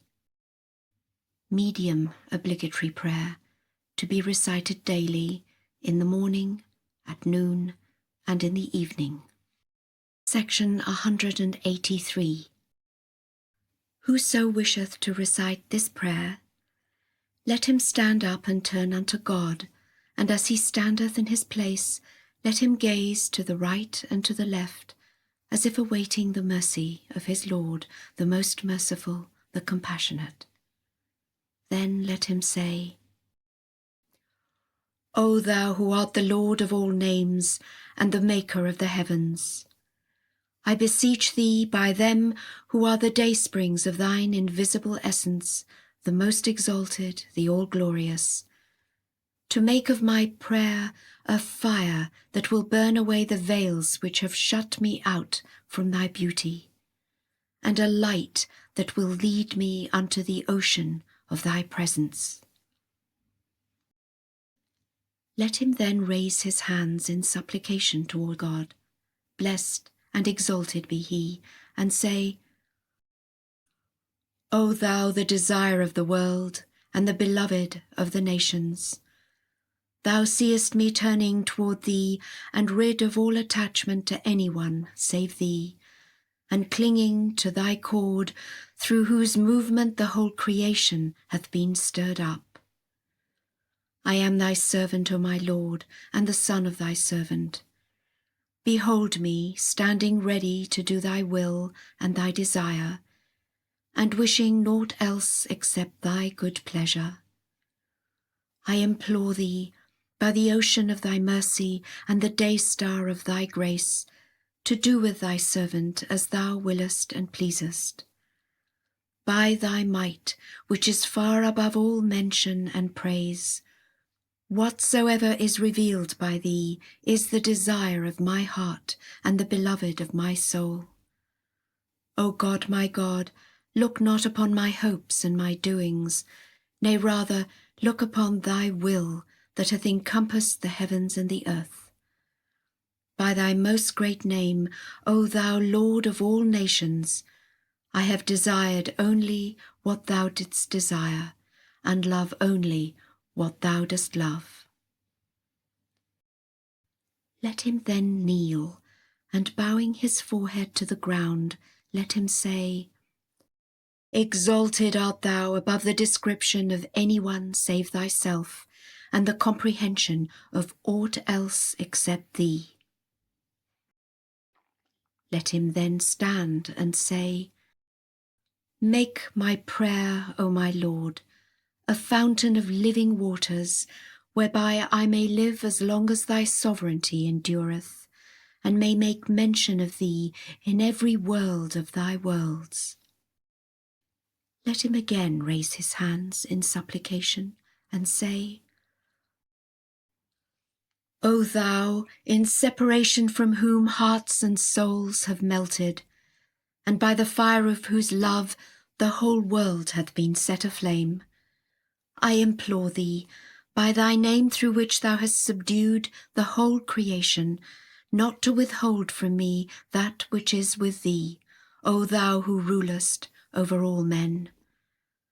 Thou seest, O my Lord, this stranger hastening to his most exalted home beneath the canopy of thy majesty and within the precincts of thy mercy, and this transgressor seeking the ocean of thy forgiveness, and this lowly one the court of thy glory, and this poor creature the orient of thy wealth.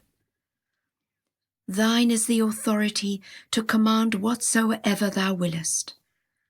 I bear witness that thou art to be praised in thy doings, and to be obeyed in thy behests, and to remain unconstrained in thy bidding. Let him then raise his hands and repeat 3 times the greatest name. Let him then bend down with hands resting on the knees before God, blessed and exalted be he, and say, Thou seest, O my God, how my spirit hath been stirred up within my limbs and members, in its longing to worship thee, and in its yearning to remember thee and extol thee. How it testifieth to that whereunto the tongue of thy commandment hath testified in the kingdom of thine utterance and the heaven of thy knowledge. I love in this state, O my Lord, to beg of thee all that is with thee, that I may demonstrate my poverty and magnify thy bounty and thy riches, and may declare my powerlessness and manifest thy power and thy might. Let him then stand and raise his hands twice in supplication and say, There is no God but thee, the Almighty, the All-Bountiful. There is no God but thee, the Ordainer, both in the beginning and in the end. O God, my God, thy forgiveness hath emboldened me, and thy mercy hath strengthened me, and thy call hath awakened me, and thy grace hath raised me up and led me unto thee. Who otherwise am I, that I should dare to stand at the gate of the city of thy nearness, or set my face toward the lights that are shining from the heaven of thy will? Thou seest, O my Lord, this wretched creature knocking at the door of thy grace, and this evanescent soul seeking the river of everlasting life from the hands of thy bounty. Thine is the command at all times, O thou who art the Lord of all names, and mine is resignation and willing submission to thy will, O Creator of the heavens. Let him then raise his hands thrice and say, Greater is God than every great one. Let him then kneel and bowing his forehead to the ground say, Too high art thou for the praise of those who are nigh unto thee to ascend unto the heaven of thy nearness, or for the birds of the hearts of them who are devoted to thee to attain to the door of thy gate. I testify that thou hast been sanctified above all attributes and holy above all names. No God is there but thee, the most exalted, the all-glorious. Let him then seat himself and say, I testify unto that whereunto have testified all created things, and the concourse on high, and the inmates of the all-highest paradise, and beyond them the tongue of grandeur itself from the all-glorious horizon, that thou art God, that there is no God but thee, and that he who hath been manifested is the hidden mystery, the treasured symbol, through whom the letters B and EB have been joined and knit together. I testify that it is he whose name hath been set down by the pen of the Most High, and who hath been mentioned in the books of God, the Lord of the throne on high, and of earth below. Let him then stand erect and say, O Lord of all being and possessor of all things, visible and invisible, thou dost perceive my tears and the sighs I utter, and hearest my groaning and my wailing and the lamentation of my heart. By thy might my trespasses have kept me back from drawing nigh unto thee, and my sins have held me far from the court of thy holiness. Thy love, O my Lord, hath enriched me, and separation from thee hath destroyed me, and remoteness from thee hath consumed me. I entreat thee, by thy footsteps in this wilderness, and by the words, Here am I, which thy chosen ones have uttered in this immensity, and by the breaths of thy revelation and the gentle winds of the dawn of thy manifestation, to ordain that I may gaze on thy beauty and observe whatsoever is in thy book. Let him then repeat the greatest name thrice, and bend down with hands resting on the knees, and say,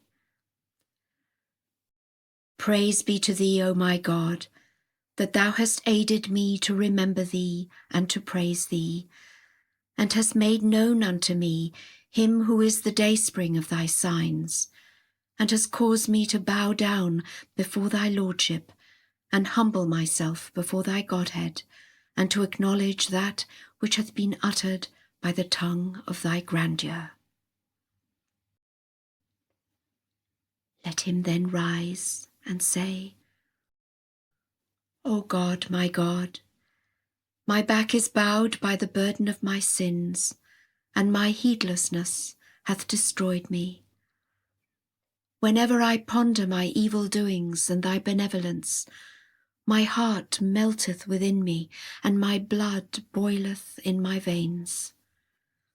By thy beauty, O thou the desire of the world, I blush to lift up my face to thee, and my longing hands are ashamed to stretch forth toward the heaven of thy bounty. Thou seest, O my God, how my tears prevent me from remembering thee and from extolling thy virtues, O thou the Lord of the throne on high and of earth below. I implore thee, by the signs of thy kingdom and the mysteries of thy dominion, to do with thy loved ones as becometh thy bounty, O Lord of all being, and as worthy of thy grace, O King of the seen and the unseen. Let him then repeat the greatest name thrice, and kneel with his forehead to the ground, and say, Praise be unto thee, O our God, that thou hast sent down unto us that which draweth us nigh unto thee, and supplieth us with every good thing sent down by thee in thy books and thy scriptures. Protect us, we beseech thee, O my Lord, from the hosts of idle fancies and vain imaginations. Thou, in truth, art the mighty, the all-knowing. Let him then raise his head and seat himself, and say, I testify, O my God, to that whereunto thy chosen ones have testified, and acknowledge that which the inmates of the all-highest paradise and those who have circled round thy mighty throne have acknowledged. The kingdoms of earth and heaven are thine, O Lord of the worlds. Long obligatory prayer to be recited once in 24 hours. Section 184. Since thou hast, O my God, established thyself upon the throne of thy transcendent unity, and ascended the mercy seat of thy oneness, it befitteth thee to blot out from the hearts of all beings whatsoever may keep them back from gaining admittance into the sanctuary of thy divine mysteries, and may shut them out from the tabernacle of thy divinity, that all hearts may mirror thy beauty and may reveal thee and speak of thee, and that all created things may show forth the tokens of thy most august sovereignty, and shed the splendours of the light of thy most holy governance, and that all who are in heaven and on earth may laud and magnify thy unity, and give thee glory, for having manifested thyself unto them through him who is the revealer of thy oneness. Divest then thy servants, O my God, of the garments of self and desire, or grant that the eyes of thy people may be lifted up to such heights that they will discern in their desires naught except the stirring of the gentle winds of thine eternal glory, and may recognize in their own selves nothing but the revelation of thine all-merciful self, that the earth and all that is therein may be cleansed of whatever is alien to thee, or anything that manifesteth aught save thyself. All this can be fulfilled throughout thy dominion by thy word of command, be and it is, nay, even swifter than this, and yet the people understand not. Glorified, immeasurably glorified art thou, O my beloved. I swear by thy glory, I recognize this very moment that thou hast granted all for which I have supplicated thee in this blessed night, which as decreed by thee calleth to remembrance him who was the companion of thy beauty and the beholder of thy face, ere I had been mentioned by thee, or called into being within the court of thy holiness. I perceive that thou hast made all things to be the manifestations of thy behest, and the revelations of thy handiwork, and the repositories of thy knowledge, and the treasuries of thy wisdom.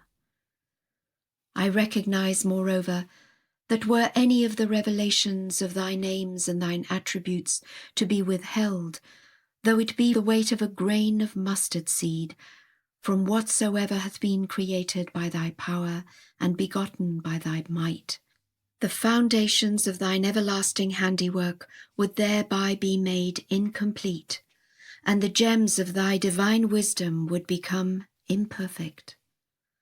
For the letters of negation, no matter how far they may be removed from the holy fragrances of thy knowledge, and however forgetful they may become of the wondrous splendours of the dawning light of thy beauty, which are shed from the heaven of thy majesty, must needs exist in thy realm, so that the words which affirm thee may thereby be exalted.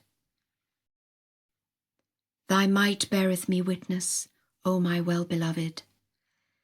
The entire creation hath been called into being to exalt thy triumph and to establish thine ascendancy, and all the bounds that have been set by thee are but the signs of thy sovereignty and proclaim the power of thy might.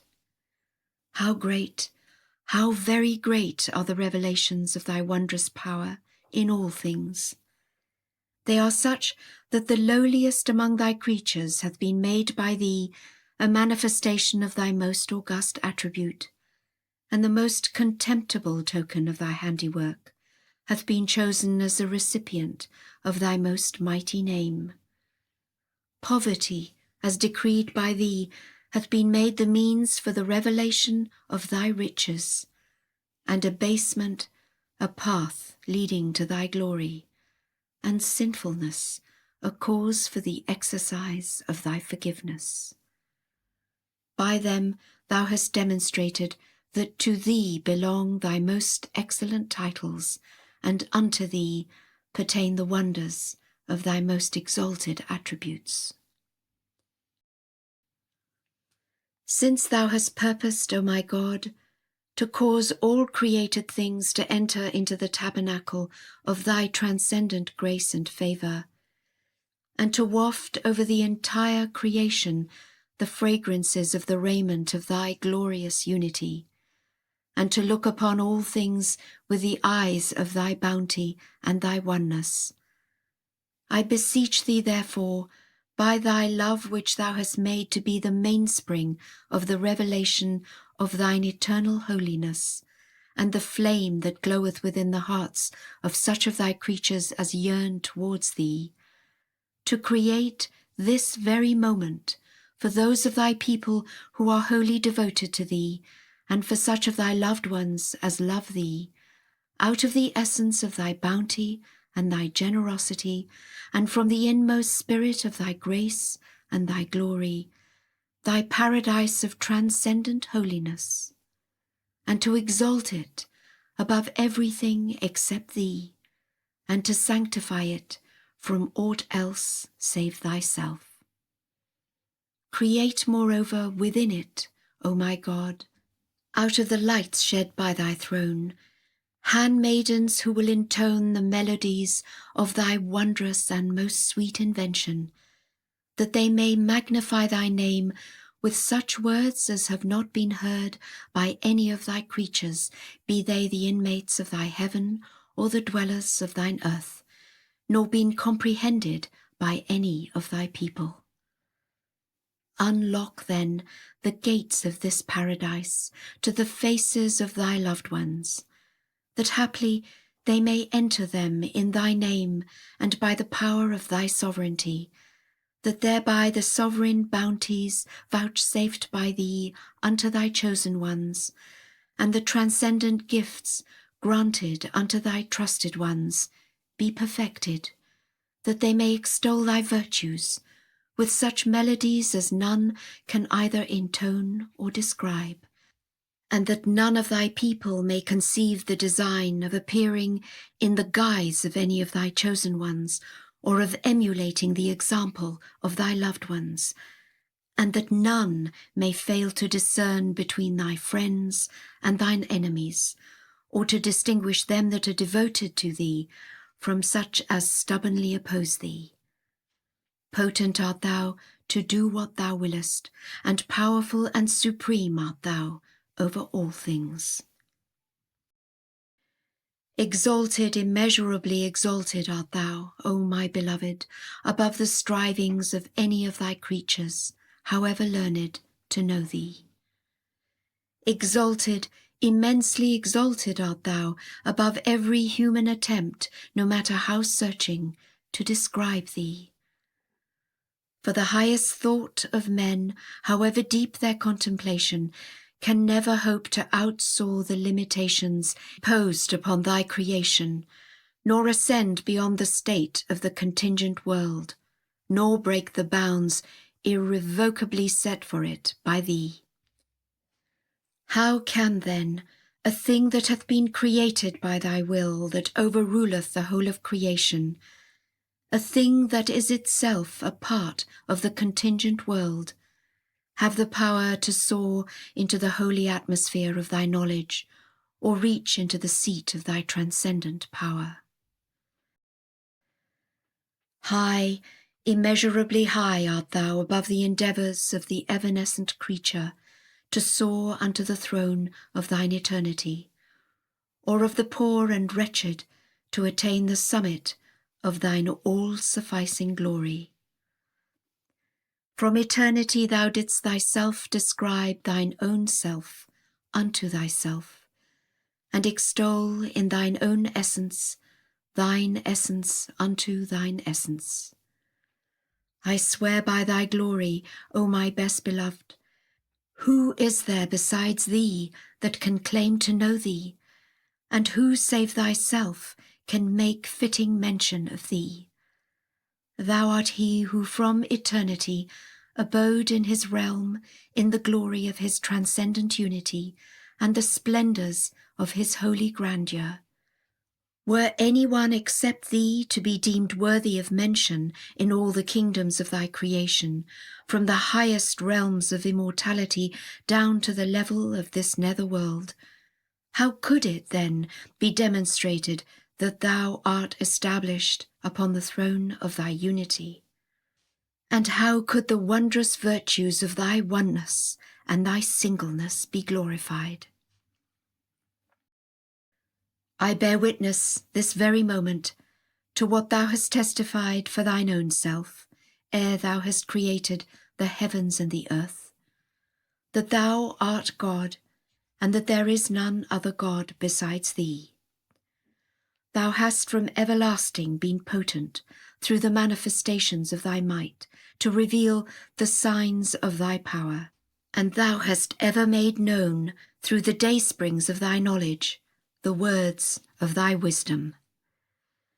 No one besides thee hath ever been found worthy to be mentioned before the tabernacle of thy unity, and none except thyself hath proved himself capable of being praised within the hallowed court of thy oneness. Praised be to thee, O my God, that thou hast revealed thy favours and thy bounties. And glory be to thee, O my beloved, that thou hast manifested the day star of thy loving kindness and thy tender mercies. I yield thee such thanks as can direct the steps of the wayward towards the splendours of the morning light of thy guidance, and enable those who yearn towards thee to attain the seat of the revelation of the effulgence of thy beauty. I yield thee such thanks as can cause the sick to draw nigh unto the waters of thy healing, and can help those who are far from thee to approach the living fountain of thy presence. I yield thee such thanks as can divest the bodies of thy servants of the garments of mortality and abasement, and attire them in the robes of thine eternity and thy glory, and lead the poor unto the shores of thy holiness and all-sufficient riches. I yield thee such thanks as can enable the heavenly dove to warble forth upon the branches of the lote tree of immortality her song, Verily, thou art God, no God is there besides thee. From eternity thou hast been exalted above the praise of aught else but thee, and been high above the description of anyone except thyself. I yield thee such thanks as can cause the nightingale of glory to pour forth its melody in the highest heaven. Ali, in truth, is thy servant, whom thou hast singled out from among thy messengers and thy chosen ones, and made him to be the manifestation of thyself in all that pertaineth unto thee, and that concerneth the revelation of thine attributes and the evidences of thy names. I yield thee such thanks as can stir up all things to extol thee and to glorify thine essence, and can unloose the tongues of all beings to magnify the sovereignty of thy beauty. I yield thee such thanks as can fill the heavens and the earth with the signs of thy transcendent essence, and assist all created things to enter the tabernacle of thy nearness and thy presence. I yield thee such thanks as can make every created thing to be a book that shall speak of thee, and a scroll that shall unfold thy praise. I yield thee such thanks as can establish the manifestations of thy sovereignty upon the throne of thy governance, and set up the exponents of thy glory upon the seat of thy divinity. I yield thee such thanks as can make the corrupt tree to bring forth good fruit through the holy breaths of thy favours, and revive the bodies of all beings with the gentle winds of thy transcendent grace. I yield thee such thanks as can cause the signs of thine exalted singleness to be sent down out of the heaven of thy holy unity. I yield thee such thanks as can teach all things the realities of thy knowledge and the essence of thy wisdom, and will not withhold the wretched creatures from the doors of thy mercy and thy bountiful favour.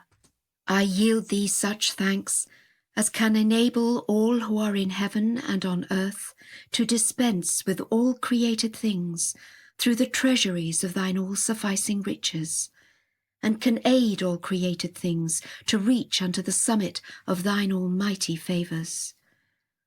I yield thee such thanks as can assist the hearts of thine ardent lovers to soar into the atmosphere of nearness to thee and of longing for thee, and kindle the light of lights within the land of Iraq. I yield thee such thanks as can detach them that are nigh unto thee from all created things, and draw them to the throne of thy names and thine attributes. I yield thee such thanks as can cause thee to forgive all sins and trespasses, and to fulfill the needs of the peoples of all religions, and to waft the fragrances of pardon over the entire creation.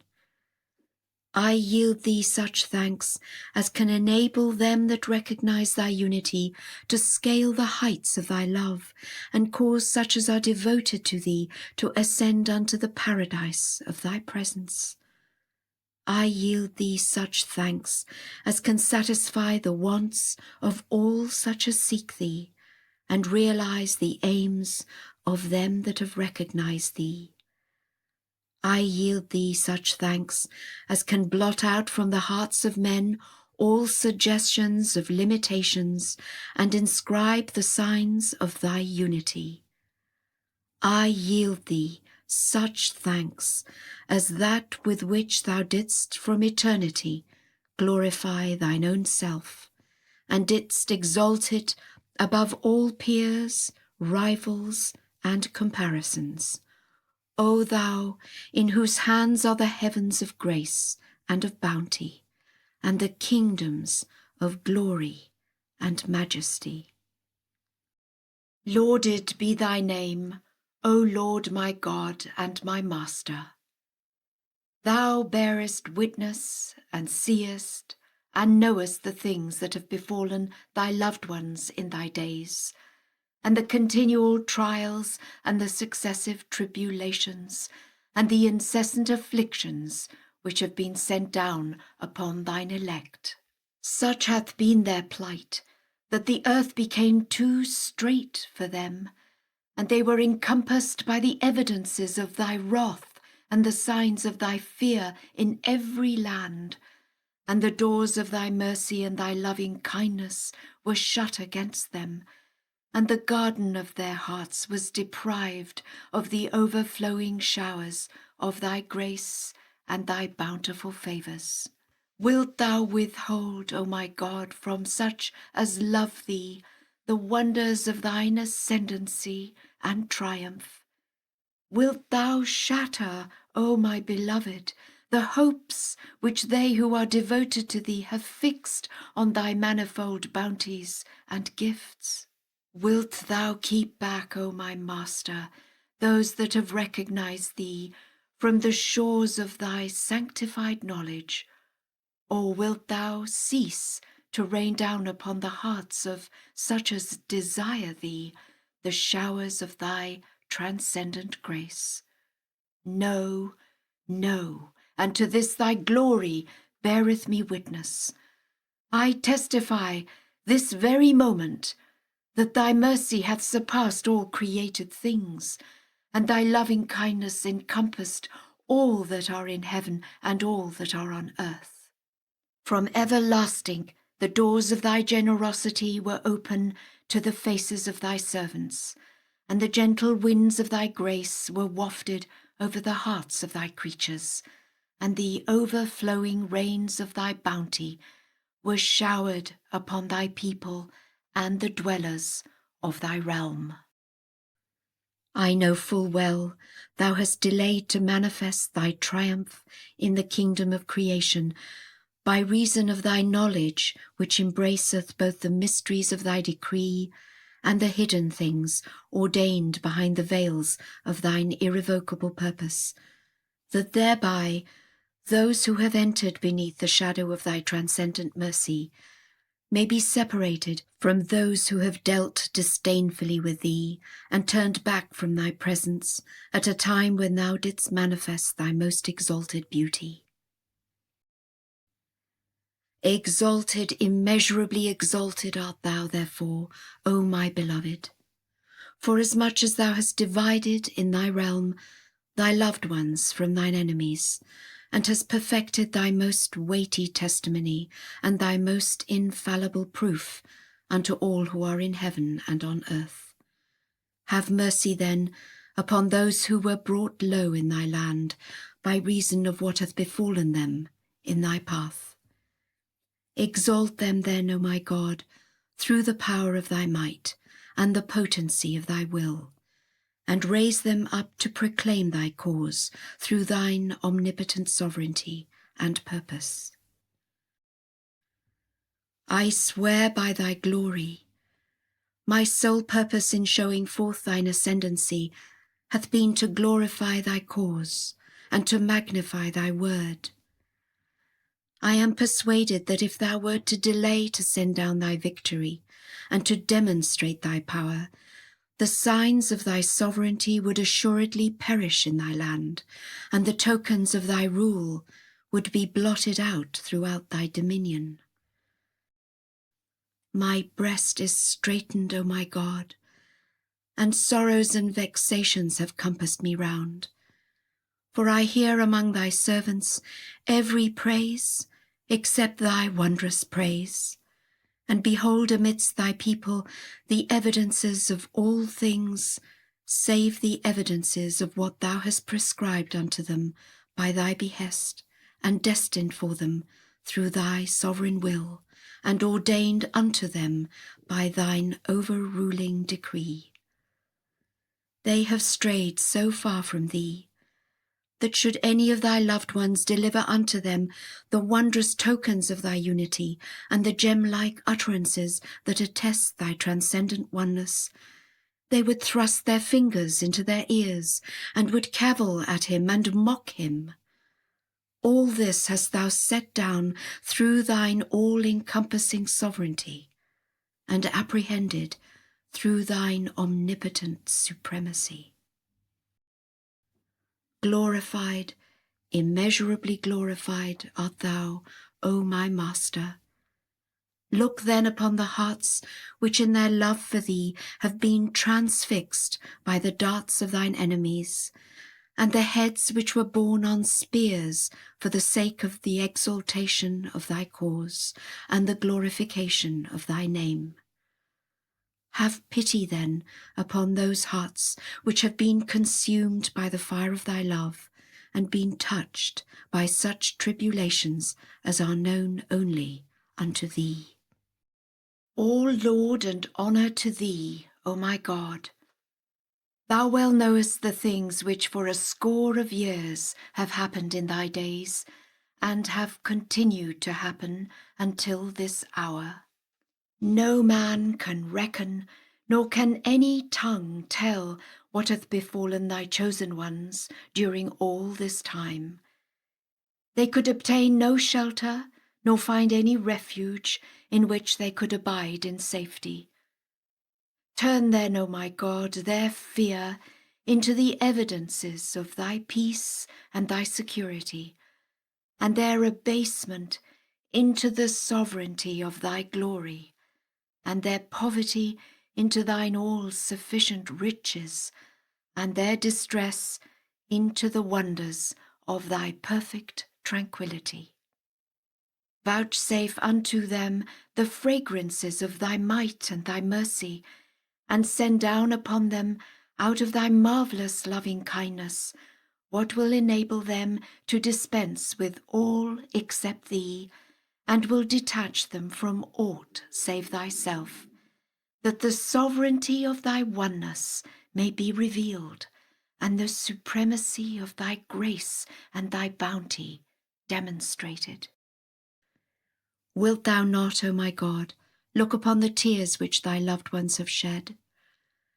Wilt thou not pity, O my beloved, the eyes which have been dimmed by reason of their separation from thee, and because of the cessation of the signs of thy victory? Wilt thou not behold, O my Master, the hearts wherein have beaten the wings of the dove of longing and love for thee? By thy glory, things have come to such a pass that hope hath well nigh been banished from the hearts of thy chosen ones, and the breaths of despair are ready to seize them by reason of what hath befallen them in thy days.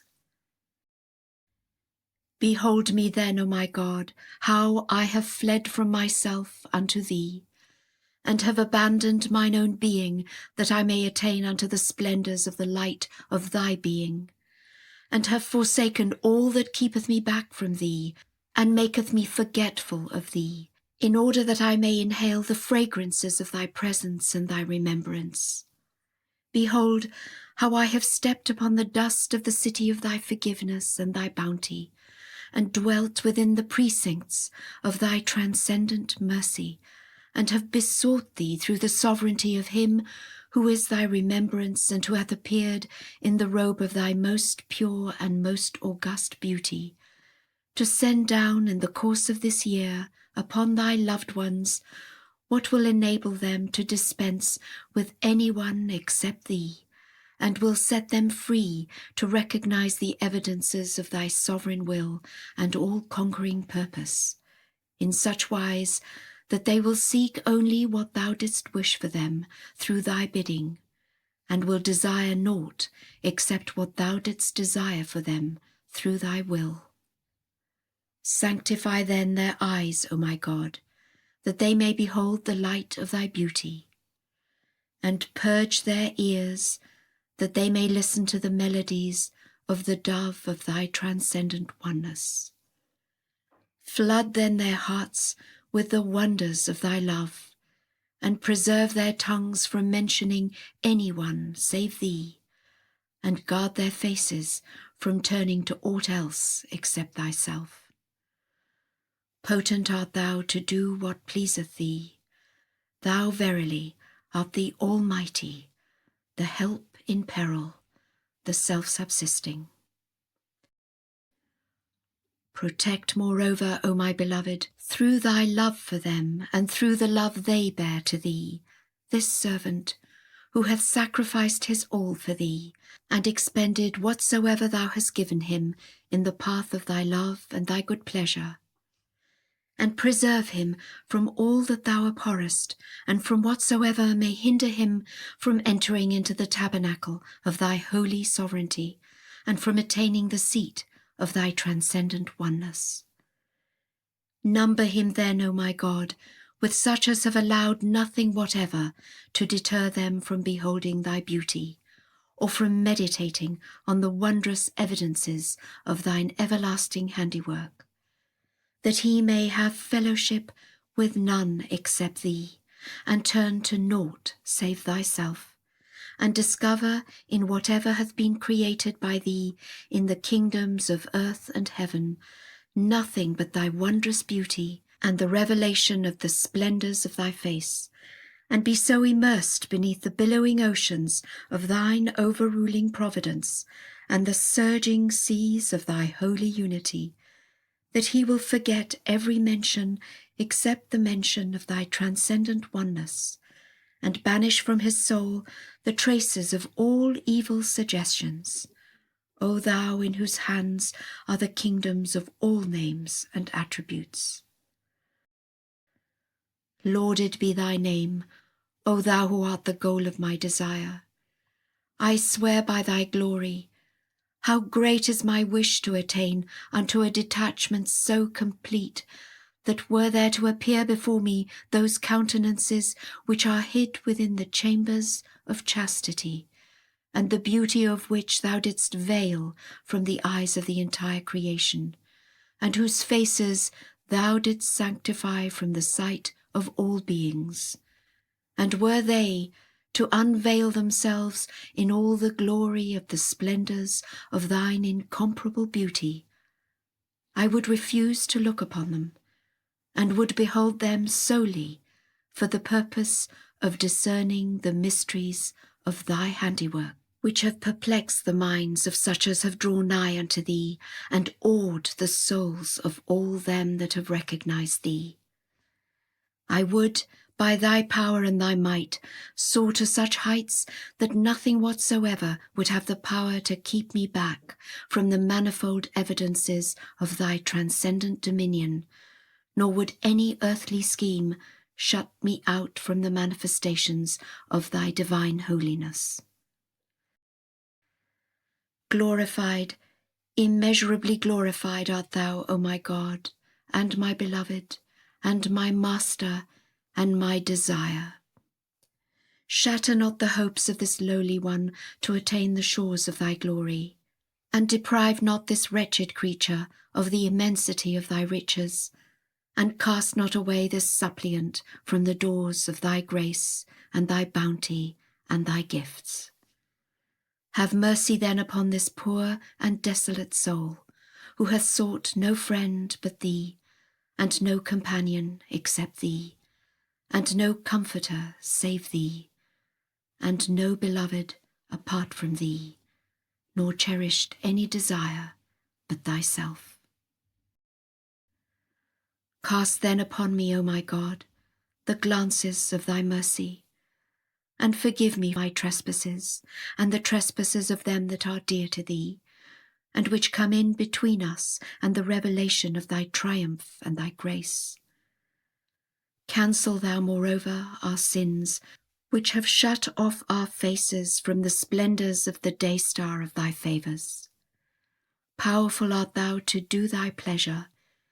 Thou ordainest what thou willest, and art not asked of what thou wishest through the power of thy sovereignty, nor canst thou be frustrated in whatsoever thou prescribest through thine irrevocable decree. No God is there save thee, the Almighty, the most powerful, the ever-living, the most compassionate.